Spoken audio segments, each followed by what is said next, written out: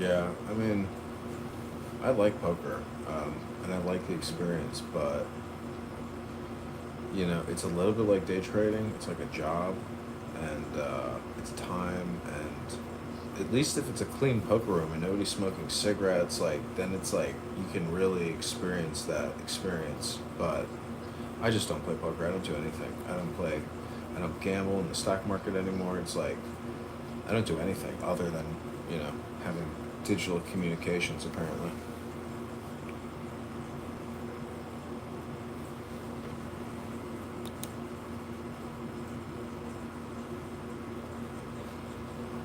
Because when I go to the casino and I see people playing slot machines, I'm like, don't you know that's just like a big blown up cell phone? It's just like hitting all your dopamine. I mean, it's just such a trick. It's so smart, like, but you can't reverse engineer it because it's that good. So, but it's just a blown up version of your cell phone, and it's costing you money to play your cell phone. It's like stupid.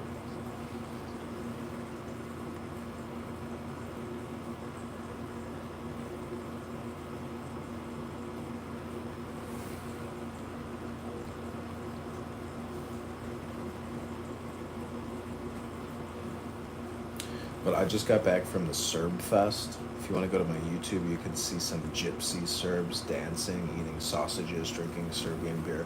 It was so much fun, and I gotta say, so many beautiful people, and the music and the food. It's like it's magic. Serbia, Serbia, Serbia, Serbia, and the moon was beautiful. Y'all visit to New York Fashion Week next month. Oh, there you go. No one knows I'm a photographer, and I have an online magazine where I go to different events and write ups and articles and take pictures and stuff. Are they gay events? Not this time at Mojo.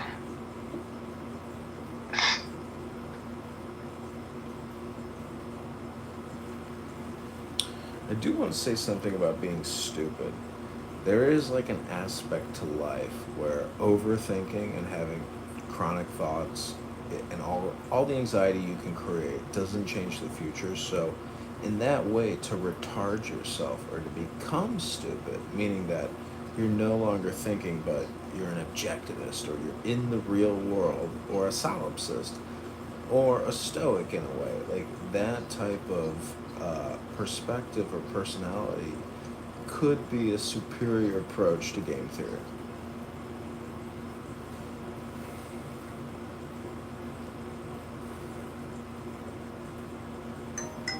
Hmm.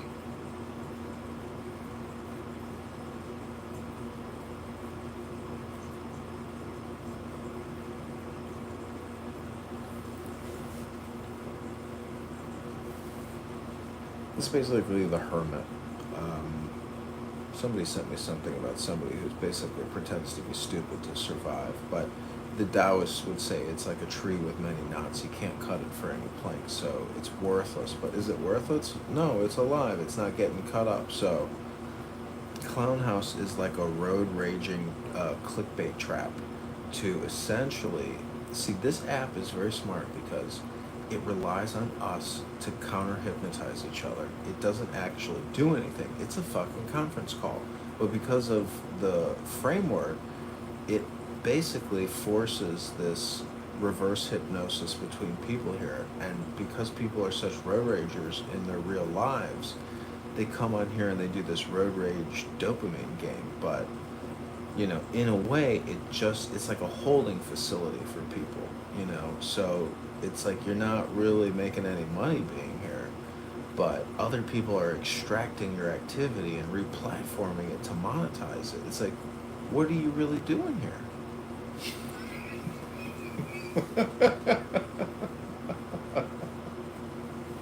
I don't think anybody's monetizing anything on here. I mean, I'm trying. The scammers did it early. That's a long time ago. Like Gary the Giraffe, Gary Henderson, the felon scammer. Damn, that was a long time ago. JT Fox, Grant Cardone. Grant's still scamming people. So I've got Ty How Lo- did Grant scam somebody? I've got Ty Lopez videos, Grant Cardone videos. See, Ty Lopez to me is like one of the worst because he claims he can give you 16% monthly yield. Cardone and his ads don't necessarily show you, I think, a monthly ROI, but literally like his older videos, he's like drunk, coming out of a casino, flying on a plane. Like literally, you could tell he's totally intoxicated with like all these women running around. I mean, he kind of knew how to advertise, but it's all education business. It's all publishing industry. So you could call that a scam. But I met Matthew Lesko, who sells government secret books, how to get government funding for this and that. He's got all these government published books that he reformats and republishes. Matthew Lesko. I asked him once, I was like, what's your secret, Matthew? He goes, lots of good sex. So, that guy has made millions of dollars publishing himself on TV in a suit with question marks like the Riddler saying, I got a book on government secrets on how to get free money now. Matthew Lester, I'm sure some of you have met him. To me, he's like a publishing and a direct response legend. That's a good point. I would say, though, that Matthew has probably created actual value for people. Whereas I think Ty Lopez's job is just to steal your money until you stop paying him. Well, one person publishes government grants and the other person publishes private industry secrets, which is basically like social media clickbait and bait and switch advertising.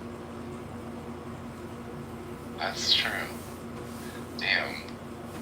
Son, you make a good point. Because if Google does business with it, Google essentially says, okay, we don't care about the legality of your advertisement or your business proposition or BizOp. Like Google makes a lot of money from what you could technically call fraudulent or deceptive advertising. That's true, and even if you look at like Grant Cardone's online profile, even his Google Knowledge panel is like at the level of like Tom Cruise.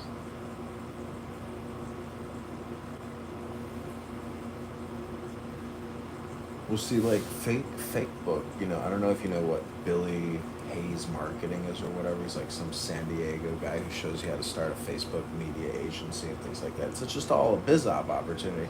But he like parodied Wolf of Wall Street. Like I have filmed these people who put these biz-op. They're very sophisticated and very good. Edited videos and the thing is, it's the same thing as like running for Congress or Senate. It's all basically a performative experience, and that's kind of the scary part about reality, where it's like, what, everything is kind of a scam. Scientology, the IRS, I don't know, like the military is like its own different aspect, but there's something about, like, I'm looking at all these books in my apartment. Like, I'll probably never be able to find the time to read all these books, but, like, I just consider it like a collection. But what I'm saying is there's just so much cumulative media from the past 100 years in America that it's a lot of information and data, and all the AIs are woke, and they don't give you the contrarian position. I am complete. They will give it to you. You just have to ask for it.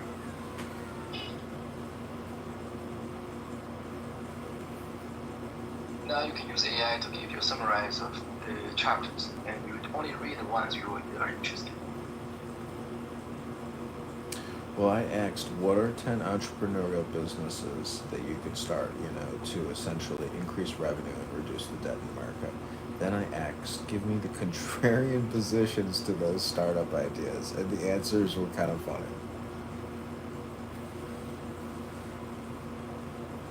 What were the top 5 ideas? I think the number 1 was asteroid mining. It's just so stupid. Oh, shit. That's ridiculous. Would that require you to enter outer space? Did you see that the U.S. government is planning on funding a nuclear reactor on the moon? Did you see that news article that came out? No. Oh, I could find it or Google it for you, but yeah, the U.S. government is going to build a nuclear reactor. I don't know. Oh God. Did you also see that they're working on technologies to grapple in outer space to try to knock But out- this kind of, if you look at the overall perspective over like the last 8 years, when Space Force, right? Everyone thought it was stupid as shit. But now they're talking about bombing or destroying satellites using space, not space, Elon Musk, Starlight, fucking cut off service to Ukraine. Like, you've seen the way, I hate it because I'm not a Trump supporter by any means. But I almost want to understand why there was an intent to have some sort of military.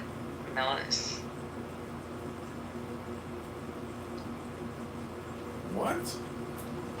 I'm trying to think of the word, militarizing fucking space. It doesn't make any sense, but when they're talking, it doesn't make any sense when you talk about militarizing space. But when they're talking about building fucking nuclear weapons on the moon, or blowing up satellites, or cutting off internet access by satellites, sadly, it actually makes sense to militarize space. Hey, sir. Hey, sir, drink some water. Would anybody here take an all-expense paid trip to the moon, like a couple years into No. development? And would anybody here have the balls to fly to the moon? I like my feet on land. I don't want to fly to fucking New York from Texas, okay? I'm not flying to the fucking moon. Hey, sir. Hey, how much did you drink today? Not enough. I can tell. But also space Okay. has been Also, in my defense, I'm also a little shell-shocked because I just went through 2 different rooms that said Roger was dead. So, I am also a little, like, I hate and love Roger, Wait, let me and ask, he's alive. sir. Let me ask Mojo a positive vibration question here. Based on your survey of Clubhouse users and your Did you buy him fresh batteries? Because I don't know how he has positive vibration well, I'm asking unless him. he got fresh batteries. I'm asking it because he claims he wants to cut Social Security. Like he's got some major cuts that he wants to make to the budget. But I'm just wondering, like after doing a very thorough survey of Clubhouse communication, like if this was, the micro or the smaller statistic of the overall American statistic, would your cuts affect, like people here in Clubhouse or the United States? How does Clubhouse play into, budgetary and, allocations essentially? Well, I think that my confidence that people are okay and can be self-reliant has been shaken a little bit because of my experience here on Clubhouse. So, if anything, Clubhouse has made me think that perhaps we need some sort of safety net for these fools. Because there's a lot of Clubhouse users who are jumping from Clubhouse to Uber and Lyft, Clubhouse to Uber and Lyft, Clubhouse to Uber Well, hold and on. I think there's one thing we need to look at is that it's not just, and I completely understand where folks come from when people are just living off the government from an excuse. Or what other people deem as an excuse, like because you're bipolar, you can't function in the workforce, or, I mean, you probably see more mental disabilities and physical disabilities of why people can't function in the workforce. And I'm making up that bias on my own. But that's what I've seen personally, is that there's more mental disabilities than physical disabilities as If an you exemption. can't- Would you classify alcoholism as a mental disability? No, no, not at all. Just checking. Fuck you. So wait, if you spend, $200 a I know week at that me Costco, and him have a history. Depression and anxiety, I understand to some extent. I understand debilitating anxiety, like I can't drive on the fucking freeway, but that doesn't mean I can't take the back roads and drive an extra 20 Sarah, minutes. stay on topic. What's the title of the room? Who is the stupidest person on Clubhouse? Anyone who voted for Trump. Okay, you and I haven't taken the survey. It's time to vote to view the results. Who is the dumbest person on Clownhouse? Bima from Chillism, Icky from Chillism, Concrete That's from Ike. Chillism, Ike from Chillism, or other. I'm gonna go with. I don't know Ike that Hold well. on. We're going with a concrete On, block. We're voting on a Mojo, concrete block. do you remember the Other. redhead chick? Other. I'm choosing other You know right what? now. I'm going other. You're right. That's the fucking winner. I think I'm changing my stuff. That's what we call it, teal colored. The other color is a teal. Am I correct? Is that a teal? But Roger, do you remember that redheaded chick? The one that claimed to be in the Situation Room with 3 separate presidential administrations? I'm pretty certain that's probably the same bitch. Yeah, talk about it. Well, they were asking who's the dumbest. I don't recognize any of the names they're saying, and that's the one person I could remember on here that I would really slam dunk it on.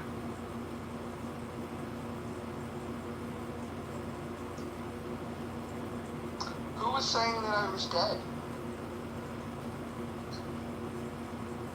Well, I did open a Roger Mayhem room once titled, I have a family emergency, or no, something like that. And I was like, I need you to mod the room. I've got a family emergency. And then they're like, oh, absolutely, Roger. Yes, sir, of course.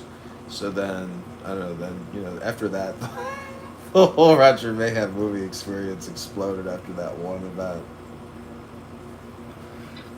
There used to be a classic troll move where you would jump into a room, somebody else would get there, and then you would put a crazy ass title, like just super offensive, and then mod the other person and then leave, and then they're stuck in a room with people about to come into it, and then it looks like they're the ones that created the room with the crazy title, and then you screenshot it and then show other people that they did that room. That was one of the Call me like that, Roger. I would have been there all day. See, that's the one thing about live streaming yourself on this app. Like, it's a little bit like lying. You don't have to remember anything you said. It's like, if you live stream everything, well, then there's like total transparency, total mirror effect. It's just a question of, who you are, what you're saying, and what you're listening to. But like to live stream your experience in a way, like there's, a kind of a reverse engineering aspect to it.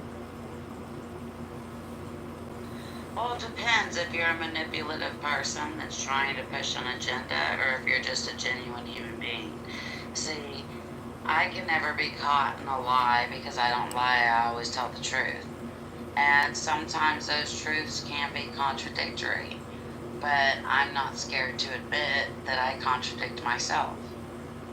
I'm always going to say what I have to say. When Sarah, people what do are you- trying to Sarah, manipulate, lie, Sarah, they Sarah, can what do you- put that Sarah, in their own what- shit. Sarah, what do you think my agenda is here on this app? Do you want an honest answer, Roger? Yeah, I want to hear Okay. I want you to go as deep as you can go. I think that when you started out on this app, and I first met you about almost 5 years ago, you really wanted to spread a message. It really hasn't been that long. And I can pull you up on Instagram where we were dirty talking to each other. But, Oh, please show me that. That'd be amazing. Please show me that. Not bad dirty talk. We didn't send nudies or anything. I get up there. Wait, Hold okay. on. Please screenshot this stuff. I want to see this. I don't even know if Instagram will show it because I never used Instagram. We just pretty much admitted we would fuck each other. That was it. Not too dirty at all. Especially not social media wise. But jokingly, okay. Wait, we were not you're saying that I said I would fuck you? Yeah, This is fucking crazy. we were joking. Okay, I'm not saying dead ass like we had a date. We just jokingly said, yeah, I'd fuck you, yeah, I'd fuck you too.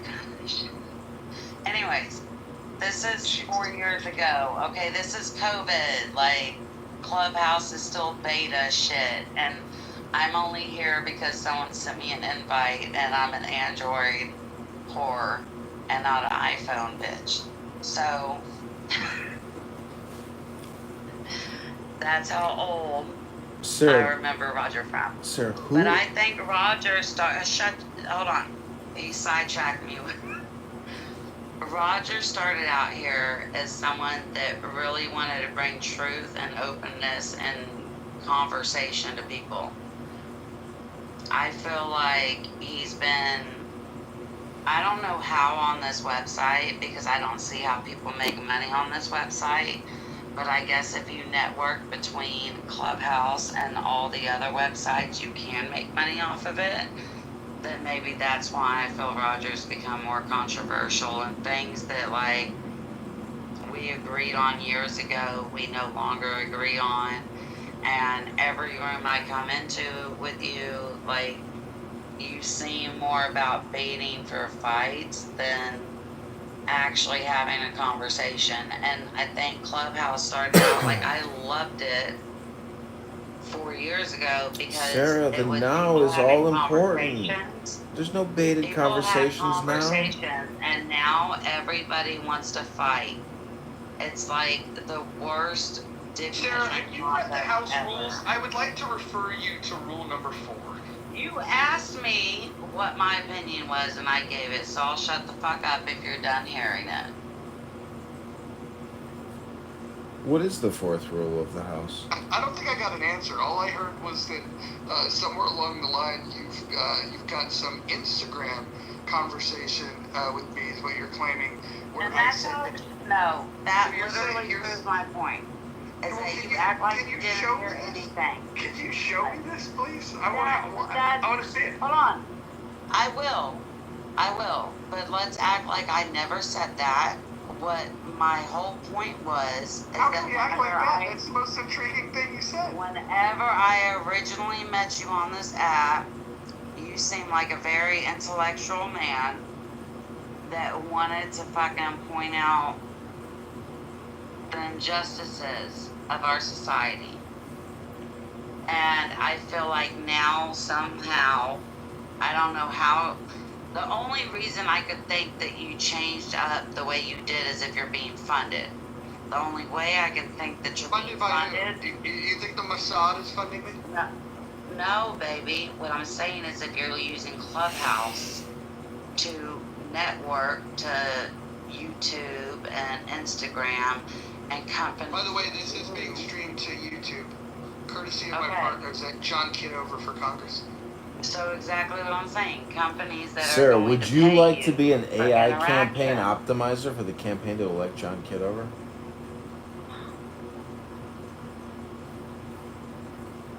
Instant reaction is suck my dick, but what? I have an AI job opening for you that I think you'll be perfect for in the campaign to elect John Kitover.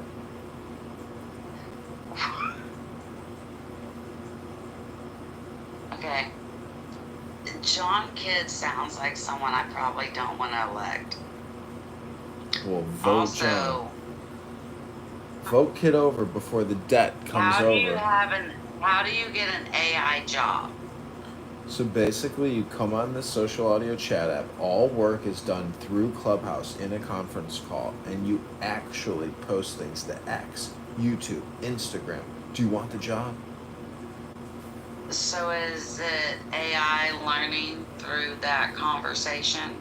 Absolutely. It's a publishing position. It's not a. Don't even try and sell me on that shit. Well, just imagine that you If worked it was for a a tequila publishing company, a position, then vodka you would be company. offering royalties and all kinds of benefits going along with it. There's plenty of Not benefits. just show up and talk shit and argue so AI can learn from your fucking shit. It's all unfunded Because at the end of the liabilities. day, everyone thinks AI is going to learn from itself. AI doesn't learn from itself. It learns from the programmers. You might not get your And that's benefits based right off of the now. information you feed into it. You might have to wait for your unfunded liabilities to kick in, but I promise you the benefits are there with the position. Are you interested in becoming an AI strategist with the campaign tool Wait, like John before you answer that, Sarah, I have a question for you. You know I'm not saying yes to that, baby. No, I have a question for you. It's 533 times 1,000.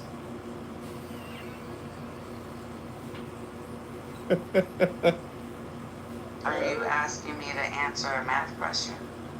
Yeah, that was the question. Okay, well you just said 533 times 1,000. Yeah, what is that? 530, 300,000, 3,000. I'm really fucking stoned as shit right now. But it's. There's six You know, cigarettes, Christopher five- also answered that question No. correctly, sir. That's a diagnostic question. You passed the test. Ding, ding, ding. Winner, winner, chicken dinner. I'm trying to quit drinking, so I'm smoking more weed, Roger. Which makes me actually more retarded, because I can't think straight when I smoke weed.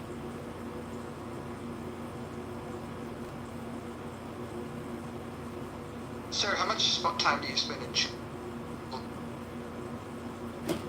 And what? chillism? It's a house that's, I think it's appropriately, I think most of the. equally matched for you. Roger, do you know how many rooms?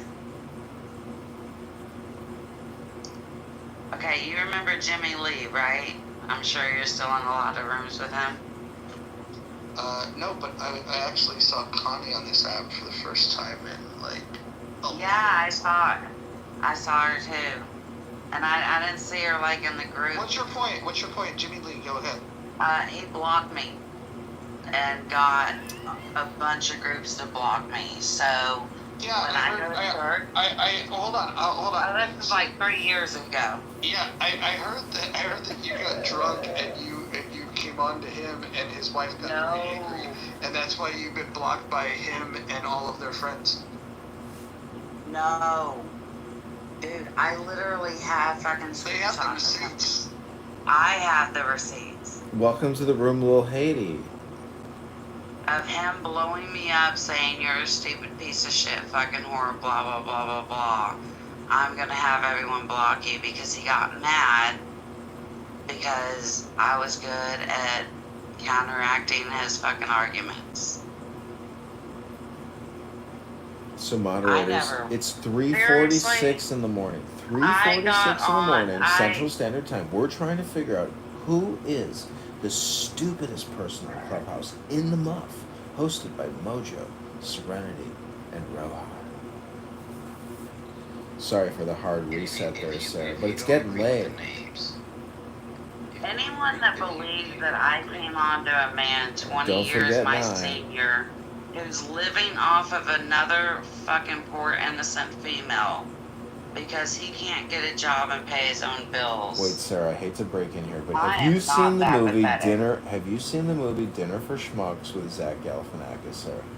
Of course I have. So is all the question is, Sarah, is all communication hypnosis? Ooh. Hey, Sarah, I got a question. There's, You get her in the sweet spot with that one. but hold on. There's a level of manipulation, and hypnosis is manipulation, but it's a Hey, can very we go back to Sarah? Can we go back to why Jimmy Lee blocked you? He went on a drunk I rampage. mean, you got mad. you brought He it up. really did. Yeah, you brought it up. So I'm just curious, why would he block you? Okay, so the reason I brought it up is because most of the white groups on Clubhouse I can be in, I can't be in because of him. What do you So, mean? Most of the people in this room have no idea who Jimmy Lee is. I know. Is he that? Associated. Is he that chubby Asian Christian advocate prophet? You know. No, that's David Lee. That's Literally. David Lee. That's David Honey, Lee. hold on. Hold on. No, Sarah, mute yourself for a second. So, Jimmy Lee is a libertarian who's with Connie. They used to do these libertarian rooms all the time. Jimmy likes the spirits a little bit, and so it's not crazy to me that Jimmy Lee and Sarah would have found each other somehow on this app. But Sarah did something so inappropriate that Jimmy Lee blocked her, and she brought this up. It's amazing that she brought this up. I did not. You did. You just bring it up. Hold on. Put a one in the chat if you heard Sarah bring it. Don't make false accusations. If you're gonna say allegedly, I did something, then say that. But don't flat out say I did something inappropriate, because I didn't do anything. Then why would he block you? Why would he block you? He straight up got drunk one night, blew up my messenger, telling me what a piece of shit bitch I was, Why and would how he say people that? hated me, and saying that Facebook didn't, like everyone on Facebook didn't want me on there, and there was a whole Facebook page campaigning to get me removed from fucking social media. Why would that happen? What could have possibly gone wrong that would have happened? Because I think it was like, I guess we connected as him thinking I was a leftist that became libertarian, and he was a Republican that became libertarian. And he became libertarian over the Massey interview. If anyone knows anything about libertarianism, you know all about Massey in a dark secret hotel room with a fucking, reporter. But they ignore I all can the tell you, nobody in this room knows what you're talking about. But let's get to the fact of why Jimmy Lee, you brought up, interestingly enough, why would he block you? Because of the groups that I would want to follow, he had connections in that got me blocked on Clubhouse and Facebook. No, I'm dead ass serious. What was he upset about, Sarah? Sarah, what was he upset about? What did you do? Because he wanted to use me as this is the Democrat that turned libertarian. And after about 20 times of me saying no, I've always been a libertarian for the last 20 fucking years. Wait, you're a libertarian? Yes. Oh, Jesus Christ. I'm so glad I left that mess. But because I don't believe exactly what they believe, which is more Republican than libertarian. Hold on, you want me to believe, and you want the people listening to believe, that the fight that led to him blocking you had to do with really that. politics? It was that fight. It wasn't politics, it was his ego. Because repeatedly, okay, so we'd have conversations like right now, right? And he would chime in and be like, oh, well, she's just a fucking leftist that turned a libertarian and blah, blah. And I would be like, no, I'm not. Why don't you tell them about the back channel messages that you sent to a married man named Jimmy Lee on this app? I never sent anything inappropriate to him. Legit, dude. He's a goofy-looking, scrawny old white dude with gray hair. Excuse me, Sarah. I think Mojo might be violating rule number 7 in the house. That's her property. She owns that shit. He's living off of her. He posted all these videos like he's fucking, being this naturalist and growing all this shit, and like, he's living off of her. He's manipulating and using her. Wait a minute. You don't even know what you're talking about. The guy has a thriving career where he sets up concert venues for some of the biggest music acts in the country, and he's traveling all the fucking time. He works a couple of jobs a year. I know untrue. because he told me he works a couple of jobs a year. That's untrue. Okay, I'm As soon as And they wake up, maybe he hey, got stick more around, because as soon as they maybe wake up, he got I'm more gonna work ping over both. the last. No, Maybe hold on. he got more work No, over the last hold on. 2 years. Shut your drunk ass up Of the for a second. networking. Shut your drunk I'm ass not up for even a second. talking fucking drunk. It's business. I'm Maybe gonna he tell got you. more I'm work gonna over the last 2 years because of mute your networking. fucking mic.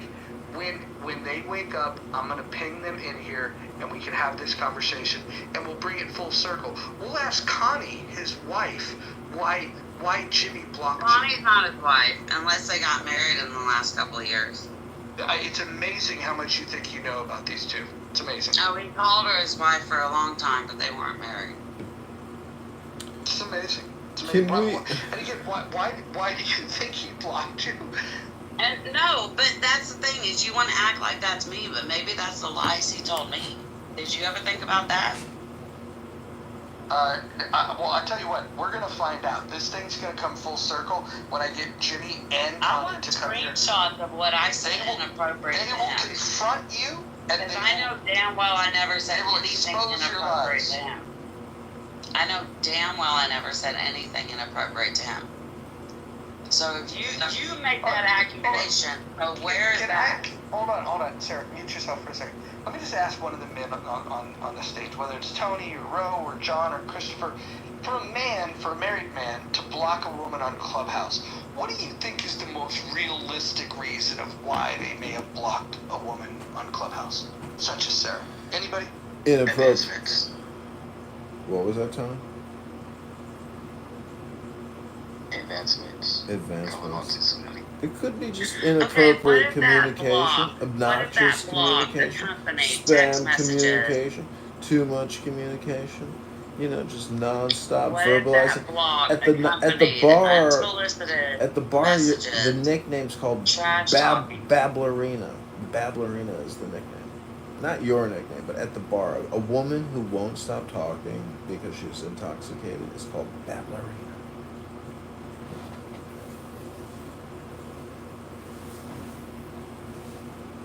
Like, one reason why they might stop blocking you is because they're not. Not blocking her? That's not the problem. He started to block her. Oh, For while long. you started? Yeah, I'm sorry, I just woke up. One reason for the block. Dude, you opened your eyes and said, fuck it, I'm in a clubhouse room, I better jump in. It's just like I did the night before. But, yeah, the one reason for the block is it's a power move that mostly girls make when you block. But he wanted to lessen something, and because he didn't have like earplugs or anything, what she was saying, or the fact that she was too much of a familiar voice, he could not risk that for the party on the other end. Okay, y'all are ignoring the truth here. Is that he fucking messaged me repeatedly talking shit and then blocked me. I was not harassing him. He was harassing me. He Out of was the fucking blue, talking out of the shit clear, about her. hold on. Out of the clear blue sky, completely unprovoked, he started texting you and talking shit. Tell us more. It's not out of the clear blue sky. We talked on a regular basis throughout groups. Oh, you did? Then there started, just like me and you argue, right, Roger? We argue a lot in groups, so we still talk to each other cordially when necessary. We were doing the same thing. All of a sudden, he started blowing up my fucking back channel Wait, on Sarah. Clubhouse and on Facebook Messenger. So we get the accusations, but the friends problem there. is you're in violation of the in the muff rules. We're No. dragging drama from another room into this room when we're trying to just simply identify who is the stupidest person on Clubhouse. Who is the dumbest, stupidest, most moronic, idiotic schmuck who runs his effing mouth nonstop about nothing? Is it Bima from Chillism? Ike from Chillism? Concrete from Chillism? Or other? I mean, other seems to be the clear de facto winner because there are so many random stupid people in Chillism that it's obviously other because Concrete at least dominates word by word by word. But there are some really poor lost souls in chillism looking for something, a fucking flame, a little glimmer of hope, of intelligence. So clearly, other is the winner.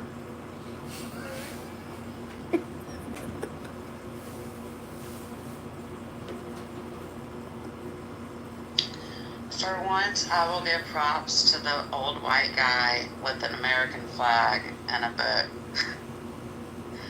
that he's actually bringing. You So better be let's careful, just John. She's get- gonna be in your back channels. You might have to block her. I'm not back channeling that motherfucker for. I have never back channeled anybody, but he's trying to bring the room back to the point. So, The point Roger. that you distracted. You were the one that took us off No, on this you journey apparently want to about suck you off and Jimmy Jimmy. Lee. So shut up and quit defending him. That's what You brought up fucking. Jimmy Lee. You brought up Jimmy Lee, not me. Wait, I You just. fucking Sarah, deflected all the way to suck off Jimmy. Sarah, please. I want to talk about chillism here for one more second because without Nathan's Superdome, none of that networking in that room would be possible. Nathan is actually the semiconductor silicon of the future. He allows insane, nonstop toxic speech for many years to go directly through his Apple earbud into his brain while Tali also supervises and listens. These two people are like the cyborgs from Star Trek. They have been assimilated, and their room is essentially, a projection of an assimilation. JB is hands down stupidest person on Clubhouse. Kind of normal society, though. No, I am sorry. Nathan is next level. Nathan has essentially brain rotted himself with Oh, chillism so to a you're putting very him on high a degree. pedestal? Don't put him on a pedestal. Healthy Stop Debates that. is also brain rotted out as well, but I'm just telling you, chillism takes the fucking cake for the most ghetto scraping garbage you've ever heard. JB. Not too much on JB and healthy debates. At least he runs the room with, logically and gives everybody a voice to get their He thinks he's dopamine the off. greatest host on Clubhouse. Make it stop. Somebody, please make it stop.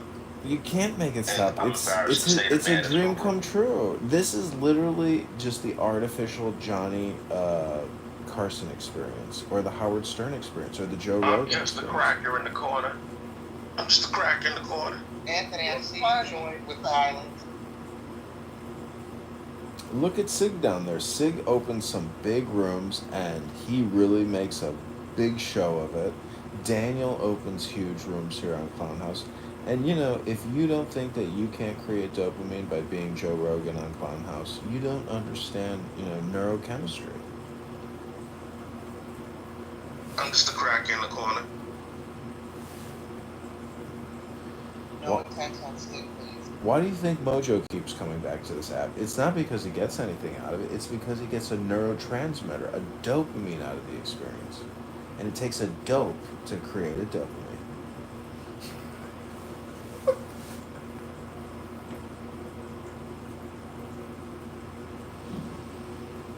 Shouldn't you plead the fifth on that? No, it's a fact. It takes a dope to make a dopamine. I mean, I understand that, but that's the narcissistic traits that are taking over our society that's really not healthy. Like, JB is a narcissist, that's correct. Sarah, do you think you're the right person to lecture people on what's healthy and what's not? I said narcissistic traits, okay? That's different than actually suffering from narcissistic personality disorder. And yeah, Roger, I actually think I'm more you're out of your qualified lane. I than think you are. this is Dr. Jordan's territory. I think without him here, I don't think we should bring up narcissism. See, narcissism is a little bit like You an don't ego. understand it. You can't touch it, taste a narcissist. It's a concept, but so That's it's why I it's said very there's a difference conceptual. between narcissistic traits and actual narcissistic personality disorder. Sarah, may And I social ask you a media- question? Sarah, may I ask you a question? Social media is Sarah, not may I ask you a one. question? Sarah, may I ask you a question? question? Sure, as you interrupt me constantly. I just want to ask you a question. Well, if you refer to the rules, moderators, when appropriate, can interrupt. That's what I'm doing. So I just want to ask you a question. You good with that? Yeah, sugar. Okay. Why did you bring up Jimmy Lee?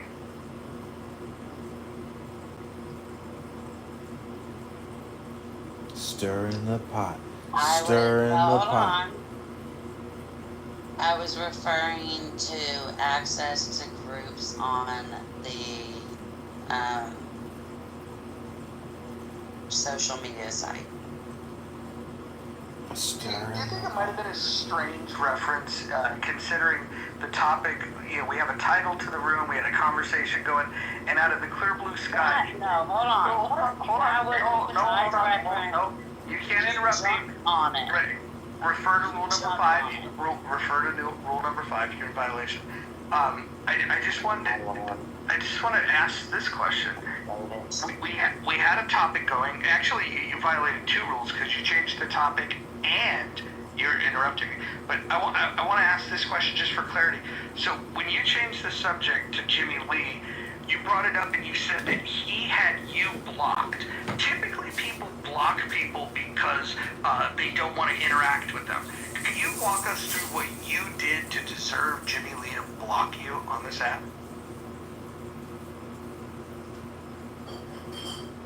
Okay, so since it's a violation of the rules to change the topic, and I only mentioned him as a drive-by and another explanation, and you latched onto it because you knew who he was, and then I extended on that to So try did and you mention him clarify. hoping that nobody would know who he was, or you were just going to slide this little thing in without referencing the fact that you came on to a married man, and the reason he blocked you is because I did his not wife come on found to him. that. Those my are facts. Those are No, facts. it's not facts. I legit did not come on to this old scrawny fucking piece of shit motherfucker that has nothing at all to offer a woman. So no, How would you know he has nothing to offer if you hadn't discussed these things? because we were friends, and I knew he wasn't worth a shit. I knew he was using Connie. How I was he your knew he friend was then? fucking Why was he verbally your and friend? emotionally abusive. Why was he your friend then? Because it was an online friendship, and those things slowly come out as you start to see how fucked up a person is. Just like any relationship, it takes time as you learn how fucked up they are. Hold on. And how they respond to that. No, Sarah, hold on. Mute yourself. Please mute your mic. Oh yeah, you keep asking for an explanation, but you don't allow me to I know, but now I'm asking you to because mute you're yourself. baiting me. I'm now asking you to mute yourself. I'm going to ask a question to the room. Anyone in the audience, anyone on the stage can participate. Press 1 if you think that Sarah was having inappropriate conversations with a married man on Clubhouse. Press 1. Type 1 in the chat if you believe that.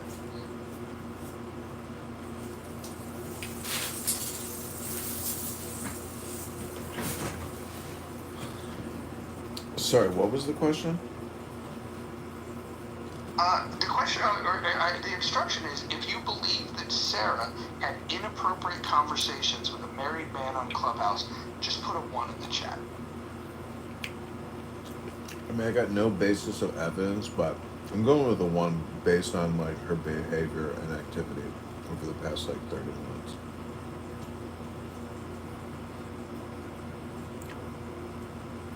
Sarah, this isn't looking good for you. So there's no way that a woman can have value with friendship, political conversations, anything like that, right? The only reason a woman should have contact with a man is for sexual aspirations. Is that what we're getting at? No, of course not. I'm not just at saying all. you sound intoxicated right now, so like I could see how you could possibly be flirtatious with some married man. Again, he needed to censor the familiarity and what was being said out of the mic because he didn't have earphones, and he could not continue to wear earphones, and he had to mix it up. When he ran out of things to put a muzzle on your mouth, then he went on and blocked you. There's a girl move though. Except I was never inappropriate. It was always only political conversations that we had. As for, is that Liz? Jesus Christ, Liz. If all your conversations with men are inappropriate, then you need to reevaluate your level of intellect and the kind of conversations you have with people. Well, Sarah, I don't think you want to pick a fight with Liz if you think that I am, like... I literally have everyone sitting here okay, I'm going to invite Liz up. Value. Okay, alright. Releasing the Kraken. I'm going to invite Liz up. Everyone is acting like my only value I tried is to warn not you. a sexual relationship with a man. I hate to And our change only topics, Sarah, but you conversation still haven't was answered the political. survey. Sarah, you still haven't answered the survey, and you got a red ticket in the muff. Cash that ticket in, Sarah, and answer the survey.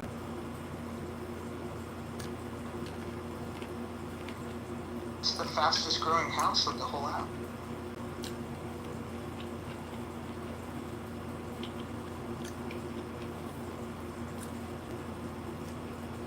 You know, I gotta say, I hate to bring up this topic, but since it's a full moon and the menstrual cycle may be afoot, I'm just wondering, like, if you have a vagina, not an artificially constructed vagina, of course, but an actual vagina, is soap not your best friend for cleaning your vagina?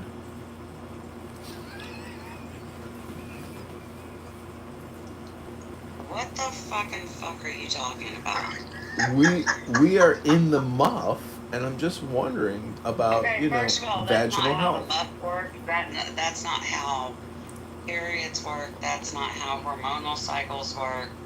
And I feel like maybe you're menstruating right now.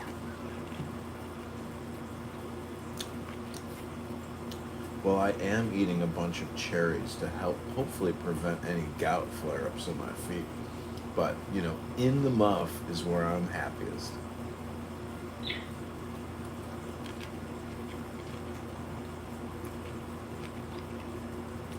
You don't need to be high acid, that's for sure.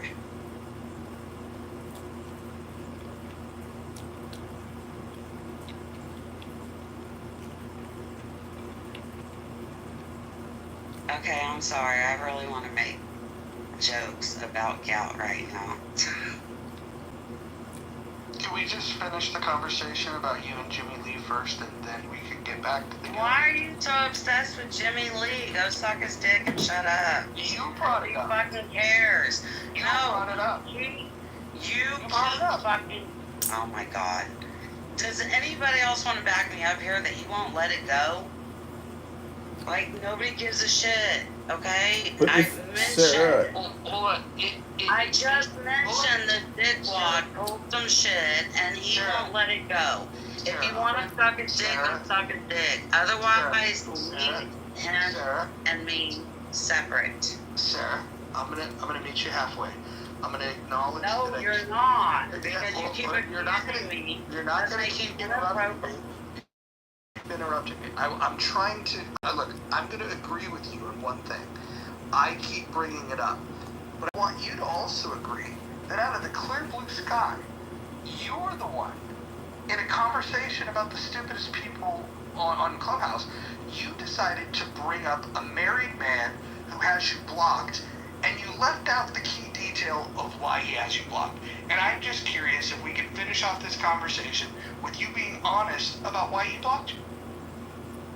He has me blocked because he's a narcissistic, alcoholic piece of shit that is manipulating and using the poor woman under his current control.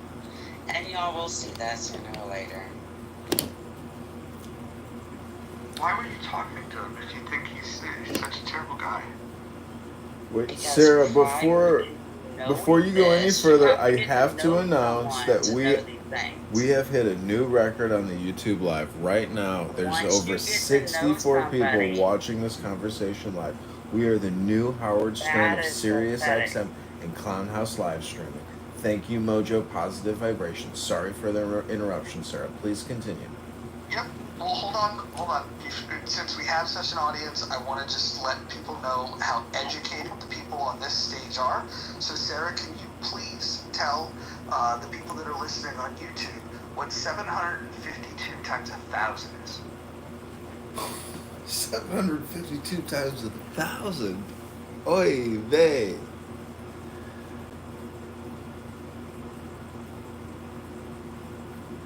I'm not going to justify your baiting bullshit. Fair enough. Fair enough. We can change the subject. We'll close the case of why did Jimmy block You're the one Sarah. that keeps making up subjects, bro. Does anybody You're else... in control here, right? Sarah, please. Aren't you in control, Daddy? Let's Isn't that what you get want? back to the title of the room. You want to be in control, How Daddy. is other 72% of chillism, knowing that you all know who Concrete is, who Ike is, who Bima is, who Nathan is, who Tali is? Like, who is the dumbest? Is it Lion? Is he the dumbest person, in chillism? Are the things he says, the extreme, despicable, horrible things that man says, is he not the dumbest? The dumbest of the dumb? Who here thinks, if you think Lion is the dumbest, put a 1 in chat. If you think Nathan is the dumbest, put a 2 in chat. If you think Tali is the dumbest, put a 3 in chat. But please, take the time to vote now.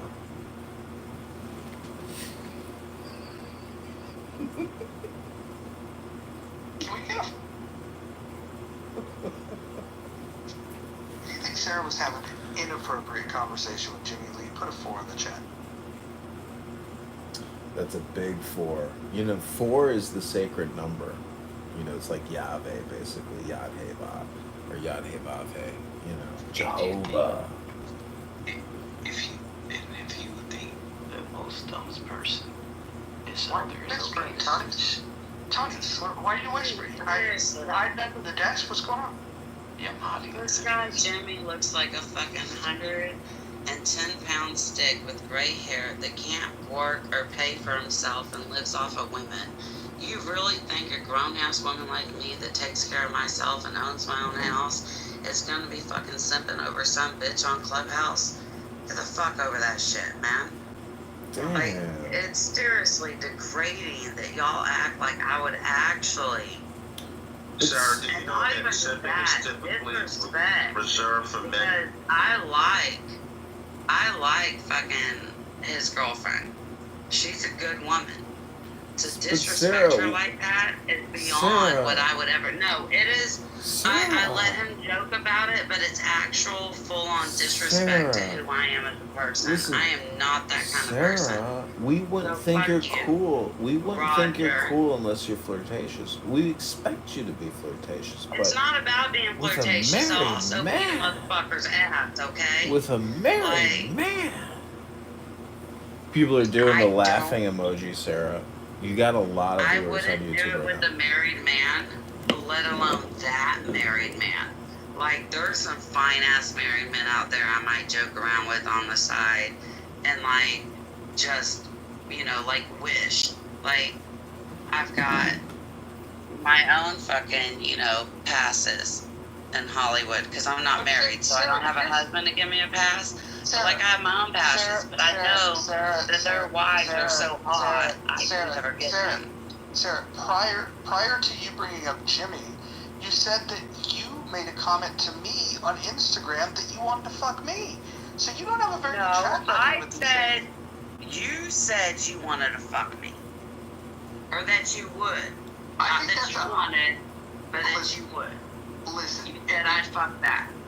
if the question was would I fuck a gorilla or fuck you, that would maybe be the only way that that we would come to that conclusion. But there's no fucking way that I would fuck you. Not with a stolen dick. This is 4 years ago before we got to know each other. Obviously, we wouldn't now. Listen, I hate to go Why back to don't the. you do this, Sarah? Sarah, go ahead and post the receipts of me saying that I wanted to fuck You please. also don't post who you really are. So, you know, it always helps being a fake person. I hate to Post go. the receipts.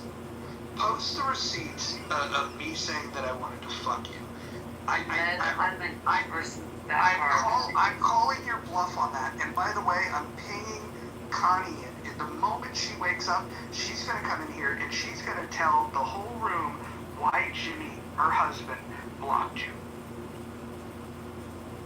Oh, we got content. I hate to mention that we are violating some of the primary rules in the muff. So if we could get back on topic and obey the rules. I mean, Who can I say something really quick? is the stupidest person on Clownhouse? Now that may sound like stupid phobic, Roger. or stupid is Roger not is like the a, you stupid know, it's a person mean currently on thing and Clubhouse. it's not nice. But we are actually really, because many years have been spent on this app listening to stupid people. So we really want to know, who have you heard on this app that disgusted you so much? Was it me? Was it John Kitover? Like, Rohan disdains me. That's okay. I'm not going to win everybody in the audience. I'm just wondering, who else on this app do you have disdain for?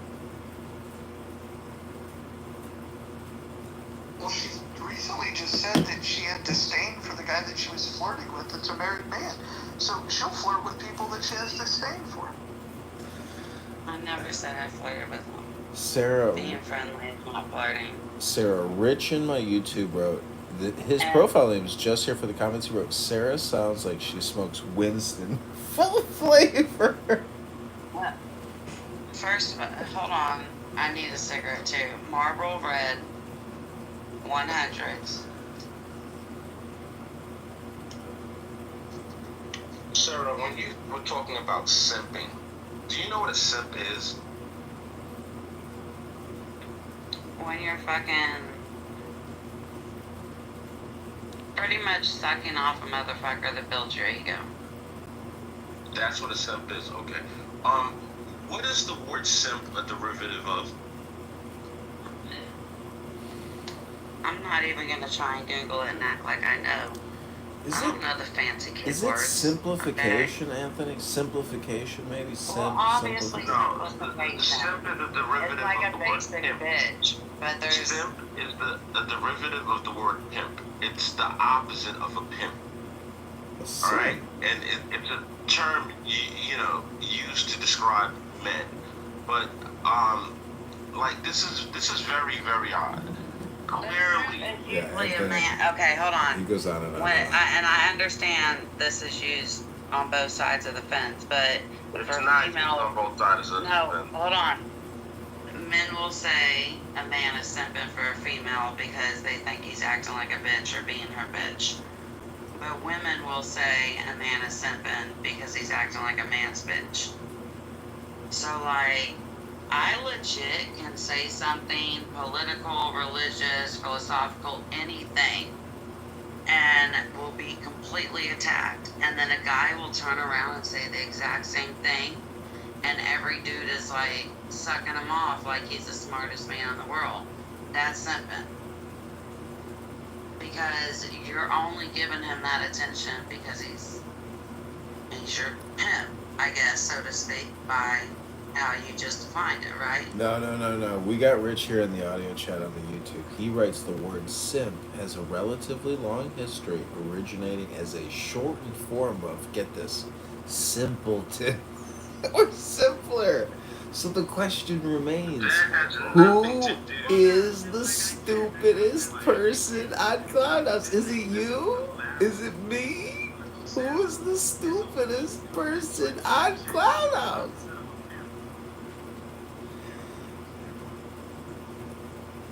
That's what everyone just said is simp is the opposite of pimp. Simp. So I'm not sure what the Dunning-Kruger effect is, but Rich says that Antonio is one of the biggest people who was affected by the Dunning-Kruger effect. What is the Dunning-Kruger effect? Simp literally stands for someone who idolizes media. It's It's a simpleton. Define mediocre pussy, and I'm asking just You, for. you a drunk bitch. No, fuck you, asshole. You are mediocre. You are sub-mediocre pussy. Can I ask the room a question? Anybody but Sarah can answer this question. What do you? A genuine question. Hold on. I want to ask a question to the room, and anyone that's watching the live stream on YouTube can participate. What do you call a woman that has private messages with a married man that are so inappropriate that he has to block her? What do you call that woman? Sarah. It's okay to be flirtatious. Did you mean to make it sound like the Sega? The Sega intro when he turned the Sega Genesis on, John? Sarah. I would call her a Jezebel. Scarlet letter, Sarah. Don't disrespect Jezebel like that. A married man. Yeah, Jezebel didn't smoke Marlboro. Sarah, you love the attention, don't you? Like, this is the most fun you've had in hours. Are we correct?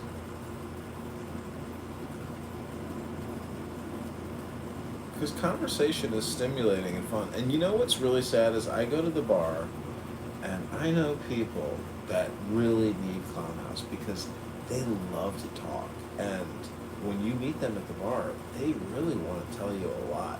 But you know what I have found about listening to really stupid people that waste their time talking about nothing is that by recording them, it kind of lessens the blow for me personally, as in like, I'm making a record of this. Like, there's no reason to get upset about how annoying this experience is and how much of a waste of time it is. Because, in a way, every conversation is so special, so unique. 1 in trillion, 1 in quadrillions. You know, every room here is like a star or a diamond or a snowflake.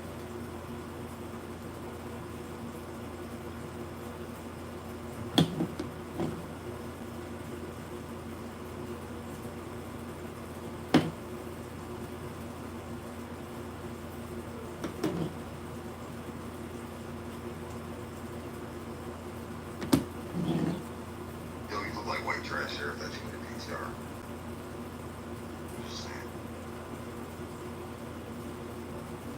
Well, not everybody gets to go to the Caribbean or Maui to take, you know, a PTR photo with her besties, Sig. You're so rough on her. I'm just telling the truth, man. She talks a lot of shit, man. You can't be looking like that, talking all that shit, sweetheart. Come on, man. Someone's got to balance here. Sid, you know I love you, Sid, but I just clicked on her PTR. What's wrong with her picture? She looks good if that's her. With the Gucci color shorts. Let me tell you what a man sees in that picture. That is white trash, 2 a.m. special at the bar, man. Cigarette, like Bulger said. Marbles and slits or whatever, that plastic bottle. That half-gallon plastic bottle of fucking Irish wild turkey or whatever that shit is. You find on the bottom shelf at Walmart with all the dust caked up on it. It's Kentucky Deluxe. Get it straight. Well, you know about it. I'm just saying, man. That's what a man sees looking at the picture. Sarah, Sarah, I'll be And honest. that's why I go home alone and I'm happy. I look at a lot of You ain't dating happy being photos. drunk on a public stage, woman.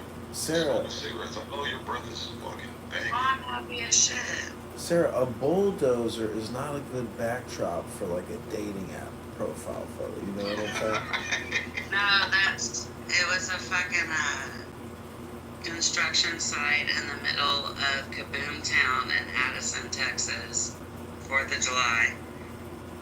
And we just decided to go and play and take pictures on the fucking, toys. A Okay, backhoe will get you on your backhoe. I'm just saying. so Dunning I Kruger. also built a brick wall that day, but I was really fucked up, so.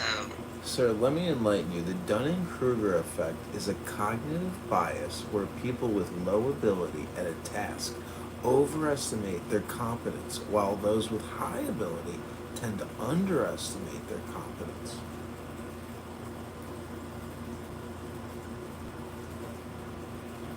So the less skilled you are, He told me, oh my goodness, he read me for filth. the more likely you are to think you're better than you actually are. This is because the skills needed to perform well on Clown House are often the same skills needed to accurately assess. I love how men think that they are the ones that set the standard and are the judges of who we are as women. No, it's Listen, this room just wants to avoid gonorrhea. That's the only thing we're trying to avoid here. See, Sarah, you know, I've never had an STD, so I'm good. Sarah, you know, I offered you a position to be an AI campaign strategist with the campaign to elect John Kitover, and you just flat out denied it. You have no interest, but that's okay. The reason being, I didn't deny it. I just said what okay. Everyone here is witnesses. I am not hitting on John, okay? I will fucking screenshot all of our messages. If you would like to back channel me and we can discuss a professional situation, then I'm okay with discussing that. But AI is a lot more complicated than what you were trying to propose right now. no, you're not listening. What I'm trying to tell you is the algorithm makes more of a determination than what men are making a determination about. And right now we only have 4 likes on YouTube, but we have 41 people watching this conversation for over 37 minutes live stream. I comprehend all of that. That's why I'm saying we can have a personal conversation. No, Sarah, I'm asking. Where we don't have to deal with Roger saying I'm trying to fuck you or some shit. Sarah, I'm asking you, have you seen the YouTube live version of this conversation? You just said asking. I'm asking you, have you seen the YouTube live version of this conversation? No, and I don't give 2 shits about it. Fuck you too. Alright, well, I'm not going to ask you again. Forget it. I'll put the link in the Stop chat. asking me, okay? White men are scary enough. I don't need you asking me.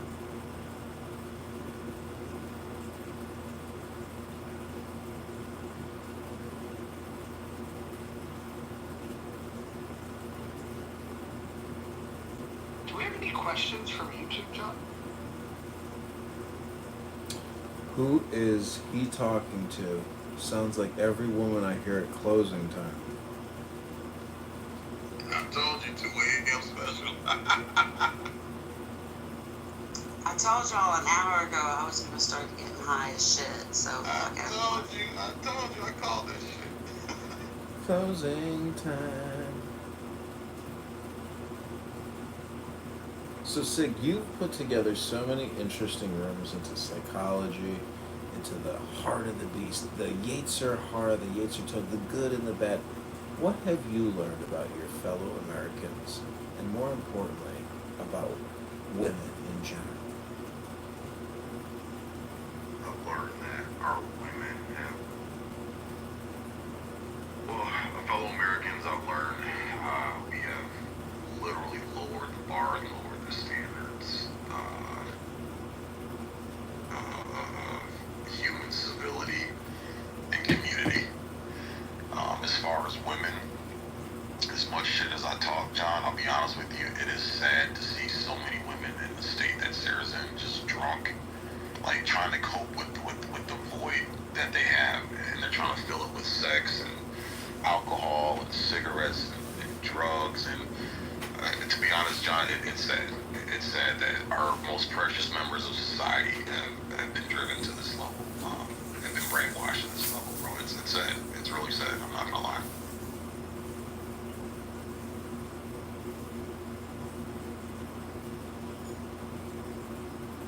Sad either. I think that we could all say that in at least the past, like, well, let's say 8 years, that there was something that we all got to done, or a couple of things that we got to done. So it's, anybody can, fall susceptible to any bullshit, and So, Ann, what you missed here was Sarah talking about how a married man had blocked her because she was in back channels being inappropriate. Could you please maybe say a quick prayer for her so that she can fight the temptation of being a whore when it comes to married men? What happened? Where's Sarah? Roger, diabolical. No, he's just pushing this rhetoric that somehow I jumped in some guy's back channel trying to flirt with him when that's not reality at all. She knows who Jimmy Lee is. You know Jimmy Lee. I know she knows who Jimmy Lee is. Yeah, so she brought out of the clear blue sky how Jimmy Lee blocked her, and I was just simply asking why she left out why he had blocked her. Okay, and I didn't bring up out of the clear blue sky. I actually brought up you and Jimmy and a couple of other people from the very beginning, or not the very beginning, but my beginning, like 2021 of coming on Clubhouse, and the people that I knew. And Roger just latched on to the Jimmy conversation because apparently it's been spread around that I was trying to hit on Jimmy Lee, when in reality, Jimmy jumped into my messages on Facebook, shit-talking me, and told me he was going to get me blocked from every single room on Clubhouse. For no reason? For no reason? Yeah. Hold on. Yeah. I want to ask For no reason. Hold on. For no reason, though. Hold on, Sarah. Hold on. I want to ask them, Anthony, Sig, Christopher, tell me. No, but No, there. You're gonna Okay? mute Not yourself. asking a minute. No, you're gonna mute yourself. Hold on. You have to people that know. Let me finish what I'm saying. I want to ask the men. For a man to talk shit to a woman and block her, she would have had to have done something, correct? Can I add context? Be smarter than her. Hold on. Be smarter than Jimmy. If you're smarter than Jimmy, he doesn't like you. Hold on, Sarah. I'm gonna add a little context too, and then you guys can decide.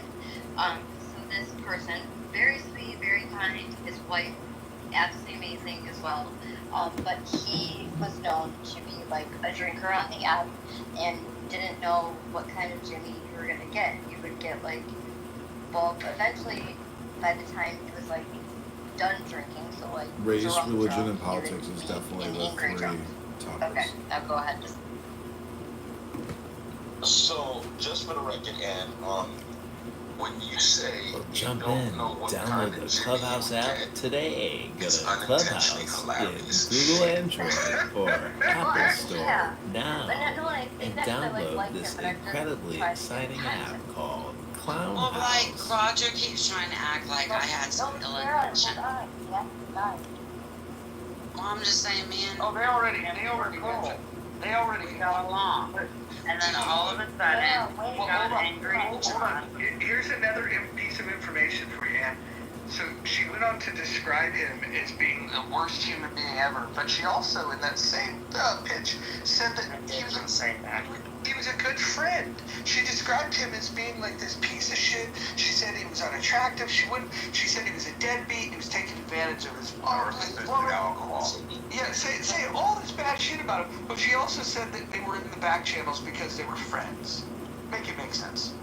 Okay, when you have 4 years of a relationship, friendship online with somebody, so it started out as a political friendship, and then we started having more, not flirtatious, but more personal conversations where it's not just like, Dude. He's a married we all man. know no, but not like we This all is know what each I'm- other right now. Like me, you, and Ann have all been in so many rooms over the fucking years. We know some shit about each other, but we're not personal friends. So we started having more personal conversations. From what I was getting from it, he was using the shit out of Connie and acting like it was his property, his land, his shit, and he was running everything. He got fucking... We had about a handful of Betty conversations Jesuit. on Clubhouse where he She's kept a going, Betty Jesuit. oh, well, she's a Democrat that turned libertarian. Hold on, Sarah. Would you say that if he came on the app, would you still consider him to be a friend and you want? Basically the same thing, not right? at, Same not thing at that's this happening point. here. So I'm, it's a I'm clubhouse trying to room get the layout of the relationship It's a because fucking clubhouse room right here. Look at that shit. oh yeah, Fucking no, I clubhouse room. love Connie. I think Connie's a wonderful human being. Awesome. Connie doesn't love you. So then, do you you I'm fine with about that. the dynamics of their marriage in a public, like, clubhouse room? Okay, Being but disrespect Connie, do you think that's appropriate? Roger's the one that won't let this go. No, but he didn't bring up. You were the one that No, brought it he up. did. No, Sarah, you're the one that brought it up. No, He asked about people that you don't get along with on the app. I brought up Jimmy and he wouldn't let it go. And he's been running with that shit before you ever got here. No, and well, Like I know that. multiple times This I've tried to phone is move my, past Jimmy. Nobody fucking I cares, have and no he text keeps message bringing it back notifications around to Definitely that. know that Rojo, he definitely likes to poke the bear, but then, like, I mean, then. But he's trying to act like I had some inappropriate relationship, and that's just horrible, and that's disrespectful to Connie. So he blocked you Like, from submission. Well, and it's disrespectful to Connie that you're talking. it's one thing for me to hate Jimmy and think that Jimmy's not a good guy, and that Connie deserves better. It's another thing to accuse me of trying to have some flirtatious bullshit with a guy old enough to be my father. Would it be fair to say, Sarah, that maybe Connie saw messages, regardless if they were messages from you that were completely innocent, that she took it in a way that didn't make her feel comfortable, and I couldn't imagine any messages I ever sent. I'm not saying that, but maybe that she felt uncomfortable with. But other than like, hey, how are you doing? And are you doing good? Or something like that. Again, I couldn't think of anything that I would say that would be right, construed in some way. If she felt uncomfortable about anything, like, then she has the right to. I actually, once he got in a relationship, and okay, I get it, she doesn't want her business out there. Do y'all want to keep having this conversation? Or do you want me to speak my piece? I mean, it's kind of one or the other. Either I defend You're the one that my brought it up. position. You're just trying to defend your. Hold on, no, you know what? Behavior. No. It's not even whorish behavior. And you know what? She did just remind me this is on YouTube. I'm done. If anyone wants to, like, privately have this conversation and argue and talk shit, that's fine. Don't you think But that I'm not. that got you in trouble in the first No, place? You have these private conversations? No, it's the fact that this isn't just on Clubhouse. This is on YouTube, and this is two people. They can talk all the shit they want about me. Fuck it. I don't fucking care. I'm not gonna sit here and oust everything I heard and what I know, or my personal opinion or anything. That's just, I'm not going to. I'm sorry. I'm choosing to take the moral high ground, Roger. I know you hate that, but You should have tried that before you were in the back channel of a married man being a whore. I was never in the back channel of a married man being a whore. So keep with your lies. I'm not gonna play this game. I'm gonna stay here and stand up for myself. Bet your fucking ass that. But I'm not gonna play that game. You baited, and you did really fucking good, and you got me going, and I'm stopping. I'm not. First of all, she deserves better than this. So it's really fucked up that both of y'all are trying to drag this shit out. Connie deserves better. Wait, do you have inappropriate conversations with her husband and you want us? Oh no, I never had inappropriate conversations with her husband. Connie deserves better than y'all trying to drag her relationship bullshit out on the floor. Welcome back to In the Muff, a Roger Mayhem movie experience. Mojo, positive vibrations. Who is the stupidest person on Clubhouse? Is it Bima from Chillism, Ike from Chillism, Concrete from Chillism, or other?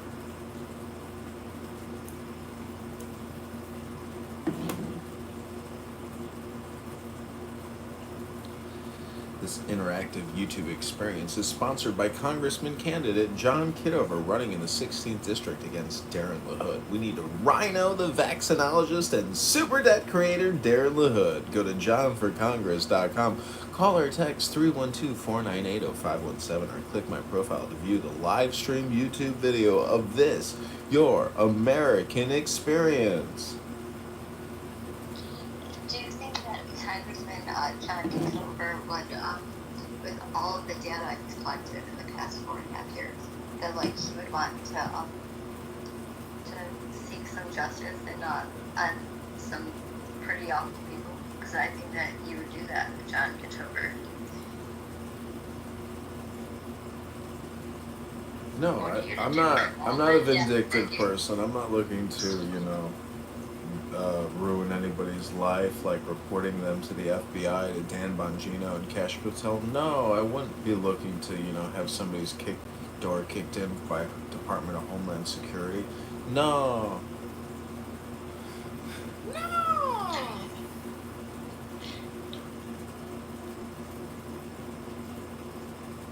I mean, if somebody opens a room on this app called John Kitover Got My Door Kicked In by the Department of Homeland Security, I would fucking love it. Yeah, that would be good. So I want to personally invite Arthur K up. Arthur K said the person who made this room is the stupidest person on Clubhouse. So if the other mods could also invite this person, that would be great. Oh, they left. Oh, okay.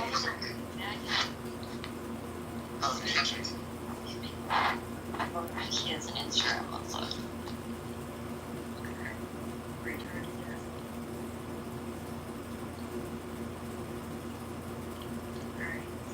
Well, he's followed by Marshall Rankin on Instagram. He's got these diagrams that are probably Marshall beyond my Rankin. pay grade.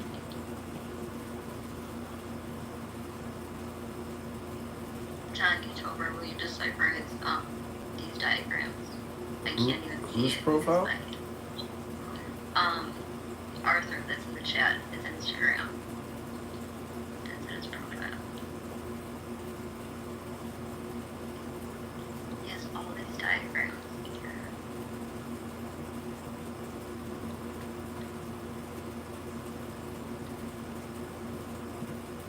Yeah, those are all just, visuals for the South.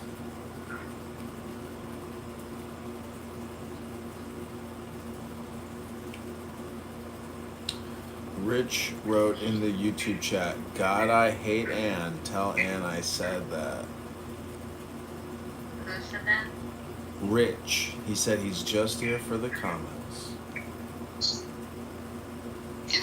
It's interesting. Wait, that's weird because my boyfriend Joe Hero said that that Rich that wasn't standing up for me yesterday. But Here's what's funny about Rich. Rich had the audacity to call out somebody on the stage saying that they were a racist. While all the while I was having back channel messages of recordings of Rich using the N-word multiple times in his face. It's just very weird to accuse other people of being racist while you're using the N-word. So Rich, the reason why you can't be in this room, the reason why you're on YouTube watching the live stream, is because you violated the rule number 7. You cannot say the N-word. It's forbidden in the muff. Wah, wah, wah. I don't even know who Rich is. Who is Rich? He's the guy with the 141 IQ, and when he gets really worked up, he talks a lot. And if you push his buttons, he'll have a little Tourette's outburst and say the N-word.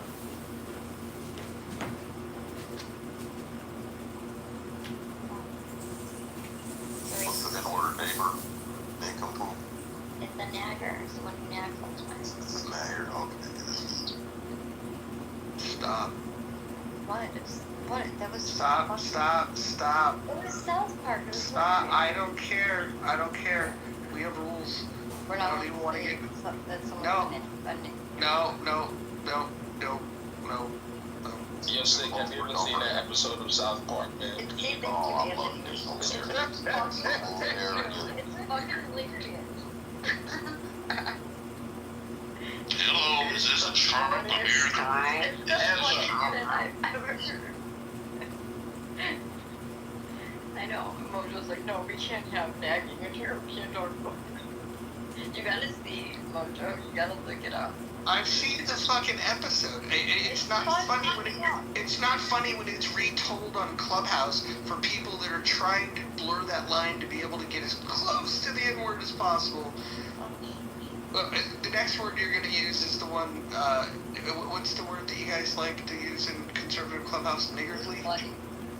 Yeah. Oh, you said it. You technically said it, Mojo. You technically said it. I did not. I actually said a word that's in the dictionary that you guys like to do wordplay with, which I think is. I'm not going to say it again. Mojo is a homosexual. We don't care that he said it. We don't care. Why do you hate yourself? He's gay. We don't care. Oh. Axel. All of your Trump supporters, like. Oh no. Axel, what's wrong? What's wrong with being gay? I mean, in the Bible, you read it, you're an abomination and you're going to hell. It says it in the Bible. Yeah, are you getting that from Leviticus 18:22? Oh, King James Version, it doesn't matter. That's what No, I'm asking you what verse, retard. The verse you just said, retard faggot. Yes, I got it from there. You got it from Leviticus 18:22. Yes. Do you also know that Leviticus says that you can't wear clothing woven of two different types of material? No, you just let it light. Yeah, well, let me explain something. Hold on. Let me explain something to Axel. All those cotton polyester shirts that you have in your closet, in the Lord's eyes, you are as bad as a faggot. Going to hell It now. also says if you eat pork, you're going to hell. But I believe that it's true that gay people are going to hell. It's just my opinion. So what if you're a gay And you're Trump mad supporter who eats at bacon? me. He going to hell now. And he's a Trump supporter. Trump hate gay people, bro. Like, you're weird. Since when?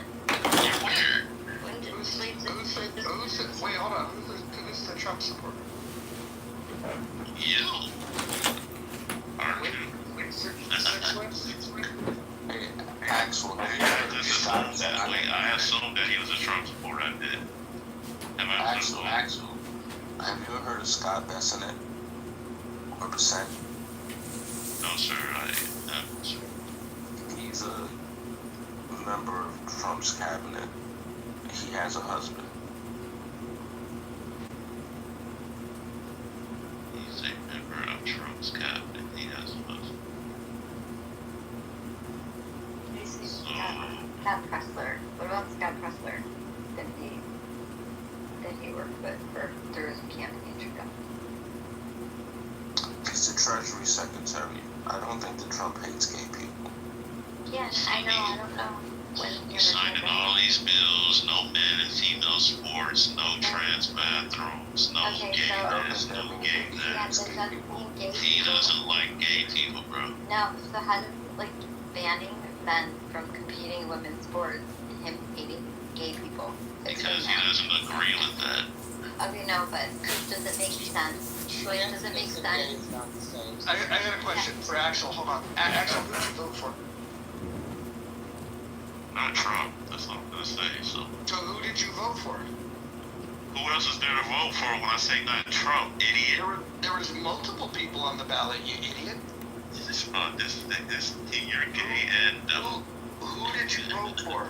Who did you vote for? there were two presidential candidates, everybody. I said not Trump, and he said who did I vote Actually, there for? were several. He said who did I vote for? Hold on. Cornell West was on the Two ballot. people running for There were two people running for president, a Democrat and a Republican. I said I didn't vote for. No, you idiot. There You was multiple. still asking me who did I vote for? Okay, I'm gonna mute you. I'm gonna actually move you because you're a retard. So Cornel West was on the ballot in many states. You had Jill Stein that was on the ballot in many states. Chase Oliver was on the ballot in many states. The fact that you don't know that there's more than 2 people on the ballot tells me that you probably didn't look at a ballot, which tells me a couple of things. Maybe you're not old enough to vote. Maybe you're a felon and you're not allowed to vote. Or maybe you just don't care about politics and you're just too lazy, probably playing video games and eating Cheetos and getting all that orange shit all over your fingertips. One of those things is true. What is not true is you did not fucking vote. So if what you're saying when you say there's only 2 people that you vote for Kamala Harris, let me ask you this. Do you believe that she was telling the truth when she said that she washes her greens in the bathtub? I'll bring your retard ass back up.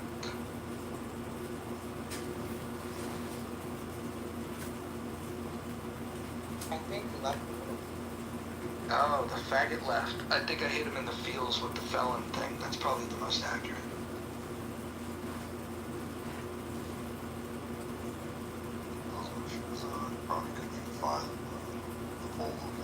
That's racist, Roger. You're assuming the black guy fell in. He was mad because he was kicked out of women's sports. Hold on. My profiling him of being a felon had nothing to do with him being black. And by the way, I didn't see his PTR, so I'm not convinced he's black. But the reason that I think that he might be a felon is because he didn't know that there was more than 2 people on the presidential ballot. So I had to start thinking about, well, what are the reasons why somebody wouldn't know that? And I walked through all of those reasons. I think the most likely scenario in his case is he's a felon. I was just messing with you, Chad.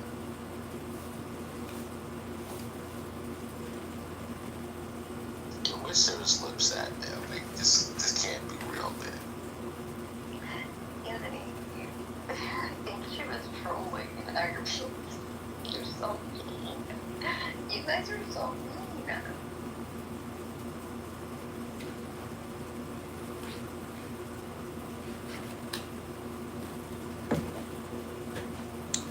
Quick room reset. Welcome back, everybody, to another exciting In the Muff Super Positive Vibration Mojo experience. Who is the stupidest person on Clownhouse?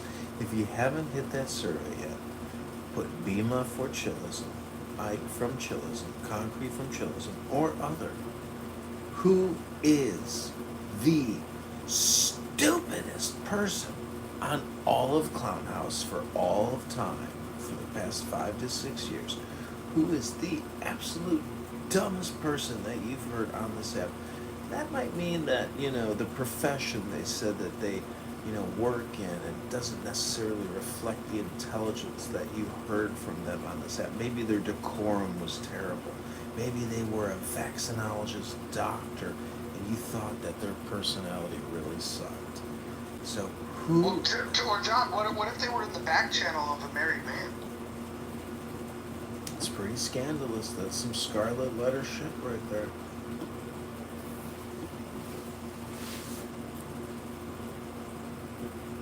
Trifling assholes. It's all just birds and bees, though. You go out to the bar, you see all these girls, all these guys running around. You're like, yeah, birds and bees.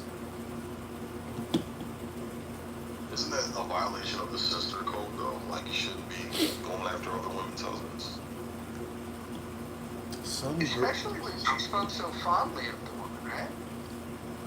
Well, I met this Polish chick once. She told me that she was effing her best friend's boyfriend or husband, and that her best friend had come down with cancer. And I was like, don't you think that your best friend came down with cancer because you're secretly stooping her boyfriend or husband or whatever it was?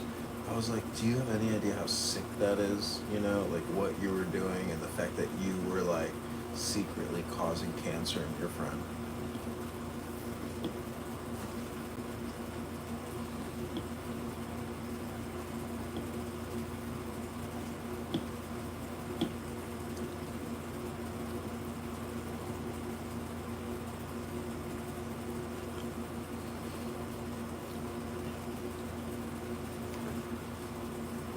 I can't imagine, man, finding out a good friend of mine is fucking my girl or my wife, bro.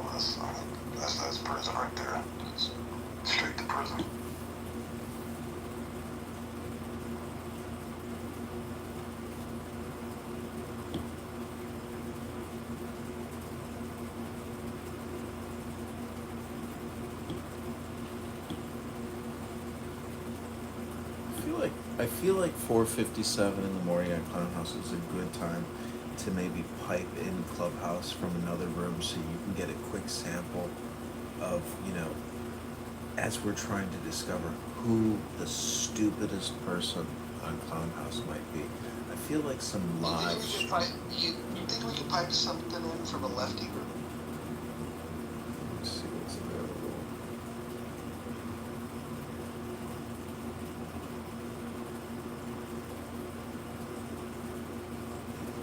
Okay, well, we got White America.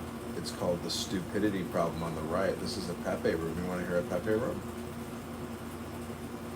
Not especially. He's not very interesting. We got Research Purposes. Who treats their women the best? That could be a good one. And we got Chillism, Steelman Saturdays. I think Chillism. Oh, let's go. I think Chillism's the winner. Here we go. What's the point of it all if there's no choice? There's no choice. The Bible says that too, Ashley, the ASB interference machine. Why was asking me a question. punished? I'm assuming she wants an answer and she's not talking to herself. This is toxic. Am I right? His name Are you is. asking me a question or were you just asking yourself that rhetorically? His name is. I'll be right back. I'm gonna go troll them. I was, you know what? The shit's in motion, right? It says clearly for the glory of God. This is God's glory in play. Okay, The so Bible says that. Jesus said that. what are we gonna do about it today? Today and moving forward.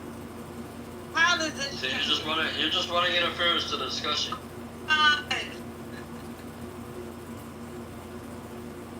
So funny when you say that. No, I'm not. There's nothing we can do today. That's not my point. That's the point you missed when you jumped in and started running interference. Atheists will be atheists. And my point is that there's hope for everyone.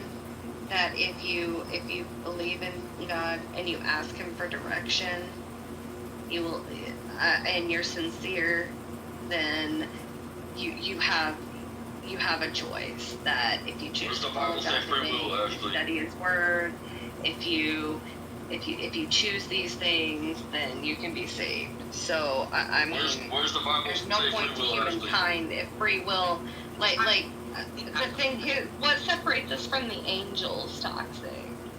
If there is no free will, what separates us glorify God, Ashley. I already answered that. angels? All of this glorifies God, Ashley. All of this glorifies Then you God, have Ashley. robots. All of this The angels glorifies do not have a choice. God, Ashley. The reason. That is the answer to that question But for you're this not time. letting me finish. You're not letting me finish because the angels. You're asking the same question glorify over God. and over again. No, I The am answer not. to that same question is going to have the same answer when you're done. I'm not asking a question. Okay? I'm saying the angels in heaven do not have a choice. I'm saying that the whole thing with humans was free will and that we would choose Him. That, He has legions of angels to glorify Him. Hey, I But just you're wanted to saying let you guys know, Glorify God. Toxic. They're streaming your room in another room, and they're streaming it live on YouTube.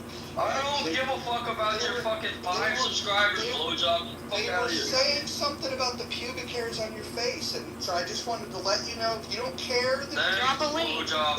Hey, if it's on YouTube, my Cash App and bio, I want a little bit of that. I want a little bit of that. You only got 4 subscribers, Ashley.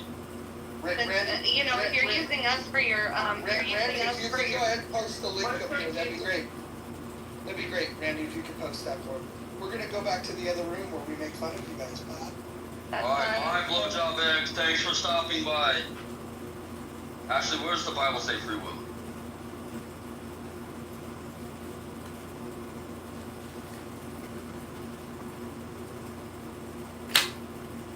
We must like really be popular. I'm getting a little infuriated. You're gonna have to give me I need a few minutes to breathe. Okay. I'm asking for an accommodation if you do not want to give.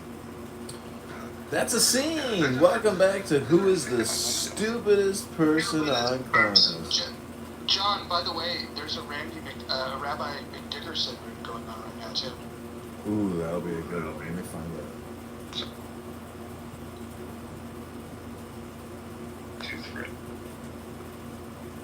Comparisons. Like you know that's the ethical way to be, to speak on things you have knowledge of and keep your mouth shut on things you don't have knowledge of.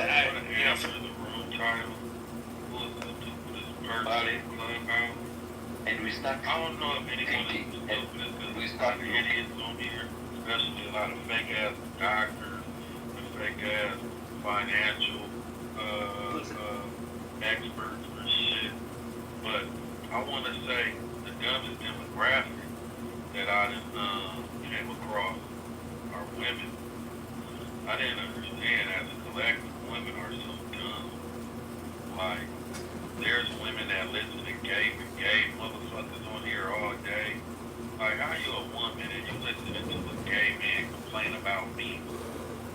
It's just crazy. So, then I just hear women complaining all day about men. I hear women just talk about how they got education, but then they want to be a housewife. What the fuck you get an education for if you don't want to use your goddamn brain? So, you know, like, I hear a lot of dumb shit. I hear a lot of stupid shit, but I don't know who the stupidest is, but there's some dumbass women on here. Along with some dumbass men. There's a lot of dumbass men, but it's just sad how dumb these women are. Jose, have you ever sucked a dick? Never. I never thought about it, but I ate a whole lot of pussy. I know your daddy probably. I'm gonna call bullshit. I'm gonna call bullshit on this thing. Your daddy probably touched you in the bed. No, you're not gonna talk over me. Your dad touched you in the bed. Yeah, that's not gonna. You're not gonna talk over me. This is weird. No, you're not gonna. No, you're not gonna talk over me. We can have a conversation. I just wanted to understand how many cocks you sucked, and you're lying when you say that you eat pussy, because we know what Eazy-E said about the black community. You guys don't eat pussy, so I'll bring you back up here. You can talk about the line, I may be a woman beater, but I'm not a pussy eater. So I'm gonna bring your faggot ass back up, and we'll hear about all the dicks you sucked.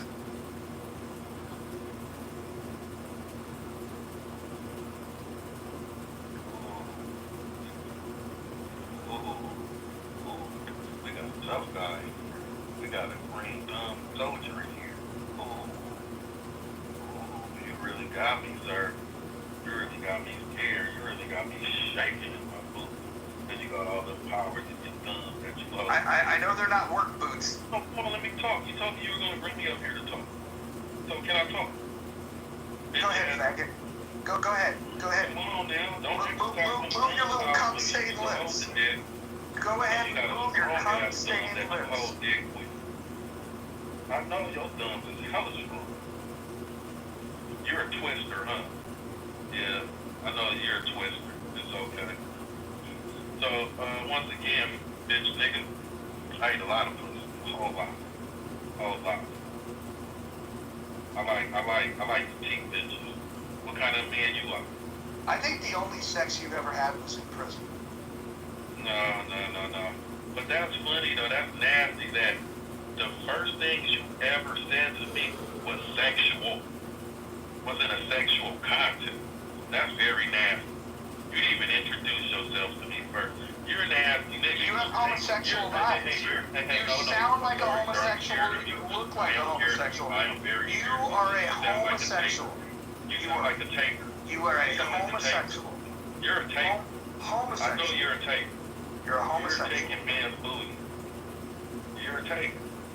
You're nasty. You're a pillow fighter. You didn't introduce yourself to me. The first thing you did was ask me. You wanted romance. You wanted romance. So you wanted romance. You wanted romance. You wanted romance. You wanted me to wine and dine you. You wanted me to wine and dine you. You have no manners. You just go for the jug. I know you're a taker. I mean, I don't really want to say it, but you're a taker. You're a taker. I know you are. You're nasty. Very nasty. Because you've been introduced to nasty guy. You're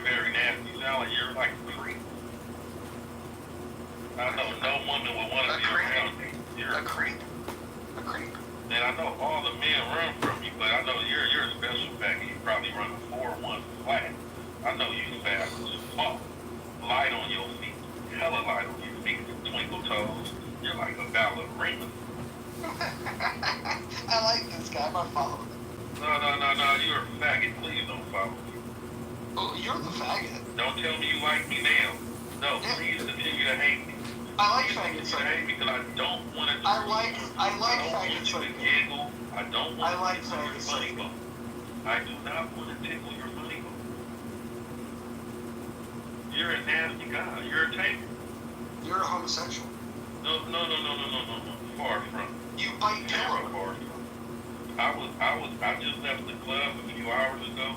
You have stretch marks on your fucking lips because you sucked around out. a lot of beautiful women that was shaking ass in front of me, and I was grabbing ass, and they was hugging me, kissing me on my cheek and shit, and I was squeezing them, kind of caressing them a little bit too, but not too much. Cause I don't try to be free.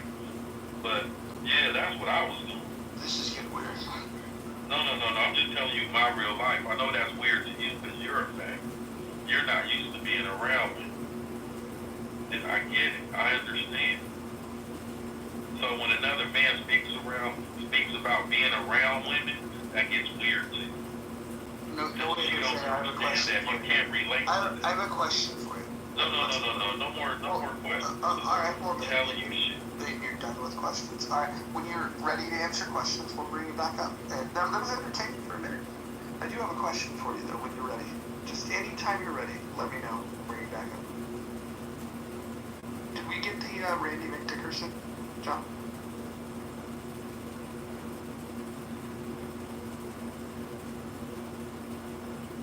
Do we have McDickerson?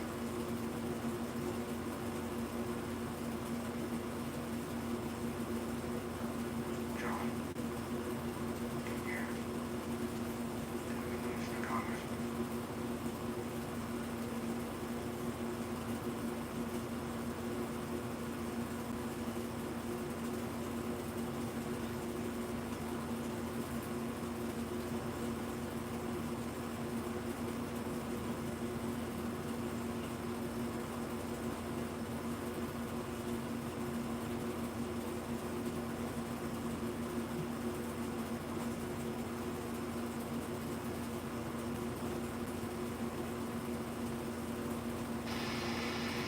Mojo, but no way, guys, trying to come back up. We're bringing him back up. Only if he's ready to answer a question.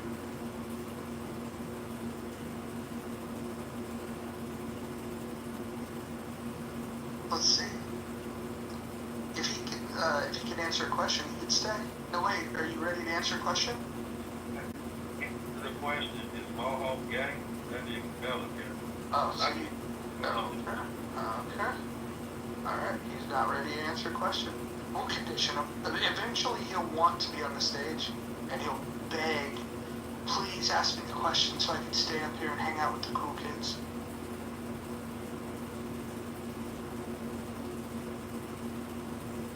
We'll see. I'll bet he raises his hand again.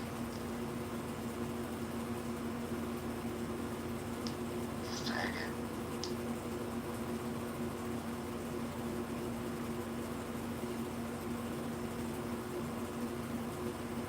Johnny, you still there?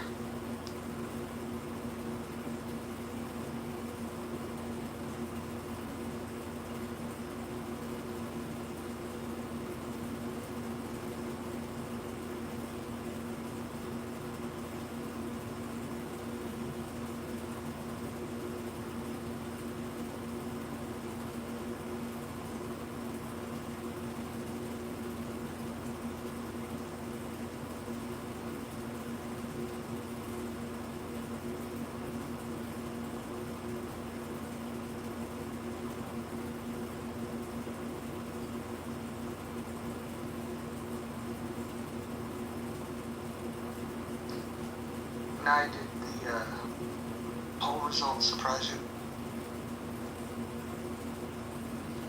Yeah, I'm surprised 70% other.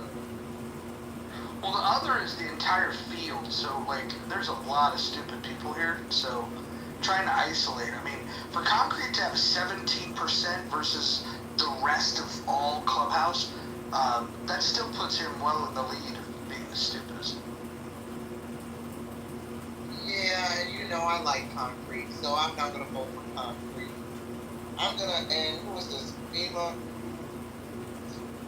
Yeah, I'm gonna reserve and keep my opinions about FEMA to myself. I'm not really sure who Ike is. Maybe I've heard him in Clubhouse. Ike was the guy that argued with Concrete for 45 minutes about Hegel, but neither of them had read it. It was fascinating.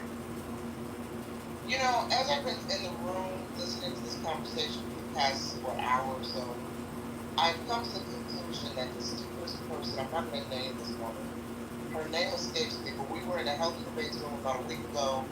We were talking about that. I think it's the astrology CEO who got busted at the Coldplay concert with his mistress. And this woman comes in, who's pretty prominent, big time on the app, and she was kind of cheering and rah-rah and defending the mistress and trying to justify why the CEO and the mistress may be, why they got together, they're in love. Who was this? Her name escapes me, but if I tell you some details, you might know who it is. Okay. So she is speculating about the state of the marriage between the CEO and his wife. Then all of a sudden, somebody asked me my opinion about it, and I said, listen, my advice to women, they're like, Nye, what's your advice to women? I said, my advice to women is to quote Nene Leakes, and that is close your legs to married men. Basically, don't sleep with married men. And then someone texted me and said, the woman that you just spoke after is having an affair with another prominent person on this app, whose name I won't say. Oh, you're talking about Jonathan Bing and Daphne? Yes, you're. So, I don't know. I don't want to give Daphne shit, but now I'm wondering if she's the stupidest person on Clubhouse for coming into a room and I didn't know anything about this Daphne and Jonathan Bing, nothing at all. So when I said close your legs to married men after she spoke, some folks thought I was directing it to her, and I had no idea. But the fact that she came in, if it's true she's having an affair with a married man, she came in to defend some adulterers. I don't know. That might prompt me to categorize you under the dumbest person on Clubhouse. Oh. I think she's just a whore. But the guy she's sleeping with is a fucking idiot. Jonathan Bing's probably one of the dumbest people. His name should be in this poll.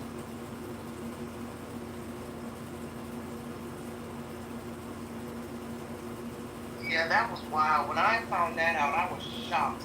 I don't know anything about Jonathan Bing personally, but I'll be honest. I was in enough of those rooms back in the day where I thought he was a happily married guy.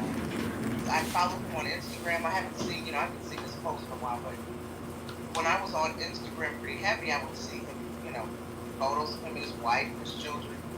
So to find out he's sleeping with somebody on Clubhouse, and that's the thing. Why does anybody on Clubhouse know you're having an affair? Why is this anybody's business? I don't understand why people get together on this app and they come back and make content out of it. That's craziness.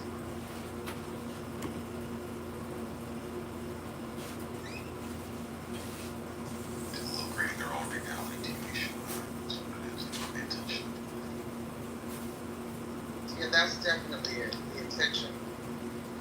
Because clearly they're not, the lack of attention in their personal life, in their romantic life, love life, and then they find it on social media, and then it becomes content. Wow. Diabolical.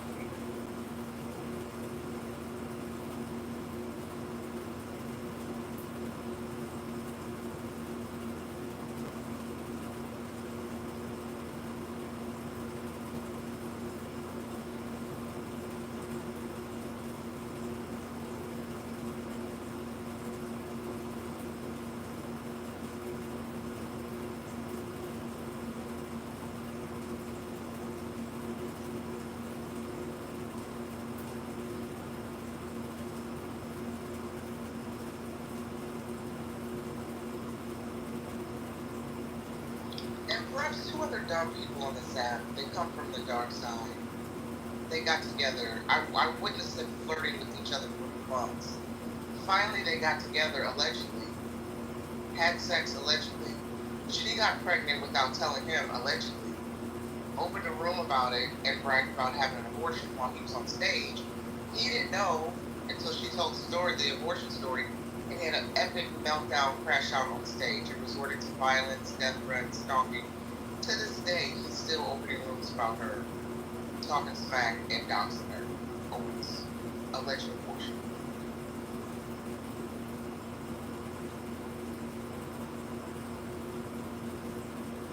We talked earlier about how Sarah Fox and Donut had been hooked up, and then she gave him a disease, and he opened up a room talking about it. It was one of the weirdest claims, like publicly opening a room to talk about the fact that he has a disease. Wow.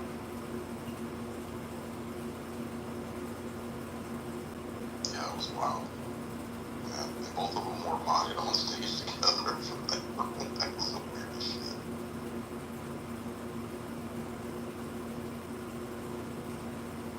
Do you guys remember a month or so ago when Donut got knocked out or slapped outside the Diddy trial?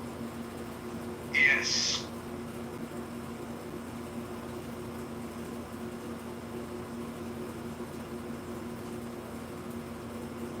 That was hilarious. That was funny.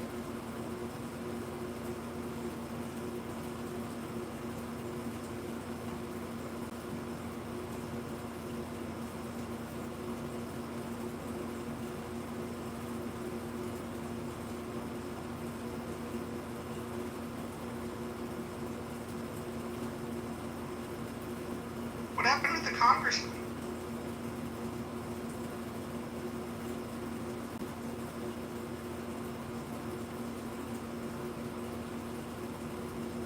I thought we were gonna get some Randy McDickerson room. That had potential. If you guys don't know who that is, that's the guy that told Anne that he wanted to sleep with her 11-year-old daughter.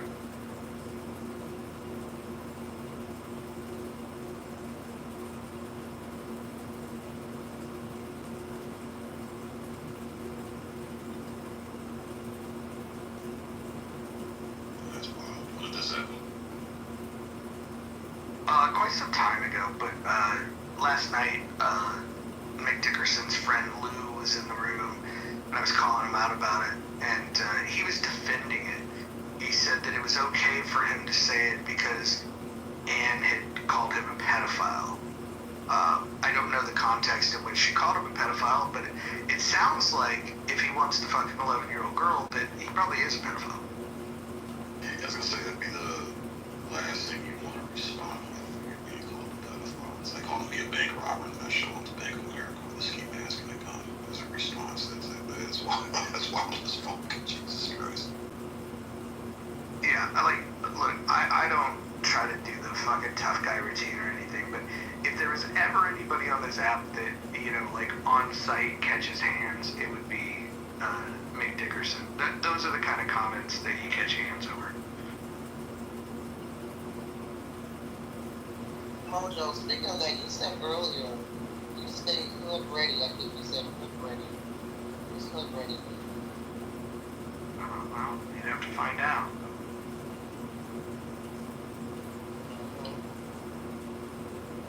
I think some people hear me talk about like politics and video games and just doing culturally dorky white shit, and they think that they forget where I grew up, and you can live your life and get as far away from all that shit as possible, but under the right circumstances, I'm still who I am.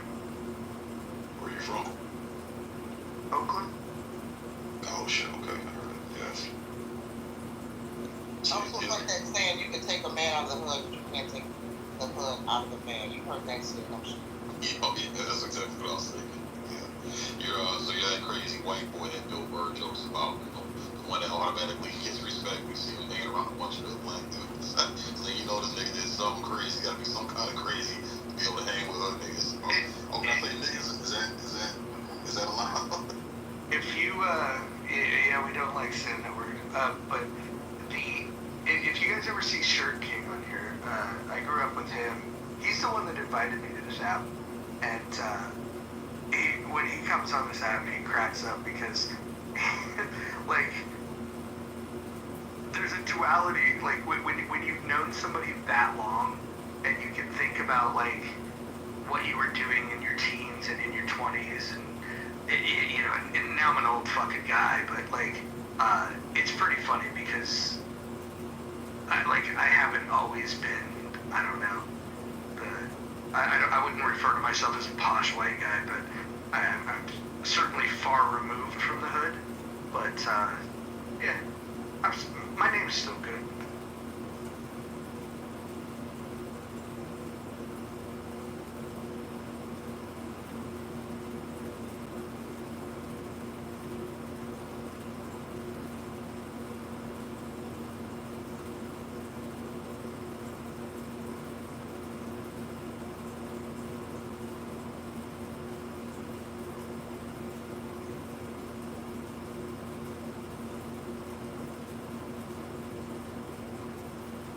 Christy, you said in the comments admitting to STDs, and Josh admitting to STDs. That's crazy work. Listen, I think it's part of the course for some of these people in this app.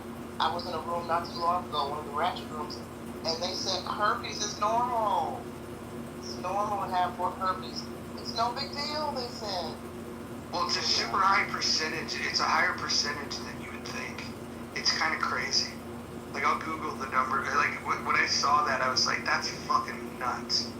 It makes you want to triple bag it because it's out there. Let me go get you the stats. Well, you'd be surprised, when I was on the dating apps, how many women openly broadcast that they are HSV2 positive. And there's no shame at all. It's crazy. Listen, I know somebody who used to do the casting for Big Brother. She worked for the casting producer, and she told me, this was years ago, that it got to the point, you know, many seasons into Big Brother, because the potential lawsuits that producers were facing from castmates because they would get them drunk and they would have sex with each other, not knowing many of them had STIs, STDs. So it got to the point where they, you know, part of the casting process was having potential housemates take STD tests. And the casting process, it got to the point where the casting process was, it took longer than it needed to be because so many potential contestants tested positive for herpes. Craziness. So check this out. In the U.S., for herpes simplex 1, around 48 to 50% of people ages 14 to 49 test positive. For herpes simplex 2, around 12% of people 14 to 49 test positive. You add those numbers up, that's 60% of the U.S. population. And if you think that's bad, the global population, 67% have it. It's fucking crazy. Two-thirds of the fucking globe has herpes. Disgusting. Today I was in a room and learned about super gonorrhea. I never heard of super gonorrhea. That's just as bad as the article I read a couple weeks ago about the flesh-eating STD. It was from a medical review a couple years ago out of the NHS. Can you imagine? Super gonorrhea and the flesh-eating STD. Y'all Google that one. Super gonorrhea, is that faster than a speeding bullet? Clearly. I imagine there's no recovery from that. I only learned about super gonorrhea today in another room. Yeah, I've never heard it prefaced with super before. Makes me want to put a condom over my phone right now talking about it. Holy shit. I'm telling you, man, there's some nasty people out here. I literally, women I've had sex with before, when I pull out a condom, I've literally had women say, what are you doing with that? What are you taking that out for? I'm like, are you fucking serious? I'm like, are you fucking serious? It's crazy out here, man. These people are nuts. Yeah. Whorish behavior is not hot. Like, it's just not fucking hot. They said, that's what I was saying in your room earlier when we were talking about body counts. Just like men don't think horse behavior or women with body count is attractive, some women feel the same way. They don't want to know a man's body count. It's just not a good look. Oh yeah, I get it. As far as protecting yourself and STDs, yeah, I get it. I get it. I totally get it. I'm not arguing on that one.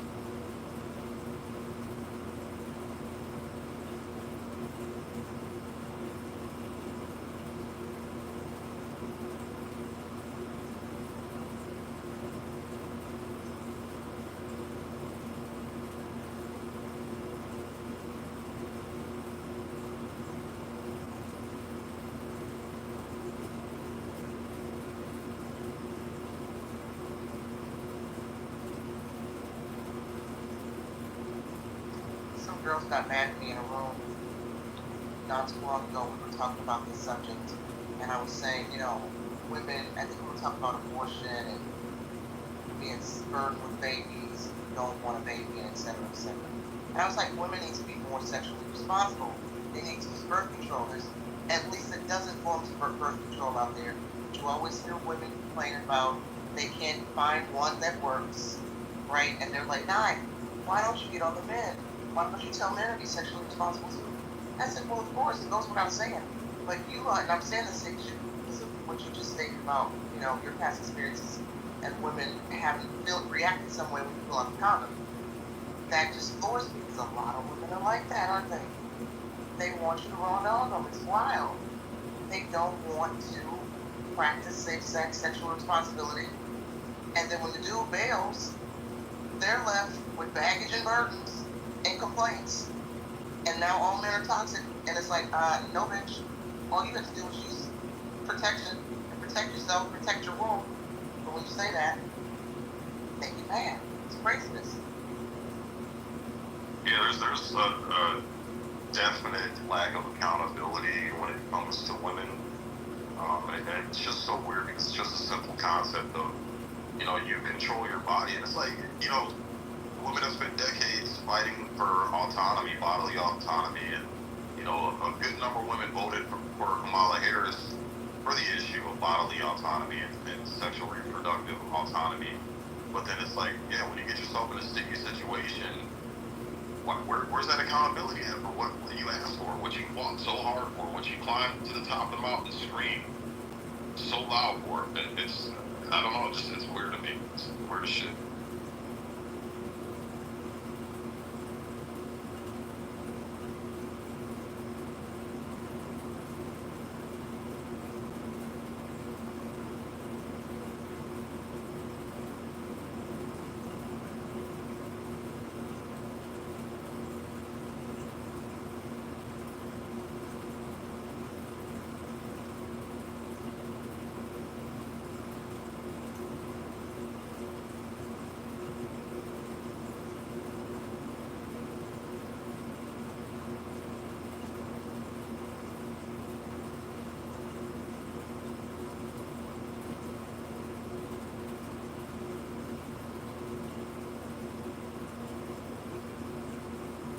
But in all reality, it's like I said, as much shit as I talk, and it is sad, though it does break my heart, man. And it's like, you care about women, you look at them as the vulnerable segment of society, the harbors of life, and just to see so many women have been brainwashed by this bullshit narrative, and they're just digging themselves in such a deep hole, man, and seeing these women, with no souls now. It's hard, man. It's hard looking at a woman and seeing she has no soul left because she got into this shit. It's tough, man. It's not a good thing.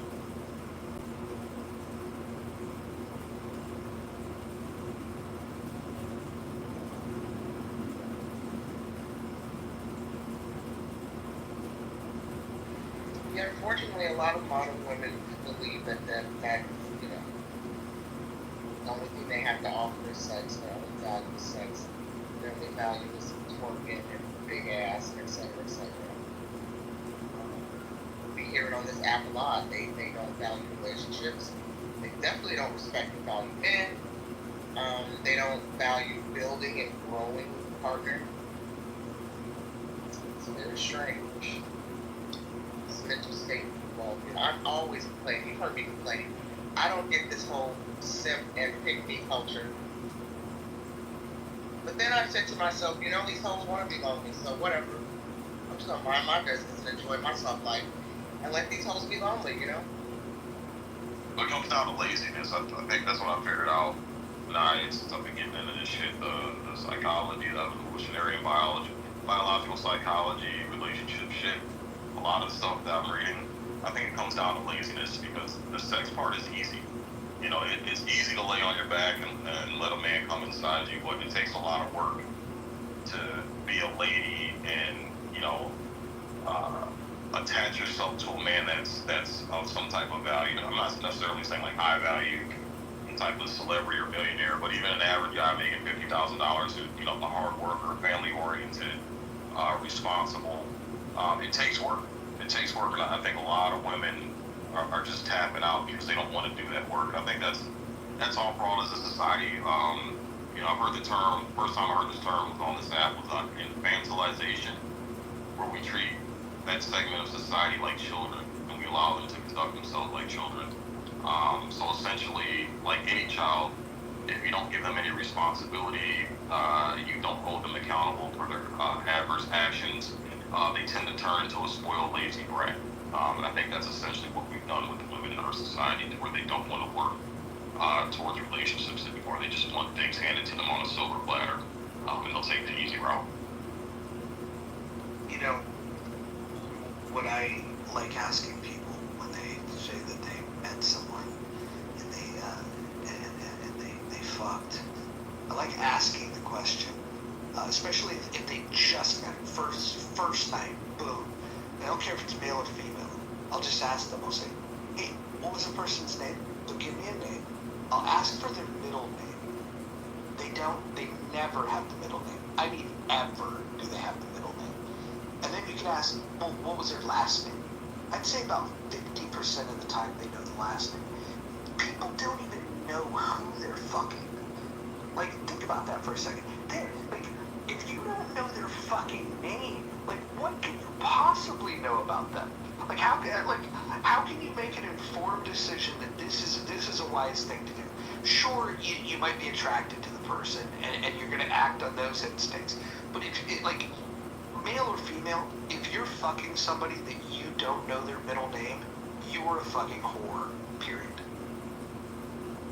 Roger, I've seen it where they don't even know the first name. You ever watch like body cam footage, some of these interviews?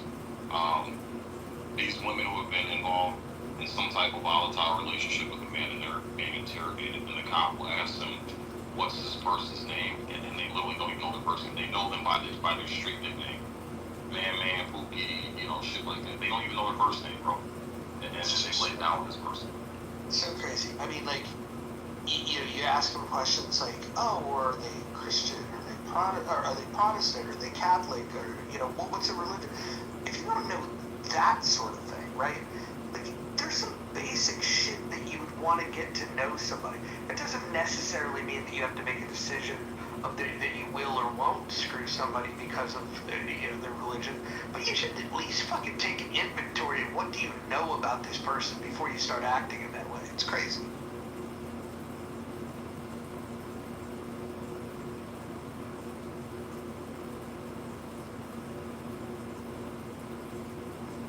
Wait, see, let me ask you something. And some of the guys on the stage, so I guess we'll jump into this. But see, you stated, and I'm asking you because you said you don't think women want to put in the work to build on a relationship for various reasons. Do you think that applies to men too? Because men on social media complain a lot about women, and what a woman can bring to the table. You have guys now that don't even want to pay for a dinner date. So, I mean, do you believe that men just as equally don't want to put in the time to, outside of sexual interests, just like women don't want to put in, they have no interest, that mental laziness when it comes to trying to build with the person and get to know them? Yeah, I would say absolutely not.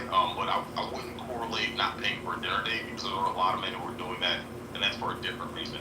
But as far as the guys who don't want to self-improve, we're talking, the stereotypical cliche phrase you hear everybody saying, the fat dude living in his mom's basement, working at Walmart, playing Call of Duty, and, drinking Mountain Dew and fucking eating Cheetos. That's the guys who are lazy, and those are what we call incels tonight. Those are the guys who don't want to put in the effort and work to make themselves attractive enough to get women. Those are the guys. But as far as paying for a dinner date, because I did pay for dates when I was dating. I rarely paid for dates, and that's because the men who have worked on improving themselves and become responsible and get themselves in the right mindset to take care of a woman, we're realizing a lot of women aren't wanting to put in the work and don't even know their role as a woman. These women are inserting themselves into the relationship market looking for a solid, responsible man, but they haven't even put in the work to even understand what their responsibility is as a woman to make that request. So, guys like me who said, fine, you know what, because so many women out here are oblivious to what they need to do to get a decent man, I'm not going to invest in this woman because 9 times out of 10, it's probably not going to work out. So I don't want to walk away putting more into it than she has, and then I'm at a deficit when it ends, after the first date or second date or, so I would say that there's a difference. Not paying for a date doesn't necessarily mean that man's not putting in effort. That's more of a conscious decision based on the current dating market. Yeah, I mean, look, I would never tell another man what to do, but for me, there's certain things that are just automatic. If I ask a woman out on a date, then I'm paying. Like that's just like rule number 1 of manhood, But I think there are scenarios where you don't have to. I don't think that you have to foot the bill for everything. And I also think that the really simpy guys are doing like extra shit. They'll meet a chick that they know nothing about, take her to the fanciest fucking restaurants that they've never even eaten in before because they want to go impress somebody. It's like, you don't have to do all that shit. Fucking find out what she likes to eat and fucking take her there. If she's worth the damn, she's probably not that fucking fancy anyway. It's like, the idea of taking a woman on a first date to a fancy restaurant is fucking crazy. But, yeah, but I will pick up the fucking tab. Matter of fact, like, even if I'm not interested, like, if I find out halfway through, like, I'm just like, okay, this is the price you pay for a lesson. Like, this is, and you learn something from it. Of like, you just get better at the selection process over time. But I would encourage men to pay. Just don't get taken advantage of, because there are women that, and I know women like this, that they put themselves on dating apps simply so when they want to go out and eat, let's say they're broke, then they'll get to responding on dating apps simply to go get a fucking meal. They have no desire to put out. They might, if he played his cards right, but they're genuinely like navigating an app just to get a dinner. It's fucking wild. Yeah, you're right, Roger. And yeah, I do get what you're saying. Like I said, I said I rarely paid for dates. The dates that I did end up paying for, because on that first date, that woman was just so sweet and so attentive, and the conversation was great. She was polite, respectful. I look at how she interacts with the waiter at the restaurant, things like that. Even me going to the bathroom or something, and I come back and she took it upon herself to get my drink refilled. Like, that's what I look for, and yeah, right there, I'm paying for it. I'm going to treat you out on that. But if a woman's able to make it past the conversational vetting process and to get to that first date, and then when I show up in person, I'm like, yeah, this is a no-go. Yeah, I'm not paying for it, man. I work hard as fuck for my money, bro. Every fucking penny I earn, I value, and I'm not giving it away to some skeezer that doesn't deserve it. That's just how I look at it. But I hear you. I hear you. I'll tell you the major turnoff is when women will literally say shit like, "You should take me to dinner." It's like, ugh. Like, even if they're hot, like, at that point I'm thinking, how many times has she said those words to a man? Like, how many dicks have been inside that? Some of these women, if they had as many fucking pricks sticking out of them as they've had stuck in them, they'd look like a porcupine. It's just horse.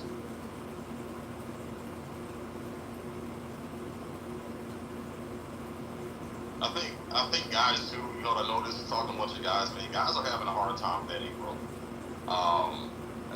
I've noticed how many women are incapable of having a conversation, having dialogue.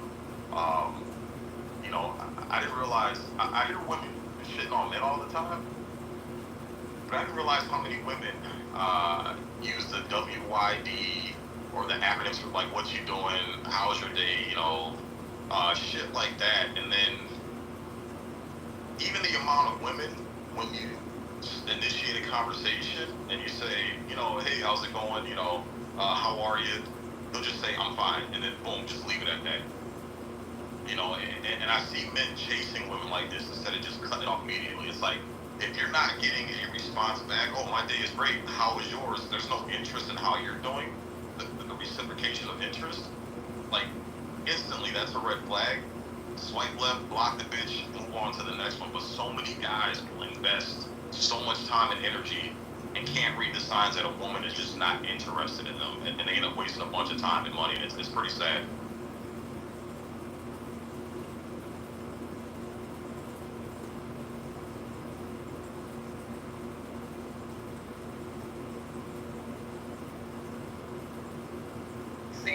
I mean, say you're lucky, you're married, so you're out of the dating, so you don't have to deal with the nonsense.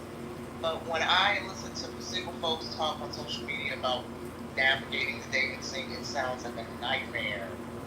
People are so judgmental now, and I don't know if that's good or bad. I understand people trying to protect themselves. They don't want to waste their time.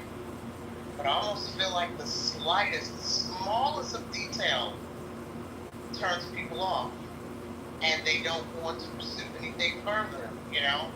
Everybody comes into a situation with their list of red flags.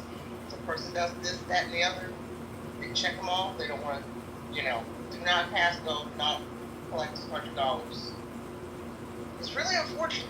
And then, not to mention what we were talking about earlier, the body count, which I think is an interesting conversation, but I wish it was one that we didn't have to have, because what I'm noticing is it doesn't matter what a woman says, the man doesn't believe her anyway. She could say, you know, oh, I'm 25 years old, I only slept with 2 people. The man doesn't believe her. She could be like, you know what, oh, I'm 30 years old, I've only slept with 10 people. The guy doesn't believe the body count numbers anyway. So ladies, my advice, stop sharing your body count. The men don't believe it. You could be like, listen, I was come from a good home, I was raised right. I wasn't out in these streets bouncing on dick to dick to dick, slopping on knobs, gargling the gravy. They're not going to believe it, which is very, very troublesome. Well, you know, most women give themselves away. Like, it's down to the point now, you don't even really have to ask. Most women give themselves away. They start talking about past relationships, past trauma, and it's like, well, this guy, this happened, and that guy, that happened, and this other guy, that happened. And guys are keeping a tally in their head. They're like, okay, we talked about 1 guy, 2 guys, 3 guys, 4 guys, 5 guys. And then there's signs,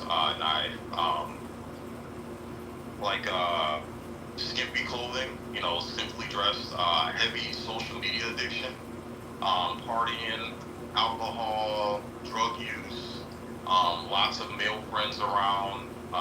There's just a lot of signs, man, that women don't know that they're giving out, but it's a real big indicator of a woman's sexual past, you know. So, yeah, a lot of guys don't need to ask. Guys are starting to wise up and get smart enough on what the red flags are to pick up on it, and they don't even have to ask. And a lot of women, I'm telling you right now, they don't even realize they're giving themselves away just on the profiles that they post on these dating apps.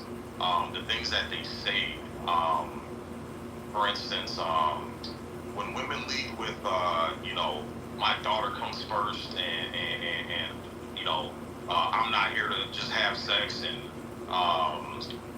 or I wouldn't even say my daughter, my child comes first, and if you can't deal with that, this and that, and if you're a liar, and this, like, this is the stuff that they lead with.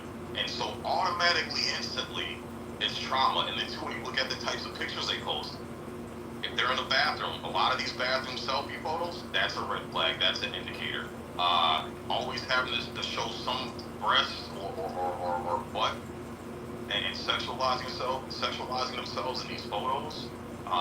Pictures at nightclubs, pictures traveling, in like foreign high value destinations and shit, which you know women aren't paying for themselves most of the time. Like there's a lot of indicators even before you have the conversation with the woman you can pick up on. Heavy filter usage, that's another one. So yeah, there's a lot of indicators now that men are starting to pick up, and we're noticing that okay, if these boxes are checked, then odds are the probability is she has been reckless with her vagina. And we translate that as again, as a woman, your sexual purity and chastity, who you choose to give your body out to, because your body is valuable. Like again, you harbor life, you give birth, your value, your body shouldn't be this trivial thing you're just handing out to everybody without getting anything significant in return for. So we evaluate that. If she's got that mindset, she doesn't really value herself. So if she doesn't value herself, then the probability is she's not going to value me as someone who's going to go out here and work hard and protect and provide for her and treat her the way that she's supposed to be treated. So that's kind of how the men think. You know, that's our train of thought with it. So let me ask you something. If you were dating and you took a woman out on a first date, what are some deal breakers during that first date? Like what are some of the things that she would have to say or do during that first date that would, you know, by the end of the date, you have concluded, yeah, I'm not going to pursue this any further? One of the things that I've noticed is how she speaks. Unable to have a linear conversation. So if I, you know, and as a man, I'm the one that needs to initiate the conversation. But if she can't keep up and follow along, that's one indicator. And I'm like, well, let me give you the first one. The first one is showing up and she looks nothing like the photo she posted on her fucking profile. That's number one. That's number one. That's been the killer in most of the first dates. These women have either posted pictures that are very, very old when they were a lot thinner, and when I meet them, they have a lot more weight on them than they represented, or two, they put so many filters on their photos that they're unrecognizable when you show up to this place and you're looking for them, you know, in the parking lot or in the lobby of the restaurant, things like that. So that's the number one indicator. My rule is if you don't look anything like what you posted and you falsely represented yourself, I'll just, you know, when I see you, I just say, hey, you know what, I'm not interested. Sorry, but, you know, I wish you the best of luck, and I'll turn my back, hop in my car, and take off. I love that you said you're looking for them in the lobby because they look nothing like the photo.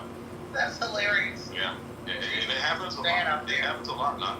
And that's what these women don't realize is like, they don't really understand that they're the ones that are initially lying first. And these are the women that have profiles that say, I don't like liars, I can't stand liars. Yet they falsely represent themselves, not knowing that that's the first lie that's being told in the start of this relationship. And that's how I'm looking at it as a man. So literally you have lied to me before we've even met face to face. That's a red flag, man. I can't trust you, you know, and sorry, you know, it's either two things. You'll have guys like me that'll just walk the fuck away cleanly, or you'll have guys that will covertly deny them. And that's where a lot of women don't realize the men they're not attracted to, but they want to get boyfriend benefits from. Like Roger was saying, there's women that will just answer or reply to a profile just to get a meal. Those women will friend zone those men, right? Well, we have a friend zone as well, but our friend zone is called the sex zone.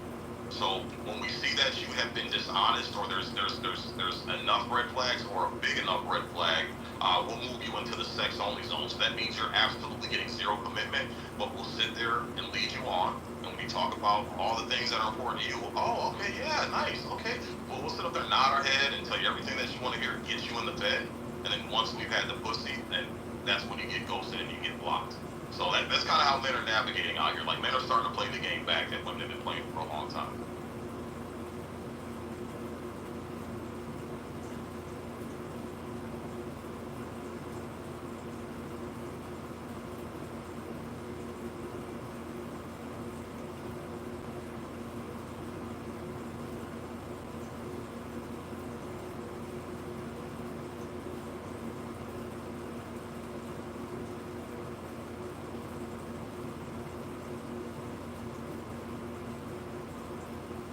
I really thought I would be the only one to vote what is a woman, but there are more people who selected that option. I'm cracking up.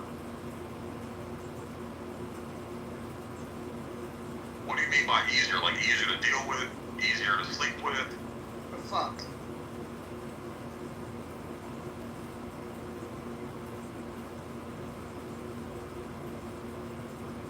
Get in them draws.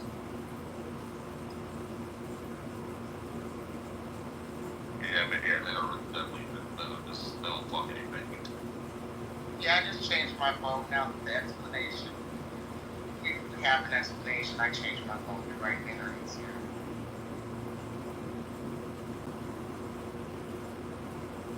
Women have definitely gotten easier though to get in the bedroom than before.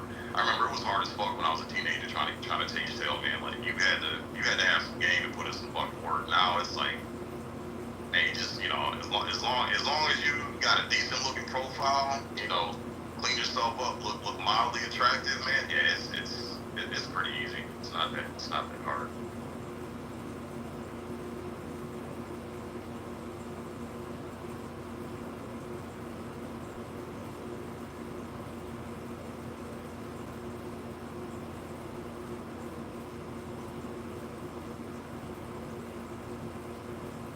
My first wife, man, I had to put in hard, heavy work for her, man.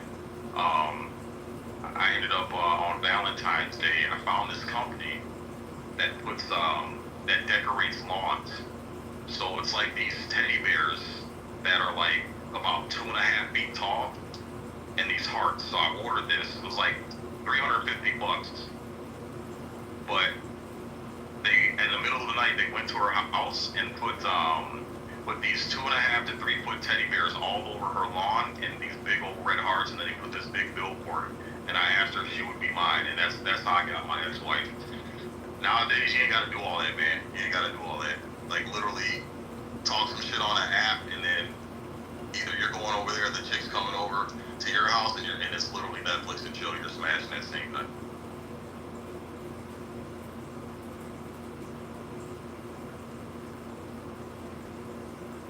My mic. He was Mike. Shout out to Netflix though, because they capitalized off that, didn't they? They said Netflix and chill because they knew these hoes was gonna stay in the house. They wanted to smoke some blunts, sip on the E&J, watch some Freddy Krueger. Netflix created a whole marketing campaign around stay at home, watching TV, and getting it in. Netflix and chill. It is genius.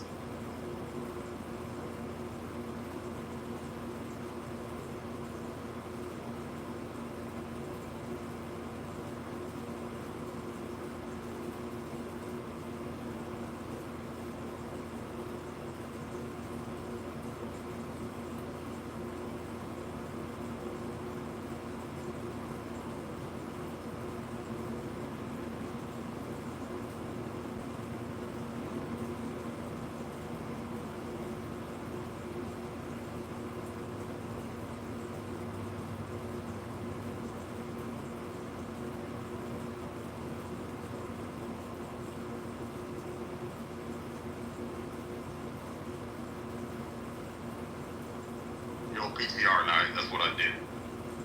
I found the picture.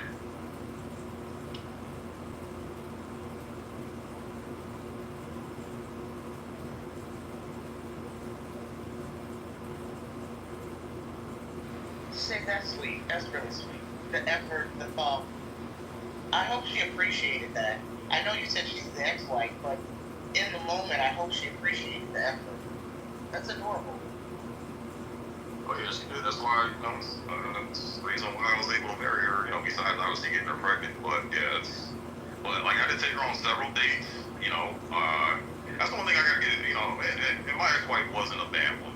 I can't, shit on her too hard. It's just, we just weren't meant for each other.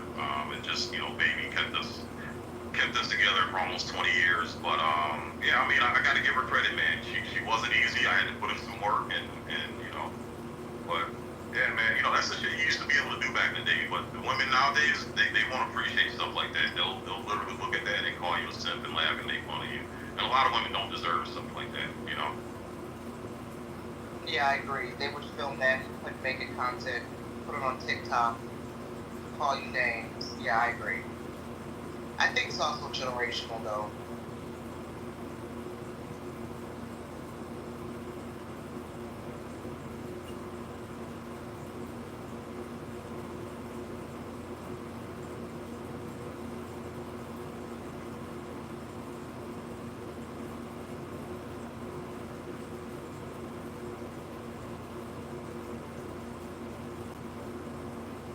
So this guy in this chat, Jigsaw, 2 times, he said the vast majority of men are so sexually easy that they, I don't have my glasses on, so I'm trying to read this as best I can. Sexually easy that they make it hard for a man with discipline that can say no to sex. Women will believe that a man is gay. That's true. Because he'd rather not have sex with anyone. Vast majority of men are so easy, even a caveman can do them. Yeah.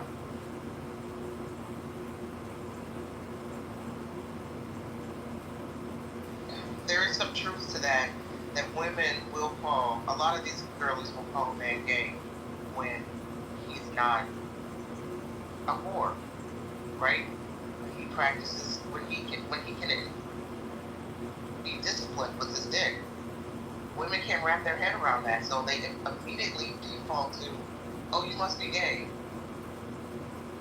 I was out one day, a couple weeks ago, because I have a little garden in my backyard, so I was back there doing my little gardening things.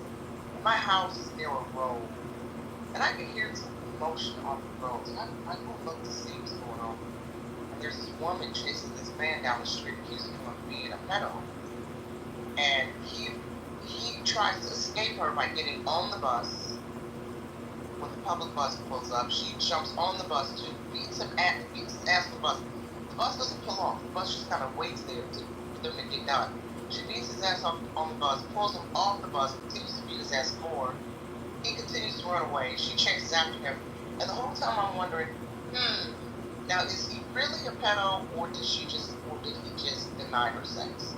Because it's either you're gay for denying me sex, or you're a pedo for denying me sex.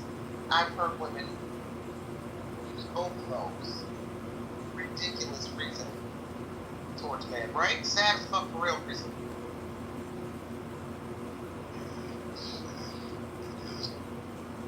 You know, the women are they do like.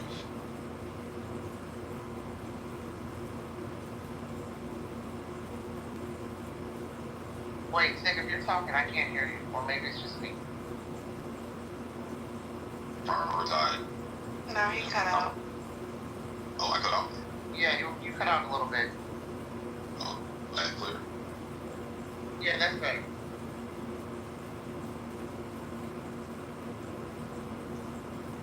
What about now? Yeah, that's better. Oh, okay, cool. All right, yeah, sorry about that, guys. Yeah, like you're noticing now that women are proposed. That's dropped down as far as what's priority. And women are now starting to demand more sexual pleasure, and then also aesthetics. Women are now starting to put more focus on aesthetics than they used to. So what is kind of forced men into that box, what you were describing, is that if a man doesn't have enough sexual experience, he is clown now. Men have always been clown, like the 40-year-old virgin, shit like that. But it's got even worse now because women are expecting, hey, when I meet you, like, you got to give me some good sex. So it's a couple things. It's now that they're protecting and providing for themselves. So that's taken lower precedent as far as priority. And then two, now that women are able to have multiple sexual partners and get a lot more sexual experience than they used to have back in the day, now they have something to compare the current man to. And the probability is higher that they're going to run into a guy that is able to have a lot of sexual experience and knock their socks off in the bed. And then when they get with let's say that doesn't work out, and they get with the next guy, he doesn't have as much sexual experience. They're now comparing the new guy to the last guy that really pleased them sexually.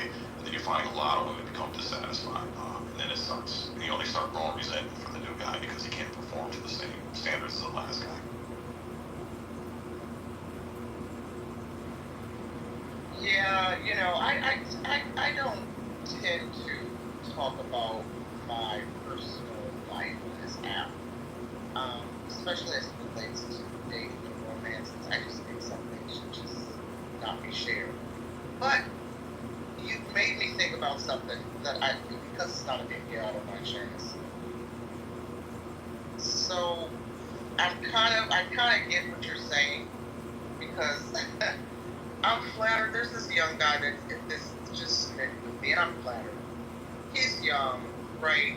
But he's also a virgin, and I'm like, he's kind of two strikes guy, you know. And I will talk to him because he's sweet, you know. And I'm just curious.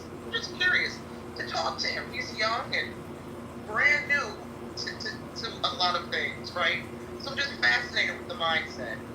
But when he starts to get a little romantical, I'm just like, no. And I kind of feel bad saying, because it's like you're young and a virgin. Poor guy. It's like, I don't know about that one. Yeah, it's just my Capricorn brain.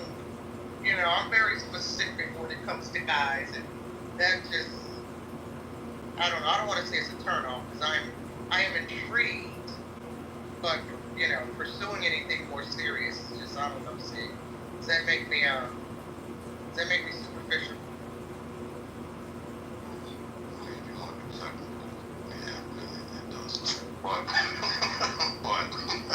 But under the current circumstances in modern times, like I get it, I understand it. But yeah, that is being superficial. If he's a good guy, treats you right, you know, makes you feel all warm and tingly inside, and you know, it's like sometimes you gotta sacrifice in certain areas, you know. So some as long as you get the box, I say on average 75% of your boxes checked. You know, why not? I'm not sure it's superficial if you both are at different stages in life. I think that's an important part of like being equal in a relationship is to be at different stage, is to be at the same stage. That's not to say, NY, you could throw the guy about, if you know what I mean. Yeah. No. Here's the thing. See, as far as checking boxes, no, he definitely doesn't check any boxes. I think because I'm just curious about personality, you know. And see, I think it comes down, as strange as this may sound, and I'm really not trying to sound crazy, but this is the truth.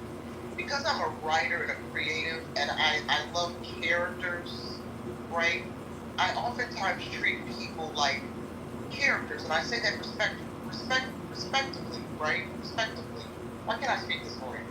The word isn't coming out right. I don't mean to say that I treat him like as a joke or I'm mocking him, but he's a character, you know. And throw him a bone. If that is a subtle, polite way of saying have sex with him, no. That's okay. That's something that. Okay. All right. Yeah. No. I'm just curious from the personality, character aspect. But he's like 22. See, that's. Oh yeah. No. That's yeah. Some flirting tips, right? Like kind of nudge him in the right direction. Kind of tell him. No, that I do. I try to help him out. Because I'll ask him, did you go out? Did you meet anyone? He's like, yeah, I went to the bar. Did you flirt with any girls? No, I don't know how. Okay, so I try to help him in that aspect. But he's very, very green. So, yeah, I'm fascinated by that. You know, and maybe you might get a new character, a book character out of him. You know, I gotta retract my past statement based on what Steven said. No, I agree with Steven 100%. So I retract my last statement. Steven's 100% right. No, yeah, he's definitely spot on. You have to be vibing, you have to be on the same level. And you know what? Shout out to my girlies. Shout out to my Stella Got a Groove Back girlies who are into the Young Bucks. No, I don't have any problem with it. Do your boobs. Yeah. I don't know, see. I was gonna say, Nye, if you like reading and you really want to figure out things from like a male perspective, Rollo Tomasi wrote a series called The Rational Male. Really, really good series. It's 3 books. really breaks down the male psyche and how we think and analyze things when it comes to relationships. And then there's a book called On Human Nature by E.O. Wilson. It breaks everything down on the evolutionary and biological level as far as the psychology of our patterns, our triggers, how history has kind of formed and hardwired us into the things that we desire, and things that we want and seek and look for. So between the rational male and On Human Nature, I'm telling you now, those things, that's what really opened up my eyes, and I was like, holy shit, the amount of information in both those books. Now I'm spending a lot of time reflecting on all my past experience and my past observances of other people and their relationships, and now everything just makes sense. Everything's 100% crystal clear. I just found The Rational Male on Audible. What's the other book title you said? I'm searching it out. It's called On Human Nature, and the author is E, like the letter E, period, O, period, Wilson. Oh yeah, I have it right here, okay.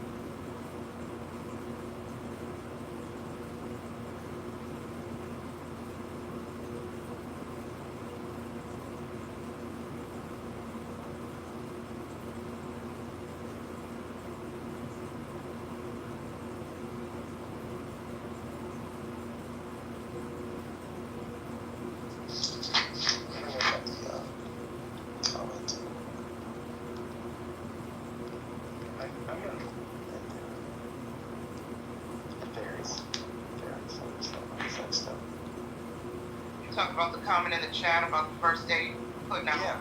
Yep, first date comment.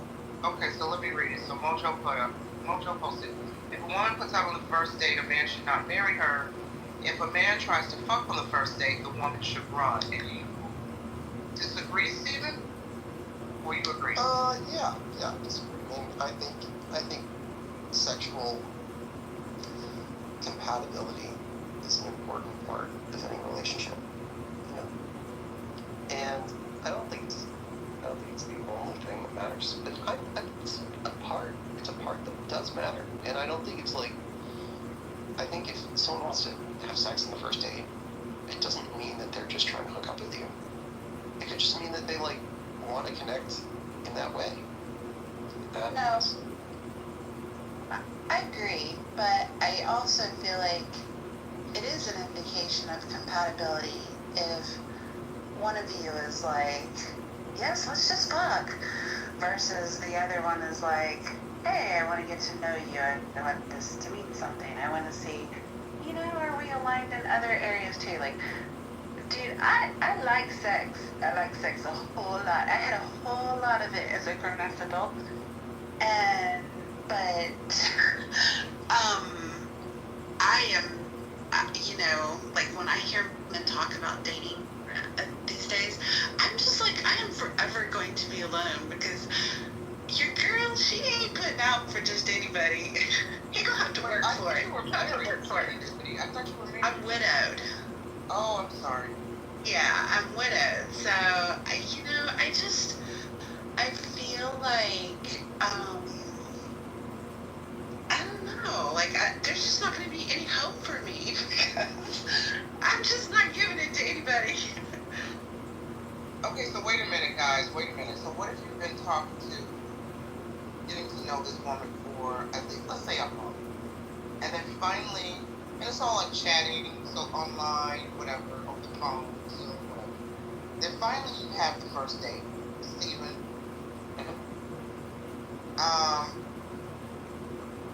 Well, no, because you said it doesn't matter how long. So Mojo posed the question. So Mojo, let's say you're talking to a girl for 30 days, a month. Finally you have the first date, and she wants to have sex with you on that first date. Is that still a bad look? It's a terrible look because you don't have enough information. Like, you just don't. You can have enough information that she's attractive enough that you want to fuck her, but you don't know if she's a good enough person if you should. If you're going to shoot your seed at an egg, you should be thinking a baby could be made. Would this woman make a good mother? And you're not going to figure that out on one day.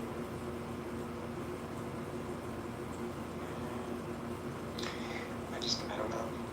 I know you don't know, but as somebody that's learned the hard way that fucking whores is a bad decision, I'm not going to take advice on Clubhouse from people that think that it's cool to act like a fucking whore.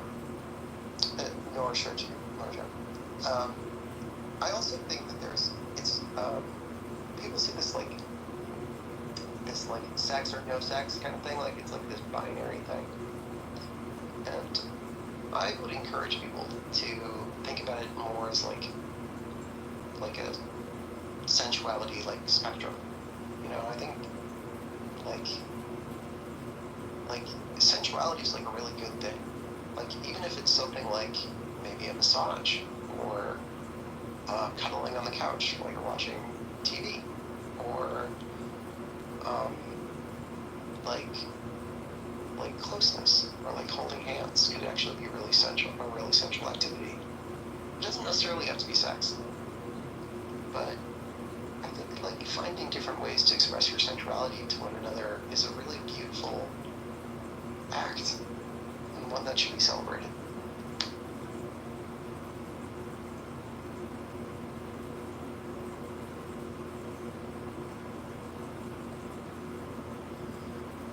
So clearly, Steven, you're not one of those guys who judges a girl from the top of her state. Listen, I agree. I don't, I don't think I don't want to be judgmental, but definitely I kind of agree. First date sex is just kind of strange, right? But I get it. Two people, maybe that initial attraction is so strong, they want to get the sex out of the way and keep pushing, right, as they're getting to know each other. So I try not to be judgmental when it comes to matters of lust and conquest, because I know we're animalistic. But yeah, that first date sex is a little... Are you a second date sex? No, I'm not into casual sex at all, to be honest. No, but I'm saying, like, at what date amount is it okay in your book? Date 3? Are you like date 3 is cool? I can't even come off mute to my mute button keeps freezing. I'm gonna be honest, Steven, it really depends on how long I've been talking to the guy and how those dates are spread out. You know, if I meet him today and we go on a date tomorrow and the next day after that, no. Because I do agree with Mojo that you have to get to know a person. And plus, from my female point of view, I always think that men are very judgmental. And if you do anything sexual too soon, they're going to judge you. They're not going to get a chance to.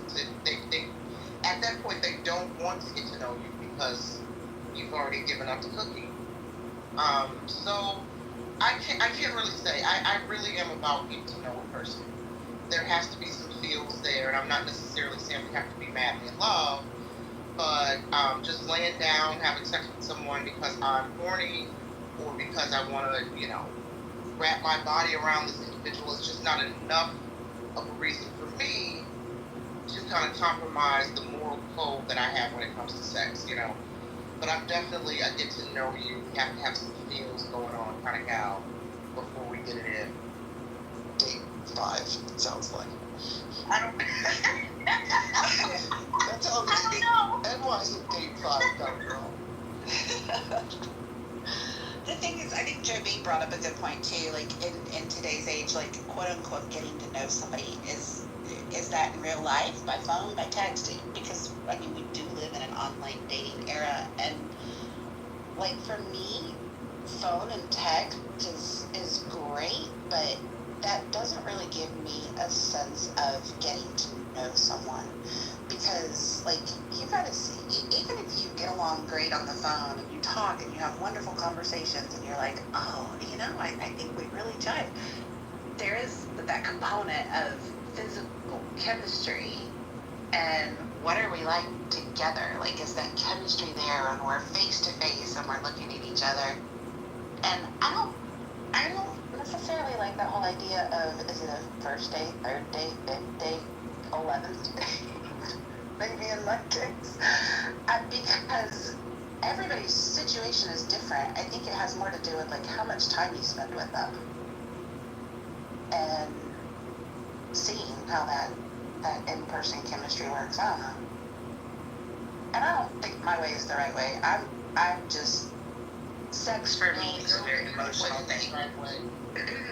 It's just very emotional. I could never do casual sex. I don't know.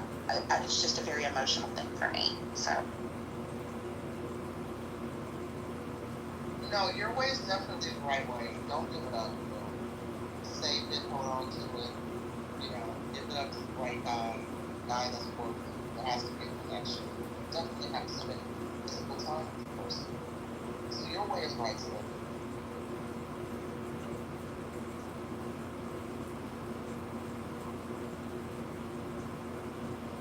And I mean, I was married for almost 30 years, so,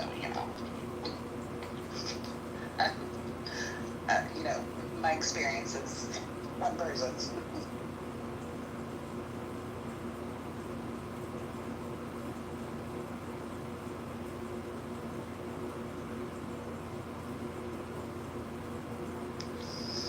Yeah, dating's weird. Man, I'm not really a authority in the matter either. I have no idea what I'm doing when it comes to dating. Definitely, just a dude on the internet. But hopefully it'll start becoming more of a priority for me soon.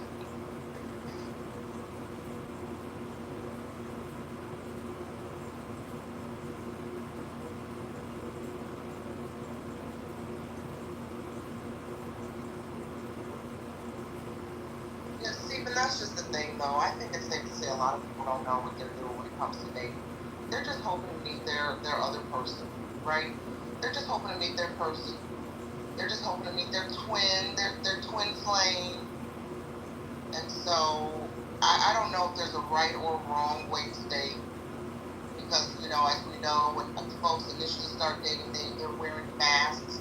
How often do you get the real, true, authentic version of a person on a date? How many dates does it take before you can unmask this individual that you're thinking about building or growing with? And sometimes that takes time. So, yeah. Everyone puts on airs and their best behavior until they feel absolutely comfortable around that person. And when the comfort level, that's how you can really tell, gauge if you want to continue to grow or build or date someone.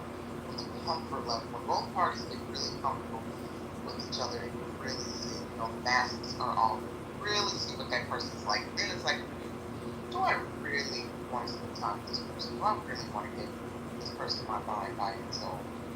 You can't really tell that in the first couple of days, right, Steve?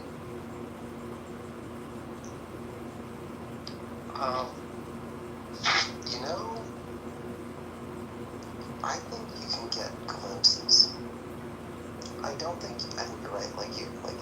It does take time for anyone's real personality to shine through. But I do think you can get this these ideas, these broad strokes. You start understanding broad strokes. But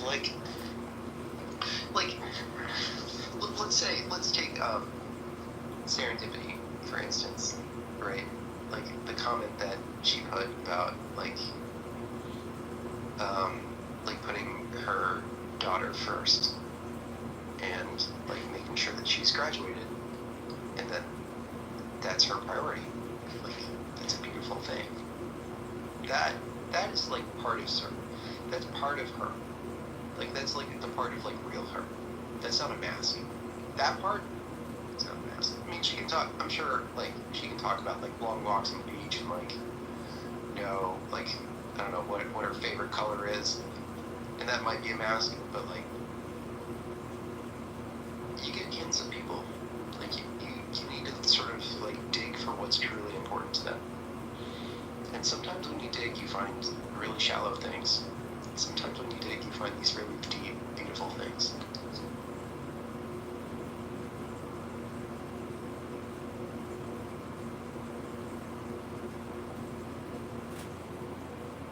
Yeah, I agree.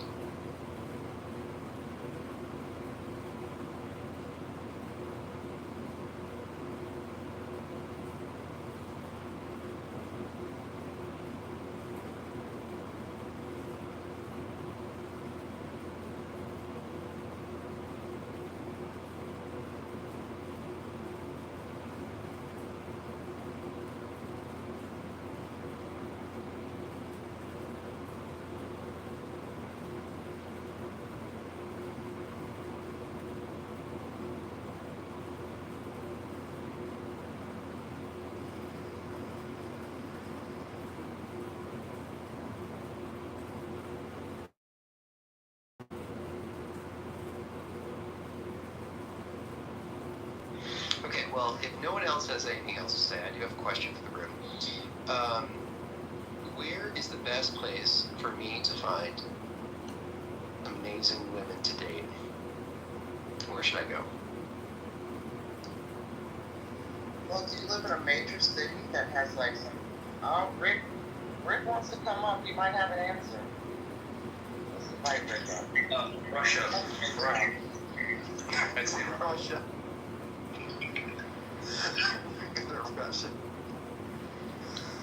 But that's true. It's a way. It's a way to get there. It's certainly a path. I live in I live in a small coastal town in Florida. An older demographic, but still, there are some places where you can find young people still.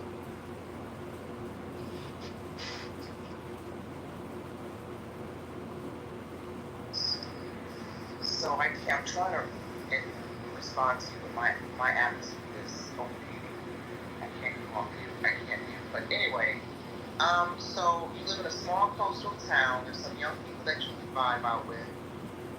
Do you have a scene, a bar scene, a club scene? Not saying that those are the best places to meet potential dates, but is that an option? Where do you like to go? Kind of.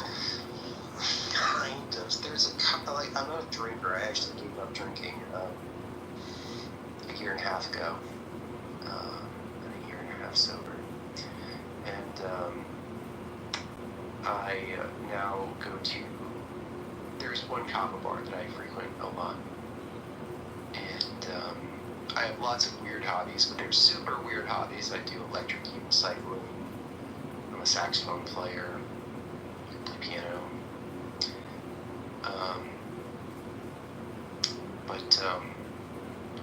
Yeah, I can and I also play poker. This kava bar has like poker and also has like flow nights. So like people do like poi, like they do like fire spinning. It's a cool little vibe. Like very like hippie centric. I do like hippies. Hippies are cool in my book. So you have options to meet people, sounds like. So then I guess the question is, what is your game like? What's your approach? My game sucks, and why? It sucks. I don't know how to approach women in public, and I don't know how to approach women at bars or at kava bars or anything like that because I just don't know how to do it. Part of me is like, I know that they know that I'm just approaching them because they're hot because I don't know anything else about them. So I'm like, uh-oh. I'm starting off on a very shallow note, so it's difficult for me to like get over that hump. I don't know. Maybe I should just like. Don't approach women at bars. In the chat, the men have some advice. Mojo says don't approach women at bars. He says you can also meet women at dog parks, cooking classes, and city council meetings, sir. Have you considered these? Oh, city council meetings. That's a new one. I'm going to be very, very, very serious now. So in America, you're the luckiest in the world. You got TRT clinics, hormonal replacement therapy clinics, and all of that.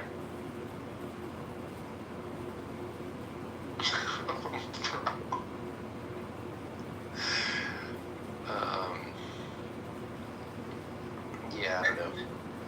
I don't know if Rick was moved down. He's trying to come back up. So, mods, I don't know if we're bringing him back up. Italian.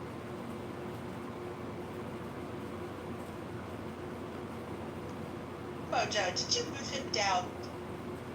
Yeah, he's Italian and hates Jews.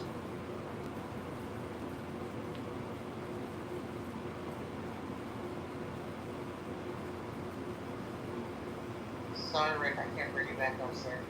Oh. Stephen, I don't know. I'm sorry. You can bring him up. I'm just warning you, he hates Jews. Apparently he doesn't hate Jews.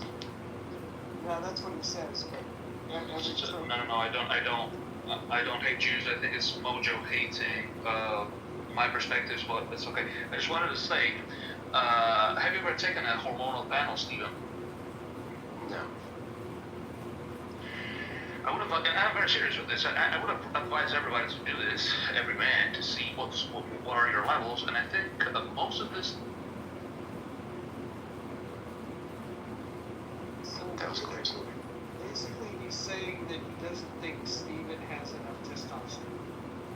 That's very insulting, especially coming from an anti-Semitic Italian.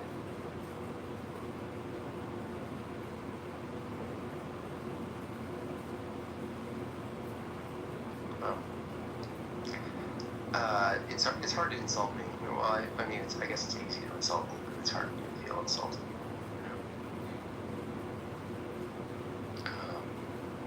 But yeah, I don't know. Any other ideas would be appreciated. Yeah, I don't know. I certainly, from a woman's perspective, don't. I'm not sure that I can offer any advice to you, sir, about how to enhance your game, how to approach women. I don't know. Maybe the fellas might have some advice. I'm not sure. I'm of the belief that confident, fully realized, take charge kind of men. Not to say that you're not, sir, but they have game. They know how to approach. They'll take a chance. They'll even take that L. They know that if they take the chance, it's a possibility that they might have to take an L, but it's a chance they're willing to take if they see something they want and they go forward, right? So, I used to suffer with, because I'm kind of introverted. In my career, I had to learn how to not be introverted. I had to learn how to get better at public speaking because I get very nervous and stutter over my words and have to stop and think because I get a little nervous, right? But in my business, I had to learn. It was tough. I had to learn to get over that because I have to do it. I have to public speak. I have to put myself out there to get photos because I work in the entertainment business. And I'll tell you something I learned on Doctor Who. And the 10th Doctor, played by David Tennant, he said, when you're not feeling confident, just walk into any scene, any environment, any room like you own the place. And then you'll just figure it out from there. And as silly as that may sound, that has worked for me. I'll just, even when I'm feeling hella insecure and out of place, I'll just go into this mindset that, you know what? I'm the baddest bitch in here. I own this entire space. And it gives me the confidence that I need to do whatever it is I set out to do in that moment. So that's what I say to you, Stephen.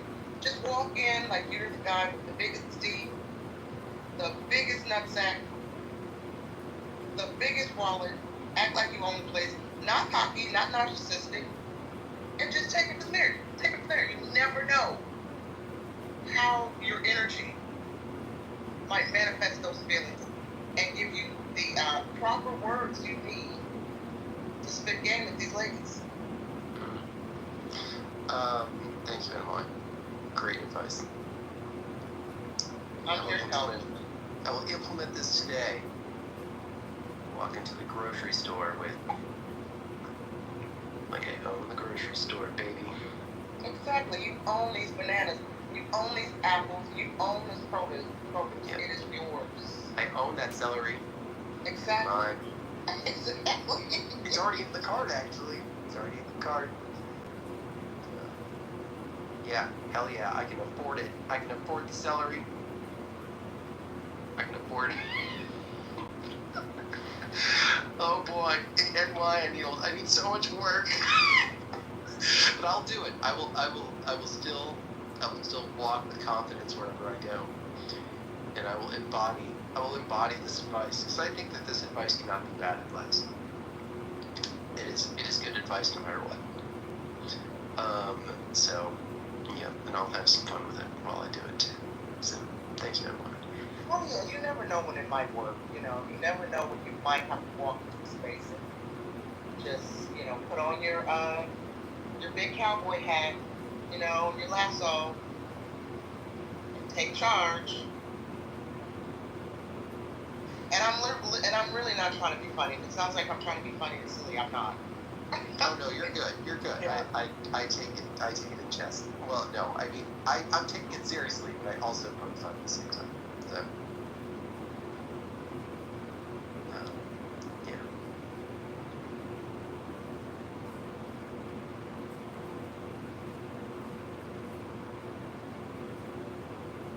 There's actually, you know what? I should ask a girl on a date. This girl I've been talking to for like a year online, and I met her in person too. And she was like a really amazing girl. She's also a poker player. We met playing poker. She was really cool. So you know what, NY? I'm gonna ask her on a date. Well, yeah, people talk to her for a year. You should ask her on a date. My word, what have you been waiting for? A year? Yeah, I mean, I had, I had my ex living with me for a while. Oh, yeah, okay, yeah. Then I kicked her out. Now I got my own place. I'm in a place right now where I can like actually date, So, yeah, I don't know. Baby steps. Working our way towards. Wait a minute. Speaking of baby steps, and I'm sorry to change the subject really quick, but you said something about piano. How long have you been playing the piano? Oh, a little bit. You want to hear something? Well, this is Mojo's stage, so I don't want to, I wouldn't mind, but I want to be respectful to the other people. They might not want the piano interlude at this moment. I personally wouldn't mind, but out of respect of the host, we'll have to check in with person. He said no.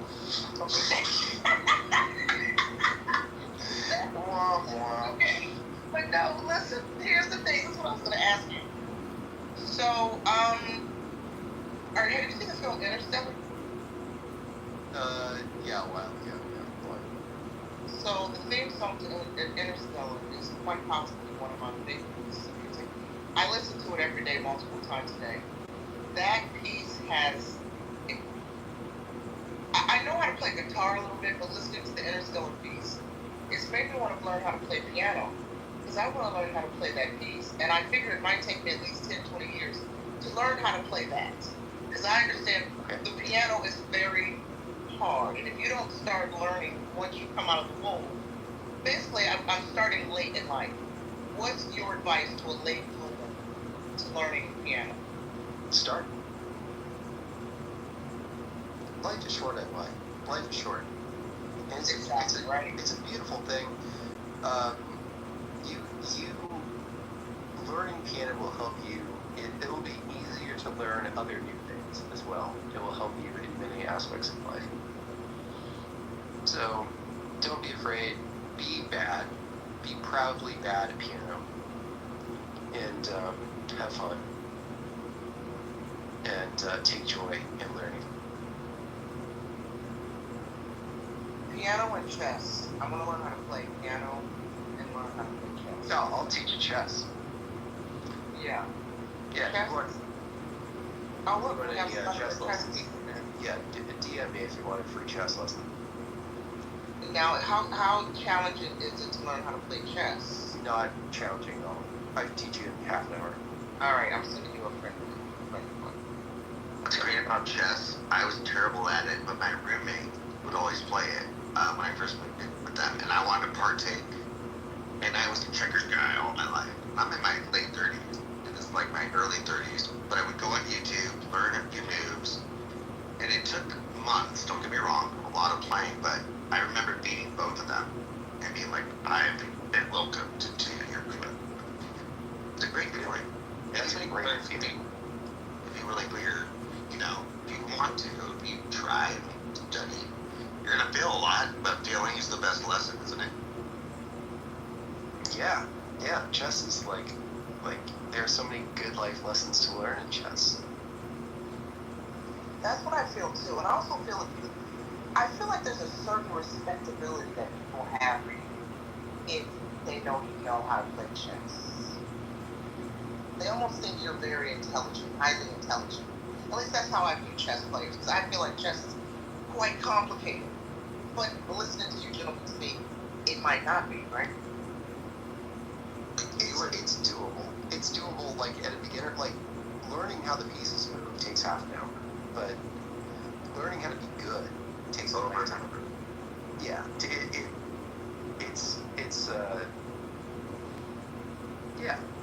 But it's a great game. I mean, it's 750 years old. And what? I mean, there's something to it if it's lasted that long. There's literally an infinity amount of moves you can make, and there's moves to this day that haven't been made.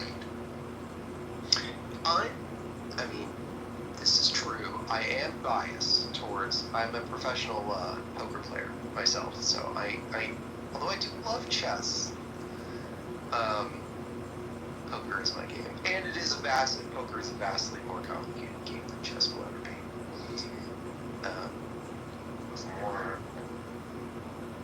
So, going back to whoever was talking about playing piano, when I was 20 years old, I never touched an instrument in my life.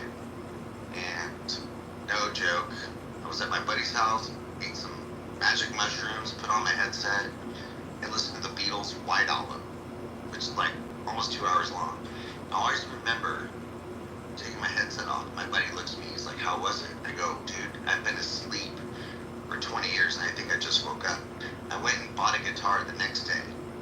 A good guitar, like, not the best one ever, not some mark, but a good guitar for $300. And I taught myself everything. No lessons, nothing. And I still play to this day at 37. We're talking 18 years now, almost. And that goes to show you, if you really like something, if you enjoy it, and you want to take the time on it, yes, you will figure it out. That's the whole point of life, isn't it? It's how we got here. Figure out the wheel. I'm tired of carrying things around. Create a wheel. The ground's tough. It hurts. Shoes. The sun beams. It's bright. Create sunglasses. Also, yeah, let mushrooms guide you. I'm a big fan of magic mushrooms, so. Yeah. Hell yeah. Take some magic mushrooms. I have a question. So the title of this discussion is it's easier men and women, right? Exactly. Did you vote? Cast your vote.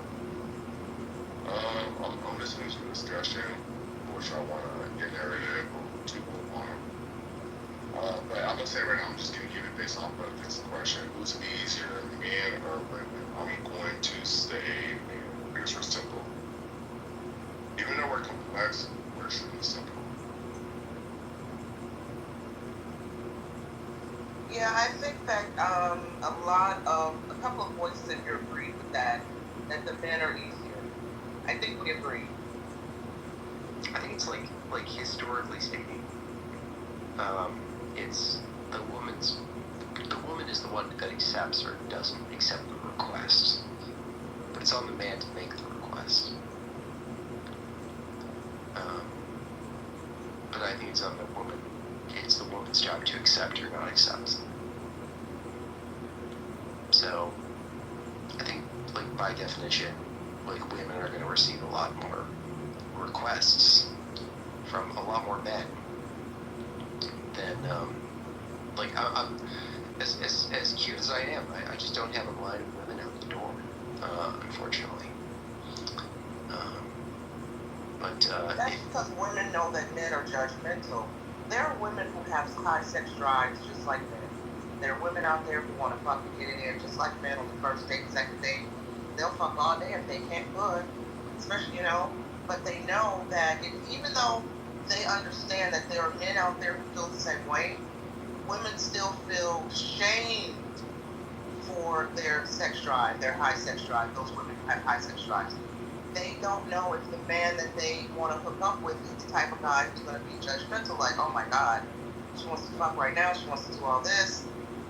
Sure, I'll give it to her, but I won't talk to her tomorrow because she's easy. Or she's just that, she's this, that, and the other. So, Stephen, it's all the stigmas around being sexually free and sexually liberated and finding someone who's like-minded who you can partake in these activities with without being shamed or judged. So that's just my take. What about those times, like, I look at a girl, like, just at the bar, like, off work, and I just say, hey, oh, aren't you pretty? And they're like, leave me alone. But they're, like, wearing low tops and, like, skirts up here, and I'm like, God damn it. Like, what'd I say wrong? I was just admiring, like, you got the time. You took the time to get dressed, put your makeup on, get your hair did, and it's like, I said one nice thing. I wasn't hitting on you. I'm sorry. I was just admiring it as a nice person. That's the weird part. Is like you get treated not all the time. Not all the time. This isn't 100%. But it does happen. It's like, hey, I'm just admiring what you took the time to do. When I get it, I think women in that regard are weird. I think this new age mindset where women get weirded out when a guy shows them a little bit of attention or pays them a compliment. It's a sad state of affairs, truly, right? Because what woman doesn't get dolled up to go to the town, whether she's just going out for herself, going out with the girlies, going out to meet someone. I'm not going to say that all women are fishing for compliments, but you take the time to beautify yourself. I think it's safe to say women, we don't mind being told, hey, you look good in that, or that outfit, the color compliments you. And I think, man, there's a way to do it without coming off creepy. But I agree with Green Valley. These girls act like they're so offended and triggered when a man pays them a compliment is very, very weird. And I blame the feminazis for this. Yeah, I agree with you, Nye, because,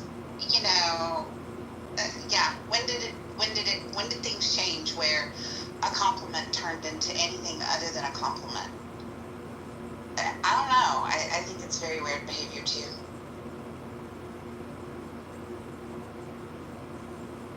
Yeah, a compliment is fine. That's what she's saying. A compliment is fine, but she was fine thinking this. It's always seen as flirting. Boy, exactly. And that's another thing. You can't be friendly. Listen, Fallon, just like you said, you can't compliment a woman because she will read it the wrong way. The same can be true with women. If you are friendly with a guy, then they think you're flirting or you want his dick. I was just talking about this in another room. So we have evolved to the strange. I don't know how people date. I really don't even know how single people date. How do you even get past the initial weirdness that we put on each other? If you even compliment or smile or something flirt or wish somebody a good day, then suddenly all that becomes creepy. How do you even break through that to get to know a person and all just the niceties now are perceived as cringe and perverted and over the top. Humans have really evolved to this very curious state. Girl, if you figure it out, you let me know, because I can tend to be flirty by nature, and not because you know, that necessarily means I'm just a nice person, and I think particularly in situations where I don't know people very well, like, that's just kind of one of my ways to communicate. Doesn't mean that, you know, it's just being nice. I don't know. What's wrong with just being decent?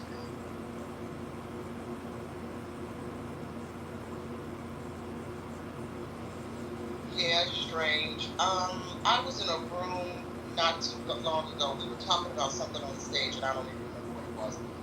And so, you know, I have to filter myself oftentimes because, you know, I have kind of a wild personality.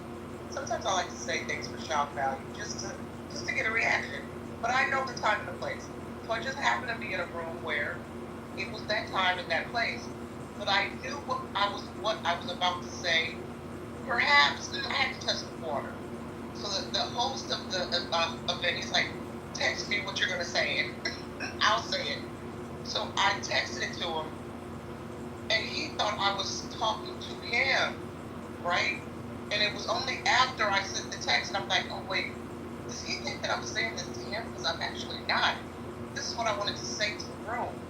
And now, a week later, I'm still playing this, this dude thinks that X, Y, Z, and I wasn't meaning it to him at all. It was part of the conversation that I wanted to say in the room, but I thought it was a little too much. And now he thinks I want to fuck him. Like, okay, hell, this didn't work out this way. Note to self, don't text anybody anymore what you want to say on the stage. Just say it. Fuck it.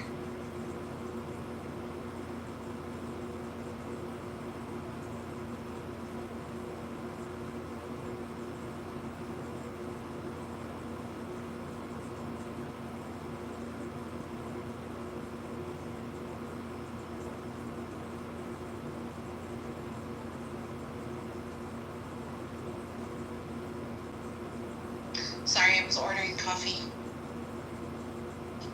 But yeah, I think Fantastic idea.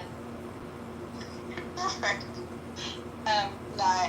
No, I think the worst thing that I ever texted anyone anywhere, it was my autocorrect.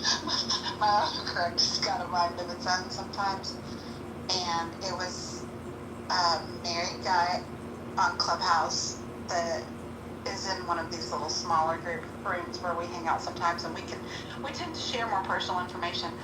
Well, he wanted to send me something, and so he was looking for my Instagram, and I accidentally sent him my personal account instead of my Clubhouse account, and I was like trying to say, well, you know, oops, I sent this from the wrong account, and I was trying to say, don't rat me out, and my autocorrect said, don't eat me out. I was mortified. Mortified. Immediately, as soon as I sent it, I was like, wait, no, stupid autocorrect.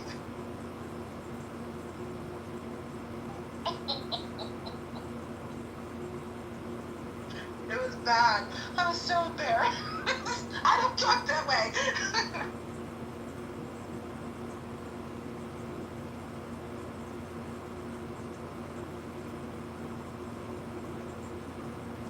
I'm still laughing.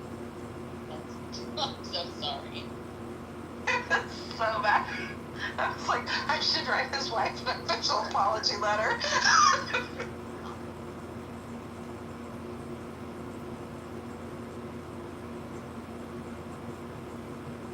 Alan, did you say something?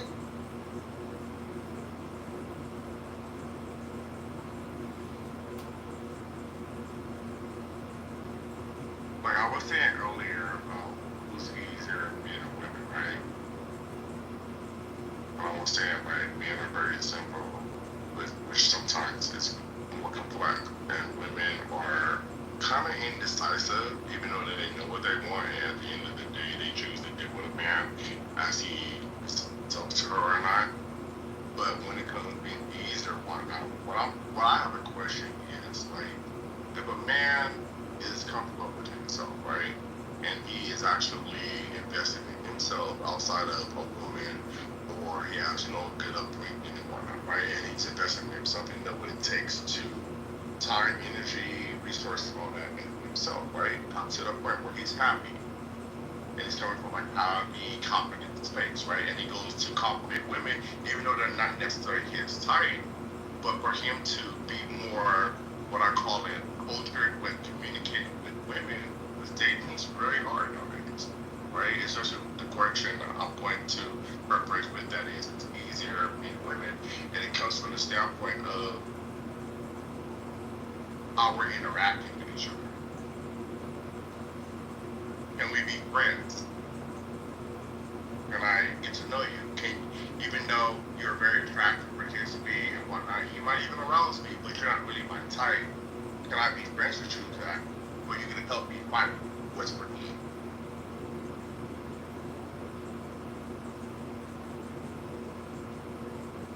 You know what I mean? I thought men and women couldn't be friends.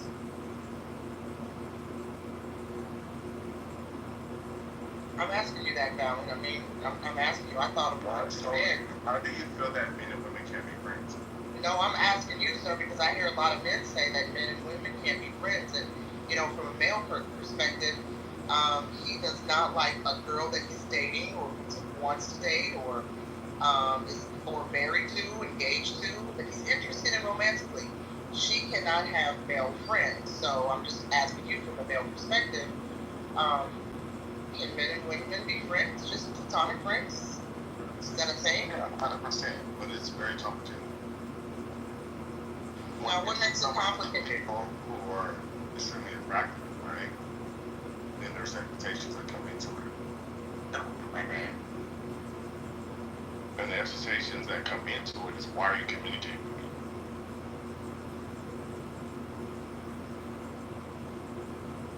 I'll be honest, chat. I got my buddy here. He's just listening because he likes us and won't do it.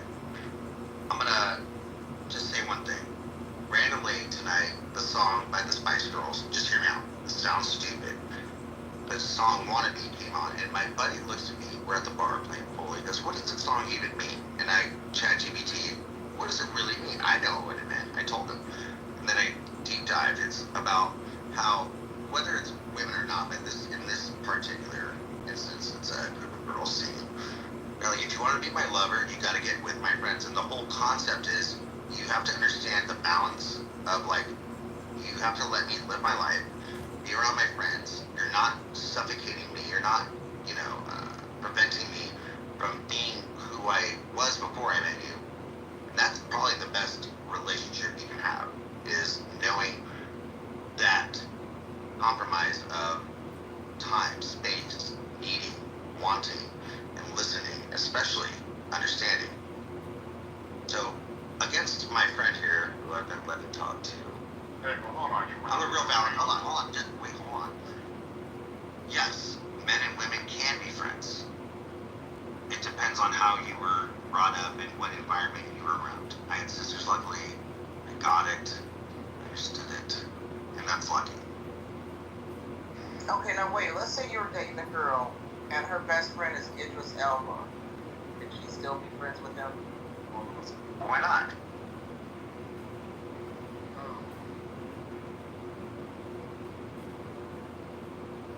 I'd have to trust her. That's the whole point. So we don't know beyond that question. That could be like, oh, I know celebrities too, and I'm gonna go hang out with blah blah blah today. No, like, do you trust me? Yes. And I've been with people who didn't trust me, and I definitely, luckily, have people that do trust me.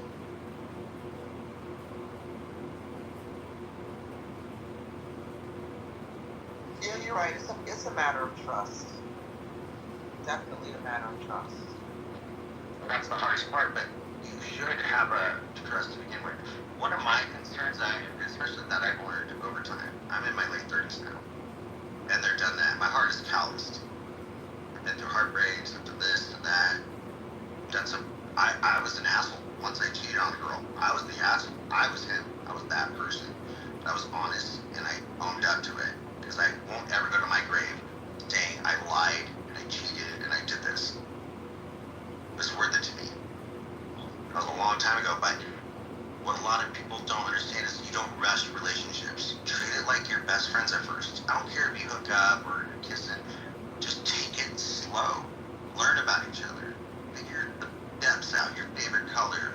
What's your mom's middle name or maiden name? You know, all those deep roots. Get to know each other before you cement it. It's the people that try to cement it ASAP because they're trying to fill a hole that's been dug deep and away and hard out of their heart, trying to fill a void.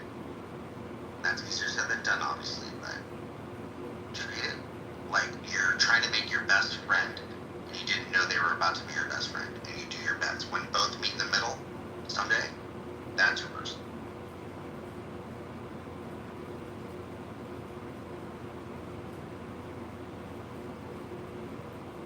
This conversation about men and women being friends always fascinates me, and I have to say I'm like always constantly evolving and changing my thoughts on it.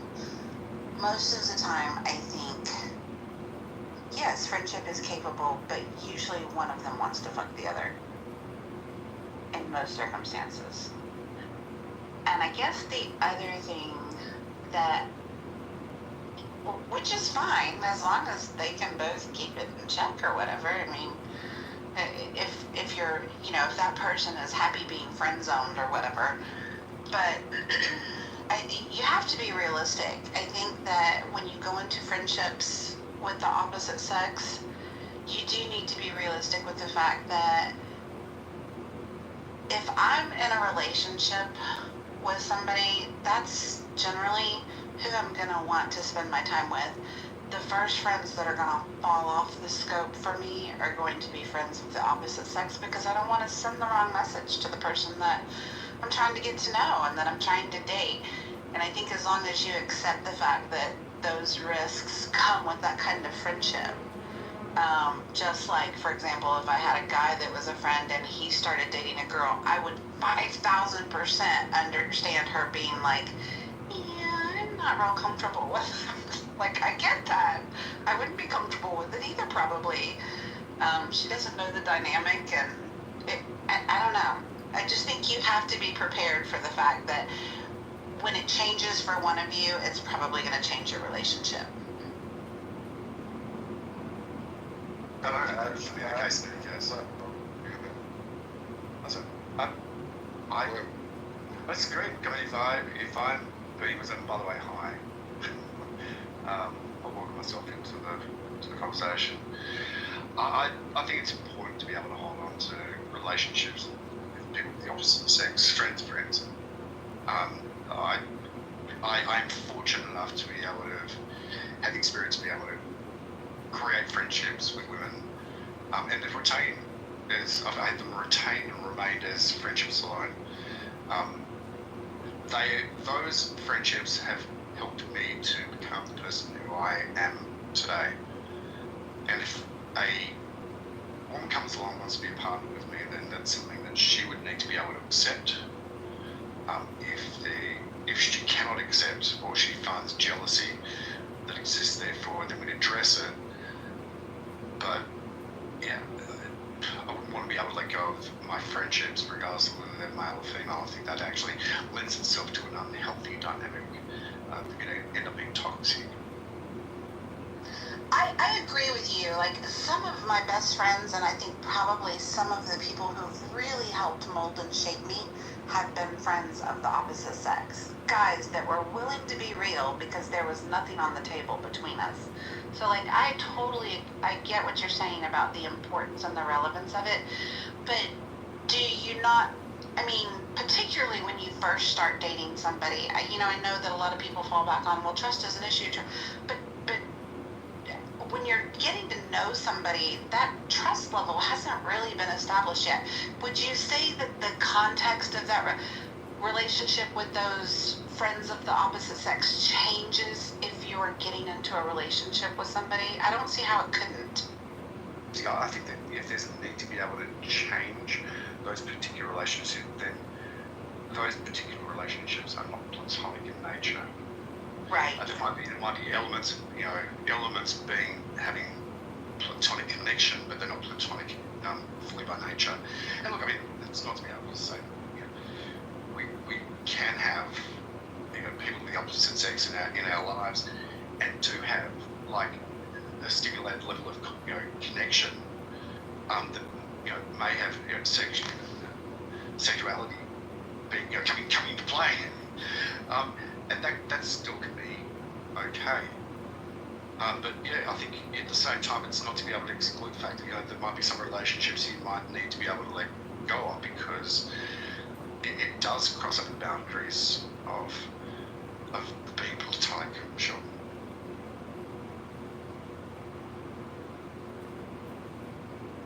I think it's a tricky one though. It is. It is a tricky one, and it's one thing to be able to take the sensitivities of the new partner into play, and I think that takes sensitivity on both the person who's the current new partner, and actually all involved for that matter. Involve the friends you are with, okay, to be able to understand and respect that this person is new, doesn't know the dynamic, doesn't appreciate, just sees male and female and what have you. But yeah, trust has to be the binding factor which is involved. But to be able to trust implicitly, I think, is stupidity. I agree, and I think it would, for me, like if I were starting to date somebody that did maybe have a couple of really close female friends, I think a big thing in my consideration of being comfortable with it is how comfortable is he with me hanging out with them? Like those are the kinds of things that I would be looking at. And I mean, it's pretty easy when you're sitting with a group of men and women together to kind of get a feel for the dynamic and the chemistries and maybe the nuanced stuff that you don't actually know. If I may question, if you were talking about trust, how many people here in this chat know how to date themselves? Know how to what? You broke up. Know how to what? Date themselves. Date themselves. Yeah, sure. Why not? Investing in your own time, how much time it takes to, like we said, invest in yourself, see what you actually like, and you meet people during that journey. And it also, when you invest in yourself, you invest in your happiness, which also invests in confidence. To the point where you don't have to really worry about trusting anybody else, if you're a confident person. And the person will see that you invest in yourself and they want to be around you. Ultimately, trust is not proven, but if you invest in yourself first, and you can show that, hey, no matter if I'm dating or not, I'm good. Not taking the time and the energy to do what it takes for me, right? To the point when it comes to dating or talking to somebody else, or whether you're attracted to each other or not, or sex or arousal comes into the picture, right? But going back to the point of investing in yourself, like old girl said earlier, like trusting a person is kind of like leading with expectations. I don't know how that really I can respond to that. My man was saying earlier, and when I'm trying to like explain that, like you gotta start with how you can prove with yourself. And a lot of people haven't literally, what do you call it? The word is not going to my mind right now. I'm tired. It's that a lot of people haven't really conquered their own personal happiness. And they're looking to be a person and try to find an equilibrium of happiness with someone else. But they don't really know what makes themselves happy. Time, energy, effort, resources, right? Now, if you're investing in yourself, you be with a certain level of happiness.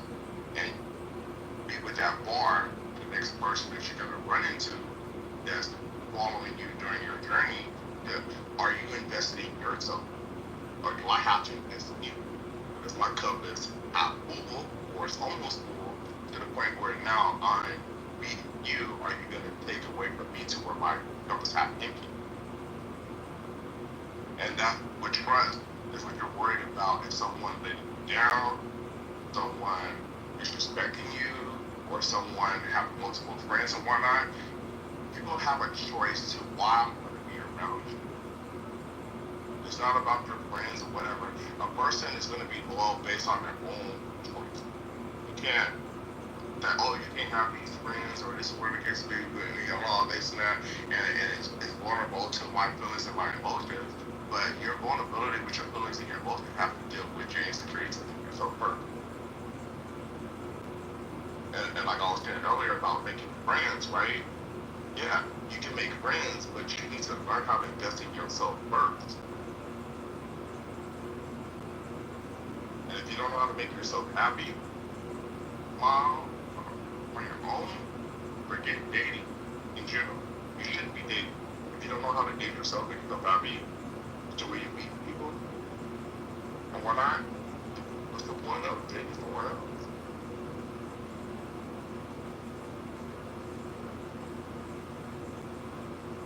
Ro, did you want to go? I'm sitting with that. Like, I mean, there's so much to be able to say about it. It makes a lot of sense. You can't love another person if you don't love yourself in a healthy way. You can't have a healthy relationship with another person if you can't relate to yourself. Yeah, I don't think it's a matter of just about blindly loving oneself at all, but more about appreciating who you are, what your strengths are, what you manage to be able to offer, and also embracing your weaknesses as well. I think if we go around at the same time, fooling ourselves as well. I'm absolutely perfect the way I am. I think people can set themselves up for a failed relationship because you can't relate to yourself that way. Which is, this beautiful saying, which I found as being a bit of a nugget or a bit of a gem that goes like this: I'm perfectly imperfect, and that's perfect. I'll say it again: I'm perfectly imperfect, and that's perfect. And it's just it's something that it not only gives me the license for being a fuck up in certain ways, but it just humanises people. And provides a framework of what humanity is about. We're all just flawed. We're all fucked up in certain ways. We've also got our strong points, skills, and values that we can be proud of and hold up high. I think that's the starting point anyway. I was just gonna say too. I think you're right. I mean, I do think the people that we tend to have the least amount of grace with is ourselves. Particularly when we mess up. I mentioned, okay, so I'm widowed. My husband died. It's a little over 4 years ago, and sorry. My daughter was 12 at the time, and it's funny how the mind of a 12-year-old works. Like, almost immediately when she got through that initial process of him dying, her first inclination was, "Are you gonna date again? I'm not calling anybody else daddy." These were things that almost right off the rip she started questioning me about. And of course, we were married for almost 30 years.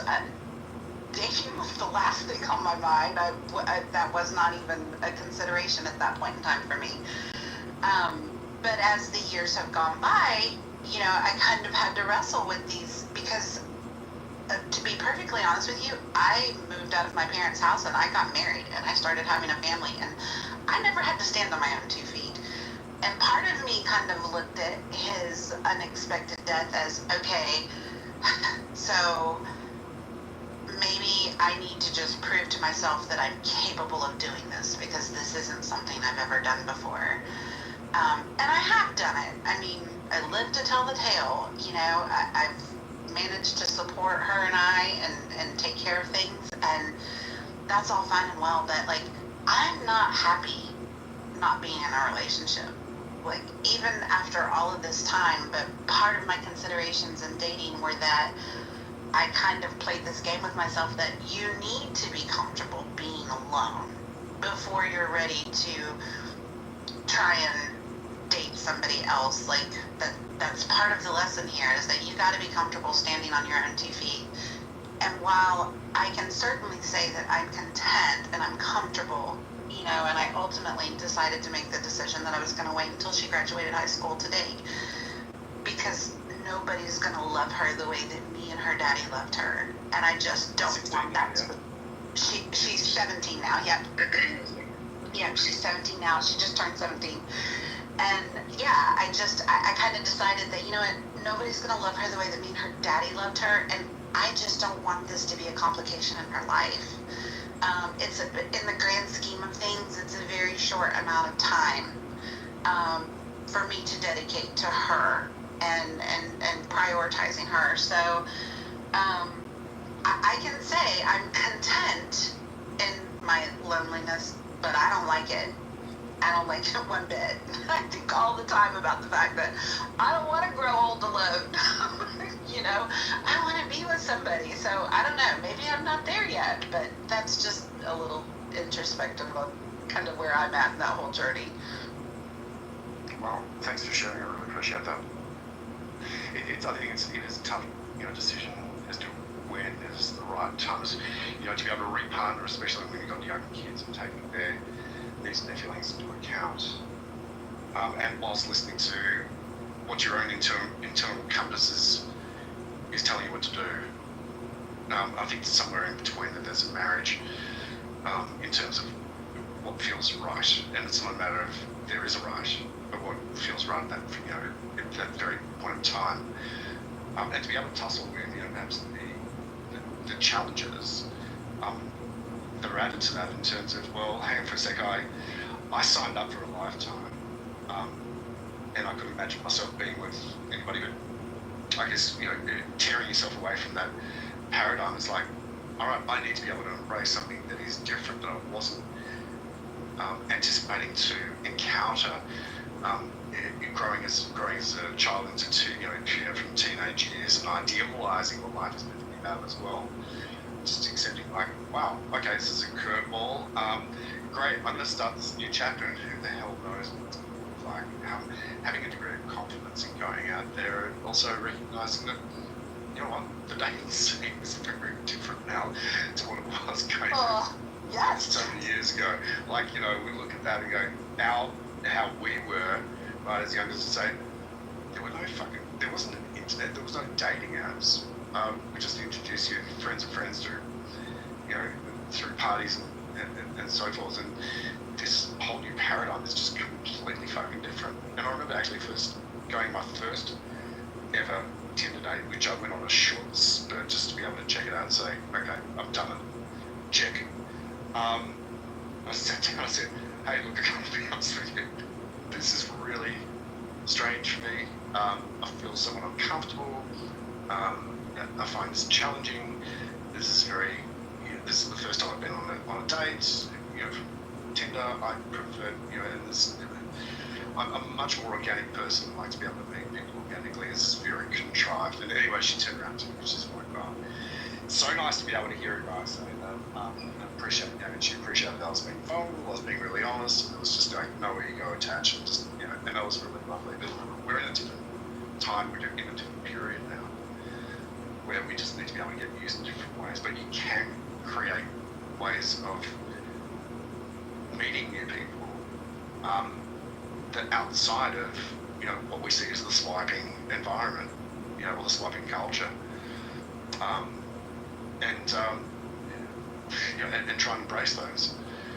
So I'm trying to think of that app which is online where people just meet up and go out walking, you know, find meet up. Yeah, thank you. Yeah. Yeah, meet up, exactly. Yeah. Finding common interests and so forth. So fucking important. But even as much as simple and as something I started doing, like going back, you know, several years ago, and just saying, hey, look, let's start off a brunch club and let's meet up every, I don't know, once a month or once every 2 weeks, and just go to different cafes and restaurants for a Sunday morning brunch and just get together, jeans and t-shirt, casual, you know, forget the makeup, we just want to get to know each other and just, you know, sit around having coffees and a bit of brunch. And that, you know, just is another way of, you know, getting to be able to meet people and staying away from the bloody apps. Anyway, right. That's different. Yeah. Yeah.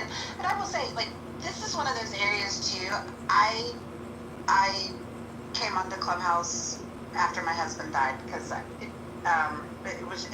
just happened to be a fluke. But this is actually one of the ways that Clubhouse has really been kind of a godsend for me. Is I yearned having that masculine and that male influence, and to the point about guys and girls being friends, like I did develop some close friendships with some guys just because I liked to have, I like to give basically my husband a voice, and sometimes, in these smaller private rooms with people that, I was comfortable with and we shared personal information with, just kind of having a sounding board because men and women, we think differently, and they've, over the years, they've really helped me to grow, to realize that, I don't have to settle. I can be patient. I can wait. And I can fill some of those voids in other places with those friendships of the opposite sex, because they have. Oftentimes I'm going through something with my kid and I'm just like, oh, I don't know what to do. And they'll say something and I'm like, oh, her daddy would have totally said that. So like, that's where those friendships have been really, really pivotal to me. So I certainly don't want to give the impression to anybody that I was saying earlier, I don't think men and women should be friends, because I wouldn't have made it without some of those friendships. Do you think the gap has, by the way, Kristen, I'd love to hear your rationale. Brunches equal drama. I want to know what that's about. Kristen? No. Can you hear me okay? I don't have my earbud. Because I'm drinking my first cup of coffee. Good morning. Good morning. Well, so the single thing, it sounds like a great idea, so I'm not dissing it, and I'm sorry if that sounded like that. It's not, it's been my experience that when people get together, and like in mixed company, and then they do, little, like not, I don't know, it's really weird. There's a different kind of intimacy in a brunch. I think it's great, it's awesome. But people have to be real careful not to be petty. So it just depends on who you're mingling with. If people are apt to be petty and to be gossipy, that can be real dangerous. So if you're brunching with cool people who know how to behave and don't talk behind each other's backs, and especially the women that have it, like, how women can sometimes be they're just real competitive, and yeah, so when if you have a pretty good healthy group, which is awesome, and I believe that that's out there, is just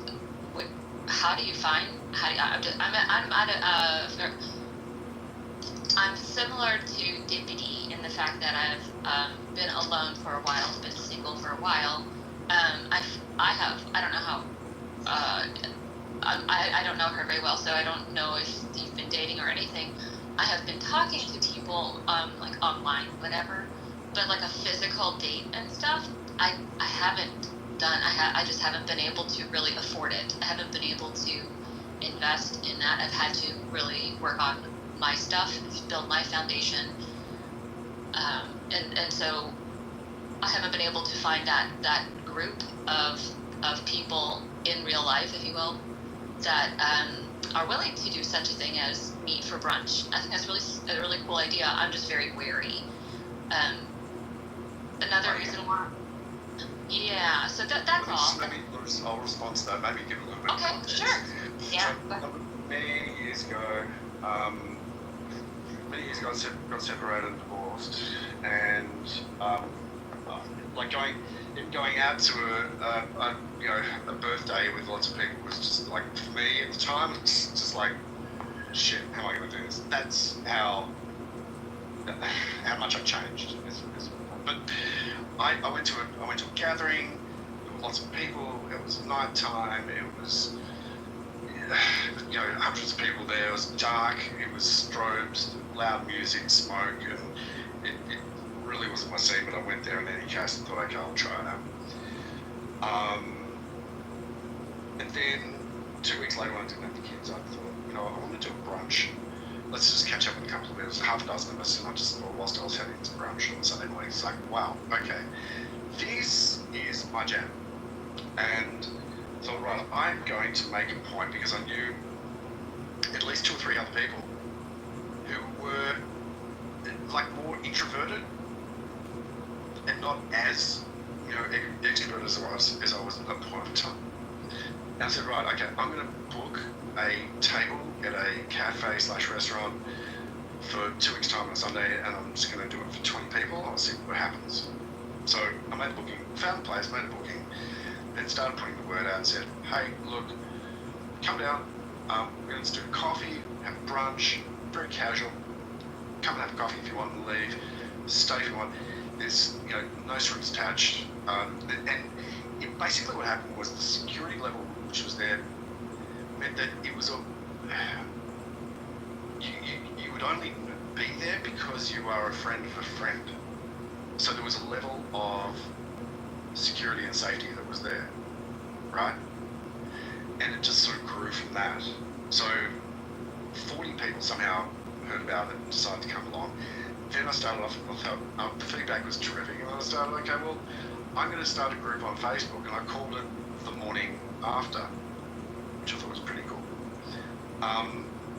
And we, people started adding other people, and all of a sudden the community started coming along and said, okay, well, I'm going to book this place for next Sunday, or this one place for 4 weeks away, or whatever it might be. And I just put it out there. Boom. So it wasn't a matter of actually waiting around for other people. I just thought, fuck it, I'll do it myself. And that's how it got created. But you can find these places through meetup.com. People who just meet up and do photography or whatever. But it's just, just doing the brunch. You don't have to stay there for too long. You just have a coffee and go, yeah, no, it's not my jam. We can stay there, find a couple of people, go, yeah, what's your story? Start connecting people. I've got this thing which is called the Rule of 12. All right, so let's say there's 100 people or 200 people at a venue or at a function event.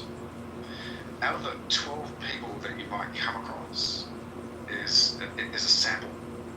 You're going to find that 6 of those 12 people can have generally good flowing conversation, right? The next 3 are the 3 people who, for whatever reason, you just don't get the vibe. And you might not feel it towards them, they might not feel it towards you, and there's just that, disconnection for whatever reason. That's that 3. The last 3 are the 3 people who you might spend most of your time engaging with, having more in common in terms of experience, in terms of values, what have you, and you just have a really a closer, tighter connection for whatever reasons. And 1 out of those 3 you might find as being a person that you want to go out for a coffee with and get to know them a little bit better. So, anyway, that's a long and short. Thank you.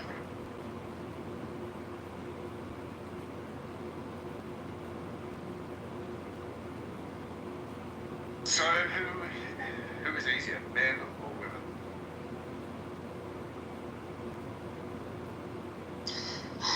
I had to ask myself when he put this poll up, is he talking about sex or just as people in general? Because my answer changes depending. Well, you are in the muff. Exactly. That's why I went with men.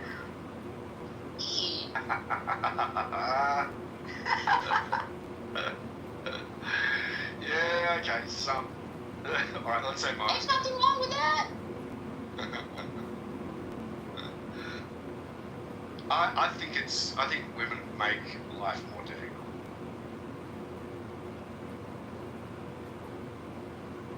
Y'all want to hear something funny? I told you, I talked about, men having a particular influence on, the way that I look at the dating life and stuff. Sick was actually one of those very pivotal people. And he doesn't even know it. I've never told him this before. I was sitting in a room, this was a few years ago, and y'all know how Sick, he likes his gender wars, okay? I was just down in the goo listening, and he was talking about, he and KP were talking about older women in particular. Hello, that's me. So my ears perked up, and they basically made the inference that, you know, older women were not dateable.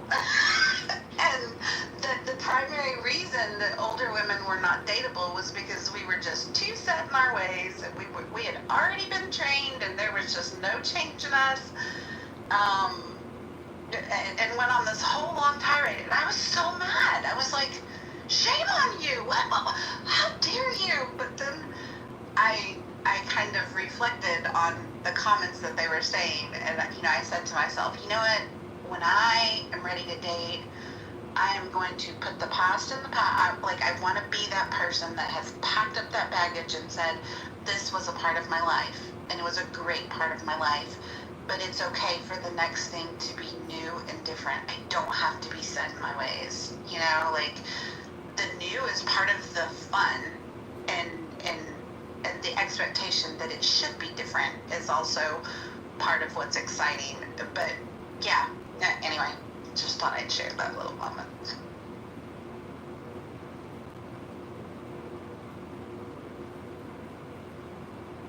I see Sig's voice resonates throughout the app, huh, Sig? Right? Every space he goes into, a woman walks away with either her soul crushed or her confidence enhanced. Wow. I took the bad and I made it good, okay? Huh.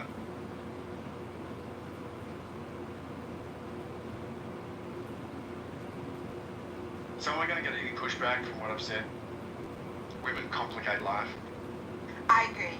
That from that perspective, I think women are definitely the more complicated ones, for sure. So why, Ro? Why do you think women complicate life? Like, in what way? They bring a lot of drama to a man's life.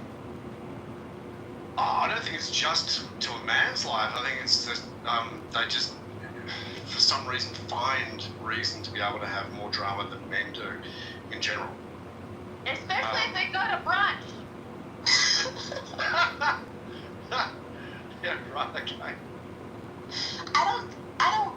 I don't necessarily think yes, it can create drama. I think the reason women are more difficult in that respect is because women, by nature, we're thinkers. We tend to overanalyze things. We're a lot more self-reflective. And that can sometimes, I feel like, lead to kind of waffling on what we think or how we feel. We're all in our feelings. I mean, that is just one of the innate differences between men and women. We're emotional, and when you bring emotions into anything, you're going to tend to get more conflict. I tend to agree. You know, the internal tussle seems to be more of a woman's domain in so many different ways. But I actually feel like the gap is not widening, but it's actually narrowing. And I'm witnessing far more men who are literally being forced socially to have a great level of EQ. And I think it's a healthy thing.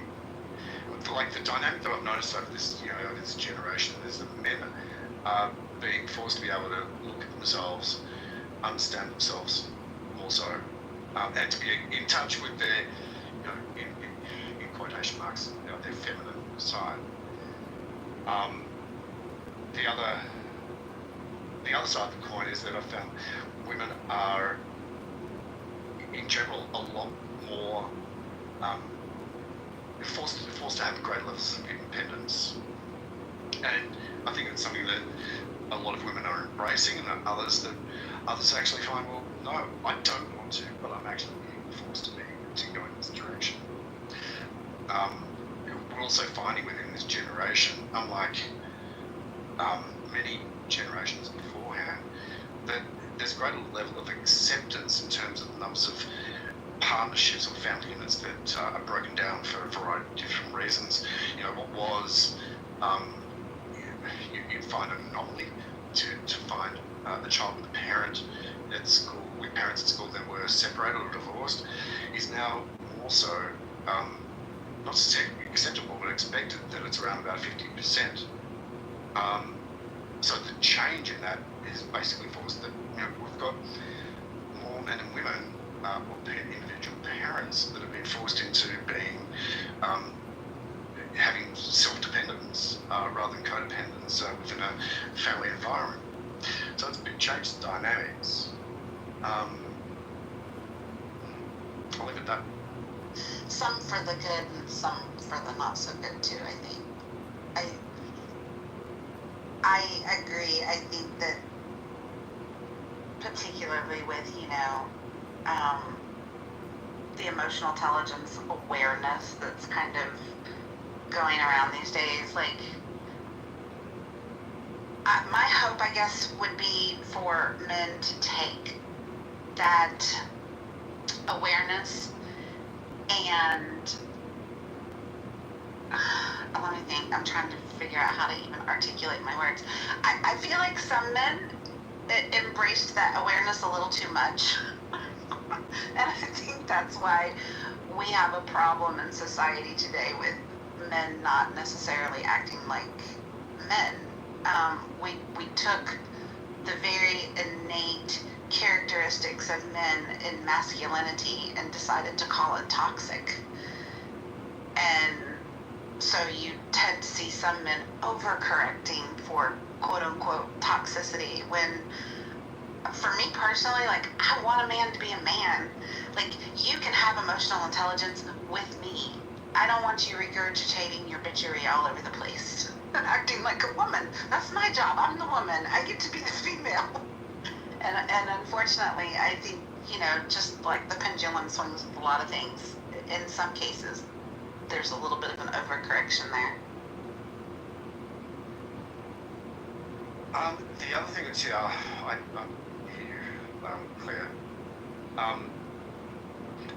The other thing that I've noticed that has come into play in this last generation is that, and it's understandable. Let's say in general the women have been suppressed for generations. They haven't had a level of equality or for that matter equity.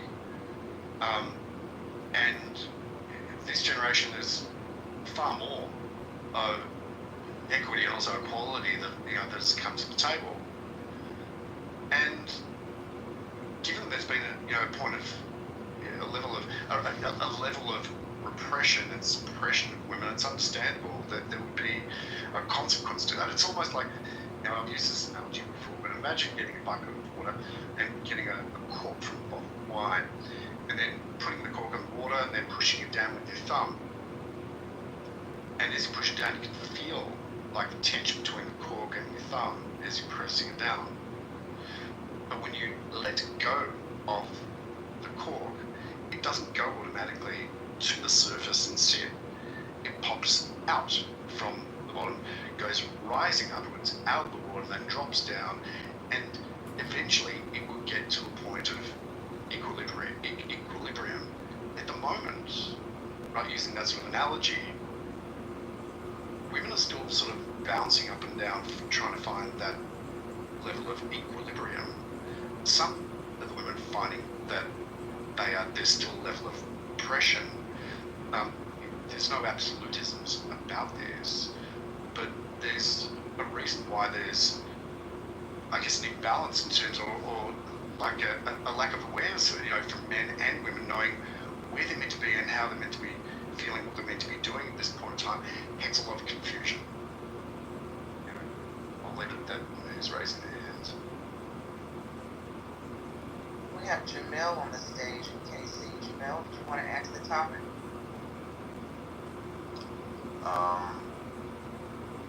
Well, yes, sure. Thank you. Welcome. I appreciate your welcome. Who is easier, men or women? Can somebody elaborate on what they mean by that?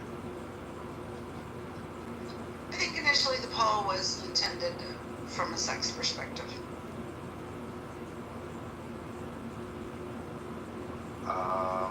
Easier. What you mean by easier?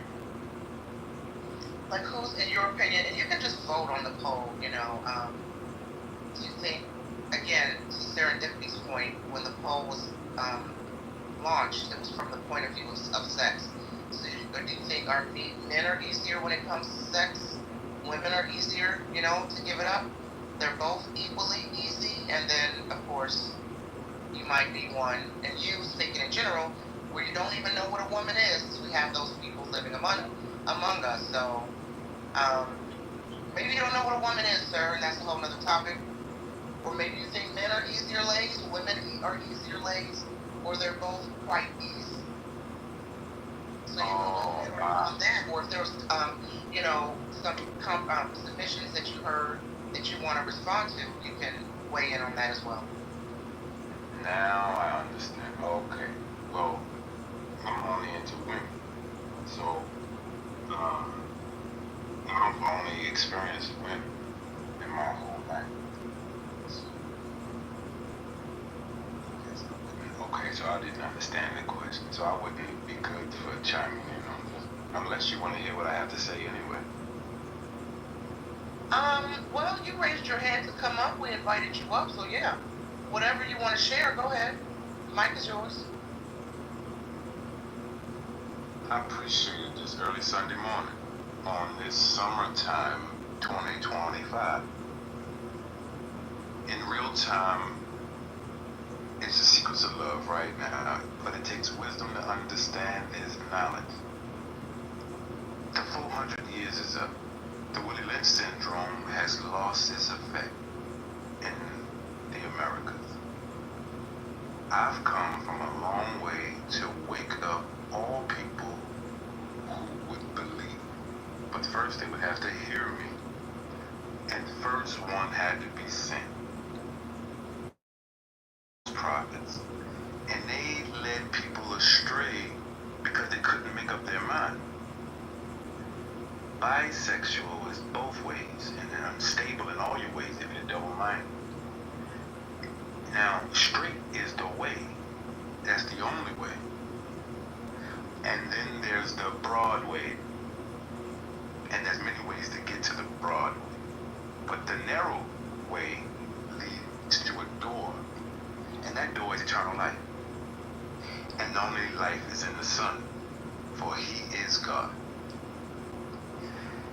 Now, it's not to bash no one, as a lot of people do, and a lot of controversy is built upon it. But now, in these days, 2025, summertime in Americas, you're experiencing greater works than these when you read about the previous days. They're happening now in real time in America, and it's a nigger reparations movie. Hollywood goes to Africa. Wait, hold on, sir. Not to interrupt you, but we have rules in this house. We cannot say the N-word. Since you're new to the stage, we'll give you the rule. We can't say the N-word. No variation of the N-word. Forgive me. No, yes. Continue, sir. Forgive But wait, I'm being respectful. I feel like you're taking us to church, and that's cool. It's Sunday. It's early. But just, it's one of those things where we're kind of like, read the room. We were talking about sex, and that's cool. You're bringing it back to a very mature, adult, less sinful place, and I appreciate you for that. Bring us back to center. Bring us back to Christ. But yes, let's land. Go ahead. No, you're good. You're good. You're good. Well, y'all sound like my kinfolk on here, and I love my kinfolk. And no, you have come to the right room. I like to say your vibe attracts your tribe. So if you are vibing with any of the voices on here, you have found your place, sir. Go ahead. Yes, I believe one has to know love in order to show love. Now, I just want to say, guess what? I've been checking out the lingo. I'm not good at computers at all. I'm all thumbs when it comes to the network and technology and all that. I really, really missed a lot of years of education. But I was one who recently woke up from the fentanyl overdoses in Baltimore. Have you heard about them? You were on fentanyl? You was out there cracked out on the streets? Fentanyl had me gone. I'm so glad. Are you delivered? I am cold turkey now. I'm proud of you. How long have you been clean? 2021. August 2021. Very good. No, y'all gotta show this. Y'all give some hearts emojis in the chat for this man. Fentanyl. I watched Dope Sick. No, seriously. I love her. She's my kinfolk. I love her. She even received my hand raised. I like her. Oh, it says poor connection. I don't know. That's okay. Still poor. No, we can hear you okay. Oh, I call. Okay, well, now, like you say, I feel you. I don't want to take you to church either. I just wanted to tell my testimony because I heard that we overcome by the blood and the power of our testimony. So, I think it's a good way to introduce myself. Now, according to your topic and what you were saying about sex, I only experience women, so women are attractive to me. I think women are so beautiful. I think women, the Most High had a great idea when He made woman, and I believe, women are so beautiful. Now, ever thinking about a man that's Jamel, I don't tend to cut people off, so I'm not trying to be rude, but I just want to know, as it relates to the poll, who do you think is easier? I mean, from a male perspective, do you think men will bang everything? Because most men will say, guys will F anything. Or do you think women give up the cootie cat a little bit more easier than men are actually searching for? Now you changed the question. I like that. Now it's even more clearer. So this is different. Now, the first question you're asking whether a man or woman loves to have man or woman. But what you just explained now, you just said, who will give it up quicker? Now that's what I said. What you mean by easier? Now it's a little different. So, who's more quicker? Women. Oh yeah, women. Oh yeah, women will give it up real fast. I mean, I'm talking in the Burger King bathroom, at the library, on the slow time, in the parking lot, in Walmart, cucumbers and all. I mean, they get down real faster than men. Men are slow motion. We're almost caveman like. We don't move as fast as y'all, but yeah, real fast in seconds type stuff. Just real fast type stuff, and real fast, and elevators real fast. But a man is a little more all thumbs when it comes to doing that, unless he's a porn star. But a lot of us men, we really don't do it as like you think. But the porn stars do. The ones that sell it, they will. You can get, people who do it for a living and they get really trained and have a lot of blue chews on deck. But giving it up fast or quickly in regular life, women. Oh yeah, women. Thank you.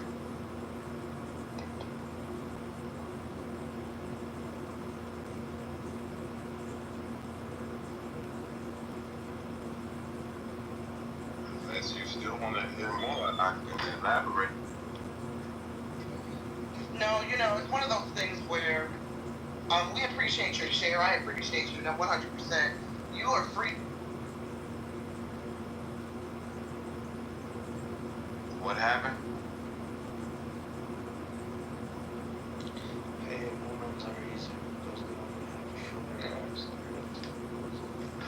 I'm having problems with my mic. It keeps muting me because my phone is overheating. But no, I was saying, this room has been running for a while, so we might have these brief moments where there's no silence, because a lot of us have been talking for a while. The room has been going on for hours. A lot of people asleep. Side note, you said women give it up in the elevator. That made me think of this fabulous tale I once heard involving Scarlett Johansson and Benicio del Toro. Apparently, they met on an elevator at an award ceremony, and the story goes that he banged her right out on the elevator. And every time I see him, I think of that story, and I think, what a lucky girl, ScarJo. What a lucky girl. But anyway, I digress. Open mic, open stage. Y'all can have it. Benicio. What is that? How do you say? How do you say his name? Benicio del Toro. Oh, he is so delicious. He's so muy delicioso. I don't know if I would do it in an elevator, but oh my god, he is delicious.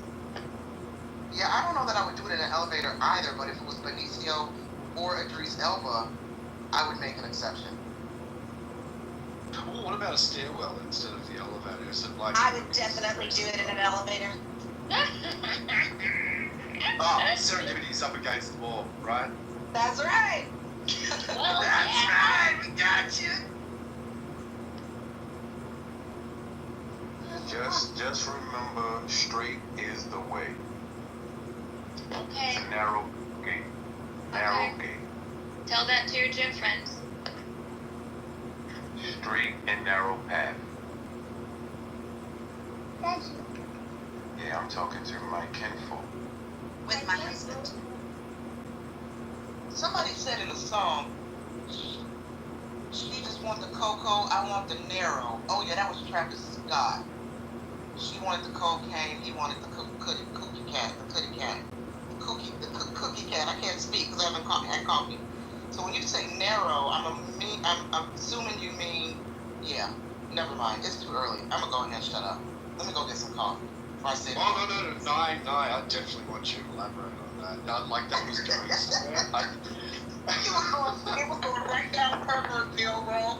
And You're gonna let me shut up. I'm a little bit on the slow side, so you just have to open that up a little bit for us now.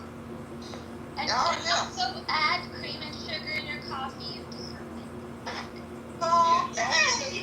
No sugar. But definitely some unsweetened creamer. But no sweet. What do you mean no sweet? Any sweetener at all? No, I cut out sugar over a year ago. So I don't do sugar. I don't do a lot of carbs. You didn't do any kind of sweetener at all? So I do a little stevia. Just a little. Yeah, just a little. Wow.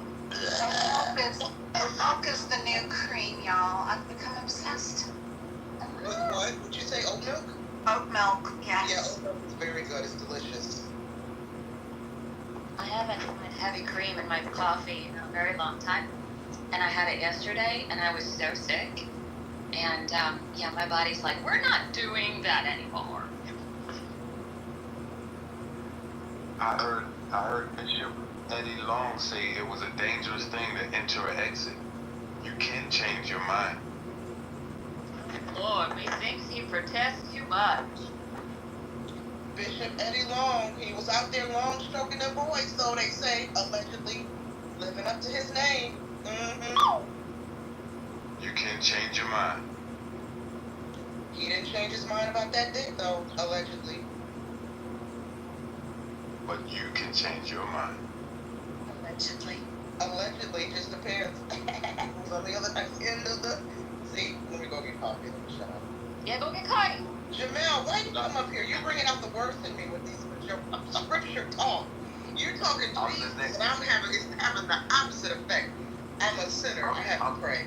I don't think I'm impervious this morning. On the next new big podcast, I'm coming soon. I want y'all to be a part of it. It's all love. It's gonna grow. I'm trying to hold it now. I don't have enough room to receive it. Its viral numbers is going through the roof. I gotta get my business right. I don't know nothing about computers. I may need some of y'all assistance. I'm accepting anyone who is willing to be born again. And it's all love. Who wouldn't want to be transformed and born again? And we can walk in love and really be successful and use money for what it's for. Flow on it. We're supposed to use it for currency and grow and live an exciting life and wait for, America to, listen. One thing I am is sure of what I'm speaking of. I know who it is whom I believe. And love covers the multitude of sin. Just remember that. Question though, this born again compound that you speak of, is whiskey allowed there, sir? If you would choose to have some, you may. Very good. Something to think about.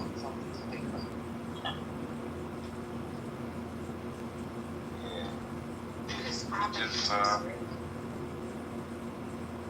Seriously, learn everything in moderation. this time of the morning that the conversation just gets very, it's different. Just get ready for your brunch. I understand. Right? New personalities pop in at this time of the morning. The conversation goes a little left. I think it's the morning wood. Yep, people go to the gym, meet their people, and then It's all right. It's all right. brunch. I understand. I do this for a living full time. I've been stopped serving Pharaoh and building pyramids. I work for the Most High now. I only serve one master. So I'm used to this all the time. People be all over the place with their mood swings. Sometimes they call me, they want to commit suicide.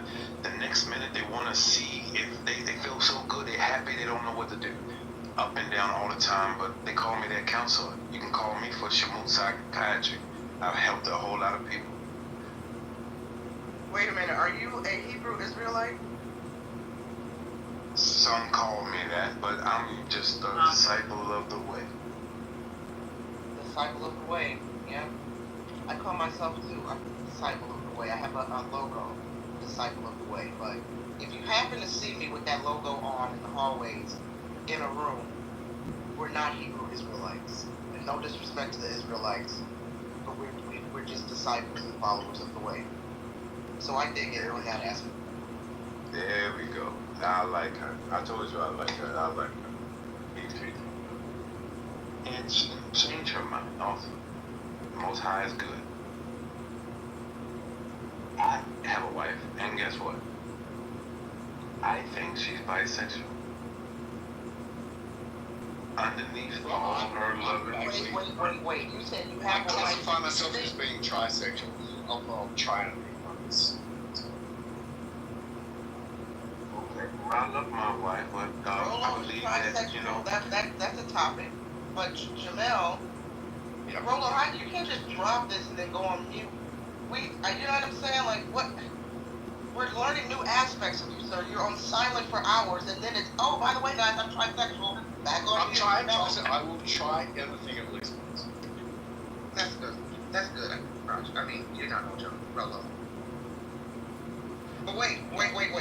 Jamel, hold on. My mute is not working. You say you're married. You think. How can you think this about your wife? How come you don't know this about your wife? Why are you not certain? Before he answers 9, what you might want to do is quit the app and come back, because it would be an app related issue. Okay, I'll leave and come back. Yeah, let me do that because I can't. Okay. Yeah, unfortunately, there seems to be a glitch with the app. I think it's something to do with client-server relationship. Sometimes it's needed to be able to close the app down completely and to be able to rejoin. Nothing else seems to work for some. That's right. So, Dimitri, have you had your coffee yet? I am finishing it right now. Yeah, okay. By the way, what you Americans call coffee, we call piss. I know. Hey, I got a mocha. Yep. Yes, and started brewing espresso beans in it, and it's next level. It's like it's so different. It completely changed my coffee taste. Exactly. Mocha is a step up. That's for sure. This from what I've heard, it's usually like piss. But the mocha machines, there's one that is called a Bialetti. Are you familiar with that brand? No. Let me look and see what my brand was. I don't think it was that. Let me look at that. Okay, I'll see if I can get a link to that.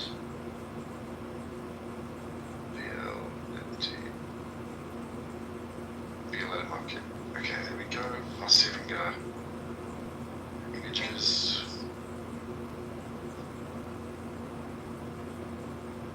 I'm just gonna snag a picture of the one I got.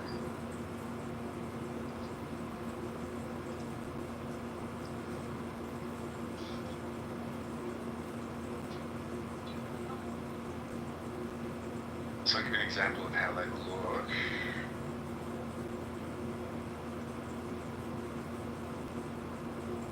Okay. Oh, it is Bialetti. That is the one I got. Yeah. So Bialetti is one of the most common brands in Italy of what they use. And yeah, Violetti's brand, really, really good. They're actually, if you want to get the best flavoring from a Bialetti, there are actually a few videos that are out on YouTube. You can look at.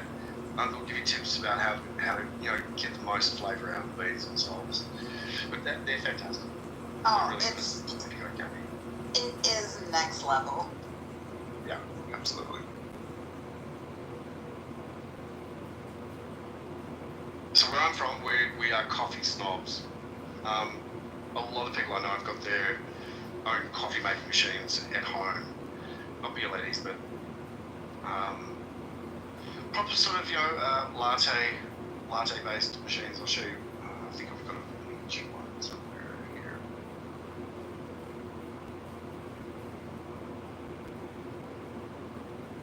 So.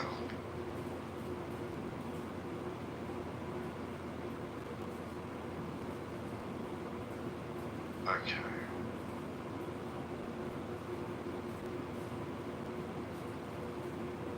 Alright, so this is standard sort of coffee machine that you find in Bath.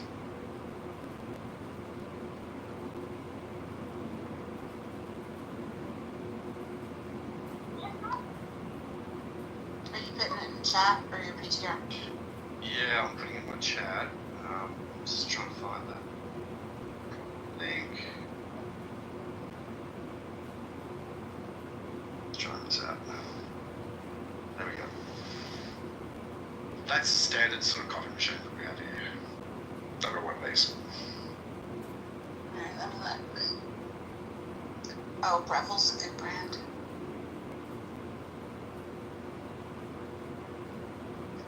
See, I wouldn't even know what to do with that. Yeah, but like if you love your coffee, yep, that's what you get. Alright. We'll tell he was into kinky stuff. Hey, Kristen, wanna grind my beans? You see? Oh no.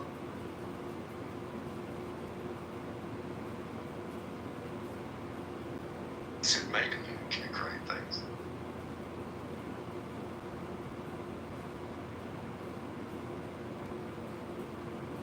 So now, this machine, is it better than the Monka? Oh God, yeah. Yeah?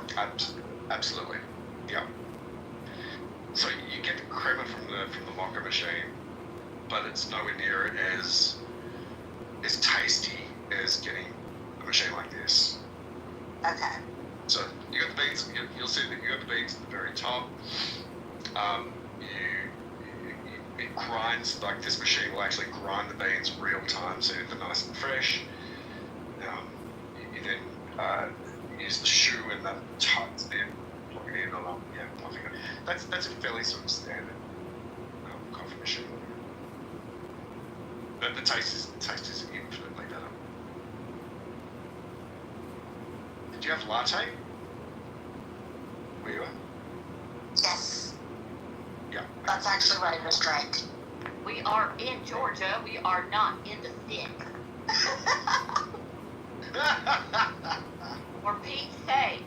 I mean, I know we might sound like it sometimes, but we're classy ladies.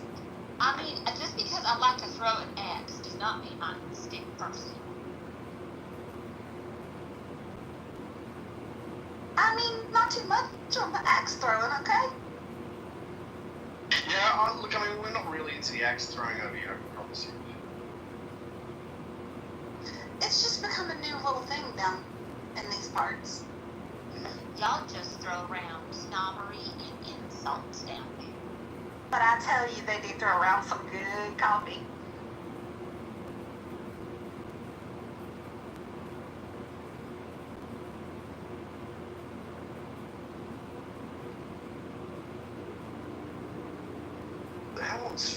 been going for? Oh my God, it's been going for 18 hours.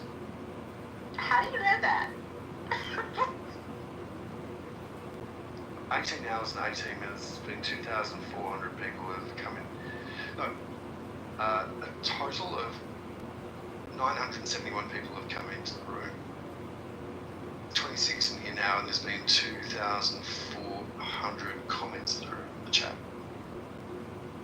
How about that? How about them for statistics? Hey. He's all fancy and shit, y'all. Okay, I've only had 1 cup of coffee. I can't do this. Too many numbers? Too much accent. Too much accent? Come on, it's easy to follow. Kristen, have you noticed that it's around these parts, the more you're around people with an accent, the more you speak with an accent. It tends to come out in droves if you're around some really southern folk. If the alcohol is flowing. Don't even get me started then. And if there's more sass, oh Lord.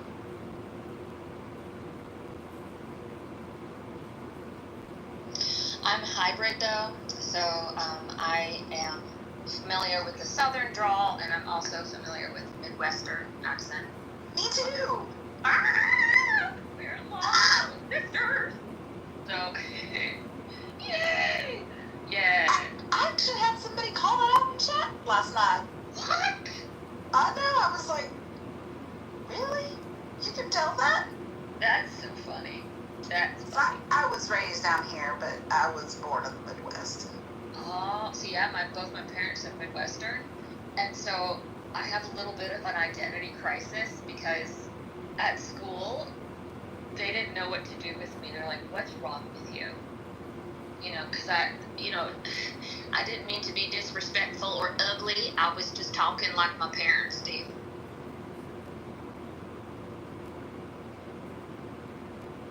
Yeah, my parents were Midwestern too. That has to be where it comes from. Yep.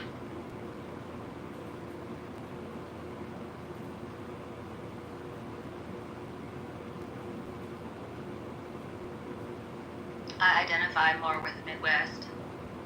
The Southern, I'm like, oh no, I don't belong here. I identify more with the Southern.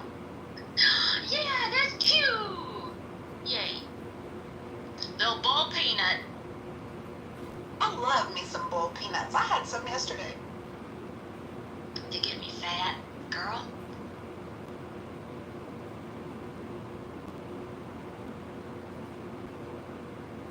I don't get them very often because I'm not doing gas station boiled peanuts. Man, see, okay. Do you remember that you can get on roadside stands, little boiled peanut stands? I miss them. They were so good. That's where we get ours, but you got to drive like an hour to go get them up near the apple orchards. So I don't get them very often, but yeah, I like my peanuts bougie like I like my coffee.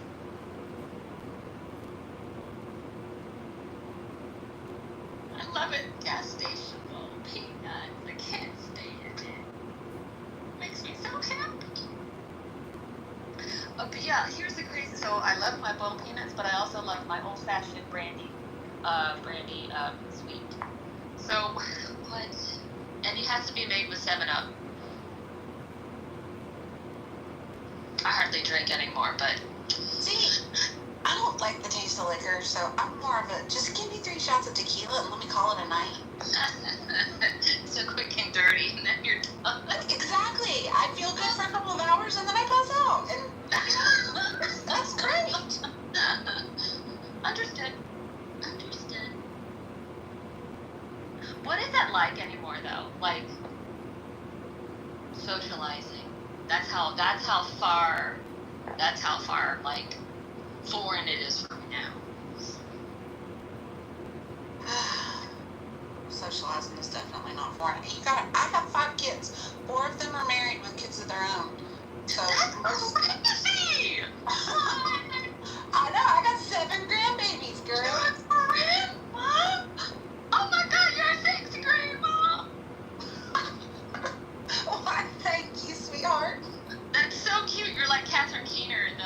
40-year-old virgin. She's a sexy grandma.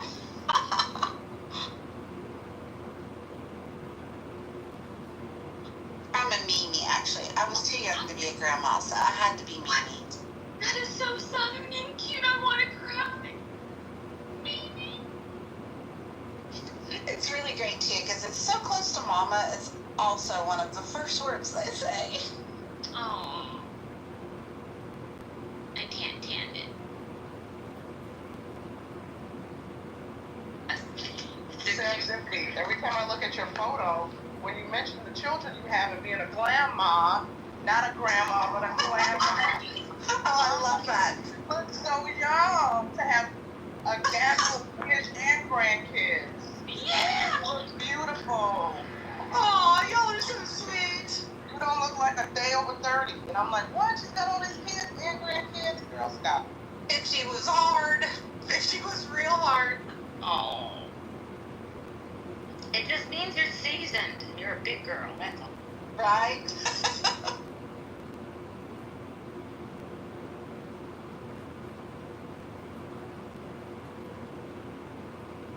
I love how we kind of took over. This is fun. I love coffee rooms in the morning, y'all. Coffee rooms are the best. Yeah, especially when people start to wake up and say things and it's like, what? Okay. And then you get your Jamals and your KCs and... Man. God bless him.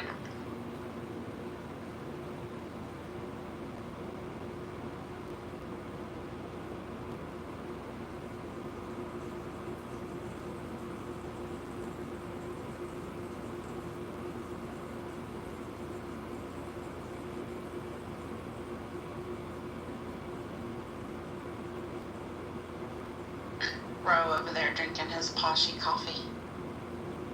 He is very posh. He's even better than the Brits. I know, but I have to say, I do love to hear him talk. I'm definitely one of those that just swims over the accents. Well, same here. He has a great accent, yeah. Every time Ro talks, he has my full attention because of that accent. Talk about sitting in a tree, and I'll listen to it for hours. In a tree. What is it about the accents?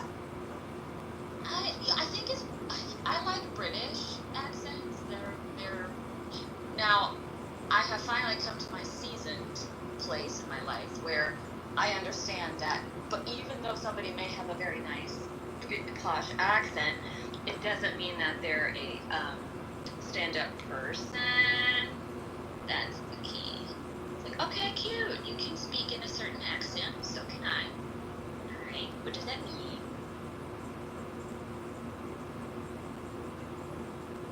I bet it sounds to them when we try to imitate those accents like it sounds to me when people try to imitate Southern accents. Isn't it cringy? It's so Oh, so cringy. It's horrible. Although I know one woman who actually, she's a Brit, and oh my god, she's so good at it. She can really do, she does the most perfect Valley Girl, and it's hilarious. She's great.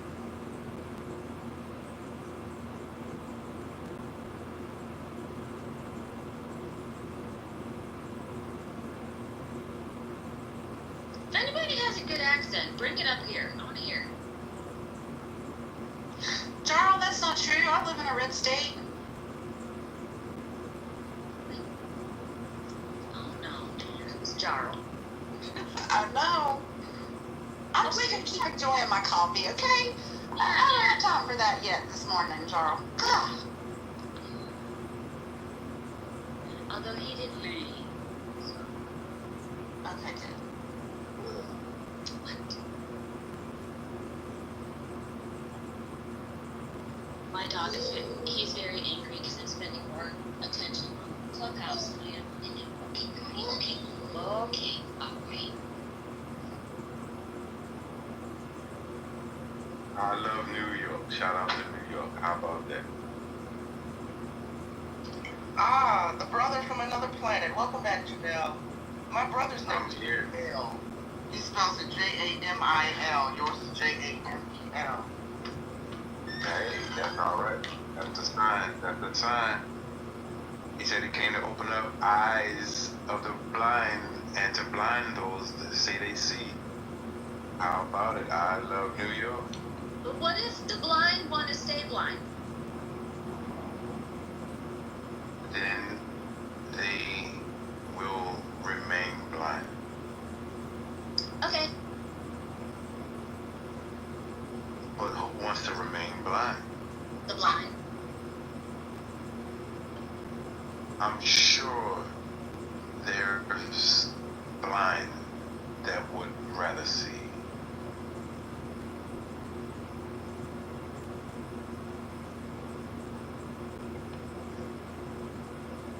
Seeing is believing. I don't know. I use by hearing. I think you can see things without having to see. Now we're talking about faith. Yep. I have lots. Which is the substance of things hoped for. Now listen to this real good. The substance of things hoped for and the evidence of things not seen. Listen to that real good, dissect it and break that one down. It sounds like Australian cop. Jamel, I gave up smoking pot. I'm drug free. Alcohol for the most part, but I swear you're 2 syllables away from me rolling one up. I almost feel like I need to puff and contemplate on these words, sir. I hope that's a good thing. No, because I've been good, detoxing the mind, body, and soul. No sugar, no drugs, no alcohol. Not that I was ever a drug user. I just like to smoke pot. But so I don't want to go back to that life, sir. I've been delivered. But then you, the brother from another planet, swoops in with these testimonies and submissions, and I'm like, damn, I need to reanalyze my life and life choices. Or should I? You put me in a very complicated predicament this morning, sir. Life reflection. And I'm doing this without coffee. But I just got the coffee, so I'm going to go sip the coffee. I was about to ask, have you gotten your coffee yet? Baby, I just got it. And the entire time I was a little sad because it's not as bougie as Rolo's coffee situation. Yeah, I'm a little jelly. We all are. Be happy for them. Some people won't believe until they see. And there's others who believe without seeing. Just remember Thomas, who had to put his hand in his side until he believed.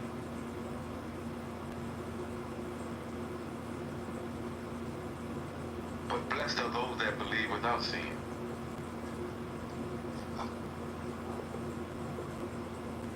Oh, wait, I know this one. Blessed be the fruit. And then you say, you're supposed to say, may the Lord open. I guess you didn't watch your Handmaid's Tale. All right, I'll go back with you.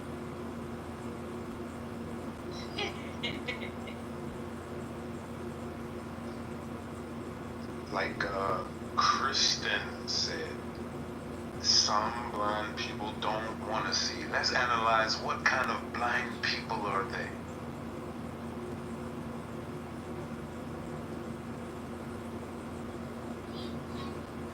What kind of blind people rather not see?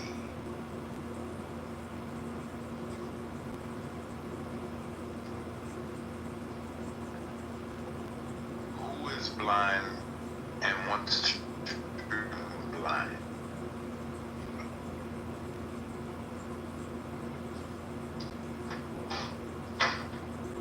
I was on fentanyl. I didn't want to remain on fentanyl. So I had to stop. My character is in such a way I wasn't going to be put in prison because I'm not a criminal. So I had to quit from my free will, cold turkey. And that was the hardest thing I ever did in my life. Come find out, through my years of opioid addiction, I didn't calcify my pineal gland. And I was able to unlock the kingdom of heaven that's in me. So now the truth is being revealed. For years, false prophets have been running the church. Lies have ran America. Now it's time for truth. If you love truth, you'll love me. Whoever receives me receives the one who sent me. It takes wisdom to understand this knowledge. Podcast coming soon. The feds kicked me off Facebook, but I got the next big podcast on its way.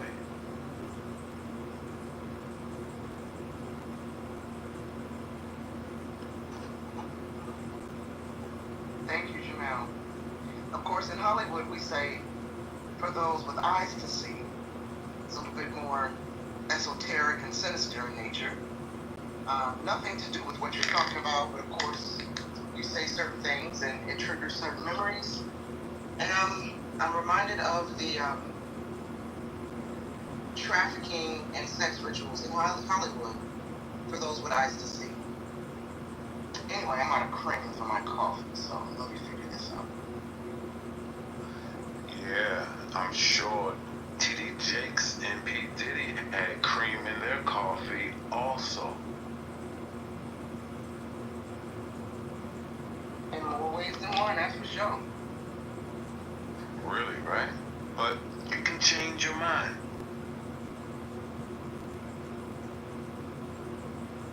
Now we see some light at the end of the tunnel. I guess it really is a dangerous thing to enter or exit. Apparently somebody on this app got a little Diddy cream in his eye. We won't say any names. Oh, God, no. We won't say any names. Who got that Diddy jizz in his eye? But I'm going to change his mind. He can change his mind. He can change his mind. Remember, you heard it before, and it offended you so much so that you turn from believing. Now it's a time for you to return. I'm only talking to a few. You can change your mind.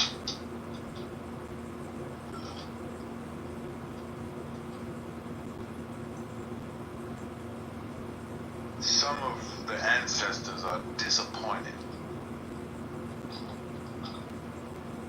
You can change your mind.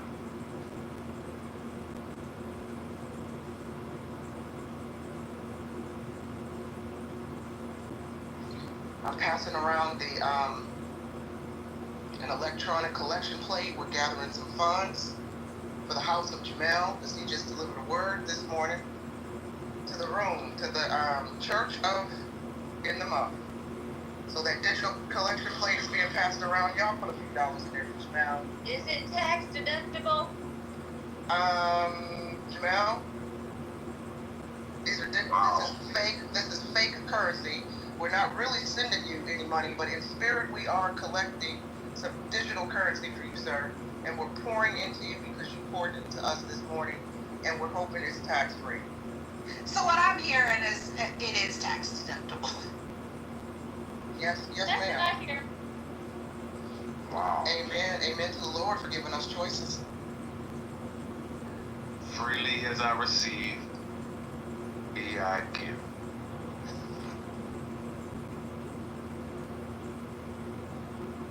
And back to the topic quickly, ladies, use your free will very smartly this week, today, and as you are navigating the week, the days ahead, next week.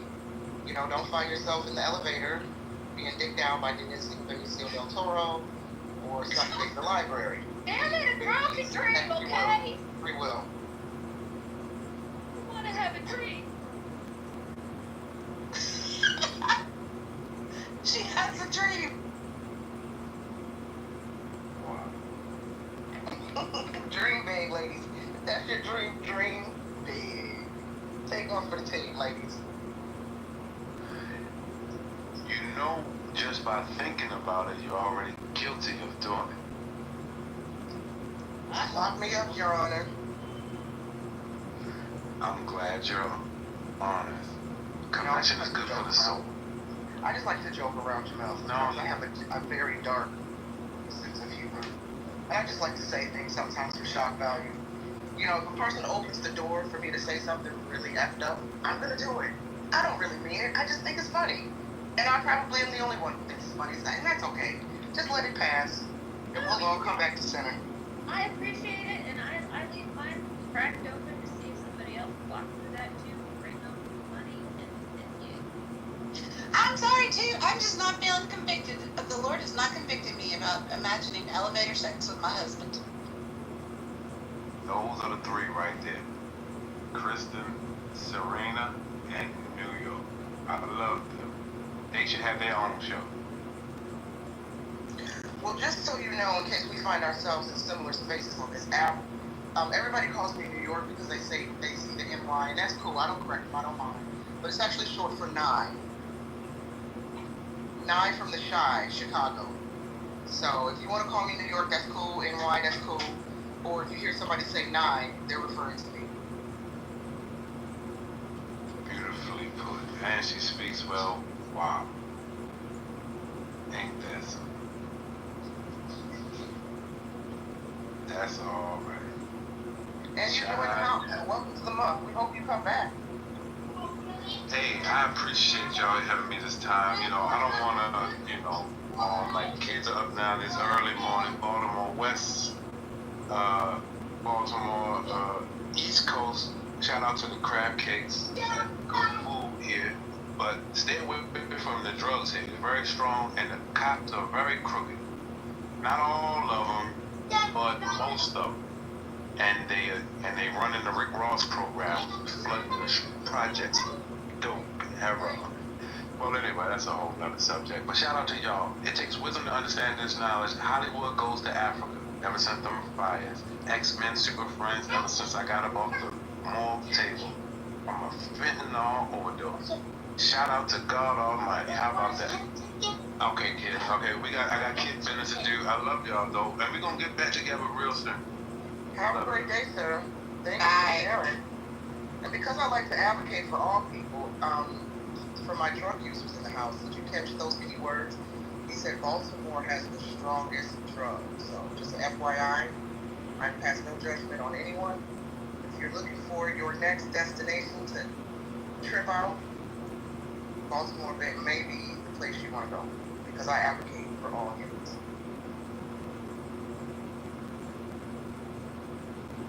And she's funny.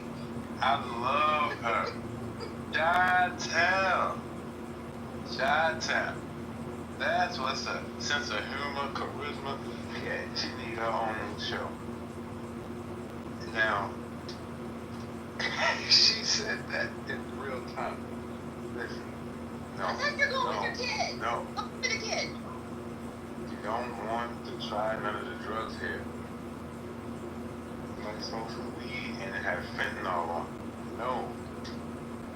It's messed up. The cops are real crooked. They running the Rick Ross program here big time. They make the dealers cut deals with the cops, and the cops put the drugs into the dealers, and the dealers make money and control the dealer. So when they want to arrest, they get your nephew who made Disney rehab 20 years.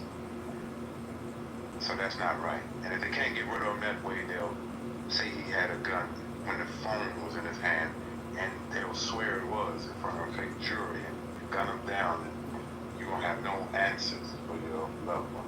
I mean, no. That's why Tupac popped 2 cops, because the crooked cops are the ones who we should be angry with. So when you get on your next website and they angry and arguing with each other, tell them to turn that anger to the crooked cops. Stand up for what's right. Not all cops, but some of them are crooked. So we're disgusted against all fraudulent in the judges system, the hospital, the doctors, the nurses. Oh yeah, all fraudulent, all crookedism. All crookedism. Forgive me, I got 8th grade education. If I ain't saying it right, I didn't graduate across no stage. That's okay. Philosophical phonics works for all of us. We pass no judgments. Take your time, bro. Go ahead. And I don't build pyramids for Pharaoh, so I only serve one master. It's impossible to serve two without loving one and hating the other. So eventually, we're going to have to make a decision here. You're going to work for yourself, or you're going to work for that corporation. What if I work for Elon Musk because he's the leader of our real true gods, the AI? What if I think Elon Musk in the cloud is God? Is it too soon to give a price for Elon Musk? Elon Musk, wow. Real life Bart Simpson, huh? How about that? Having all that money, I would say it makes him miserable. I guarantee you it do.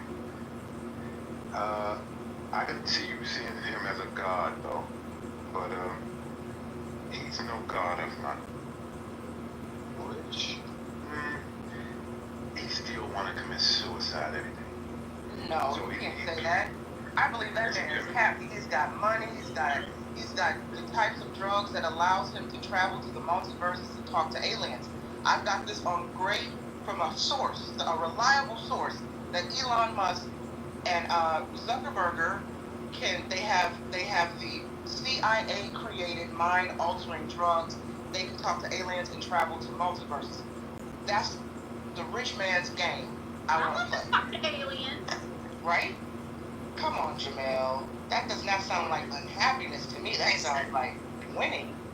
You talk to aliens every day on this app. Don't even count. Especially in this room. And cast the characters in them up for real. I forget, but you know what? Aliens are people too. Alien rights. I identify as a rich man. Now, at the end of the day, they're fallen angels, so they're trying to get you to crawl in your belly like a serpent. Remember, Aaron. You're right about there. Pharaoh. You're right about that. Fallen angels are the Aaron snake. Aaron snake, a Pharaoh snake. Remember that. Nobody. Yeah, like turn back into a stick. I know y'all gonna love that. Y'all gonna run have $1 million. Wait, no, hold on. I have to ask Serendipity a question, and I might tap in with you on the back end, because I heard Serendipity say in the previous room that she's really into scriptures and reading the Bible. Did I hear you say that, Serendipity? Yes, ma'am. Yes, ma'am. Are you aware of the drop in congregations across the nation? People aren't going to church as much as they used to, and there's some folks who theorize it's because they suggest that AI and technology is influencing, especially young people's outlook on God, religion, and the church. Are you aware of these reports, these conversations? Oh yeah. I'm actually working on a documentary about this. We're in pre-production. I will send you some information on the back end just to see if you would be interested in lending a statement. No pressure. You don't have to. If you're like, nah, I don't want to be involved, no offense. But I'll just send you a little bit of information on the back end. And if you have a statement that I can include from your point of view as a God-fearing woman, a Bible reader, presumably a Christian, I would appreciate it. But if not, again, no pressure, absolutely. No worries, offense taken. Okay, I got no problem with it. Yep. Okay, perfect. I'll reach out to you today on the back end to send you some more information. Okay. And Jamel, you seem like a scholarly individual too. I might reach. Oh, the White Queen is back. Hold up. We must bow in her honor. Monica's here. Queen. Oh no, wake up, your girlfriend here. Oh no. Your handmaidens have been here. Okay, that's a little much, y'all. But good morning. Happy Sunday. Coffee. I'm so sorry. Good morning, Monica. Yeah, we had coffee. We're wired. And we've been up for hours. I need my cup. Hurry up. Catch up. Let him sleep. Let sleepy Mojo slide. You know. Let him sleep. It's right. No. Right. You guys are just the cutest couple on Clubhouse.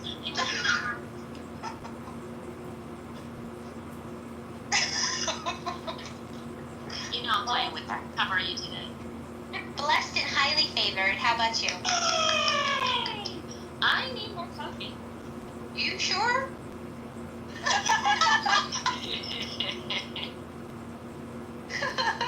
I'm being sure. My cup. This is not good. I'll be back. Okay. I've got a dog to groom. I've got things to do, and I only have two cups. I have a turtle to feed. Guys, when I got this turtle, it was the size of a quarter. Now it's the size of my hand. He's huge. It scares me because he looks like a monster sometimes. I used to have a dog. Now I have a turtle.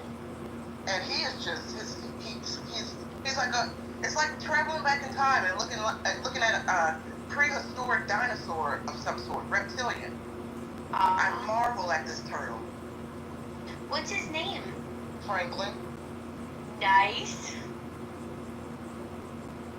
And he's gotten used to me now. When I would go to his tank, he would kind of scurry off into the corner and hide. But now he's come to recognize me as the source of food. So he's waiting at the top of the water for me. And he watches me cook his food and layer up. You know, I can give him a little smorgasbord. The family says I'm overfeeding him, but, you know, he's good. I don't know what it means to overfeed a turtle, to be honest. What kind of turtle is? I think they call it like a red-eared turtle. I think it's called a red-eared turtle. Red ear? Yeah, I think it's the red ear. Red ear. What made you go, like, what made you acquire Franklin? Well, my brother's girlfriend actually gave it to his daughter as a gift, but she's 10. She, you know, and he splits the parenting time with the mom. And the mom has other children. She has a lot of kids. She has a huge family.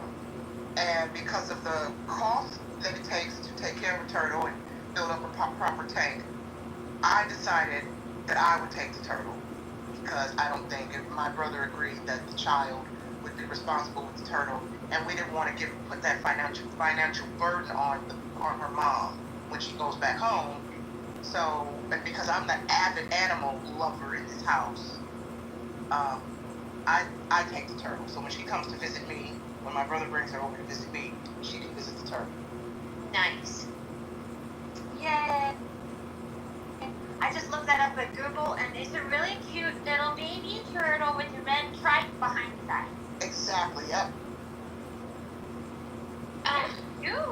We have a moment to talk about the cat cafes that are becoming popular. Sure. Because I like the concept, and I don't like fur in my coffee, so I'm not sure. Completely valid. Monica, can I tell you something sad when you're done with your submission? I got something to tell you. Really pathetic. Tell me now. Tell me now. So this is kind of pathetic. I'm not a cat person at all. I'm a dog lover. And as you know, about 2 years ago, you might recall, I had to put my precious Lady Cersei Bear down. Yes. That dog was the love of my life. She made my heart beat. She was my best friend in the world. And so I haven't been ready to get another dog yet. I'm still kind of nursing that broken heart. And right around the time that my dog started getting sick, there was a stray cat in my backyard. And I know the story about if you feed one cat, they all come. So I had gone to the vet one day, and they gave us a care package of goodies for my dog. And in the care package was a can of cat food. So I said, let me give it to the cat. And I gave the cat food. Sure enough, over time, we're talking 2 years now, I've had multiple stray mama cats give birth in my backyard. They eventually leave their babies with me. I have had now 4, 5, 6 cycles of taking care of stray cats, and I built a cat motel in my garden for the stray cats. And I've been documenting these cats for 2 years. I'm right now editing, not at this moment, but I have been over the past month, editing 2 years worth of footage for my stray cat documentary.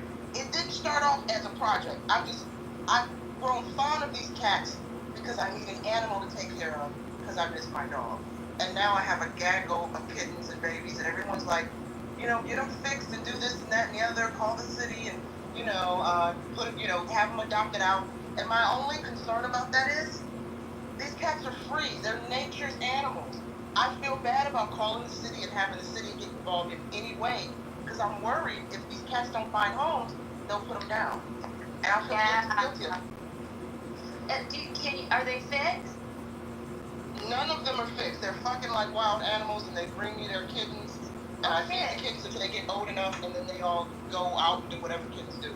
Well, they definitely need, you need to get in touch with the TNR, which is trap, neuter, release, because you'll have a big problem on your hands. And then you won't have to worry about any of them being trapped, basically, and put down. I can help with that if you want to. Yeah, I've been exploring that option.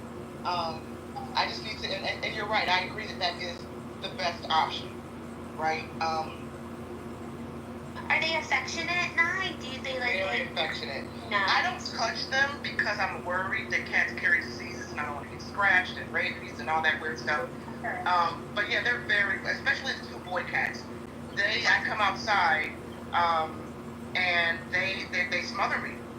They smother me. They try to jump in the house. They want to come in the house. I won't let them come in the house. But yeah. So you don't put gloves on so at least you can pet them? No, because valid concern. And then I have when I'm gardening maybe once or twice, but I'm always really afraid those claws are gonna latch onto that glove and I won't be able to get them off, and then I'll get scratched.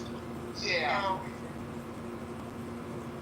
That's okay. Yeah, you don't have to touch them, but they definitely need home because they're loving.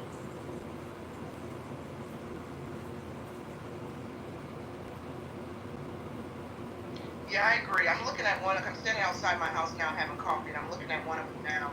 He's just a little guy. He just showed up one day. I opened up my door a couple weeks ago, and there he was outside of the door just crying. I guess he heard about the whitefish special over here, and he wanted to get in. And so he just cries, and I feed him. He goes away, then he sees me, comes back and cries some more until I feed him. I wish I could take him in the house. I call him Snowpiercer, like the series, because he's got white paws. It's the only part of him that's white. I wish I could bring him in, but my family hates cats, so. Yeah. Yeah. So I think Knives End for strays in the backyard is pretty special. I think that's great. And a little cat hotel and everything. That's so cute. Yeah, I had to build him something. After my dog died, I had all these extra, kind of cages and crates and things that I said I'll keep for my next dog. But then when the mamas started giving birth and bringing their kittens around and nursing their kittens back here, I said I have to make it comfortable for them. So they've got a cute little multi-level cat motel in my backyard. And I said it's sad and pathetic because I never imagined myself being a cat lady. But this is what happens when you're depressed about your dead dog. I don't think you qualify as a cat lady. We need another name. You're like. Maybe the cat whisperer, because they think the neighborhood. I was gonna say cat whisperer. Actually, I was thinking like cat condo owner or something like that. But cat whisperer works too. How about Snow White? I like that. Snow White, aka the cat whisperer. Yeah, because you have all kinds of animals, not just cats. You have turtle. Yeah, we had a bird, but that dumb goofy bitch chewed a hole in the screen when we let her out the cage and she flew out. She wanted her freedom and she got it. So wherever she is, Peter Petrelli, I shouldn't call her a she, it was a he, we called him Peter Petrelli after the series Heroes. Wherever you are, Peter Petrelli, I hope you're alive, I hope you're safe, I hope you're eating good. Ooh, somebody said cat auntie. That's cute. I like that, the cat auntie. I like that. Yeah.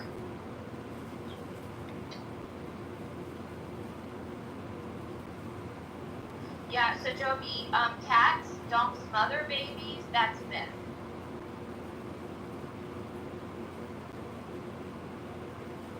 No, but I will say in this documentary, I've been, the 2 years I've been documenting these cats and observing their nature, I am fascinated how the mamas show affection to the babies for only so long, then they want nothing to do with the babies. That I find fascinating. They let the babies nurse just long enough I guess until the kitten is old enough to get out there and hunt and gather for itself, then the mamas just ignore the kittens like like a piece of furniture. And I find that fascinating. The one mama cat, she's got a lot of babies around here, and she comes around and she hisses at them. She won't let them get near her. And I'm always telling her, don't treat your babies like that, mama. Show them some love. But I had to read about that. Cats, I guess that's just the nature of mama cats. They wean them off, and then it's like, okay, no more breast milk for you. Fuck off. I find that very fascinating in the cat Yeah.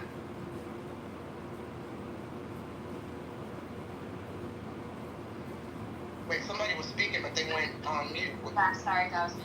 Yeah. What's again? Humans do that too. They're like, okay, here you go. We've educated you. We fed you. Now get the fuck out. So it's not a myth in Turkey, and I lived there for 4 years, and I witnessed it twice. Wait, what are you referring to, JB? I mean, Joe. Oh, hey. You witnessed the death of an infant twice? No, I said I watched cats smothering other animals. 100%. And they were known to do that around the military bases. Maybe there's something about that. I'm not going to care about it. So those are special op cats. They're the ninja cats. They're the assassins of the feline world. They're trained and highly qualified to smother small things. Their pay's not good, but catnip. But yeah. That's what they do. They get them on the nip. Then they don't have to pay them. Y'all are silly. I'll say that. I don't even want to debate it. It's a terrible thing. Well, wait a minute. They suffocated babies to death in Turkey. You saw 2 dead babies. Read my lips. They suffocate animals. The audio app, Joby, but okay. Yeah, I know. It's a serious thing. Okay? You said in the chat, seriously, cats are known to smother babies. Yes, 2 of them. They smothered them to death. Yes, they killed them. Yes, and yes. Can you read my lips? What kind of babies? I don't know if they're white or black. I don't give a fuck. Human babies. Yes, I'll send you the story, friend. I don't know if I care that much, but okay. Oh, okay, good. I don't want to waste my time with you. Hard to tell.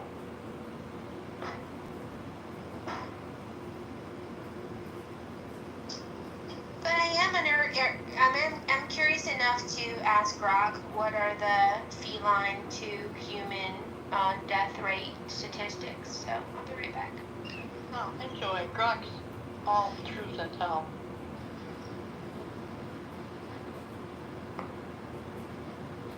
Be sure to cover the military journals, okay?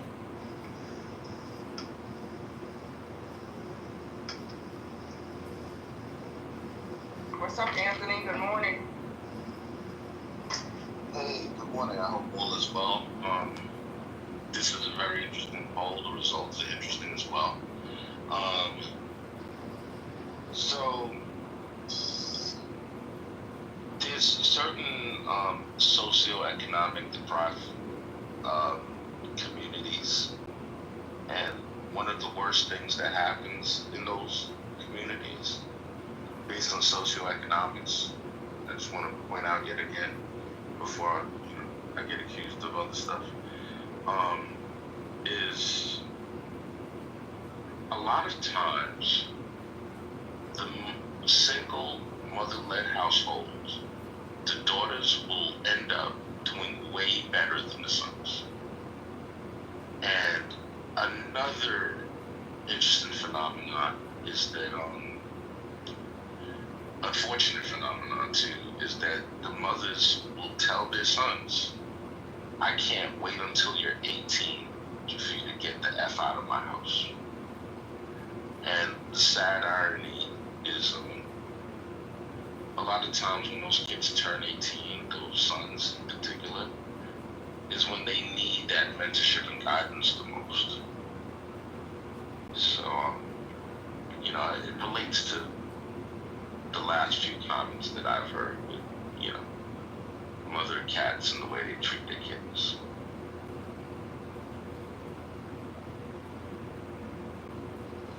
I agree with you. It is very strange, especially in our community, and not exclusive to our community, that we think once the child reaches the age of 18, especially the boy child, it's time for him to go. He's a man now. He needs to get out into the world and learn the way of the world, learn as he falls. But I agree, Anthony. Sometimes we need to let our youth, our children stay, you know, and just a little bit longer. Nurture them up, especially mentally and spiritually. You know, when I lived in LA for 20 years, the one thing I admired about the Hispanic community, people like to joke, you know, that the Mexicans specifically would have, you know, 12, 13 people in the house. But guess what? They were all working. They were all contributing to the household. You know, the children graduate high school and some would still be in college, staying at home, you know, contributing to the family, building up the family, contributing financially to the household, or just in a position to save up money so that they can move out. And I do wish that more communities, especially our community, was like that. Listen, when I left LA, I came back home to help a family member who was sick. And it wasn't my intention to stay here, but I stayed to help them heal. And while I was staying here helping them heal and nurturing them back to health, some of my family members, we discussed this very point because we were all living all across the globe. And once we realized, listen, there's power in numbers and healing and helping each other out. And we decided to get us a little family compound. And I think it's the best decision we could have made. You know, so I'm with you on that, Anthony. Absolutely. You know, recently I saw like a YouTube short, and they were talking about how dominant certain Indian families are in the hotel motel space. And, you know, this Indian guy was explaining the history behind it, that, you know, the motels would be able to support, you know, pretty decent sized families. And they, you know, were able to work in the business. And what they would do is, you know, while providing housing, it was also a business. Everybody was working, pulling, and they would keep on buying more and more motels. And that, you know, became the tradition, and that led to bigger and bigger, you know, hotel situations. And that's why they're so dominant in the space. And it just has to do with a mentality, you know. There's certain parts of New York, if people are familiar with areas in Queens and the West Indian community, how it's thriving. You know, they have real life communities, like, you know, people would, like, similarly to what you described as the Mexicans, people would, you know, laugh, oh, you got, you know, 12, 13 family members in a house under the same roof. But then they would buy the next house on the block, and so on and so forth. And then now they have thriving, huge communities. Like, it's an amazing thing to see, like, when people kind of are willing to work together and make some moves. Yeah, you know, it makes so much more sense. No, that makes a lot of sense. Can I explain why it makes a lot of sense? Go ahead, sir. So, I live in Canada, and we have a lot of brown people. So, I bought my house with my mom and my dad, but I put the most in it, right? But the thing is,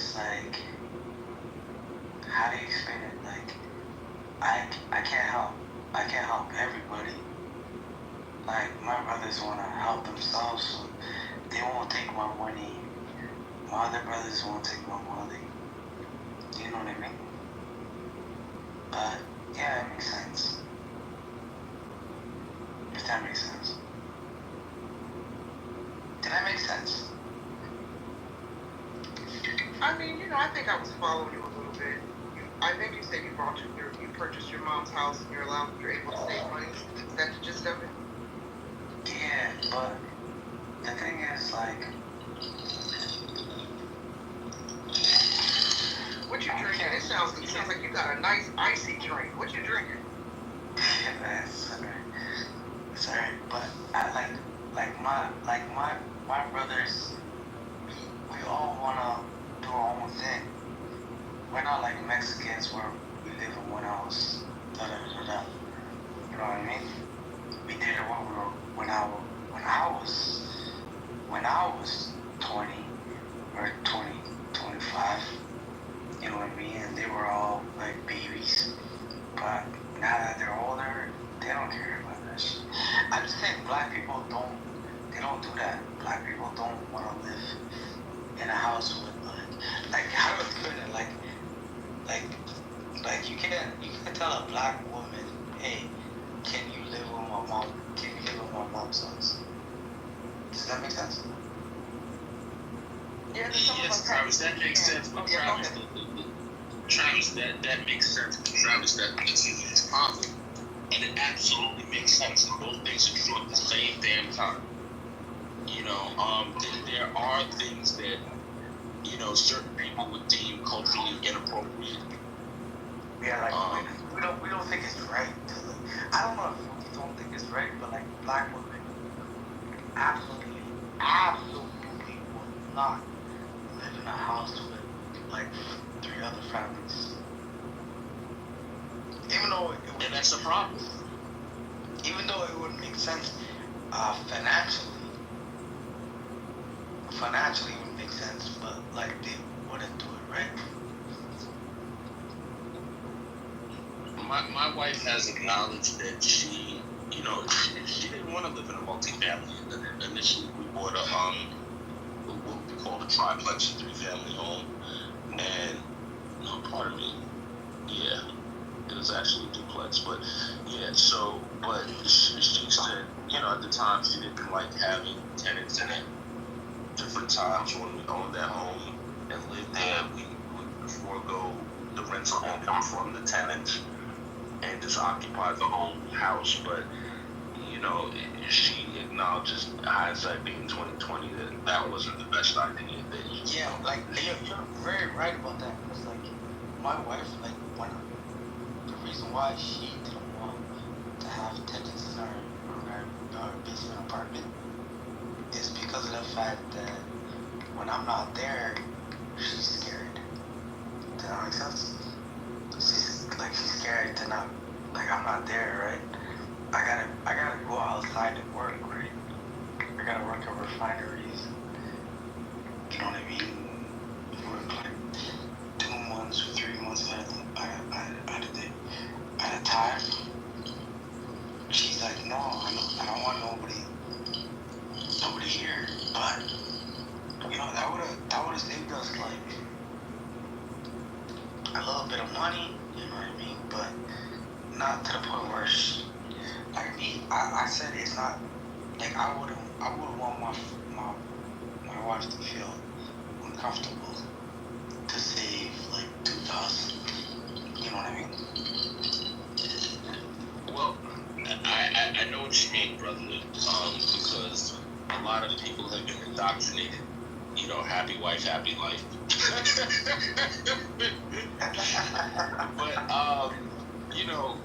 a good thing though? Is that a good thing? No, it's a terrible thing. It's a terrible thing. Is it terrible? Some people believe that. Because I believe it. All right. Well, you've been indoctrinated, and it's not. See, here's the thing, right? Society indoctrinated the way they indoctrinated women, and this is why the poll results are the way they are. The poll results state that men are easily easier because this idea of happy life, happy life is nonsense. But a lot of You're times men. misconstruing the context of the poll. The poll was actually originally related to sex. X. Let me change my vote. I think, yeah, okay. I think that the poll. I think that that's a whole other topic. That's a whole other topic. The consensus in this room was that women are more difficult outside. Yes, women are more difficult, period. Across the board. That is absolutely true.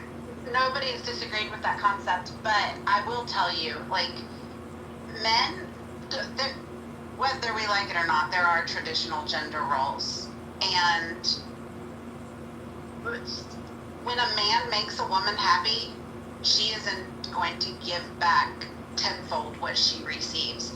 So while I get the premise that you're trying to say, women were meant to be, like, we tend to be reflectors of what we get, and we tend to multiply that. That is just a biological truth. Okay. Can I? So serendipity. Can I say something about that? Real quick, Travis. I just want to have a quick little squabble with serendipity. So serendipity. The fundamental truth is that men and women love very differently.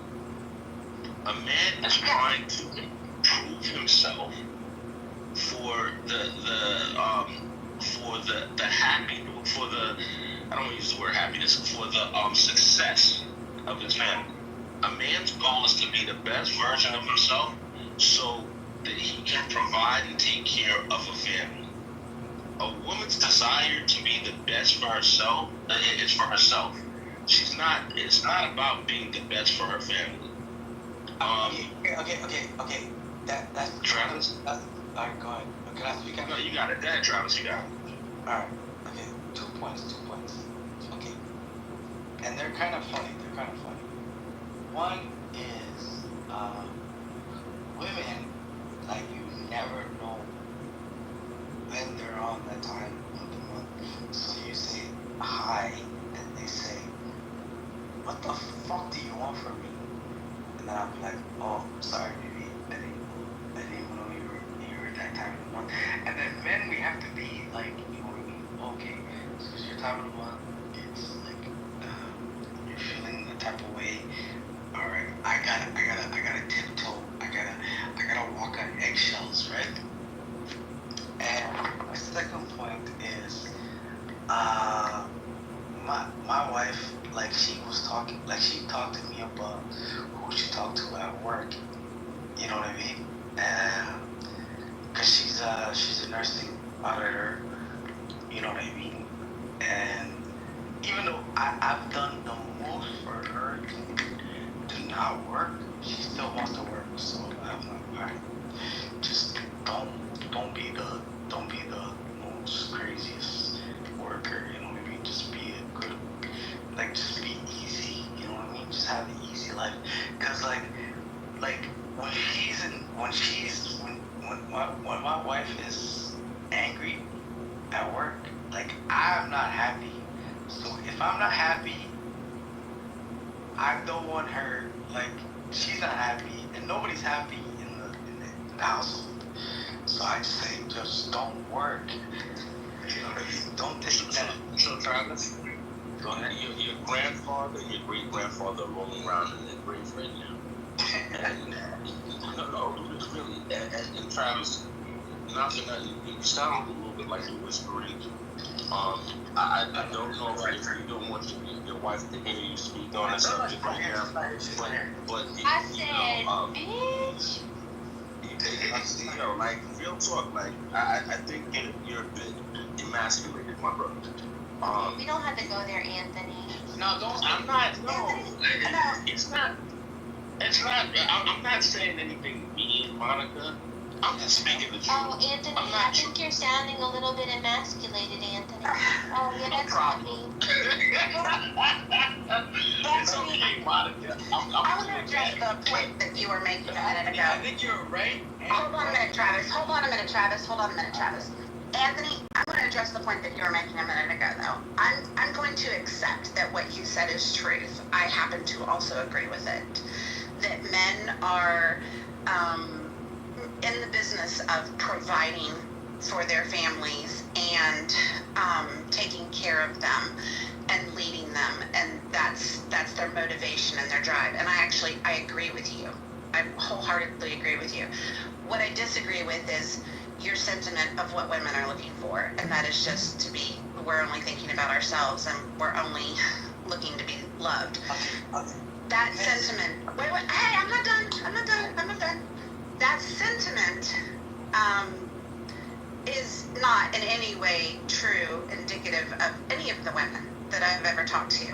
And if you think about the traditional roles of women, raising and nurturing children, taking care of our husbands, that right there is evidence of a selflessness of women. Like, when I feel provided for and protected, I want to take care of my family and my home, and I want to do everything I can to make sure that my man is satisfied in all of the ways that I can satisfy him.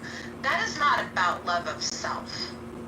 That is about love of family. So I don't think it's fair to say women aren't thinking about their families. That's Travis, you're gonna have to get out of the way. Travis, seriously. Travis, you have to get out of the way. Travis, seriously, you have to get out of the way. All jokes aside, we're just having a little back and forth right now, please. So serendipity, we're not necessarily that far apart, right?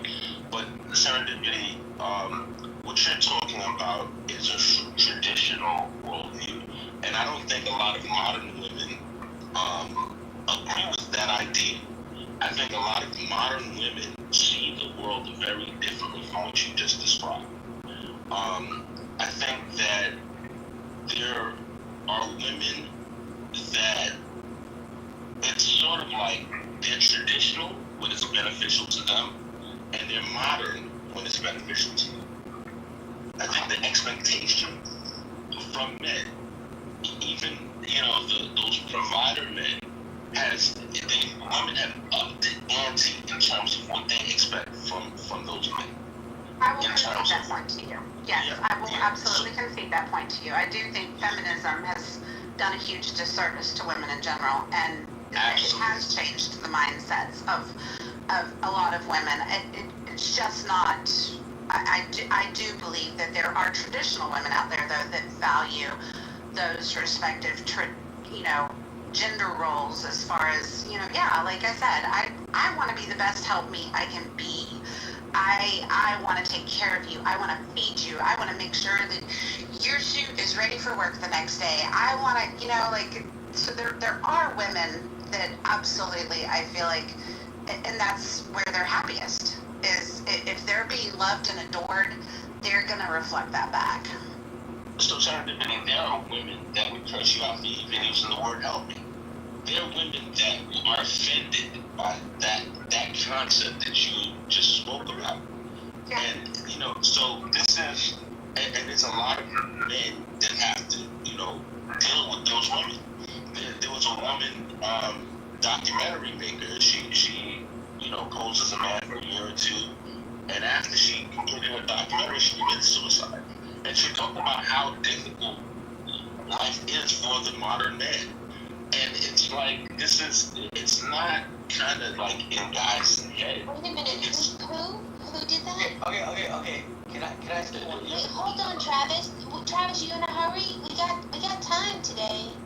Alright, who killed themselves after making a documentary? You can look up female documentary maker post as man committed suicide. It'll come up really quickly, I'm sure. Just Google that. So what I'm saying is that when modern men, a lot of young modern men are lost. They're not exactly sure where they fit in today. There's a lot of modern men that they kind of, they don't know their place in society.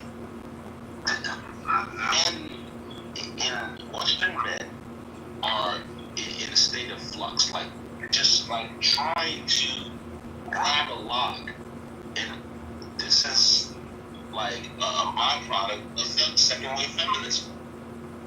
Is there any, I mean, the thing of it is, I agree, but is there any wonder that they're in a state of flux whenever we have taken to the notion of saying that to be masculine is to be toxic?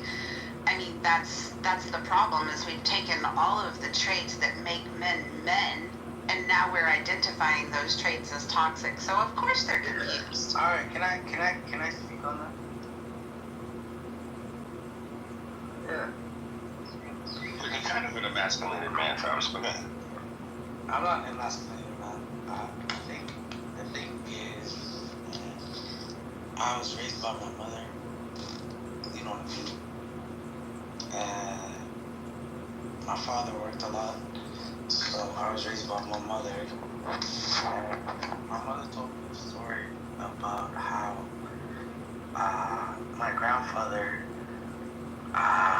paid for all his children's school except for my mother, who was the only woman. So he paid for everybody to go to Belgium, Paris. Mind you, I'm a French colonized country, Djibouti. So when my mom told me that story, like I could never understood why she didn't. Why, even though she had the best marks in all her school, better than my uncles, why she wasn't allowed to go to school.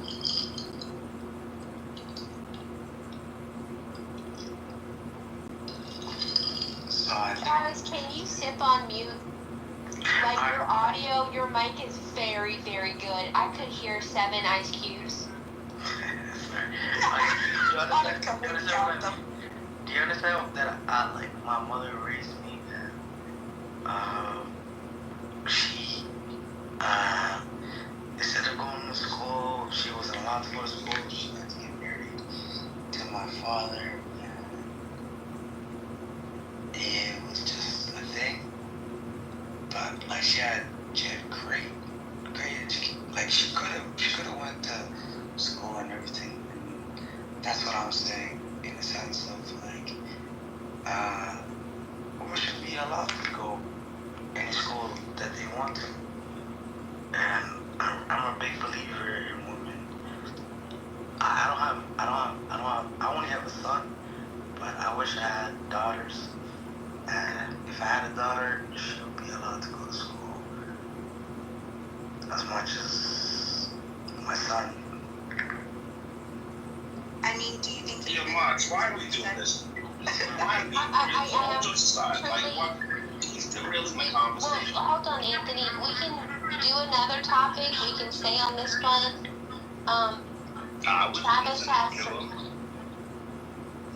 So Myth is enjoying the conversation, but maybe we wrap up this poll, I'll screenshot it, and we can do a search for a new topic, or whatever you mods want. I don't know what the topic is supposed to be. Like, I just think that like if I say that women should be appreciated just as much as the men, like why not? I don't think anybody said anything to the contrary of that. I don't think anybody said anything about women shouldn't be allowed to have an education. I'm all for women pursuing whatever they want to pursue. I just feel like society has put new expectations on what it should mean to be a woman and what it should mean to be a man, and that's not right. For what it's worth, it was related. It was related to the topic. It may not have been. Yeah. So what does society do?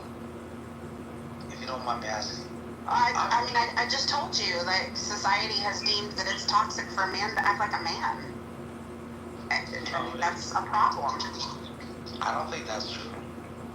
I don't think that's true. You never heard the phrase toxic masculinity? Yeah, but I'm married to a woman that doesn't think like that. So I think you should talk to women that I think you're a woman that doesn't think about toxic masculinity. Correct. Yeah, so you should talk to women that are not like that. Like if you're only talking to people that disagree with you, then yeah, disagree with you. But if you talk to women that are like my wife, her whole dream was to be married and have kids, even though she has 9 degrees on the wall, even though she was a valedictorian of high school and her college, her university. All she really wanted was to be married with kids. Right or wrong?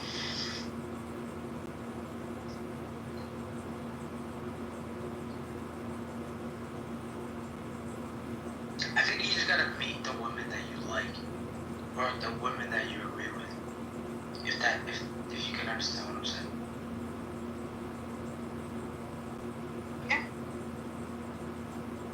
Alright, I don't know if we need a poll because now we're going to talk about men's rights issues. And huzzah! The Red Pill movie from Cassie J is going to get put in the... Well, let me do the TED Talk because the movie is available for free on YouTube. I'm going to put the link in the chat, but I'd rather pin the TED Talk where she was interviewing men's rights activists. And they said, the suicide rate for men is higher than women, and she had in her head, women try to kill themselves more than men, which is kind of not exactly the answer you want to hear when you hear that a group of us is very effective at killing themselves. This is her TED Talk. I'm going to pin to the top. Is this something that we want to talk about? Because if not, I can move on. Wait, so you found that documentary that Anthony was referring to? I found that woman. Oh yeah, let me put the link in the article. She wrote 2 books based on her journey. She pretended to be Ned for a year. Self-Made Man is the name of Nora Vincent's book, and then it affected her soul so deeply, and that sounds a little trite. I don't mean it to be blithe or unsympathetic. My year lost and found in the loony bin, voluntary madness. So she did that, and then the article I found is she's dead at 53. Let me see. 53. Nora Vincent chronicled passing as a man. I'm going to put the New York Times article in the chat. I will tell you, as a man, it hurts me to say that to marry a woman costs me a lot of money to marry a woman. Because I have to. Nobody says, hey, who's buying the ring? It's the man or the woman. Alright, Travis, now you've activated me. How long have you been married? 3 years. So why are you talking about marrying another woman? Are you happily married? No, I'm not talking about marrying another woman. I'm talking about when I married my woman, it took me a lot. It took me a lot of my money. I mean, when I was young, I wasn't able to marry a woman when I was 20 years old, 19 years old, 17 years old. I didn't care about women at that time. I said, women are they're just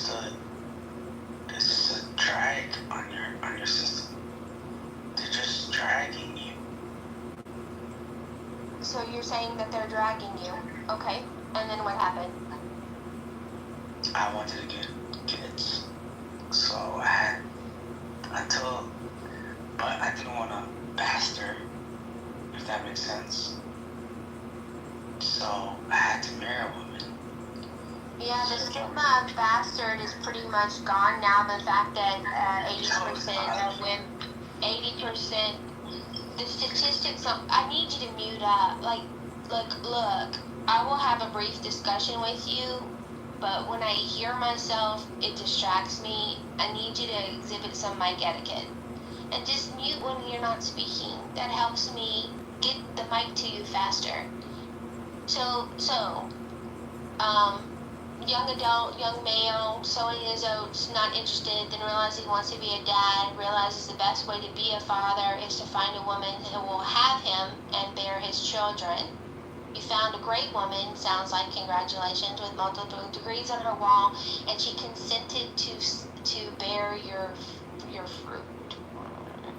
And then, so 3 years married, children have arrived. You missed a few points. Well, since we're censoring you, go ahead. I had to marry her. Which is so you got a preggers, and then you had to do some responsibilities.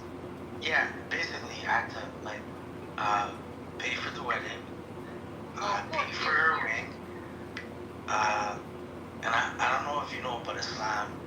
So, a woman with multiple degrees, that's the culture that expects the man to pay for the wedding, not the traditional Western civilization values where the woman's family is typically responsible. Okay.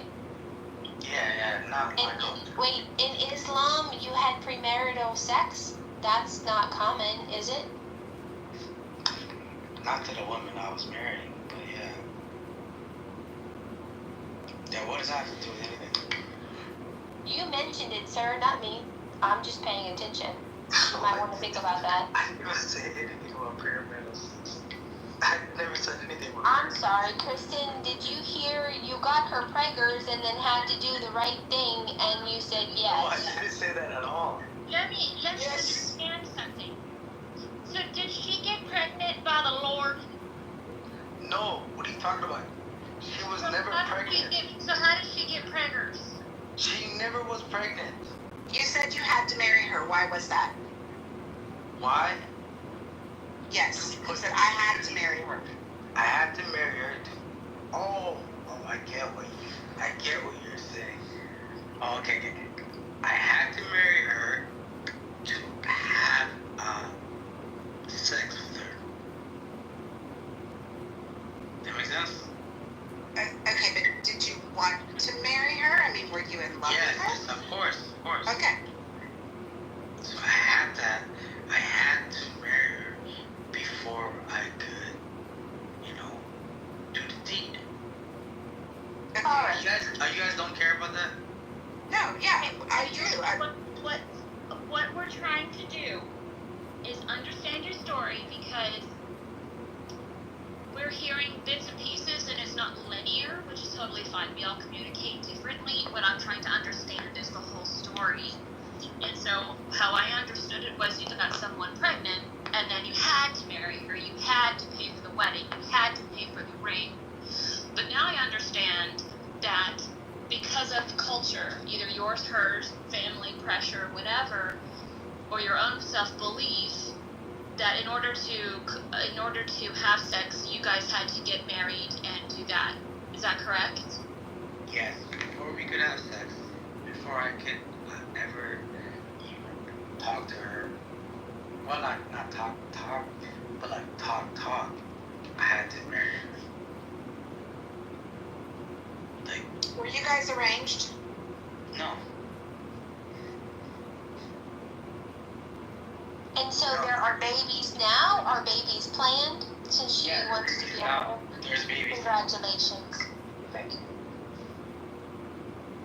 So I also put in the chat a documentary by my friend, I'm going to put it in the chat right now, a documentary by my friend John Finch. He talks about the father wound. and how so many of us are living with a gap in our lives because we didn't have a father who was present and active and a strong role model to guide us through the challenges of childhood and young adulthood. He's very, very good. I've interviewed him 2 or 3 times on the app. I recommend the documentary. It is spiritually based, so full disclosure. And also, I think the point that he makes that fathers are our first representation of God is not ill-founded. I think that's pretty wise. All right. Myth, do you have any thoughts on what you've heard today? Yeah, I was just chewing on that. I don't have my a statement gathered though, so I'll just keep listening. I'm scrambling some eggs right now. Can I say my father was the best representation of a man? I was raised by my aunt. I didn't mean to interrupt for you. I couldn't hear what you said. If you wanted to continue real fast, I listened. I thought you said that you don't wanna contribute. Well, I didn't yet because I had something to say and I forgot about it. And I know what I was going to say now. Now you're gonna say it. I'm gonna say. So I was raised by my aunt and uncle in the absence of my mother and father, and now I live with my father. And in the meantime, of a young age, I had an uncle who would make me do the yard work, and I fucking hated doing the yard work. He'd have me do the yard work, the dishes that pile up from a 5-strong household, and all that shit. And what I learned is the sooner you start, the sooner you get that shit done, and the sooner you don't have to do it anymore, so you get good at that shit. So yeah, I think that I'm grateful for the pressure put on me by my uncle. But it wasn't just my uncle alone that raised me. My aunt had a hardcore thing for literature, for proper pronunciation of words, or spelling. And so my uncle was not good at any of that stuff. And so I think the culmination of both parents, like the original American dream, is ideal in my own personal opinion.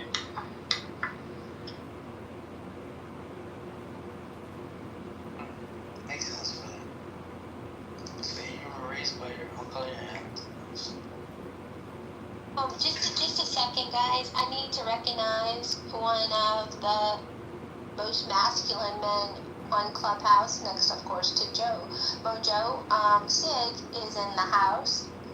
With some super great gifts. Like I introduced you on this gift, Sid, really? That's my masculinity right there. What do you think about masculine men, Carly? I know Sid knows who created this title because we've had discussions before. He's allowed me to bring Cassie J, and also a really good TED Talk from a female attorney, a divorce attorney who represents mostly men, and the challenges that men have in our courts, custody rights, and access to their children. So yeah. Oh, you decided to change the topic just a few minutes ago, Sig, so I'm glad you joined us. Thanks, man. Good to see you guys. Sig, did you get your flowers earlier? You were in the room, but I don't think you heard us. No, I was taking off. I just landed in Houston, so I'm kind of traveling a little bit right now. I'm back and forth, so I'm sorry. Sorry, Serendipity. How's business, Sig? Are you experiencing any downtime? Has it picked up? I know we were worried about the tariffs affecting your... Yeah, so it slowed down for like a microsecond, but what the automotive companies have been doing, they've been like shitting a bunch of shit inside the border. I guess taking advantage of all like the delays and pauses and stuff. So we've actually kind of ramped up. So we've been running a lot from Mexico and bringing a lot of shit inside. So I guess they're trying to get a lot of stuff stored here, within the States. So just in case this shit drops, they've already got a healthy supply already inside the border. So, but I'm not complaining, man. I'm still working, and I'm thankful to be able to make money. I know there's some other people, though, man,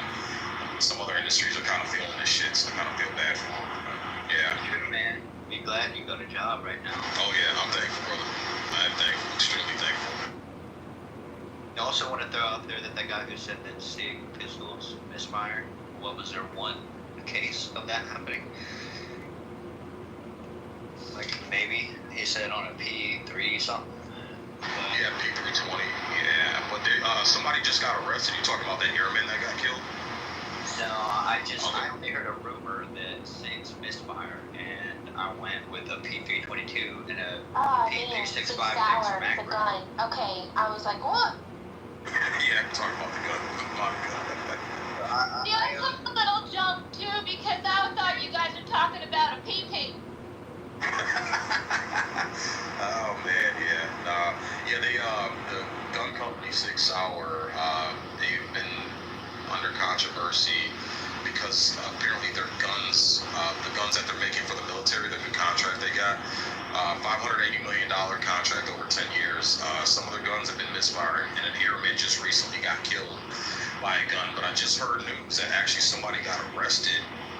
So they think there might have been some foul play in that incident, and it's not necessarily the gun. Yeah, I was gonna say that sounds a bit off for SIG, especially in a more modern era. Like, what the fuck? So that was a recent new line of P320s was sent to the military, and they've been misfiring. Yeah, there's a gentleman online who kind of showed that if the trigger is, I think it's about like a millimeter of play, if the trigger's back just about a millimeter and he wiggled the slide, he got the gun to go off 5 times in a row, so he was able to duplicate the issue.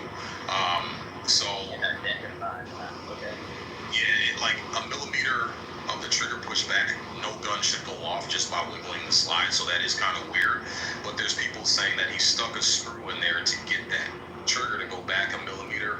So some people say that screw might not, it might be foul play as far as his testing and his analysis. So there's some controversy going back and forth. But yeah, SIG's in hot water right now, man. So there's a lot to be discovered and people investigating to see if it's actually SIG's fault, if there's some faulty manufacturing, cutting corners, things like that, or if we just have retards handling guns that just don't know how to safely handle them.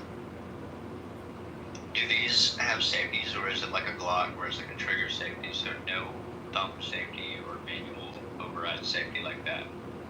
You got a good question, man. So P320s originally, the civilian models, did not come with safeties, but the contract the government handed out, the requirement was to have a safety installed. So Glock even competed in this for this contract, and Glock's never made a gun with the safety, and they actually have added a safety onto their Glock model as well for it. So short answer, yes, they have safeties. Normally the P320 civilian version does not. I can only imagine that the reasoning behind removing the safety from the civilian model is for self-defense, quick action usage. But I feel like that's a faulty ideological design. I feel like it would be the other way around. The military's ready to fire at any time. Maybe not. But well, if you ever come to my rooms and you listen to me and Brad, the military's not that smart, brother, man. We're examples of that. So this is why we need safeties. Oh my god, that's hilarious. You guys are smart in your own kind of tree stump way. Short bus, window looking way, Kristen. Hey, half of all people are stupider than average. Now, he's just being modest, frankly. He and Brad are two of the most, and I would just say because they're so outspoken. Well, they're outspoken and they don't mind talking about guns and stuff like that, or like educating people. They're very gentle in their education too. They'll call your ass out if you're a big fake though. So they're real good at kind of regulating dialogue in this kind of subject, in my opinion. Yeah, I wanted to know more about that because I'm unfamiliar with the negatives of Sig Sauer. Is all. It's been a very reputable company. It's kind of like SIG, and there's kind of like 3 major ones. So you got like Smith & Wesson, SIG, and Glock as far as like your mainstream civilian firearms, like the most purchased ones. So SIG has actually been very, very reliable. They had an issue probably about 7 or 8 years back where they did have guns that actually misfired. But what the problem That's was... what I was thinking about. Okay, so that scenario, yeah. So what happened was, if the gun dropped at a specific angle from a specific height, the trigger... So you know about that trigger issue? Yeah, so the trigger had enough weight where it could create enough inertia when it struck the floor to run itself backwards and then detonate the firearm. So SIG, and it was like, it had to be very, very specific height, very specific angle. It's not something that the average person could induce. So what SIG did is they offered a recall program, so you would send your firearm in and they replace the trigger and shave like a millionth of a gram off of it. It was something stupid like that. And then finally, it would be able to create enough inertia to detonate itself. So that's the controversy they had probably about anywhere from like 6, 7 to 10 years ago. But that got resolved, and now they're having this issue with the new Department of Defense contract issue business. That's true. I heard about that. I didn't pick SIG because of a name brand. I would pick any individual firearm just because of a name brand. You've got people who do that with Glock and all kinds of shit because it's a Glock, and all Glocks are pretty much the same, but a little differences between. But I did my research on the P322 and P365X macro before I bought them. Because why wouldn't you? If you're going to buy any firearm, it doesn't matter what brand it is, you need to know about that. Yeah, the only thing I would agree with you for the most part, but brand does matter as far as reliability. Like, I definitely wouldn't get a High Point. I wouldn't get a SDCY. Like, I wouldn't get these guns that you can buy for $200. So, as far as like Glock versus SIG versus Smith & Wesson versus FN, all that bullshit, yeah, those are all reliable brands. So I would go with a reliable brand. But the biggest thing I teach my students in my CPL classes is I don't give a fuck what gun it is, what caliber. It's all about what you can shoot most proficiently with.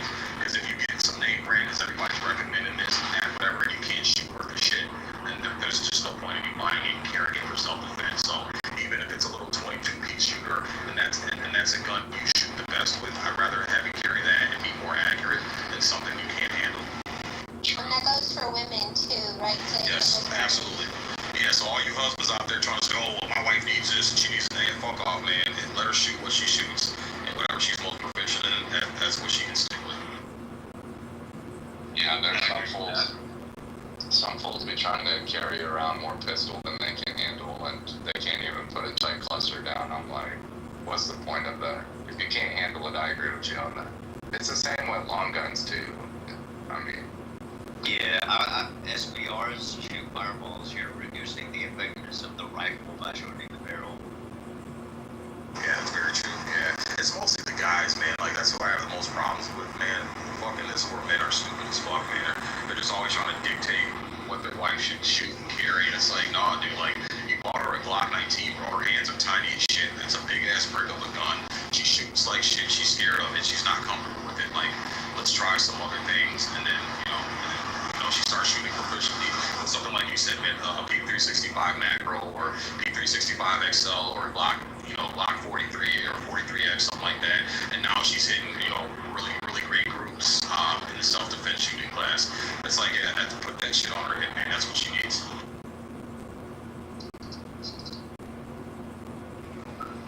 The P365X macro had a muzzle, a slide integrated muzzle that would redirect the gases upward to blow the front of the barrel back down. However, that's interesting. It's a cool concept, but even I'm skeptical of the whole companies that I, rep, right? So I did research and looked into it, and the slide blowback only covers the initial explosion of the barrel and not the rest of the gases that are escaping from it. So I wanted to change out the slide to be a regular, I think they have a government model of it too, and it doesn't have the the slide integrated muzzle. But if I did that, I'd have to change the barrel too, because it's short by like an inch inside of the slide. So I'd have to get a full length slide and barrel, and then make sure that barrel's threaded. I never got that far. But first thing I did when I got my AK was look up what I could put on it, and then put a dog leg rail over the dust cover. Took the dust cover off, and the dust cover of an AK comes off, and it's a whole separate piece.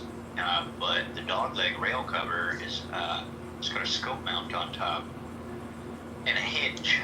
So you push the button and you pull up the dog leg rail, and you don't lose your AK-47 dust cover. And so put different grips and fuck around with lasers and light combos and shit. Gentlemen, in the interest of, oh, never mind, the topic was changed. Go ahead.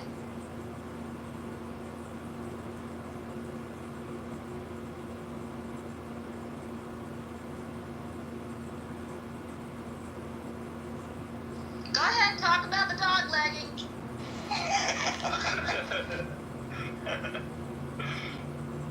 And the PP65X macro I went with as my main daily. It's a 9mm, and it's the most comfortable. It has a huge capacity in comparison to the others, and its price point and its time. Though SIG is a little bit pricey in comparison to others, I mean, I don't feel like they're out of the ballpark. So my SIG had a motion sensor green dot sight, as well as you've got your finger off the trigger in the extended position. From the extended position, that's where the buttons are for a tactical flashlight and a green laser combo. You can turn one off or the other off, or have both on at the same time.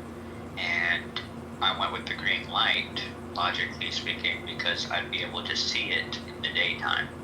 And that I was able to hit fire this motherfucker with the laser after I got the laser sighted in at the end of the first thing I did was sight it in at the end of the yard, and then we went out to the woods and tested it. And so, after a certain point, they cross. So you have to compensate for what you're sighting in and stuff. But moving on, for this same firearm, the PP65X macro, it's a pistol. It holds 17 plus 1, and then I got a magazine extension for plus 3, so it held 20 plus 1, and it didn't look like an extended magazine. It didn't look like it was a Glock with a dick and a switch on it, It doesn't stick out of your pocket. I put it in a IWB holster, an inside waistband holster, for concealed carry, because open carrying is dangerous. That makes you a target. Not only that, but somebody might do something without knowing that you have a gun, and then you do. But if they knew you had a gun, maybe they wouldn't do what they were going to do. So I think inside waistband, there's a lot of reasoning behind conceal carry. I think that's it. I got a Black Aces Pro Tactical Series S Max, which was a semi-automatic shotgun where once you load it, you can press a button and it would feed the shell into the chamber rather than having to cock it. And I mean, I don't remember if you would. Yes, it did. It had a cock. I don't remember the full function of the button. It would reload it if there wasn't one in the chamber, and then you could rack it. So instead of pulling a wooden handle down at the end of the shotgun, it was just a claw on the side of it, and I thought that claw was pretty hooked. So I went online and got a handle it and it just looked cool.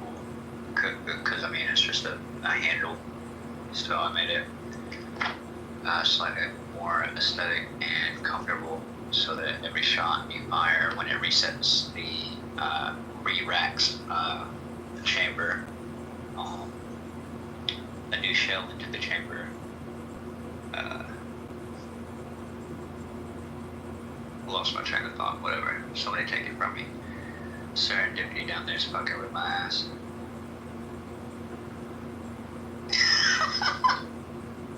All I'm hearing is that there's some toxic stuff going on, and I'm hearing stuff. I think that says All more I about hear you is than me. cocks.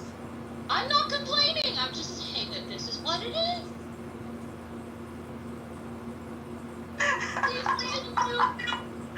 Oh my god. I'm loving it. I had an AR-15 that was an SBR because that's how it was given to me.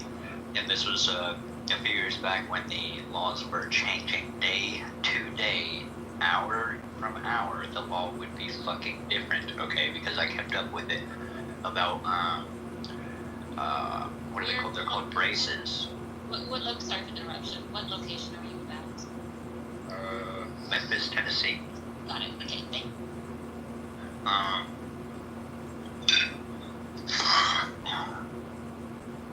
What was I saying? I'm sorry. You're fine. I needed to hit my babe. AR-15 2v2 with her. Thank you. So it had a short barrel on it, which I disliked because when you're shooting a short barrel rifle, those things launch fireballs out of the sides. It'll kick the gun in whatever direction it wants, practically. The higher your fire rate, the worse that gets, you know. So I was working on an SBR during the time that the gun laws were changing drastically day by day about whether or not a brace on a rifle is legal or not.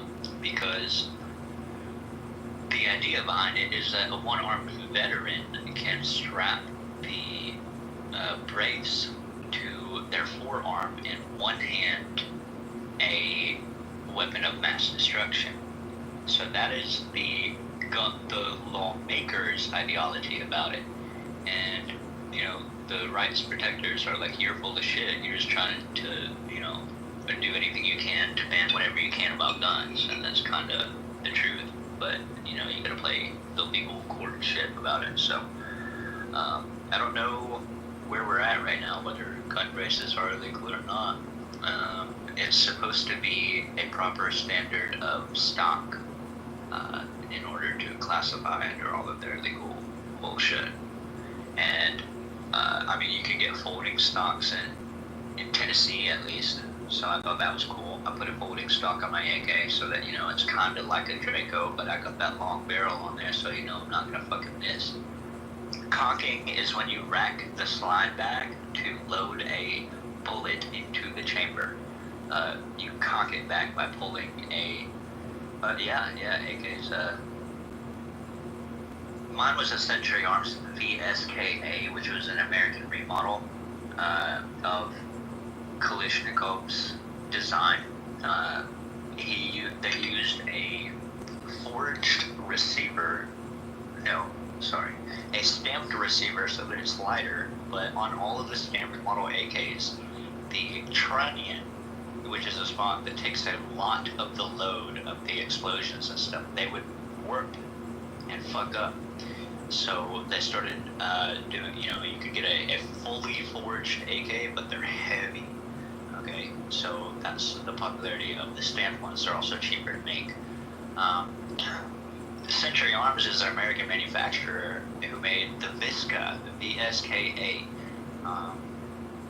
And it has a stamped receiver and a forged trunnion, so it's kind of like the best of both worlds. You get the light spot where... Wait, so what's trunnion? What? A trunnion is a big solid piece of metal within the firearm. I haven't opened one up, but it takes a lot of the impact from the explosion of launching the barrel. Launching the bullet, sorry. And so over time, if you have thin pieces of metal, the thin pieces of metal, especially as heating up and bullet pressure is pushed against them, is going to tend to warp and fuck up. But if you have a forged trunnion, which is fully solid metal and thick and heavy, it doesn't do that. So Century Arms just repercussion from your hand or shoulder, and it puts it in that piece of metal. Is that right? Would you say that again? Did you just say repercussion? I think I did. So it takes the concussive energy out of the recoil. Yeah, recoil. That's the word. No, it doesn't. It doesn't take it out. It's not a buffer stock or any sort of stock. It is not what you brace against your shoulder. The trunnion absorbs the impact of the bullet launching, and it protects the rest of the gun from the bullet explosion. Is what I believe. I can look it up though. Let me get educated real quick. Trunnion. A trunnion is a cylindrical protrusion or pivot point used in mechanical engineering and other fields to provide a stable axis for rotation or tilting, or to support a load while allowing movement. It comes from the French word trognon, meaning core. So this is the core of an AK that I'm talking about.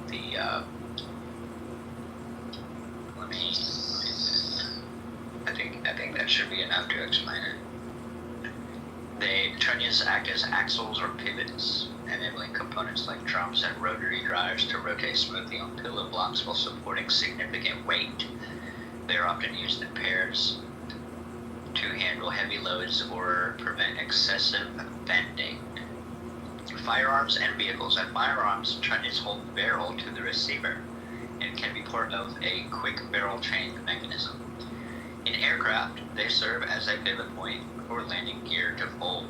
Trunnion-style hitches are a type of trailer hitch system that uses trunnions for weight distribution. I think that's covering all of what a trunnion does in my regard. Is everybody satisfied with that? Yes.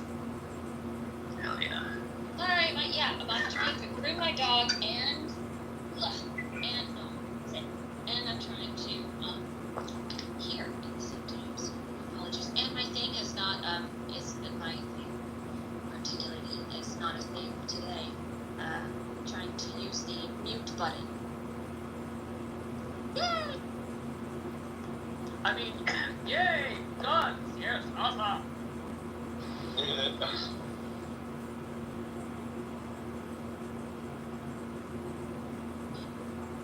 You've got a lot of people in the audience and on stage who are very I am interested and also very pervy. And I love this. I love it. It's fucking great because I don't feel so alone. Where do the other speakers go?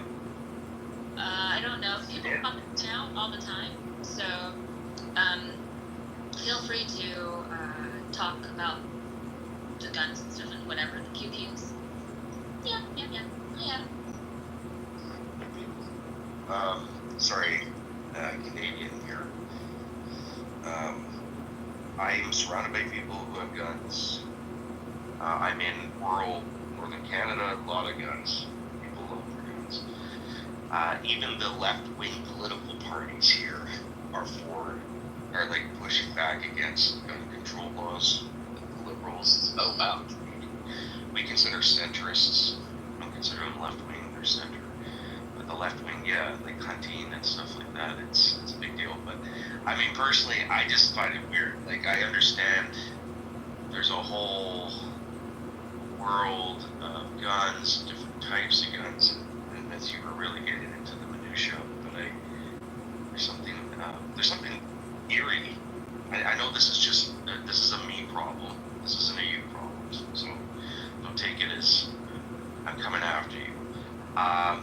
But the nerding out on how to more efficiently kill another person is weird. It'd be like, who in the room was nerding out on killing anybody? well, you were basically talking about how to make a gun more efficient in its use. You know, like it doesn't snap back on your shoulder, the cylindrical blahs, AR-15, 95 with the half-inch clock. My long barrel instead of short barrel. Yeah, long barrel, short barrel, rat-a-tat-tats and fingers. I know it. It sounds like Chinese to me, but it's just weird. Weird. Well, the reduction of me having any firearm at all does not influence anybody else owning a firearm. So, I just kind of feel like I would like to be on the same page as everybody else, which is, it is the ban. You feel me? Yeah. Oh, I get it. You can hunt, you can defend yourself, you can do whatever, but yeah, you're absolutely right. Guns are tools of destruction. They are weapons. They are not toys. They are cordless hole punchers. Yes. Absolutely. Yeah. And look at my face. Look at my profile picture. I was shot in the face. November 27th, 2023, I was shot in the face. What happened? Random attack? That's complicated, and it's... Yeah, we don't have to go over. I'm sorry. I went over the line. No, in this... I'm in the muff. I'm not even in the group I thought I was in. I went over this in Chillas on the other day. Just yesterday. But yeah, no. Nobody went to jail. I'm projected to make a full recovery, and what else? The eye patch helps me see better. I have both eyes still unaffected, but the muscles that wrap around your eye socket have been affected. So I've got a lazy eye like a motherfucker. So you got like a Tom York kind of thing going on. Yeah. Gotcha. Yeah. Well, since both eyes are still good, when one is looking in one direction and one is looking in another, they're competitive as fuck. So you just reduce the competition and pick an eye, So as soon as I get my interest, yeah. Gun violence is pretty common in Memphis. Yeah. I've heard that. And embracing guns as a defense mechanism. Well, it's just a constitutional right as well. Protection. I get it. And Rogers had lots of gun rooms. At the same time, I didn't own guns just for protection. The reason I bought guns the way that I did, every gun I bought was a different caliber. Like doomsday prep shit. But at the same time, it was kind of just like a hobby. I don't want to kill anybody. I don't want to shoot anybody with my gun, but I am absolutely ready to if I have to. You have to be prepared for that. And you need to be familiar with the gun laws. Like if somebody's breaking into your house in Tennessee and they turn around and run away, you can't shoot them in the back. It will show up against you, and they will get your ass for that. So you can stand your ground as long as you are still being attacked. But even in the court of law, if you shoot first, there's like discrepancies about which way a court case can go, and that's the to Canada. Because it's you can't use lethal force to defend yourself. Yeah. Well, like we had, and like with that stuff, like there were some crazy stories out of Toronto where the police were advising residents in certain neighborhoods to leave their keys on their front porch or whatever, the landing. Yeah, because it would reduce the probability of having shit broken. Yeah, of people coming into your house and stealing your keys. I'm not even kidding. I'll put the link in it. So they did a press conference and everything. It was wild. Yeah. We get people coming through my neighborhood who will check the doors on cars, and they'll go door to door, house to house, car to car, and just checking to see which ones are unlocked, and then steal from those. Yeah. It's not common now, though. People down the street all got cameras now. Yeah, but that's cool. I mean, it helps, but it's nice that it isn't like 1990s Epstein cameras. They're proper. Yeah, proper high resolution. They work. Yeah, I think Rogers had a lot of rooms here, and I've definitely come around in Clubhouse talking to folks from the States that, because the common thing outside the States is all about, like, and within the States, when people, like, pushing for lots of gun control and stuff, they see guns as the problem, right? But then in terms of violence and murder rates and all this stuff, but not behavior or societal upbringing causing exactly wanting to kill other people. Yeah, like in the UK now, there's people suggesting that they take the sharp edge off of like steak knives because knife crime is so high, right? So it's like it's moved to they keep on focusing on the weapon, right? And it's the culture is the problem. I think is the problem. Like I don't think I don't think it helps that I think I think the U.S.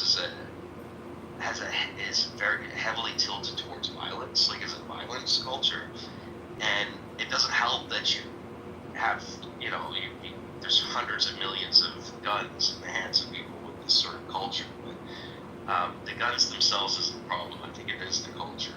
There's an inherent violence culture. It seems to be a lower trust society. I think that. Oh, sorry, Kristen. I'm just gonna say, I think that is the perception from other countries because of what happens to make the mainstream news. But what you very oftentimes don't hear is the astounding number of crimes that are stopped by legal gun owners every year in this country. We hear about the mass shootings, we hear about the school shootings. You hear about that, and it gives this perception of America being a really violent place. But the numbers of crimes that are stopped by legal gun holders every year is almost upward to 750,000, and that is staggering. I mean, that's a staggering prevention of violent crime. Yeah, and can you hear me? I don't know, my mic might be, is it okay or am I quiet right now? Yeah, you're fine. No, you're good. Perfect. Okay. I totally hear that, and it acts as a deterrent. Like there's, you can look at states where they have, like, you can carry a gun and stuff like that. People are less likely to do that, but it actually kind of proves the point more that of just the disproportionate violence in the United States, that you have guns as a deterrence of what would otherwise be more violent crime occurring, right? I think it actually kind of makes the case more that there's an issue here. I don't hear a lot of firearm self-defense stories go published at all. No, but I guess what I look at is the data, right? I just look at like the murder rates, gun crime rates, murder by way of gun rates in the United States. Even if you adjust for like different populations, right, different groups of people, it, like, if you go just like say white people, because like one argument is like, oh well, it's skewed by like urban violence amongst particular populations, and so it's actually, if you extrapolate it out, it's not much different. It actually still is different. Like you can express the idea without agreeing with it. So if you're trying to say like black people are statistically responsible for more gun shootings, you can say that that has been presented as evidence without being partial to it. Yeah, well, and it's true. But even if you just look at white murder rates, it's in the United States, it's markedly higher than it is in other Western countries that are more, let's say, homogenous. So you say that in the United States that there's more violence on the whole. Yeah, like if you just look at like I think the murder rate is 1.7 per 100,000 amongst white non-Hispanics in the United States, and in Canada amongst all populations save Indigenous, it's like 0.93. So like non-white people in Canada commit violent acts of gun crime and murder at lower rates than white people in the United States do, by quite a bit. Well, what I would like to do is propose a possibility that other countries don't have the same kind of media coverage, don't have the same kind of documentation. Or censorship. Yeah. They have more censorship, they have more incidences that are handled on the down low, if you will. So a lot of this data is actually not collected, so it's kind of hard to compare. Yes. When there's not enough data, there's not enough information to really do a comparison. I'm going to also do a little bit of history thing here too, and why I have two things that I want to say about it. That often when a body of people are ruled by a certain are ruled by whatever governance, monarchy, republic, whatever, if they are out, if they can,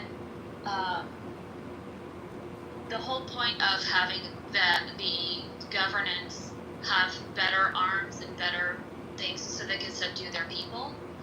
And luckily, the Constitution has rules, right? Yeah, there could be better gun rules as to what we can own, how they're distributed, how they're carried, and things like that. The interesting thing about gun laws is that with civilians having access to guns is usually there is a deterrence, but there's actually the very real possibility that people want to kill you. There's a very real possibility that people, if you are not armed, they know you're not armed, they'll do it. It doesn't have to be a crime. It doesn't have to be anything. They'll just fucking do it. Yeah. And that's real. So in Ireland, for example, right? Like I got Irish. I have another thing to speak about is when you talk about the reason why, like for example, in the United Kingdom, you're not allowed to have a firearm. The reason why that was installed or whatever, just when its implementation in the laws of the United Kingdom, is because they didn't want to have a revolt, like they did in Russia, like they did in other places. It wasn't about gun control. It wasn't about violence. You still had violence. You had lots of other things that there still is with Great Britain, a great deal of murders, a great deal of crime. They just use knives. And now that they're cracking down on other kind of carry weapons, like knives. Now you can't even have a pocket knife because it's not about weaponry. It's about people controlling the population. Fucking kill you. And here's another thing too that I want to say on it. Perhaps if Israel civilians were able to carry, I wonder if October 7th would have happened or if it would have been so deadly. Now that kind of situation can happen on the United States soil too. We have lots of people, and anybody who's been in the military can tell you, there are people who want to infiltrate all kinds of countries. Not just Israel, not just the United States. They want to go out and they want to fuck with people and they want to kill people because they're either getting paid or they just want to. And I thought somebody was laughing at you. Okay. Yeah, I know. I thought someone just jumped in the room there, but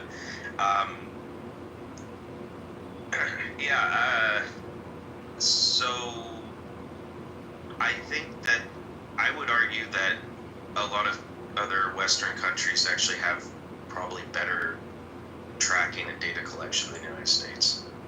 I don't think that we're living in some sort of void in other Western countries. I think it's actually quite comprehensive, and even like census collection data and stuff is a lot more intrusive than the United States, because you guys have a lot more orientation towards protections and just general orientation towards the individual, which I think actually might be part of the thing here. There's seems to be a higher fear index, a lower trust index, lower trust in society, lower trust in each other, lower trust in institutions. In Ireland, I'm a citizen of Ireland. Like, I'm a dual citizen. I mean, the cops don't even have guns in Ireland. Like the Garda, they're not armed with guns. Swords. I think they have little beating sticks. They have these little beating clubs. But all in all, like, you know, and it's like, you know, I know death penalty is like another deterrence, right? And so it's like death penalty it can act as a deterrence, but I mean, we haven't had a death penalty here in Canada for, I don't know, the 60s. And criminals don't abide by gun laws. Law-abiding citizens abide by gun laws, so it's kind of self-detrimental. Right, but if it's against the law to defend yourself with a gun, then you're not law-abiding anymore. Yeah. So it's relative to what the laws are and whether or not you're a law-abiding citizen or not, right? What exactly are you saying, Adam? Yeah, if you want to be a law-abiding citizen, then you can't use firearms the same way, and that's part of it. But what I'm trying to understand is, what are you saying? Are you pro-gun, anti-gun? What are you? I don't think guns are fundamentally the problem in the United States. I think that there's a cultural issue in the United States. There's a violence culture. That this is the problem, not the guns per se. I don't think it helps that this violence culture has hundreds of millions of guns. I think it exacerbates the situation, but I don't think ultimately the issue is if you just got rid of the guns, the problem goes away. I actually think that it's cultural. Exactly. And that's why people have spits, because there is such a violence. There's people who want to inflict violence upon others because they just fucking want to. Absolutely. So yeah, you're not going to have a civilian then be caught up short when there's an attack. Yeah, so Americans, generally speaking, are quite ready. So the more laws they can implement to reduce the legal amount of gun operation, the more that a tyrannical sort of government perspective will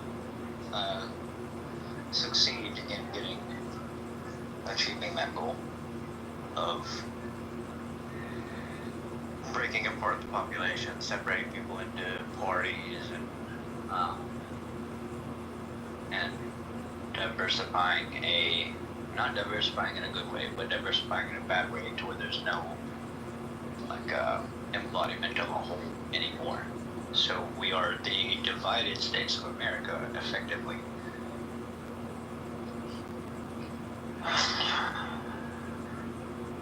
Yeah, I don't know. I think you're kind of I think your guys are stuck with a relatively elevated level of violence. I think it's in the DNA. I don't know how you get around that. I think it's just sort of baked into the cake. Well, it's just called being trying to figure shit out, right? For the majority, everyone in America is kind of like, they want to have everything that they have, and that's regardless of race. Because it's a capitalist society, and nothing is really given to you unless you're born into that, and not everybody is born into wealth, especially after 2020, and the increasingly large gap between the rich and the poor, and the elimination of the middle class, so that just because there's a difference in the amount of money, that gives them more power. Because what they're able to do with the dollar at the value of the dollar, it doesn't matter. It doesn't matter to them. They can just, it's just a number to them, and they can still get what they want through their political schemes and money laundering techniques, which is a lot more common than is said. Like, it is extremely common to try and, like, just the other day we were talking about opening a business bank account that is a separate entity from your own bank account.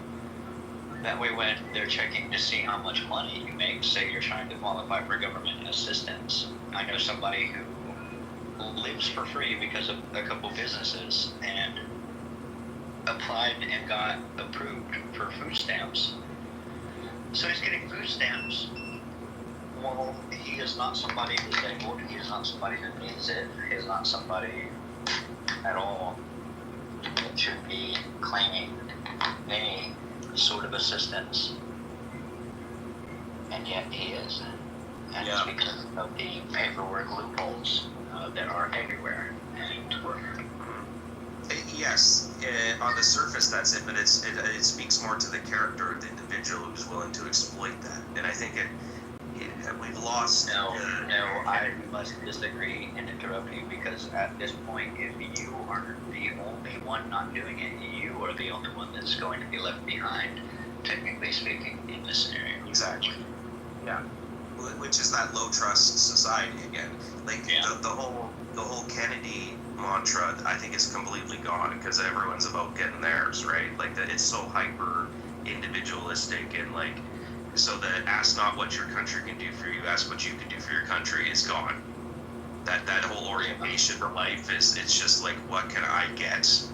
What can my country get for me? And like, I don't care as long as I'm or my family are whole. Everyone else be damned. Yeah, you don't walk down the street and see fellow Americans. That's for sure. And I think that's a cultural thing, right? And it's exacerbated by capitalism and stuff. I will push back just on the wealth disparity thing. Like, it makes sense, but actually it's interesting that, you know, as we've seen the gap between those who have and have not increase over the last several decades, the violent crime rate has gone down. I mean, we're ticked up a little bit since the mid 2010s, or in the United States, the mid 2010s. That was 2015. The murder rate was the lowest it had been since the mid 50s, and it peaked in 1991. Was the absolute peak, and we've seen socioeconomic conditions in a lot of ways deteriorate for large swaths of the population, but there has been a decline. I don't know exactly why. I kind of buy into the lead theory that Gen X, young males coming of age in the 80s and 90s, that generation were exposed to the highest levels of lead, and that this is lead is, you know, lead exposure, especially in childhood and adolescence, is linked to behavioral issues, lower IQ, these sort of things. But I don't know. It's. I don't think we can.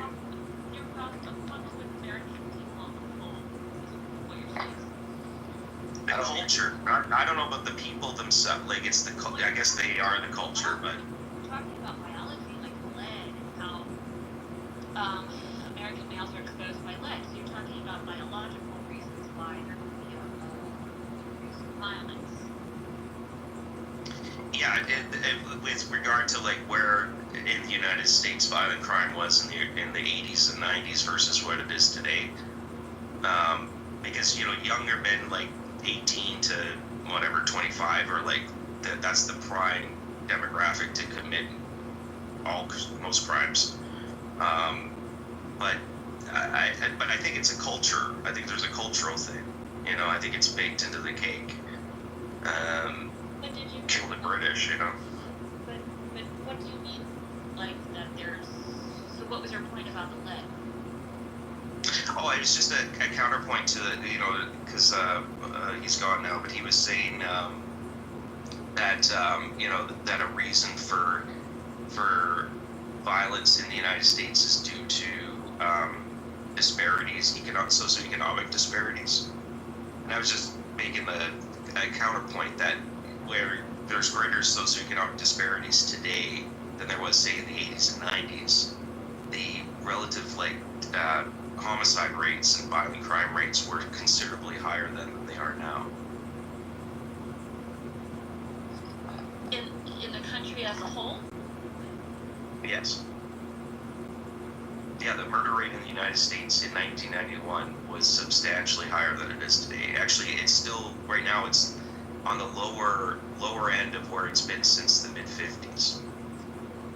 Like, it's considerably lower. It's amplified because of social media and stuff like that. But when you actually look at the per 100,000 homicide rate, murder rate by year, it's way lower than it was in the late 80s, early 90s. Yes, that's true, Adam, but it is actually trending back up now. We're starting to see a climb. Yeah, for sure. I mean, the low was 2015. It really popped off kind of late COVID. And some of it was, really some skewed, like it was, you saw like Louisiana, like there's some really, really big spikes in places like Louisiana. There's a few enclaves where it just like really popped off. It's come down a little bit from then, but it's still, trending upwards from the low of 2015. But it's still, we're still looking at a pretty big gap to where it was in the 80s and 90s, which is positive. It doesn't seem like that though, because of the way the media and social media amplify things. People get the sense like it's worse than ever, but it's actually a lot better than it has been.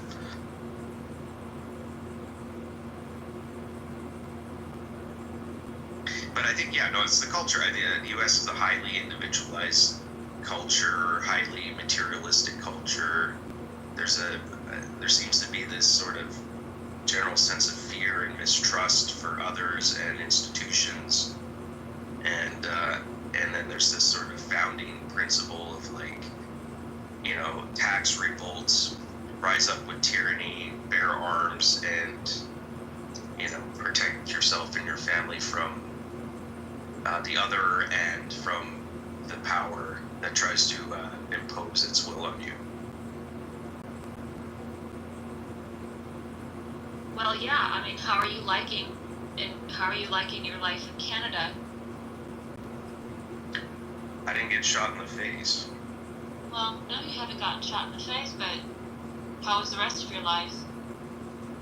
It's not. It's the socioeconomic conditions suck. It's gone downhill. Yeah. Okay.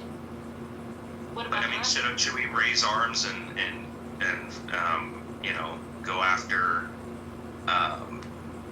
mega people who promote Trump's tariffs? Like, is that like the answer? I don't know.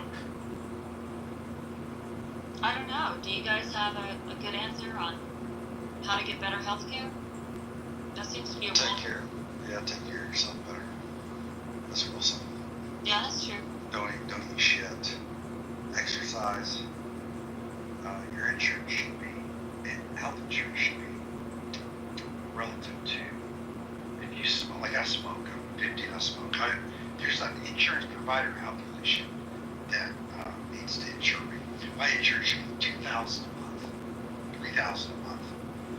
And if it was, guess what I would do? I could quit fucking smoking because I can't afford insurance. But because I have used the American tax dollar subsidizing my bad health, I'll smoke for another hopefully 20, 30 years, and you'll be paying for my hospital here. I'm going on mute. Yeah, like we got a lot of stresses in Canada for sure, and the healthcare system is buckling. A lot of it has to do with availability of healthcare professionals, which isn't unique to Canada, but it's definitely happening here. But we still have better outcomes. We live longer, we live healthier lives. We have lower obesity rates, We have lower infant mortality rates. All those things. What do you think that is, hey? What do you think that is? Yeah.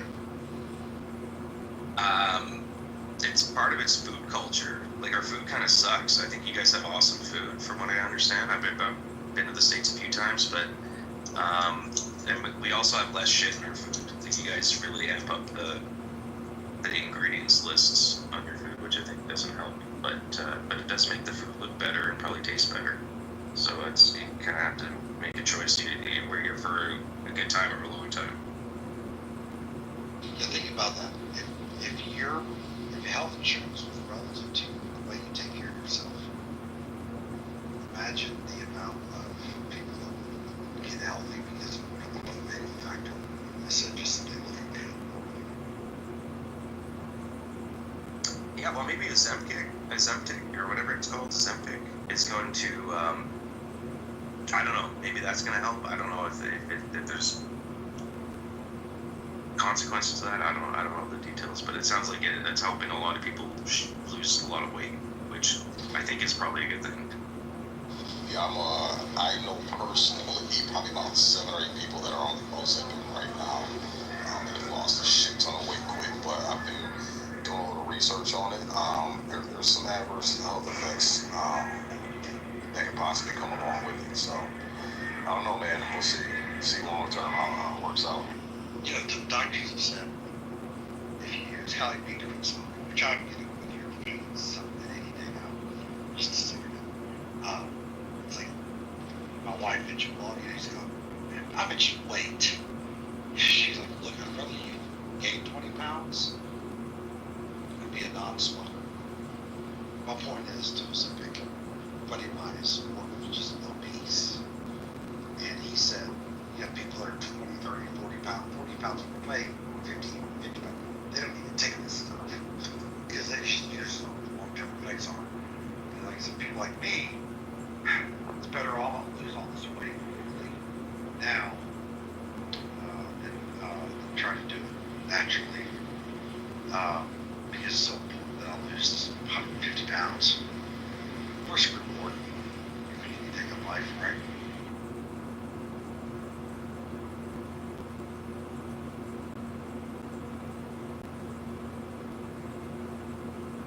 It always blows my mind when people say about healthcare. I'm like, well, if we end the healthcare, government being in healthcare, people will just be dying on the streets. No, they're not. The market will adjust, and they'll do what they did back in the 50s. And there's a reason why there's Baptist and Methodist hospitals, because they took care of people that couldn't take care of themselves financially.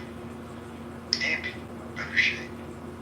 You bet your ass I'm getting shape if I get my shit together, health-wise, if I wasn't on health insurance, but the government subsidized it for me, via being so involved. That's interesting what you're saying.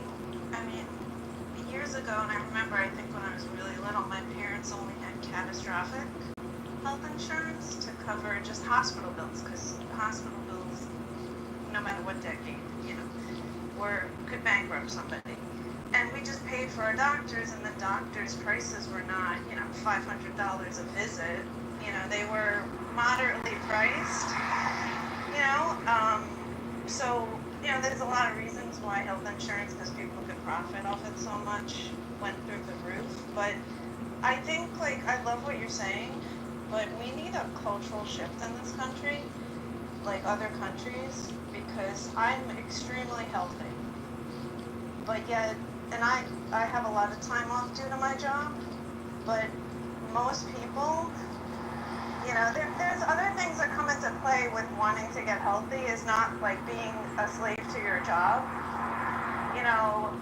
Like scheduling time to actually actively do things. Preparing food is not that hard.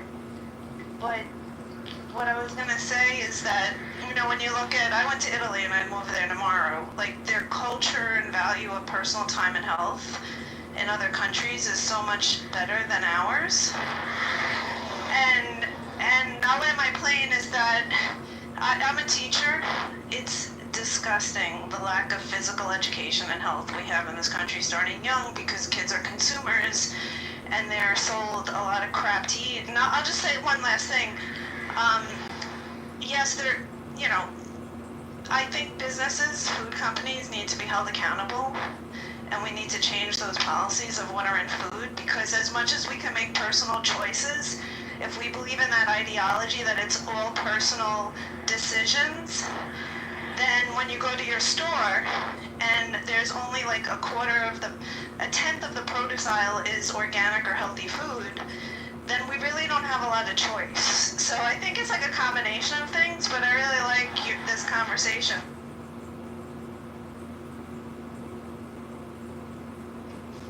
There you go.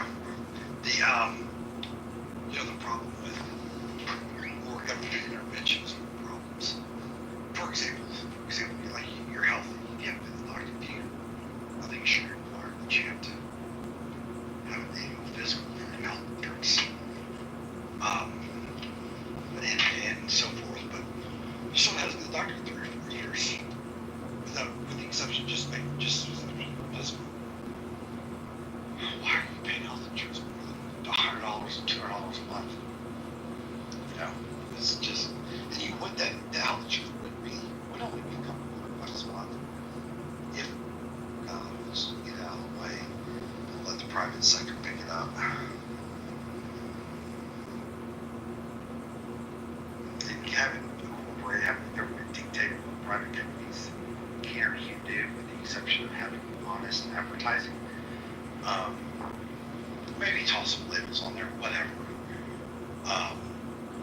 But I just trust the government in no form or fashion, especially after the 80s. I remember growing up with the food pyramid. I wonder how many millions of people that's killed over the years that pushing the food pyramid. I just don't trust government to do its job. They just need to shut up and get out of the way. Protect my border, deliver my mail, leave me the hell alone. The government's not even doing that anymore because all the mail is privatized.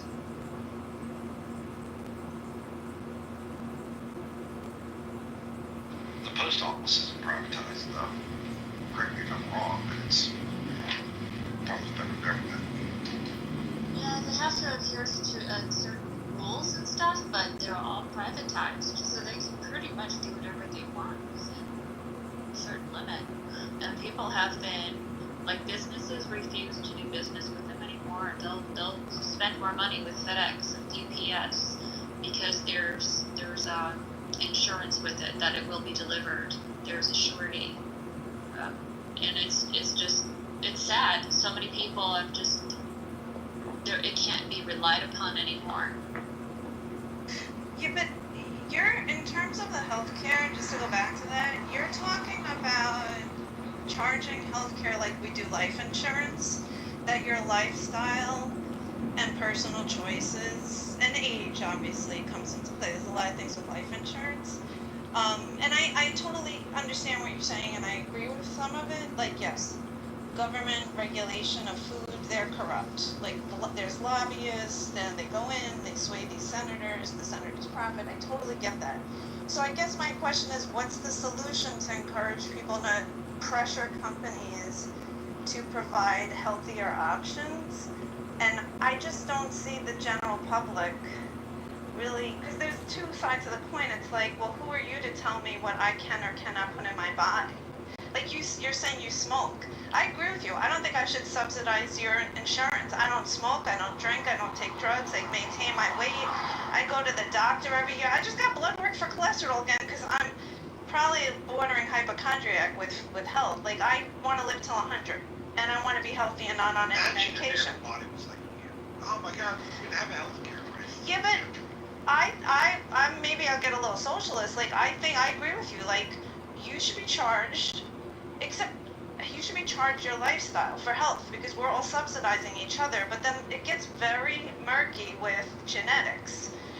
But, you know, in terms of like a larger discussion. But the thing is that, like, you have to start, I think it's generational. Like, who's going to pressure people to say, hey, I don't want red food dye in my candy? Like, I love him Robert F. Kennedy for what he's doing with food.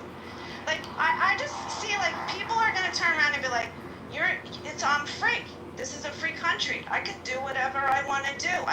There's a great line in Parks and Rec, and where Ron is like, well, I can have steak and smoke a cigar and, like, do whatever. Like, that whole character was brilliant. Like, people don't want to be told what to do, but maybe what you're saying is the solution. Like, there's no, like, I remember growing up in the 70s, like, there were organizations, there were public organizations that pressured, pollutants, EPA, whatever, all those organizations. I don't see that happening. I just see it would be like a civil social war, not physical war, between people that think they shouldn't be controlled and people that think that they shouldn't be subsidizing. Like, listen, no offense to anybody who's boomer, but the entire millennial Gen X is subsidizing boomers right now.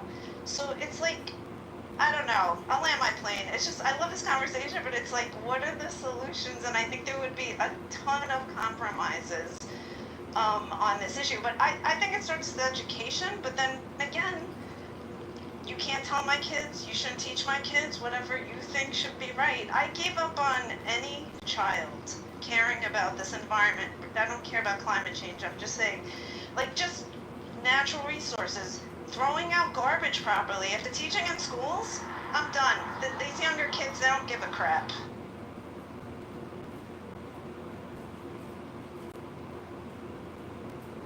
Like, you go into a school and see the amount of garbage that's all over the place. Not every school, but I'm just saying, like, kids don't care. Like, maybe it's a maturity issue. Maybe, like, I remember growing up caring about my local neighborhood and cleaning up. I'm like totally done thinking that there's going to be any changes happening. So, like, when you talk about health, the amount of kids that are out of shape, obesity, like, that's been going on for decades and no one seems to want to do anything about it, like, seriously. By instituting 2 gym classes a day, like, getting outside, like, it's unbelievable. And I know, and this is going to sound really offensive, I think if your whole family's really heavy and your children, you're raising your children to be super obese, morbidly obese, like, I'm not saying police parents, but that is like child abuse, in my opinion, as far as food. Like that, I know too many people whose kids are like 18 years old and are morbidly obese where they're having serious health issues internally. And I'm not skinny. Like, I could lose 10 pounds. I don't want to sound like one of these, like, skinny, prejudiced people. Like, I've always had to watch my weight. My whole Italian family is super heavy.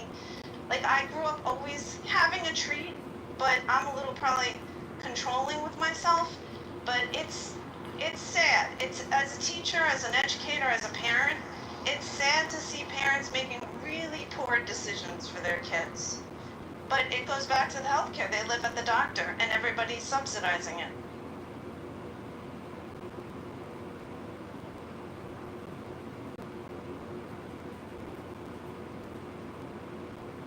I remember growing up, Coca-Cola's, my parents bought it like it was water.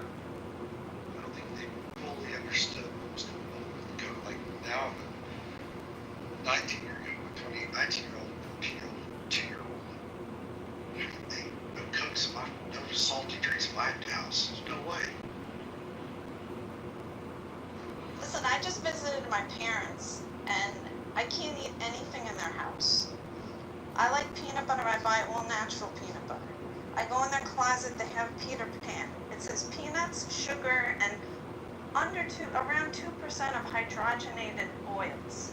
And I said to my mother, who's on, like, got a pacemaker, like, it has tons of health issues. So I've witnessed it in family. Like, they pretty much kill themselves, and modern medicine is keeping them alive. And it's like, I can't eat anything in your house, but they were raised in the 50s, where they bought everything post-World War II was healthy for you. They believe in the food pyramid. It's like, how do you get through to people? You know, I bring my own food. I have to bring my own food to their house because I won't eat anything with chemicals in it. Like, I'm sure I do eat some. That's why I don't like going out to eat, because you don't know what oils they're using. I don't know. I'm not probably obsessive, but I read labels like a scientist, but again, I don't know, I think we could positively, if there's like people that want to create a movement with youth on, eating healthy and moving, something that's successful, I think it'll change, but I don't know. It's like I can't convince a lot of people, like, just read your labels. I'll spend $2 extra on things. Yes, it might be a luxury to do it, but then I eat less of it. So, I don't know. It's hard. I'll end here. I just thought about something. My dad grew up, his dad was a rice farmer. He told me just a few weeks ago that the cattle, they had a garden. Bean, they had rice on everything. They put bean, rice, the garden. All they you can have your opinions on rice, but at the end of the day, it's all natural stuff. And they were all tall and skinny.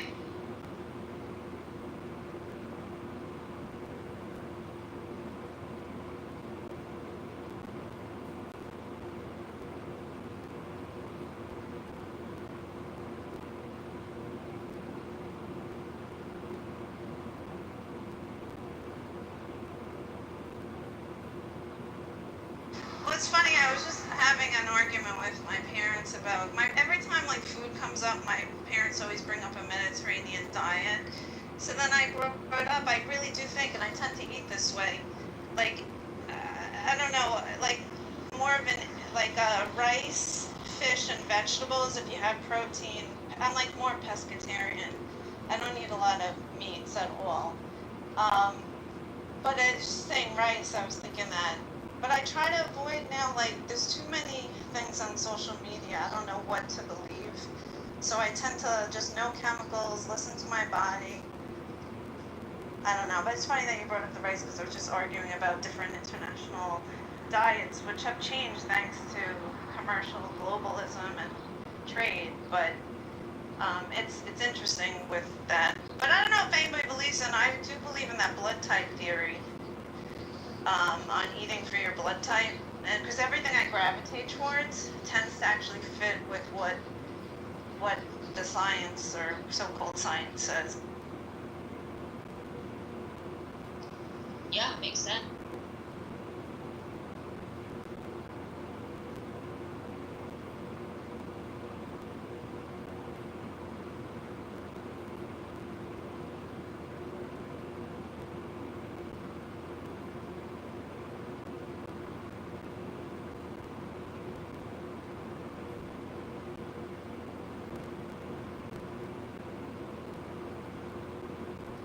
Casey, what's this cat gif?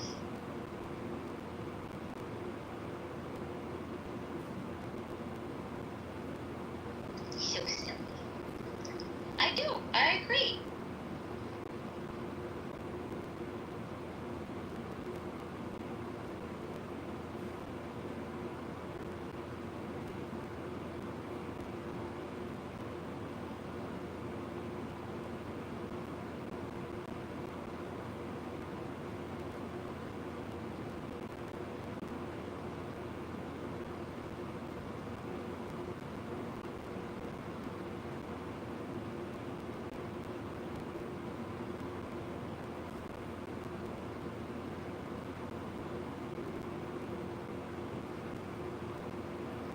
What else can we talk about to solve the world problems?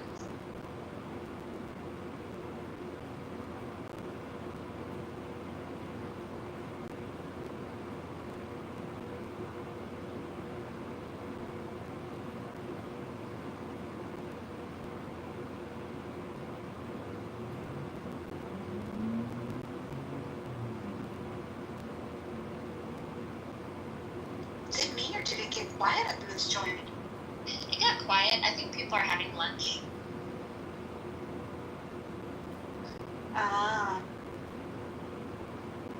don't know. We have a lot of West Coasters in here. I think they're still sleeping. And of course, our peeps from the other side of the pond. That's true. Roger, here's your coffee. Let him sleep. Sorry. God. Y'all are so bossy. Right. I can't help it if our man is in demand. You know, it's Where very did the sad healthcare crisis or no come from?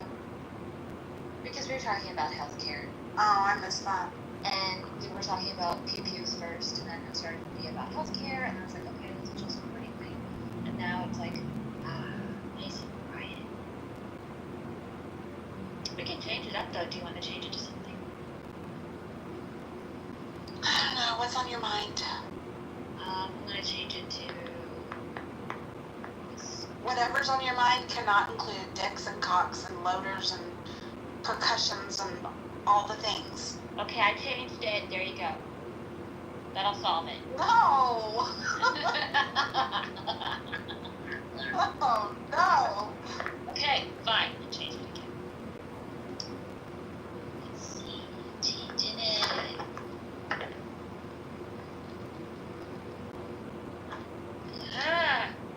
I'm having a delay.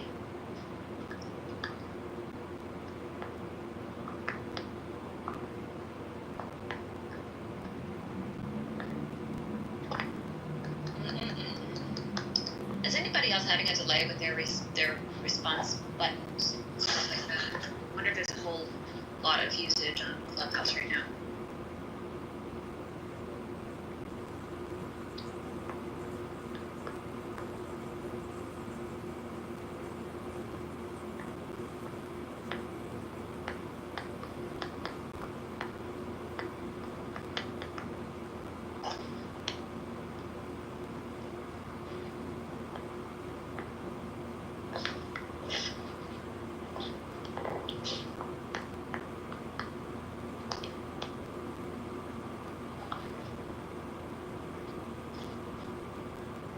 Okay.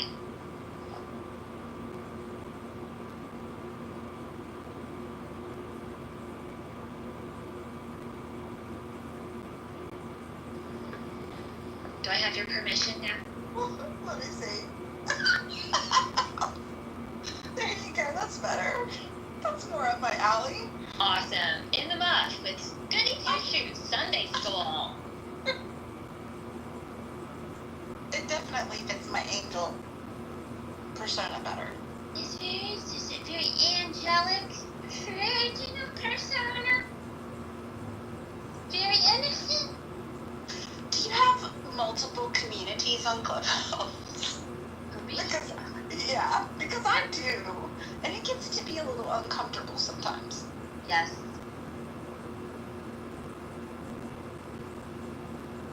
You know, when the communities try to cross over, and it's like, oh, what is happening here? It's kind of fun, though. I learned things.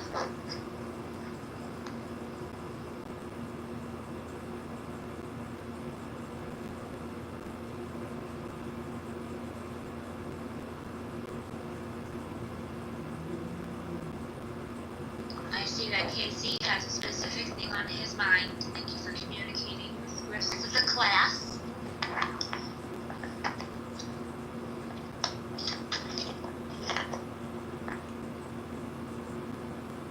I think he comes up on stage to spam the stage with all of his lovely little gifts. I love it. It makes me so happy.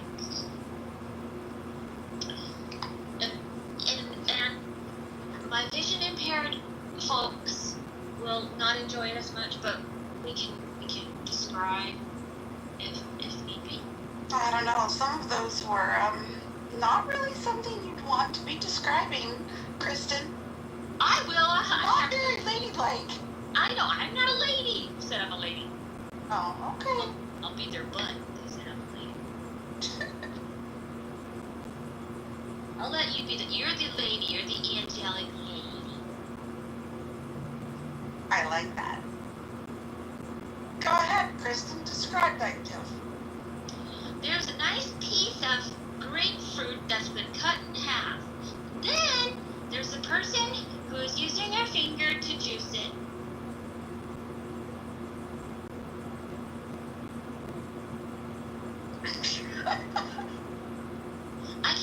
if you have a dirtier mind than I do.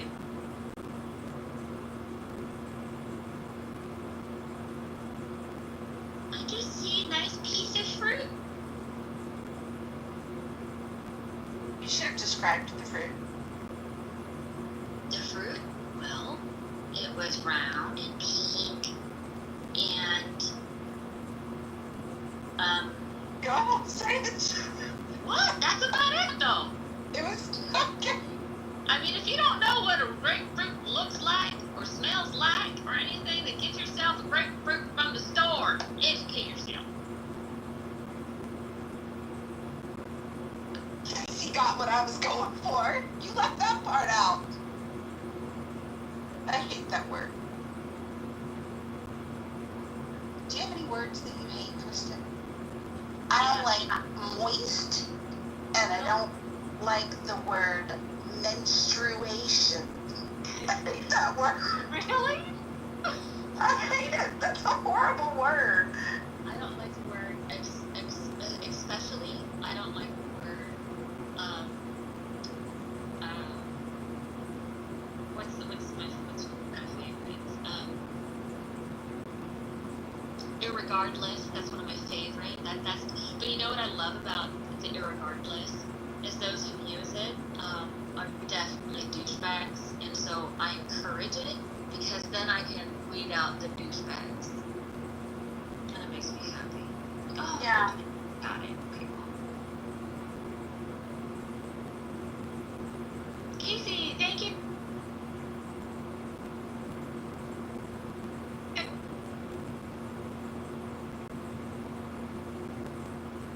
Casey says always a good timing. Was that a dog barking that interrupted you? What, earlier? When you said always a good time in that? Oh no, I don't know if I need to get updated or if there's a lot of traffic going on in Clubhouse, but there's a delay. So I'll just keep my mute button open while my dog is sleeping. Okay. Because it seems to not be working properly. So you don't like moist? I don't like the word moist. I can appreciate moist. I just don't like the word. What about wet wipe? I don't care about wet wipe. What about moist wipe? I don't blame you. No. I know. Yeah, I think it's also like the association of like, oh, I don't like it. Ugh. Yeah.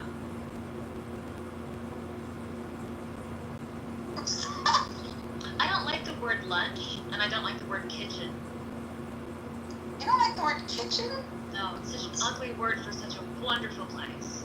I can almost get on board with the whole lunch thing. That's kind of a dumb word. Lunch. Lunch. I kind of get that one. I can feel that one. Time. Not one I've heard before, but definitely one I could get behind. Now, here's some that I've heard. These are some of your more common. Flesh. A lot of people don't like the word flesh. Yeah. I don't mind flesh. It doesn't bother me. You know what I don't like? I don't like the word manila. Yeah, what the fuck is that word? Are you vanilla or are you anti-vanilla? What does that even mean? Well, like a manila folder. Who's manila? What is that? I changed that. Couldn't say vanilla color. No, you had to say, my name is Mike, and I'm gonna make it vanilla. See how I get in there? See what it is. First part of it is MAN, so you just like the picture. Well, you know, the first part of menstruation is also MEN. And then you got menopause. All ladies' problems involve men. I know, that's why I'm fasting. But I love men. I really gotta love men so much. Me too. Damn. Damn it. Yeah, but I just know I can't do it. Sorry. Not that it's much that anybody would necessarily. You know what's wrong because Okay, so Mr. J says it's called a manila folder because the original paper stock used to make it was produced from fibers of an avocado plant, also known as manila hemp. That's so cool! Right? You learn something new every day. I still don't like the word. So, do they still make it like that, or is it just now? Because I bet it lasted longer too, if it was made from hemp. Anyway, I think that I think the United States would do better by legalizing the cannabis plant and utilizing it in more products, such as paper. We get most of our paper from China, and we can't do logging much anymore because it's destroying our land and doing it in destroying, getting wood and stuff like that from Brazil. It's just not a thing anymore. It's destroying the rainforest. So why not fucking hemp? Why aren't we doing that? Anybody want to go into business? Could I make pretty hemp jewelry? Yeah, no, I don't like that color. I'm sorry. That's my prejudice. Sorry. I like that color, and you can put pretty little beads on it. I'm sorry. Oh no, is my prejudice? You do not like the hippie dippies. My sister is like a true hippie dippie. Yeah, so is mine. Like, put fucking shoes on. Oh, my sister was such a little hippie dippy. She went out, okay, when she was 16, she lied to my parents and told them that she was going to spend the summer with a friend of hers in Louisiana, and instead she went on the last Grateful Dead tour. I mean, good for her, but damn. I know! I never had those kinds of balls. I was the angel child, okay? I was a nun. Are you kidding me? Oh my god, I got my lips twisted if I looked at my mom wrong. They didn't know what to do with my sisters. In fact, I think I'm just mad at my sister, the one that's hippie dippy. I think I'm mad at her because she stole my jeans and I can't wear them anymore because she didn't wear underwear, and I was like, I'm not wearing these again. Oh my god. Yeah, my sister was definitely hippie dippy. She went through that little phase of, I'm not going to shave my legs or my armpits. And it was just like, ooh, gross. And me and my mom literally had to just twist her arm to make her do it before she got married. You mean for the wedding, for the pictures? Yep. I mean, now you can just Photoshop that shit out,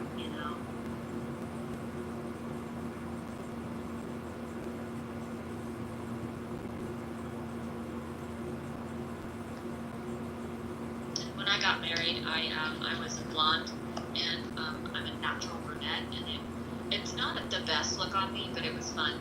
And you know what? It just happened. And so it was a moment in time.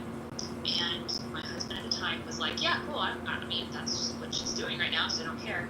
And, but my mother-in-law was like, she wanted to make sure that I went to a nice salon and got us, because I would do it myself. And I guess she wanted me to look not cheap for the wedding. Sorry. That hair did not come from a bottle. No, she was very kind. And she did. And it was glorious because I had real long hair. And so it was beautiful. It was a very light blonde. It was beautiful. Not going to do that again. Just too much money. But it's fun. And people were nicer to me, dude. They were nicer. I think people were nicer to me. I am blonde, but I went brown. And I think people were nicer to me when I was brown. Really? My skin complexion looked a lot better when I was brown because my eyes popped. Like, I'm just kind of all washed out and bleh, Like, it's just all bleh, basic white girl. But when I went brown, it kind of, like, I don't know, just gives you a pop. But I'm not about that maintenance, girl. I don't like that maintenance. Just the time and the money, and it's not healthy. And if anybody else wants to talk about anything else, they can just freaking go ahead and do it. But we're going to talk about this right now, okay? That's what Yeah, because nobody else is interjecting. You guys geeked out on guns, and It was the way of the land for quite a while. Sunday school. We're gonna teach you Sunday school right now. That's the way that it is. If you don't like it, tell me. But I think it's nice to have a little bit of innocent conversations. Especially talking about your carpet matching the drapes. I mean, if I'm gonna be honest, I haven't looked down there for a while. I can imagine I'm probably still brunette. I mean, I'm aging, so maybe a few grays. I don't know. You get gray down there? I don't know. I don't know. I don't keep it. No. I'm just a drapes only girl. Yeah. No, I mean, when you live in a subtropical climate, you've got to be as hairless as possible. And also just hygienic and clean as possible because ew. Yes. Too much information, tough shit. Come up here and tell me. Was that goody two? That was not goody two shoes. I apologize. That was not representative of the goody two shoes Sunday school.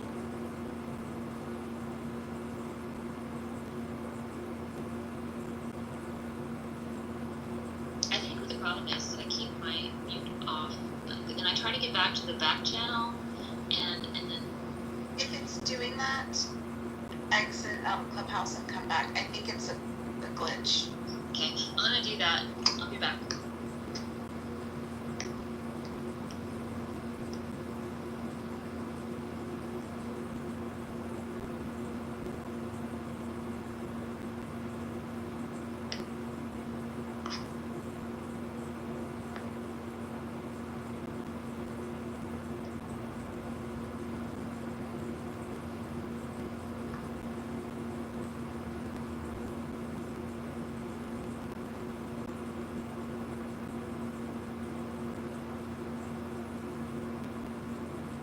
I'm getting serious chat lag these days.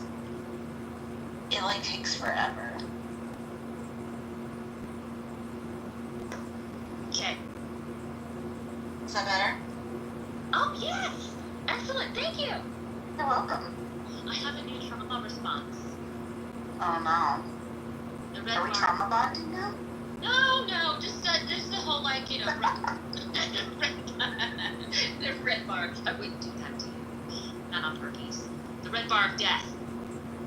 Oh, come on. A little trauma dumping's fine every now and then. Once in a while, but... We are ladies. That's true.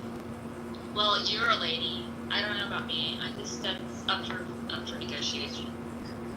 Discussion.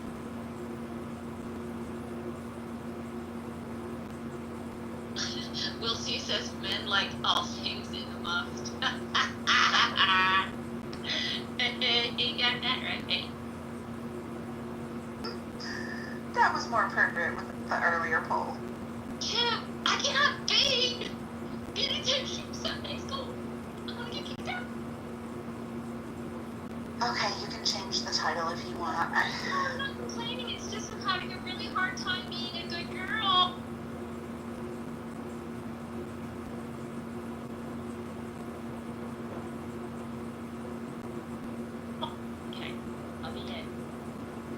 I have no problem being a good girl. I just have that really bad problem of setting myself up for the worst possible, like, sounding like I'm not a good girl. Accidentally being... You know, like, I had this great new bucket list item come to me last night.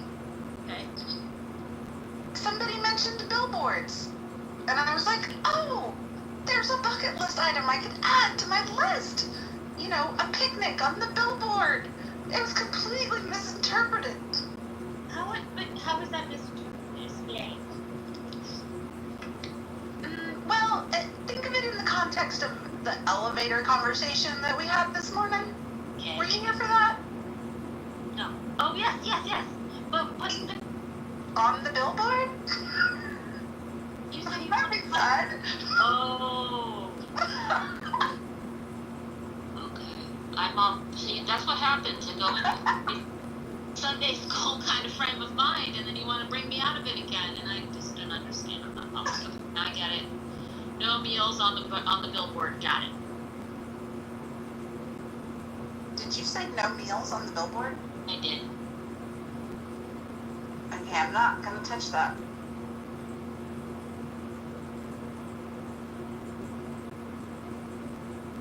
I think we're getting really good at talking about stuff that we're not talking about. Yeah.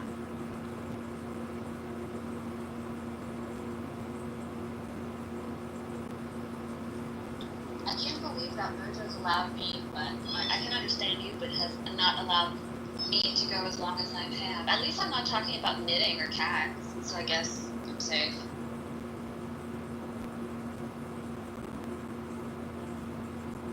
Thank you.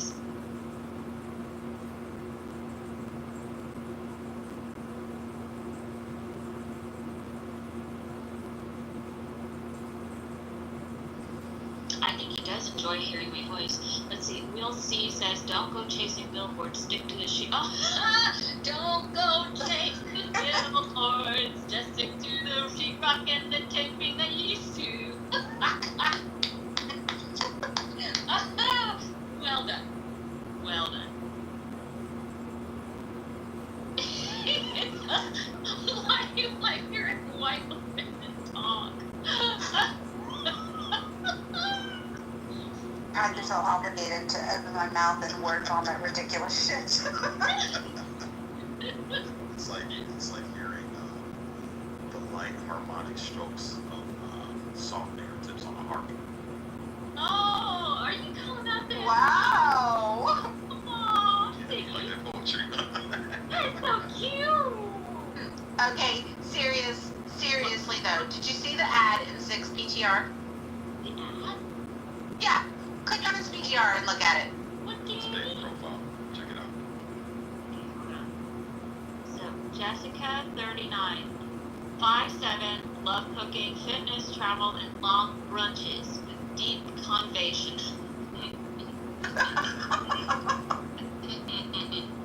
No Deep conversation. Deep conversation. Oh, is that a new sex thing? No single dads. Oh wow. If you were truly worth keeping, she wouldn't have walked away and left. Oh damn. Right? Okay. Well, with her baby in her profile. Right, exactly.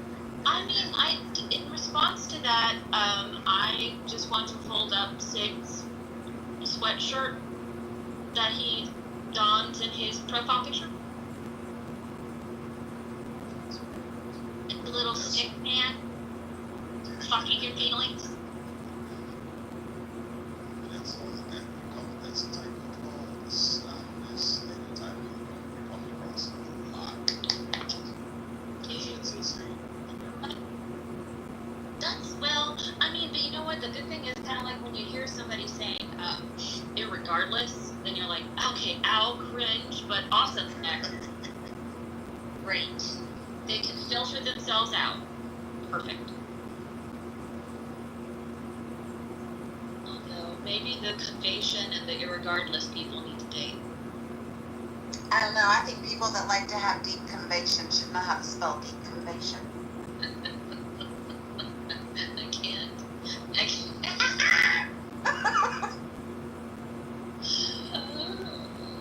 You know, I mean, I guess I'm kind of a snob. Does that make me a snob then?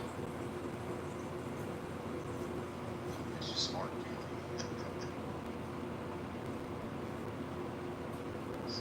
That's okay, you can call me a snob. Yeah. I mean, Rohan was allowed to be a snob. Coffee snob. Oh, but he's so right about the coffee. Well, sure, but we're just doing the best we can here out here in Sticks. Girl, you need to get you one of those mochas, I'm telling you. You're not. Forget it. Do you know how much cleaning there is? No, I need a housewife. As long as you do it right away, it's really not that bad.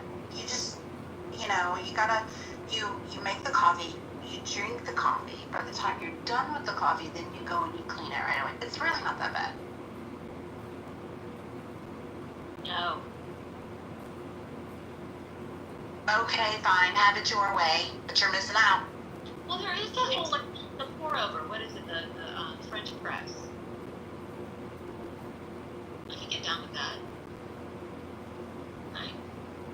I haven't done the French press yet, so I don't know.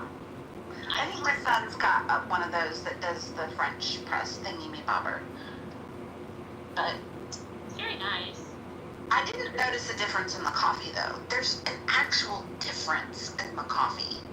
Yeah. No! Sick! Don't leave! He's a working man. I know.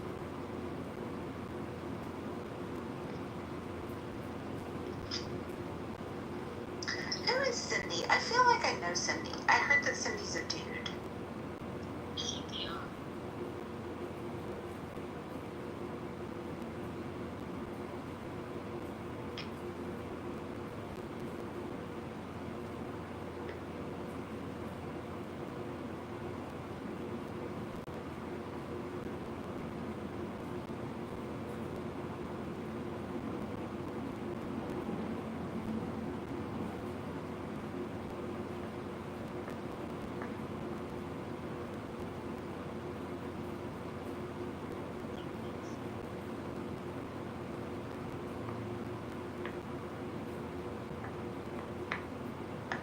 I like Mr. J's definition of conbation.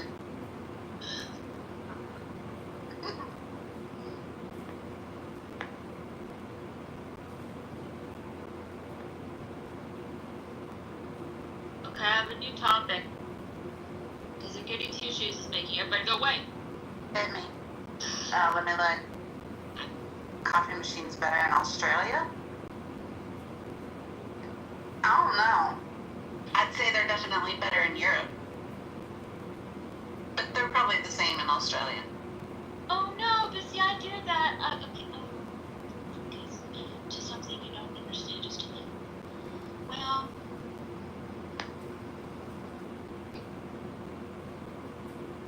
that's the question. I pose a question. Is it better in Australia? Does the coffee machine come from Australia? So I don't even know. You don't really hear much about the Australians and their coffee. All you hear about from the Australians is their Vegemite. Well, that's even British though. So that's the thing where they tout these things, and it's like, well, but that's not quite Australian, is it? Like if you're importing great white sharks, sure.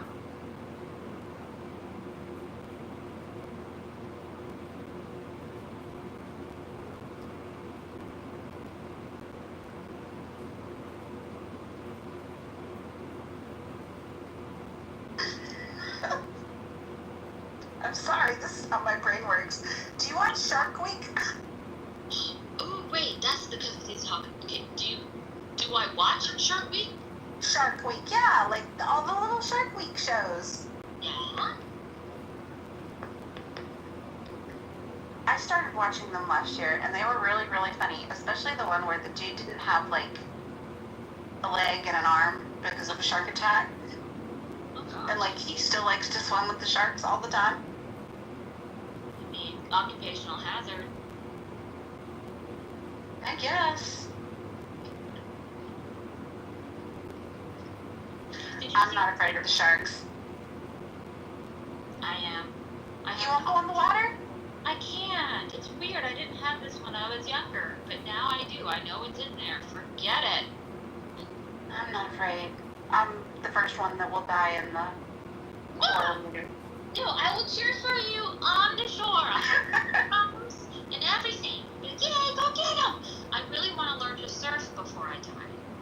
Like I really want to do, but the reality is, when I went snorkeling, it took me an hour to get off the stupid boat.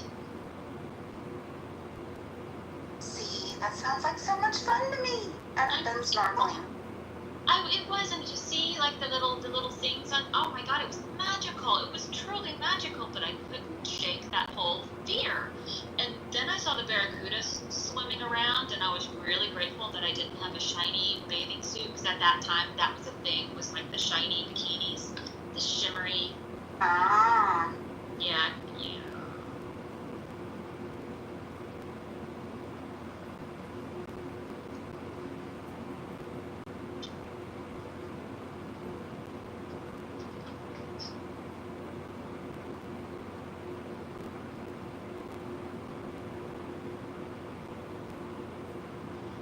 topic. Shark Week.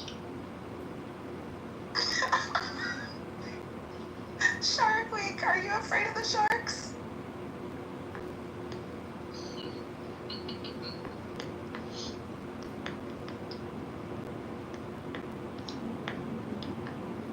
When is Shark Week? He's totally gonna kick me. I'm surprised Roger hasn't kicked me out. I'm treading on delicate territory. Dangerous territory. I can't even say words. Today I'm having bad brain word day. And that was very nice of Sig to give me such a nice compliment. That was cute. I'm gonna stick with the convation word. We're gonna make this a thing. It's been nice conversationing with you. Serenity. Convation with Serenity and Christiane. It's serendipity. That's perfect. No! I know. But you want to know what's funny about that? The people that annoy me call me Serenity. It's like a thing. It wasn't even like intentional. I just started noticing the people that annoy me are inevitably going to call me Serenity. Do they do it on purpose, or is it something they're just like? No, they just see the first little bit and they just roll with it. I think because you can't see the whole name. Yeah. But the worst is actually Serene. Serena. Serene. Just Serene. Hey, Serene. Hey, Serene. It's like, okay. All right, let's just keep going. Uh-oh,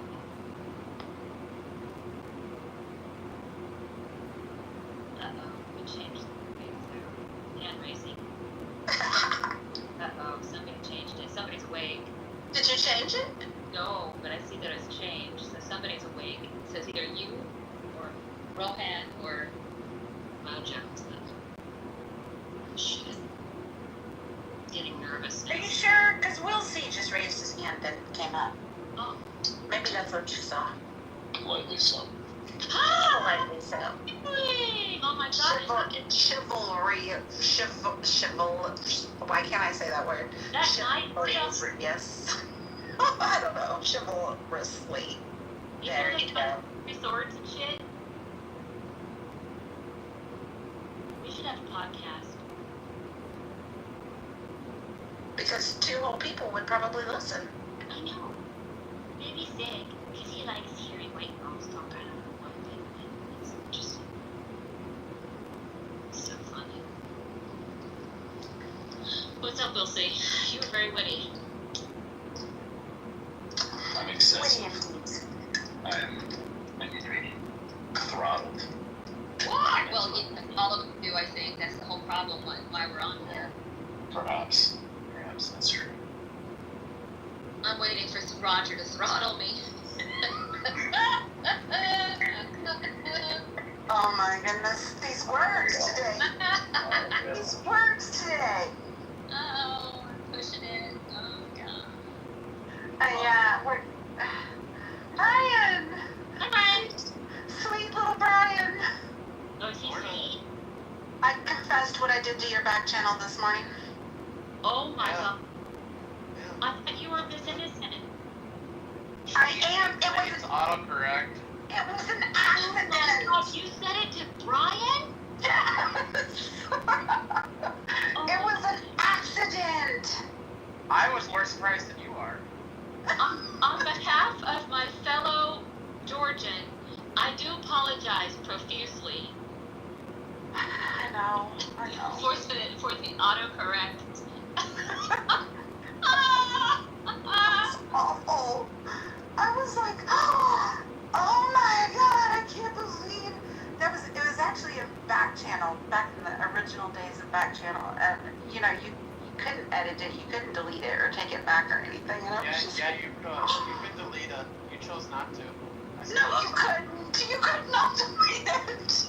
Did you guys I was like gaslighting. Well, did you see that bus come by? Because I didn't. That bus came out of nowhere. He just threw her right under. Yeah, he did. I mean, I did assault him verbally. Sort of. really requested something that he wasn't really able to deliver. Assault somebody who's a salt of the earth type person. I see how it is. Exactly. Right.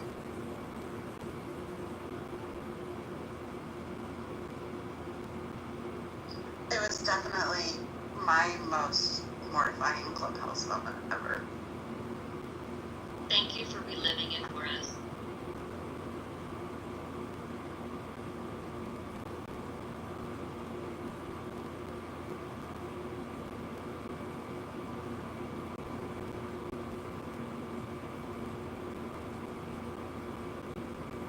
I'm just gonna say, I think my brain just thinks too fast for my fingers. It's gotta be like a hand-eye coordination problem, right? I'm not sure that's a problem. I have been told that that's a talent and a skill.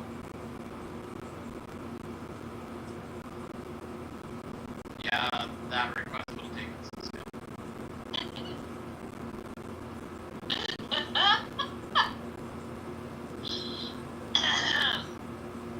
I'm sorry.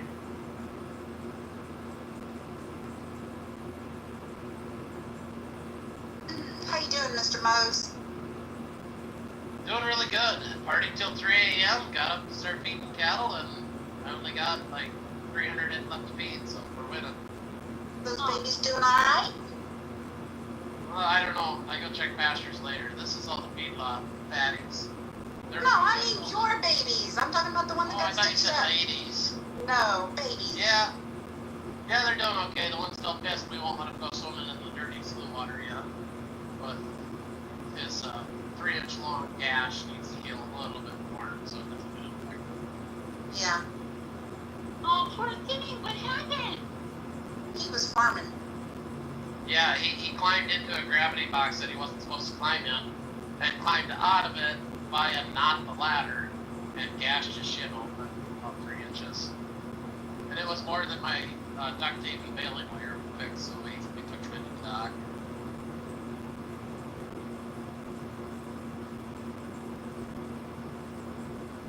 But he's all healed now. He's just pissed that he has to sit around and can't, like, go swimming and run through the trees and all that boy stuff. Barrel market things. Yeah. Oh no. Farm kid. That's so cute. Alright, now, so I don't. Hey, Serene.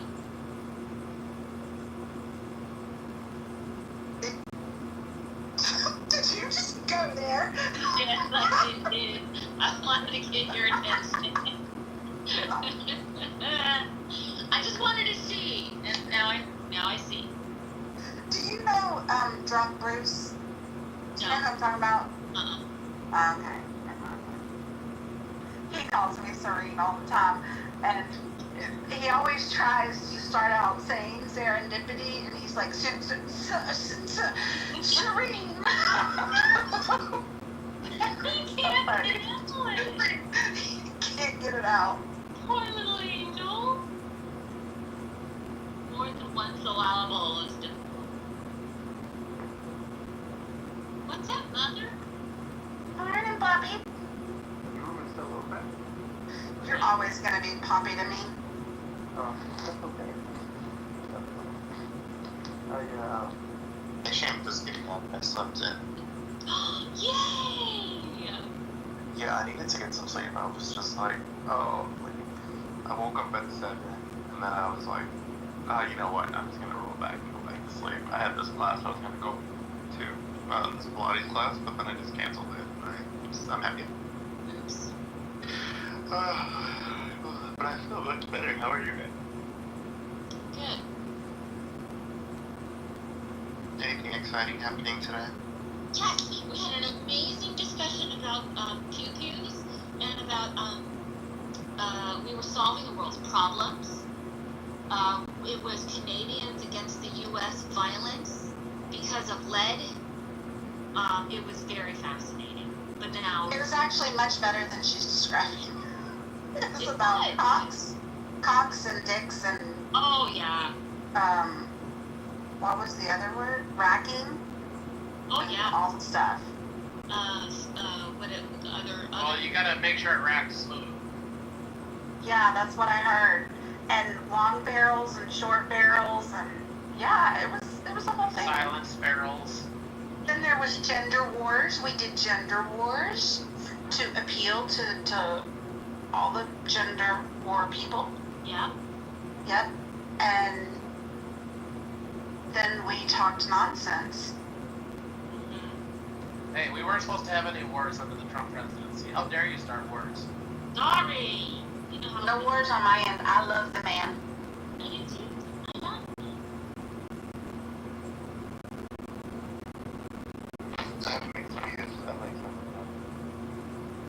Oh yeah, of course. Do I wish I was gay? Yes.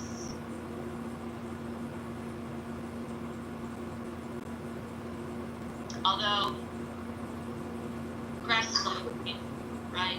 Grass is You always want what you don't have. I think the gays are evil. That's my view. I just. Really? Yeah, I don't like the gays. Most of them. You don't like the gays? Well, I don't like most people, so it's not like that is outside the norm of my Alright. So you have a specialty. I'm very particular with who I actually like. Yes. So you say the grass is greener on the other side, but don't grab a hold of the fence or in the middle of the night when the grass is doing. It's a shocking experience. You know, that grass could also be fake as fuck. I'm not even gonna say it right now. I'm just saying, it could be plastic. No, I'm talking about shocking. I'm not doing it, Brian. I'm not gonna do it. Okay. Okay. Right. Someday. Although I did have a funny story here. So a bunch of us were partying, drinking, relaxing. My two oldest boys and a bunch of guys went, "Hey, this Spencer just doesn't seem right the way the gate handle's set up." "What do you mean it's messed up?" "Well, let's go look at this hot wire gate handle." So, all the guys get up and my two oldest, we go down, check out this pasture fence that has electric fencer on it. And it's midnight, 1 o'clock. So we, of course, have high humidity, so the grass is wet. As you walk through it, all the dew is collecting, so you're good and grounded. One guy, "Well, I hooked the handle, so now it should be dead over there." I'm like, "Okay, grab the wire." I'm not so sure. Let me think about it. After he was really sure the fence was going to be dead. So we talked my second oldest into grabbing a hold of it. So he grabs it. Ouch, that is on. Okay, no big deal. It's like, okay, let's go check and see what's going on, see if we can fix this situation so you can hook the gate handle up without getting the shock every time. To which the owner of the property goes, unplugs the fencer, comes back around, and "Oh, I unplugged the fencer, this is the only fencer." So how you grab a hold of something, like if you grab a hold of a hot curling iron or something, you don't realize it's hot right away, so you're like, "No, it's not really hot." Gets the first shock, thinks, "Oh, maybe just some residual static electricity." Nope, second one comes, "Son of a bitch!" To which we all bust out laughing because he was good and grounded. Well, we all quit laughing, except my oldest. He's still busting a gut over there. And he goes, "Did you not see me plug the fencer in behind you when you walked away?" So he thought the fencer was unplugged, but he got plugged back in. He grabbed hold of it and got a full shock of the fencer.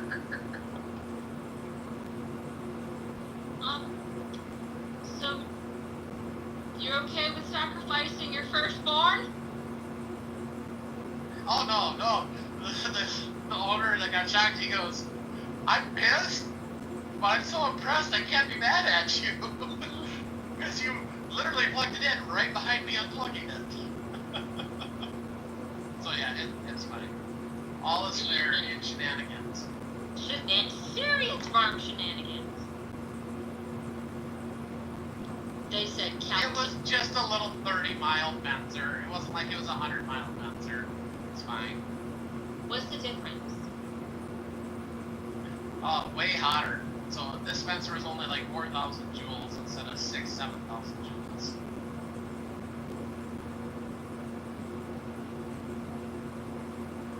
So are you trying to keep things in or out, or keep things out? Well, they're trying to keep cattle in the pasture instead of out in the crop ground. Ah, what are they growing? Well, we grow corn, soybeans, wheat in this part of the world, mainly for row crops. But the cattle in the pasture, you don't want them in there because they'll eat the row crop, and then you can't harvest the row crop, you can't pay your bills. Right. Isn't that kind of like having a room adjacent to a kid's room that's full of candy and telling the kid not to go over there? Yeah, so you make the door handle electrified like on Home Alone so the kid won't go in the room. That is cruel! So the whole They time... learn after the first couple times to touch the door handle that it's not a good idea.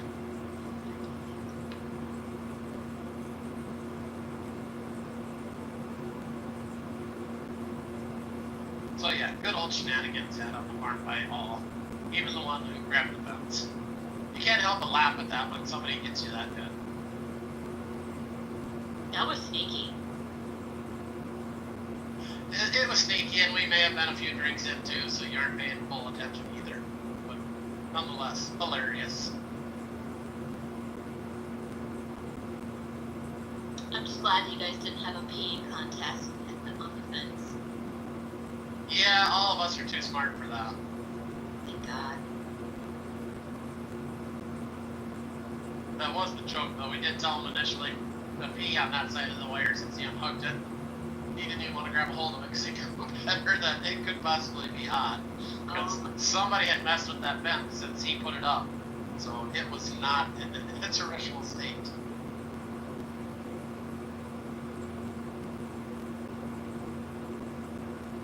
It's just like the DIY home person electrifying their house with new wires, and they're not to code. That's kind of what the fence was like last night.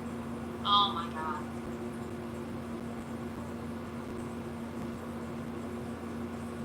Yeah, that's how I lost my refrigerator, dishwasher, and almost the dryer.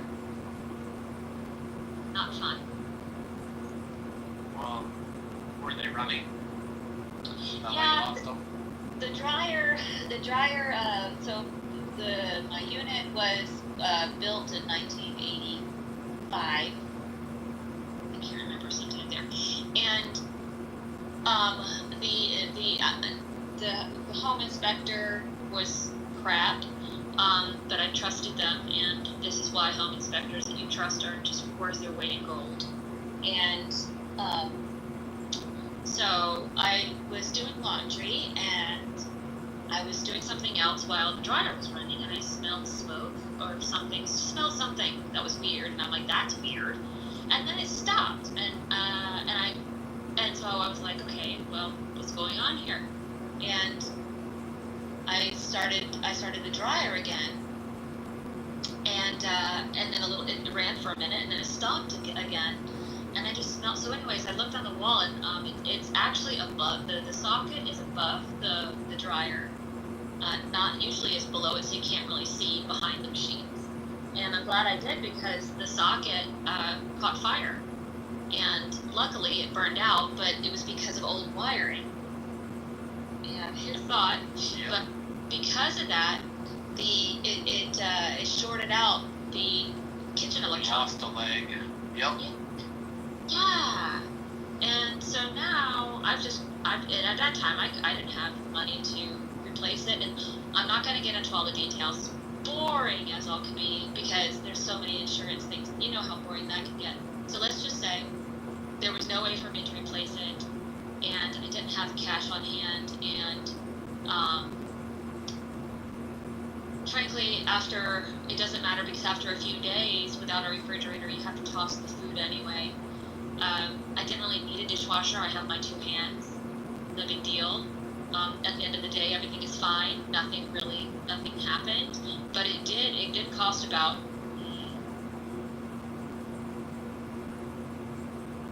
to replace the dryer, and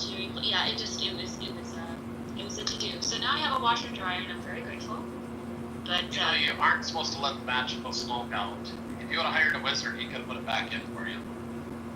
I know, but I'm not on very good terms with wizards. I'm mad at them right now.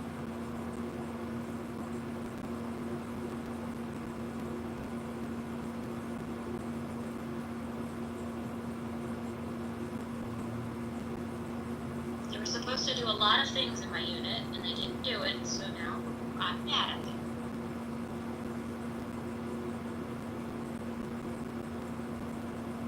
Of course, he did want sexual favors, and I'm just not interested in doing that, so.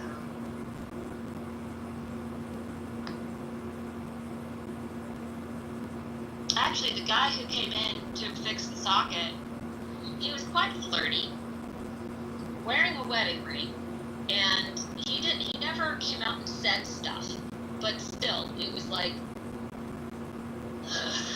can a lady just get her socket fixed? Literally, not figuratively, yeah. Yeah. Kristen! What? I'm talking about the thing on the wall! What are you talking about? Never mind. Okay.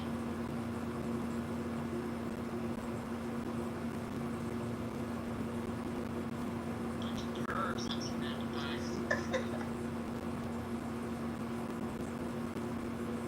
Yeah, so Thirsty. I need more coffee. I bet.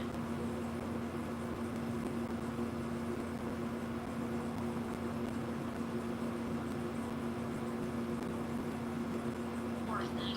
See, I'm gonna go get more. Okay. See, that's the fun thing about farm people, is they know how to talk about natural things.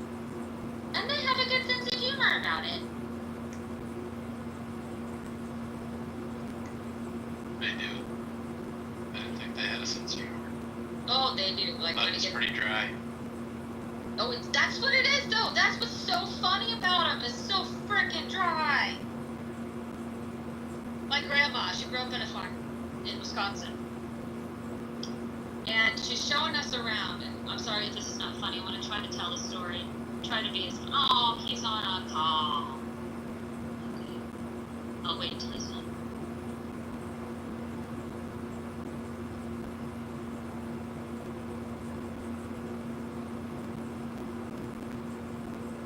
Hello. I'm going to get more coffee. Okay. It's gonna be a Starbucks run. Yeah. We'll see. I told you that you could come up and speak. Come up. Wait, I sent them an invite. There you go. Yay. I'm on my own Starbucks run. You guys, why are you being mean to me right now? I'm so, here I am. So easy. I think maybe we need to reconsider our votes on the poll. What are the votes on it for? No, the poll's gone. But you know, you're being easy, Kristen. I'm being too easy? Too easy. It's too easy to be mean.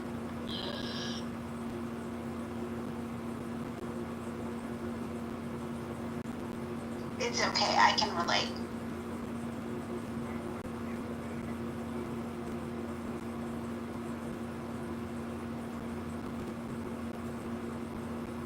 Have you seen Superman? Did you think it was really woke? About it. I don't know. I just heard some people complaining that it was really woke. Weapons getting good reviews.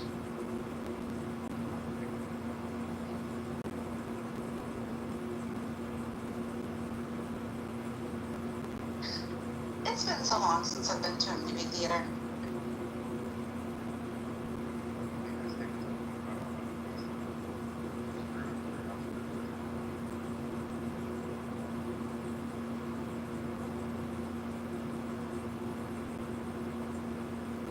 Alright, new poll is up.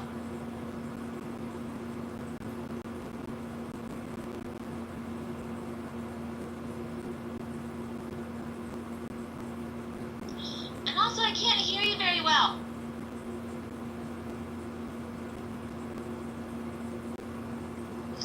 You can't hear very well. Well, was that Will C? Because I can't hear what he was saying. No, that was Poppy. Oh, okay. Poppy, I can't hear you very well. So So much better. the also movie tickets have gone up a lot, but I still enjoy going to the actual theater. Just, I don't know, just to get out of the house. You know. Yeah, I don't know. You just like even new movies coming out. You don't hear about them like we used to hear about them. Like we used to anticipate the coming of new movies.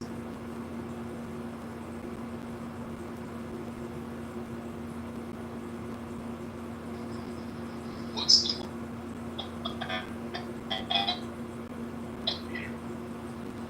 it might take long to come up with that.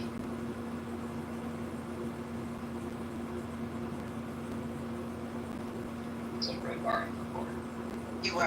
You were totally red barring. Yeah. Not red bar.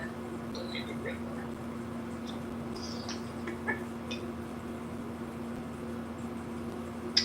My question was, what is the last good movie that you saw in a theater? And to answer this question, it might take long. Right. Transformer. Wait, what? Transformers. When was that? Oh, a long time ago. Was there something you wanted to see, or did your children request to see this? Me.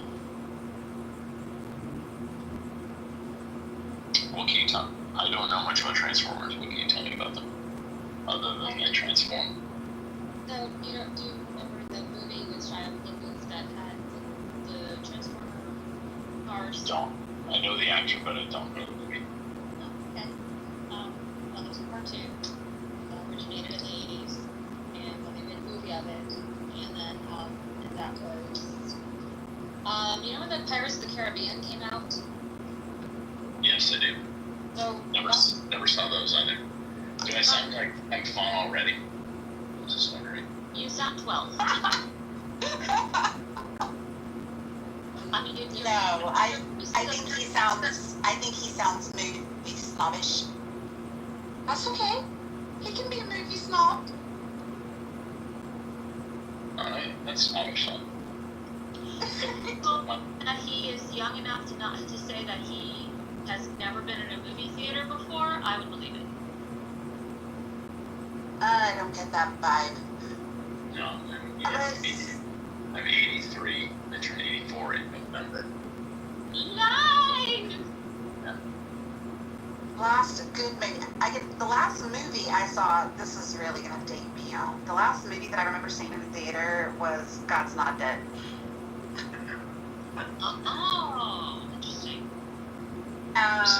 The last. I don't even remember. I don't even remember who was in it. That's the last one that I saw in the theater, though. But the last good movie that I saw was probably. I gotta think on this one, because I'm not like a huge movie person anyway. But think.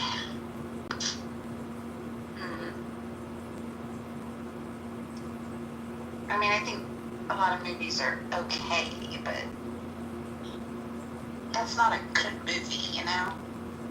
Well, I never saw it. I can't tell.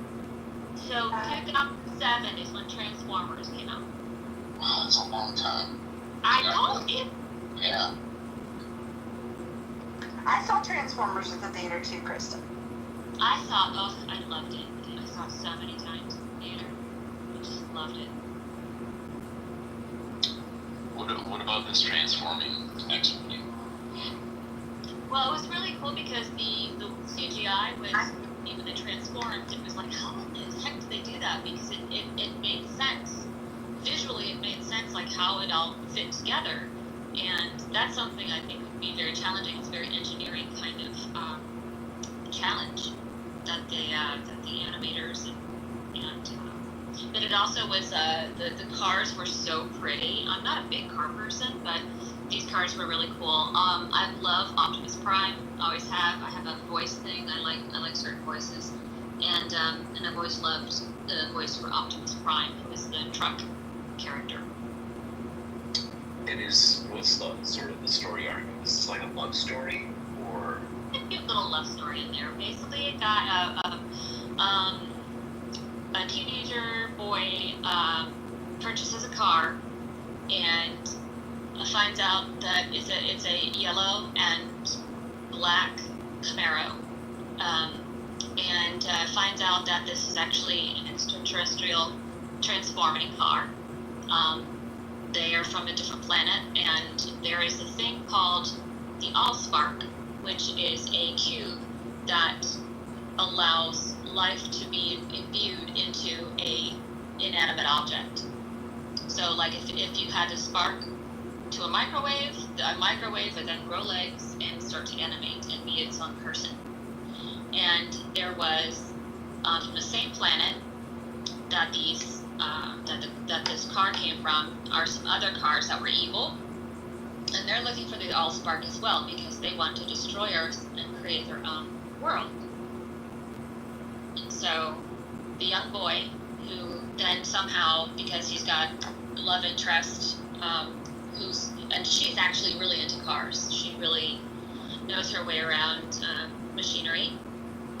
Helps to try to find this Allspark, and it is a battle of good and evil to try to find the Allspark. So this is more kind of a Terminator setup of there's one party against another. It's not a menage a trois between the girl and her boyfriend and the Camaro. I would hope not for teenagers. That'd be a little weird. Yeah, once you say that makes sense. Yeah. The Notebook. That's what I'm going with. Ugh. Don't you me? Well, the only reason why is because she couldn't make up her fucking mind. This guy's willing to build a house for her and everything, and it was like, oh my god, just, no. Sorry. I appreciate the detailed explanation on the Transformers. You're welcome. I'm not very good at it, but you asked, and there you go. No, I appreciate it. And it's I'll try not to make my age a hindrance to our communication with the court. Your age has no hindrance or advantage. You're fine. I thought you did very well explaining the premise. Thank you! Even though it's one of my favorite movies, I'm not a very good sum-upper.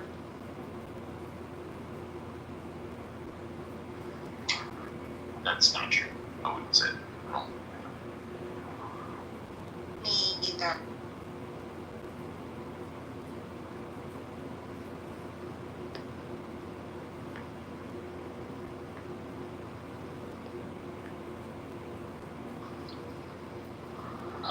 Does anybody in the room have kids that are going back to school?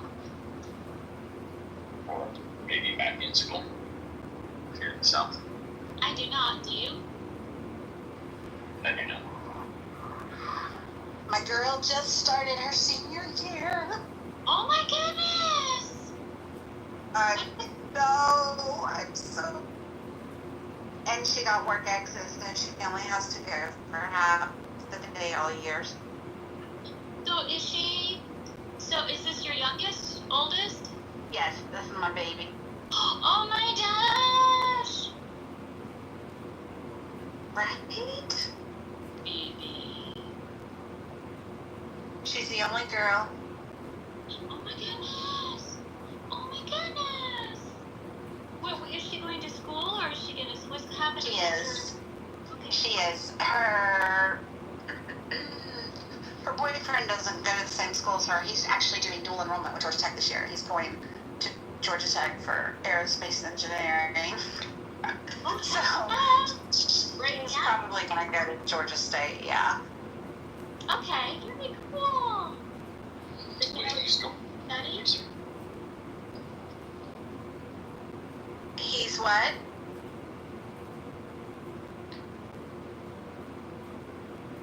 Does she know what she wants to study? She does. Oh no, red bar. Red bar. Behavior psychology. Oh, hang on. I'm in Starbucks. That's why my service is bad. Can you hear me now? Yes, but it's very important to get coffee. You must get coffee first. All right, hang on.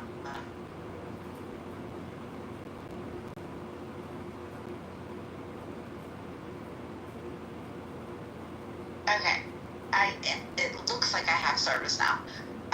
She's going for criminal behavior psychology. There's the red bar again. Criminal behavior psychology. Is she on the platform? Yeah. She can study on the platform. On Clubhouse. For real. Criminality and behavioral. You're absolutely not wrong, but I would never. Yeah, no, I wouldn't recommend it either. Bless her heart. It's a little harsh for even those that are seasoned. Right. Yeah, first day of school, I got my daughter, it's the first day of her last year, and my granddaughter, it's the first day of her first year. It is so sweet. Right? I just love them. So proud.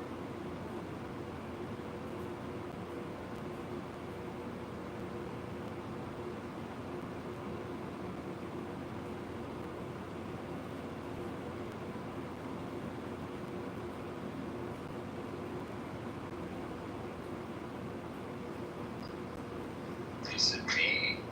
Or have we gone silent? We have gone silent. Okay. And that is okay. And Silencio. Silencio. Ahora. More flavor. Serendipity man. Yeah, she has the red bar. She'll be there.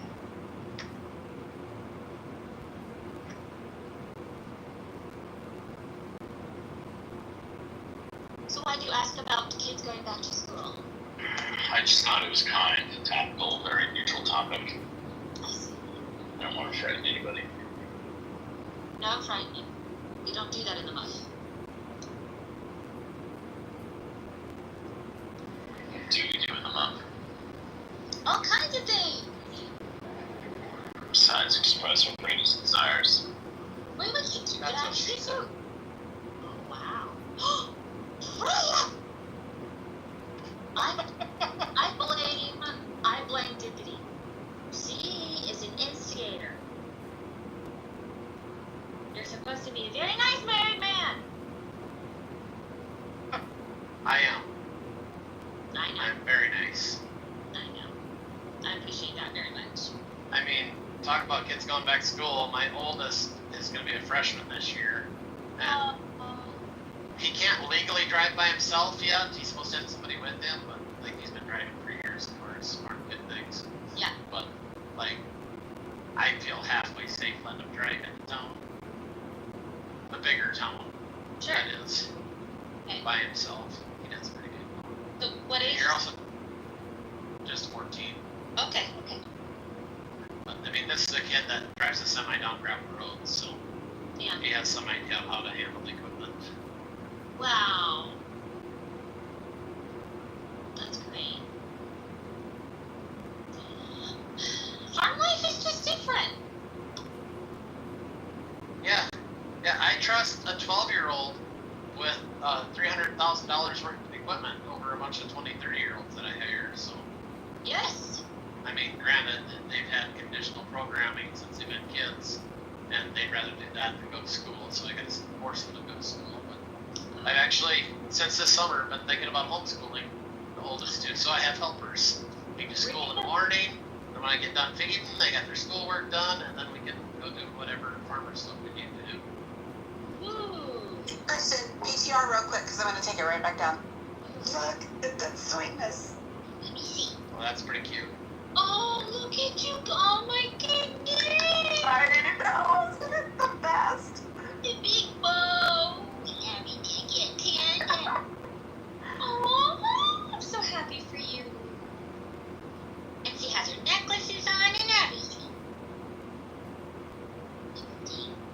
Okay. That's great. That's so cool. Super cute. I'll show you my database. This is my flower. This is when we start to lose people. I won't talk about them much, but this is, and then this is my dog. So my cat. Yeah. She oh yeah, wait, no, if you, yeah. So if you scroll back a few, you can see I already posted them. Okay. So if you scroll back in the pictures, that's my dog, and then my little redhead is in there as well. Those are my cat.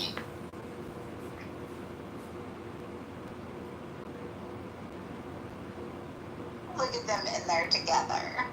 Yeah, they're married. So that's her husband. In fact, I'll take a picture of what they look like right now. This is just ridiculously cute. I can't stand it. They're both with you today. Yeah, 3. Wait. Stop. Oh, I can cancel it. Oh, did you guys know you can cancel your pictures? I didn't know that. You can delete them, yes. Delete that. I just. Brian, you're a cattle farmer? So, Yeah, farmer / rancher, whatever you want to call it. sorry. Crops and livestock. Oh, I'm open. What region of the country? South Dakota. Oh. Up in God's country, where we breathe the people out who can't hang. So it stays pretty peaceful. For sure. And the prettiest sunsets. Aww. Are you east or west of Missouri?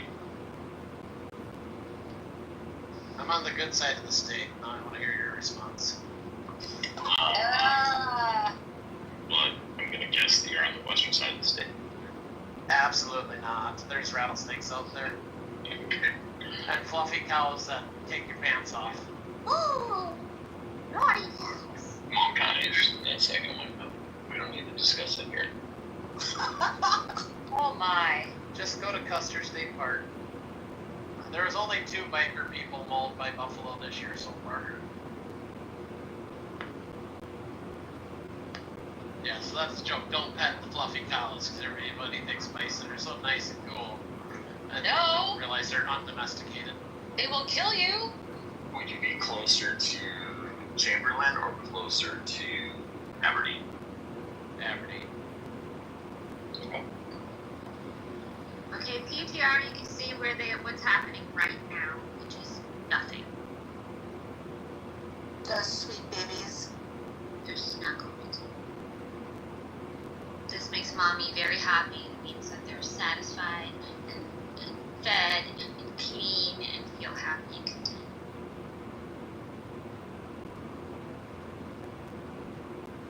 Yeah, kids never do that. Well, our kids were passed out in the back seat driving home this morning at 3 a.m., so they were kind of peaceful. I mean, yeah, I guess. 3 in the morning? What were you guys doing? You know, Sorry, no. You know how they say work hard and party harder? We were partying. Oh. See, okay, I don't know about you, serendipity, but so he starts talking, then the Wisconsin the accent starts to come into. Don't you know? Oh, so how's your cheese drawer looking? You gotta restock it. Well, we gotta have more brandy. They're not. See, I don't know. I don't have that. I'm gonna say this, and then I'm gonna turn around and say quite the opposite. But I don't think I have that Midwestern accent. But somebody picked up on it. You have a little bit. Sometimes when you say certain words. You're a converted away Midwesterner. Yeah. Yeah, I didn't grow up there, but my parents were from there, so I'm sure that had an influence on my dialect. Yeah, my sisters and I are completely different. They are country as a turnip green, and I am very Midwestern. They have the Southern accent, the all of that, and it's very interesting because I'm like, how did we not? Were we not raised in the same household by the same parents? So you put peanuts in your Coke. Dude, that's really good. I know it is. Do you know where it started from? No. Since you're from that region. Did you say peanuts in your Coke? Yeah. A lot of the miners back in the day, you know, to have a meal underground, they couldn't really just eat peanuts by the handful without eating a bunch of charcoal and soot, so they put the peanuts in their Coke. So then their hands weren't touching, get the peanuts all full of the soot. So that's kind of the originations from the miners and the oil well folk who they have a lunch, they put peanuts in their Coke, and they kind of drank / ate their lunch. That's so cool. That's really interesting. And it sounds delicious. It is. It's that salty sweet mix.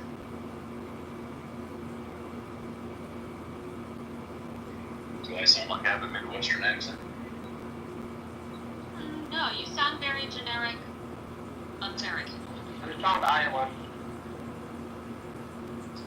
I don't think I'm the Midwestern. I think Kristen sounds more Midwestern than you do. Yeah. I think he sounds like a Des Moines, Iowan. Oh yeah. Not Midwestern, but Midwestern. Yeah. One of them big city folk, don't you know? North of that. Oh, you know what he sounds like? He sounds like he's from Ohio. Oh, don't say that. I Oh. Oh, doesn't he sound like that? My gosh. I'm sorry, I won't do that. I'll speak in my normal voice. I apologize. I don't mean to make fun. I just appreciate. I'm not making I sound like I'm from South Dakota. Wait. I think you can do a great Shorzy accent. A great what? Shorzy. Don't tell me you don't know about Shorzy. No, what is that? Oh my goodness. You're gonna have to watch Letterkenny. Okay. It's a Canadian comedy. I love Canadian comedy! It's called Shorzy? Well, there's a new one out called Shorzy, but Letterkenny is the original one. Okay. 10 seasons. And then they did a Shorzy spin-off. Just look up Shorzy Letterkenny on YouTube and you'll see. I will investigate.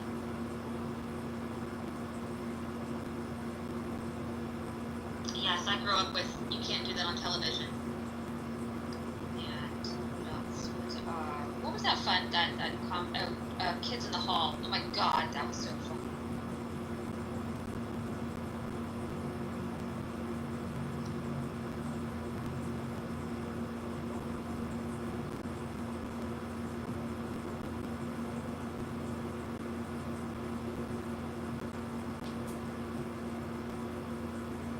I'll be back. I have to order lunch.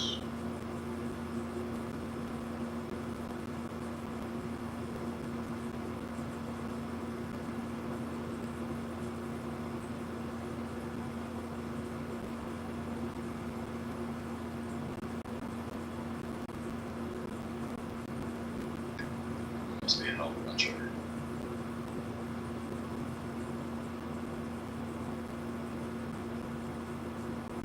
Alright, I put a clip of Shorzy in the chat. It's good old-fashioned Canadian comedy.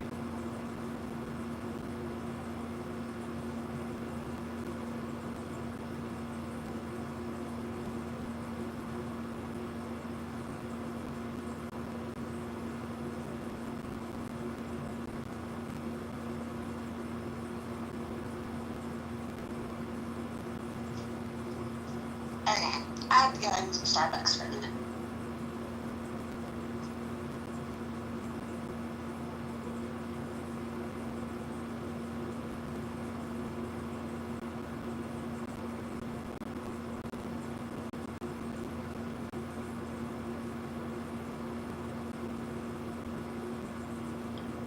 totally understandable.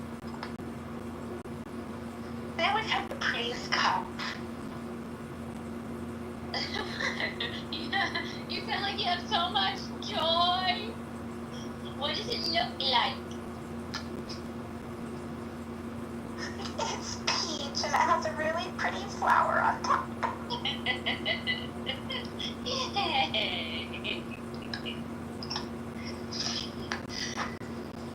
That's very nice.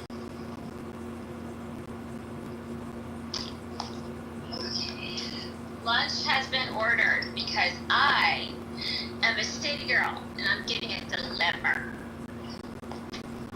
Hey, I also get lunch delivered, but I don't even have to place an order. On your wife, it doesn't count.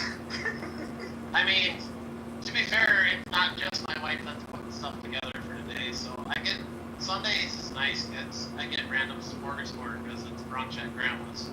So I usually she comes back with like some biscuits and gravy or caramel rolls or some kind of treat, as well as the staple of scrambled eggs and peppers and onions that the wife's been starting to make. So it's a glorious lunch. I'm looking for the perfect biscuit recipe. I can make good biscuits, but I want like the biscuit recipe. Yeah. Like the KFC biscuits, but just a little heartier. Like buttermilk biscuits. I want them crunchy on the top, but really fluffy and light on the inside. Yeah, and layers. I mean, if they're fluffy enough, I don't even care about the layers. Like, I want it to be like a biscuit, you know? Yes. Yeah. But, and like I said, I've made some really good ones. Like, they're crunchy. They just don't get very tall. That's been my big issue so far. You gotta work the dough a little bit longer than. Is that what it is? Because I'm always afraid of working it too much, because then it makes them really dense and heavy. You guys, isn't this like a Clubhouse After Dark conversation? Yeah. You're here and it's light out, so I mean. Touche. You didn't leave, but I like the Although passive aggressiveness. I'm thinking that he may be a little bit alarmed because we haven't mentioned butter. I did. Did you not hear it? No. Okay. Brian just says, hey. See how it is, anti-dairy, got it. No, you gotta use yourself. an ample amount of butter. You cannot be stingy on the lube. No, you can't be stingy on the butter, and it's got to be ice cold. Do you use lard in your butter? In your biscuit? I've done one recipe where I used beef tallow. Oh, how'd they turn out? They were really good. Like I said, I've gotten to the point where they're pretty good biscuits. They're just, I want them to be pretty biscuits, you know? I want them to be all the same shape, and I want them to rise, and yeah. All the things.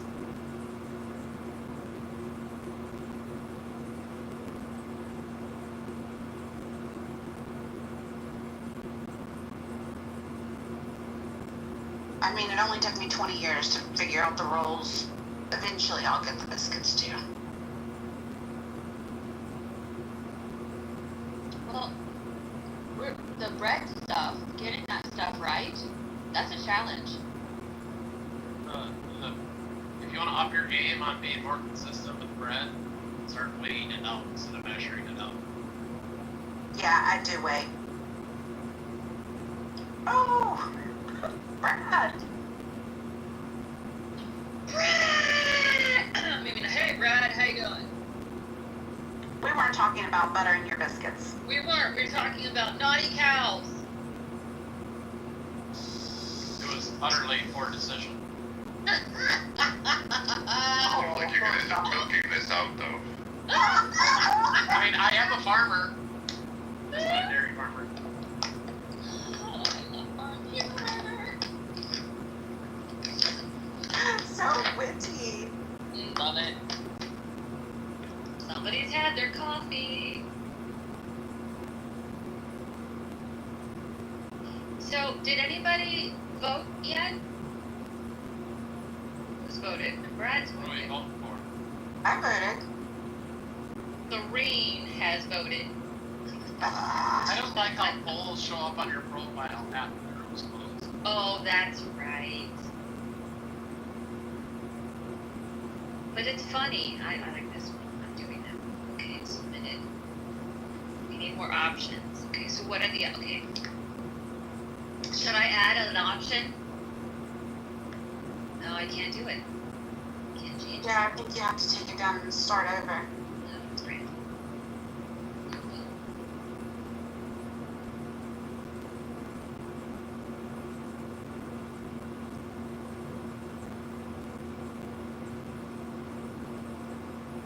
Oh man, okay, I'm just gonna leave my microphone open because this was weird.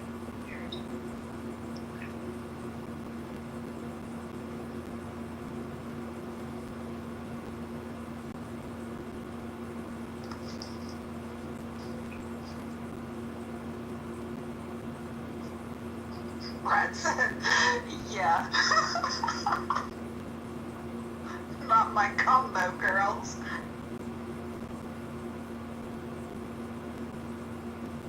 I was just about to tell him how we talked about the gun thing and the pew-pews and everything. Then he ran away. I could have told you that was coming. I know. I'm not surprised.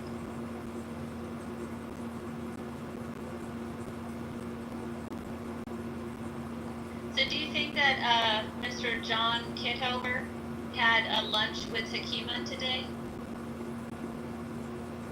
No, I don't think because his profile is still in the room.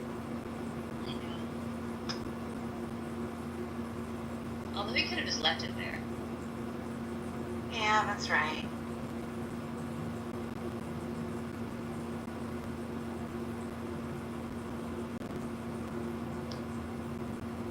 So we'll see. You are a pilot. Yes? I should say that most of my profile is complete bullshit. Okay. So you're a helicopter parent. Got it. And you love Let me see what I have in here lately.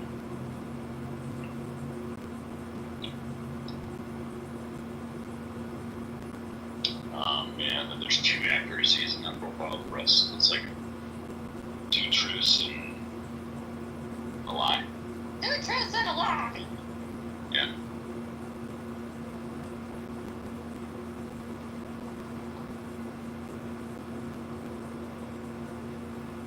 But everything else is a lie. It's just 2 truths.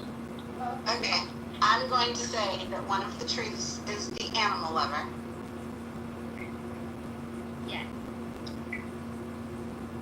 What's the other truth? That is correct so far. The other truth is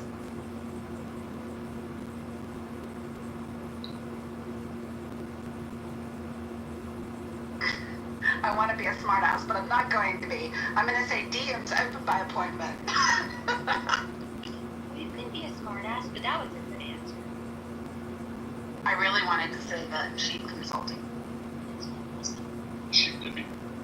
Or the sheep dipping, yeah. Wait, what version of sheep dipping? There's 2 interpretations of sheep dipping. I don't know. I don't know either of The them. icy type. Just give 1%. You don't have to do this. I know, I'm checking right now. You can go open book on this one. I do believe that he's pulling the fleece over our eyes. You're welcome.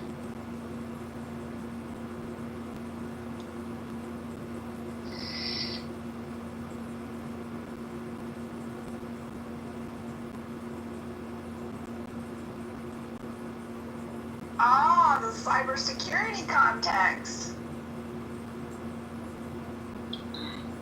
You know what? I hadn't thought of that context. There's maybe a third context. might not find its way into a definition, but it's probably like a cybersecurity adjacent context. Okay.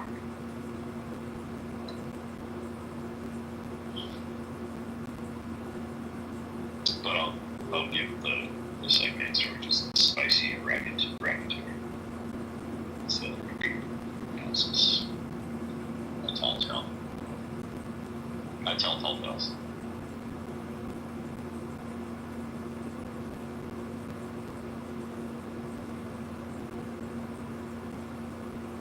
Don't you know?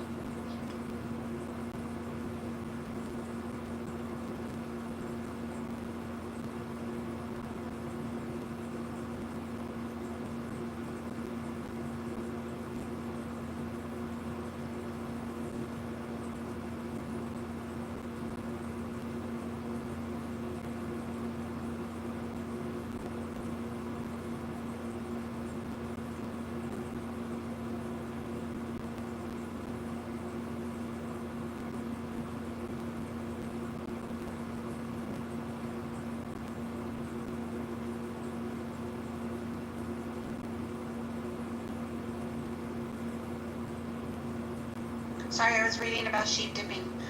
What did you say the other one was?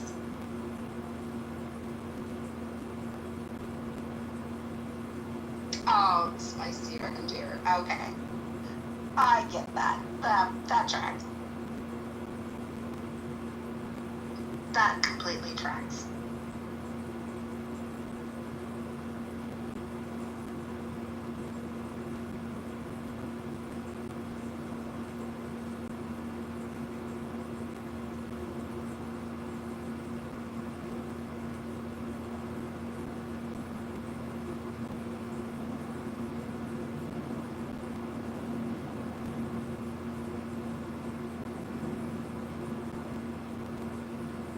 Are you all reading about sheep dipping?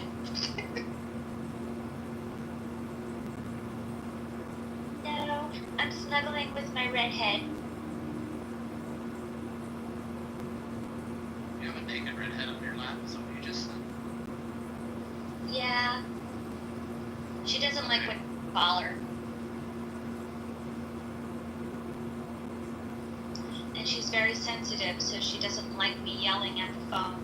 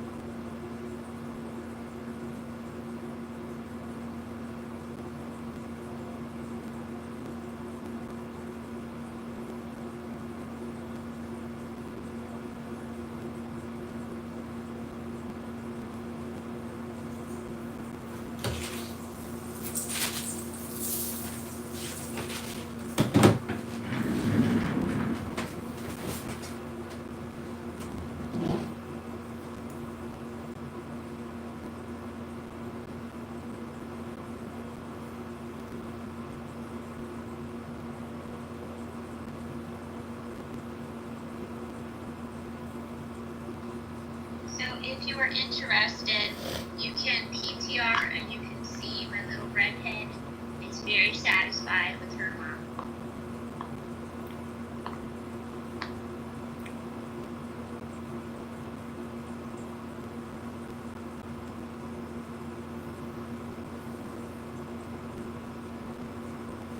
She does look very cozy.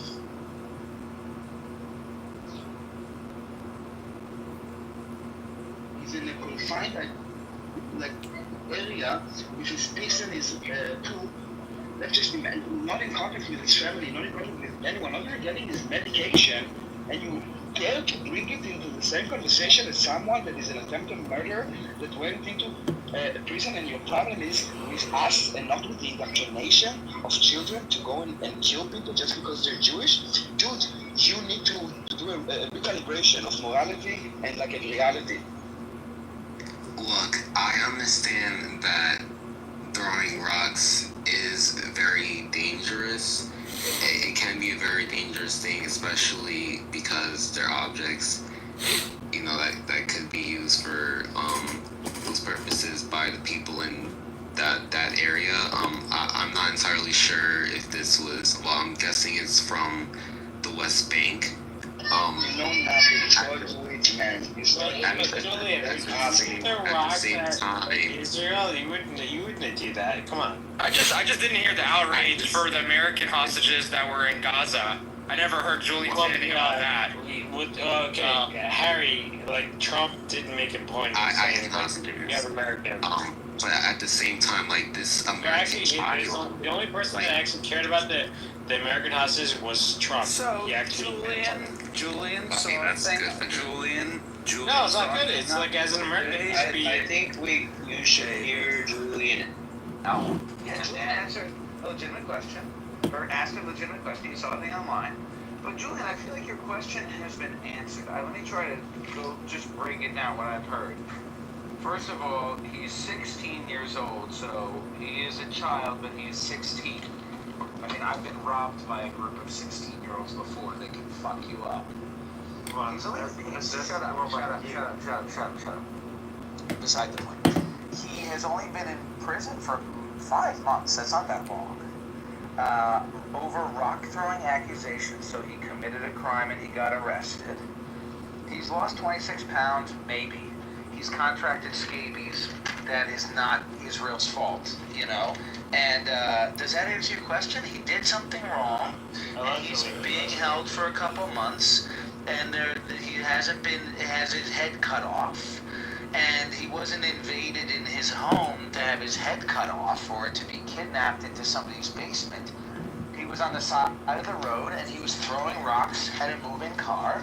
He was with a group of other boys, hoodlums, who were causing problems, and he got arrested. I mean, why was he there? Why was he here in America? Wait a minute. I thought that the Palestine was an open-air prison. You're telling me that he voluntarily visited an open-air prison, and while he was there, he spent time throwing rocks at passing cars? Is that what you're saying to me? He was born in America? He is Palestinian American, so he does have American citizenship. And I think that's the point. I have compassion for any innocent people.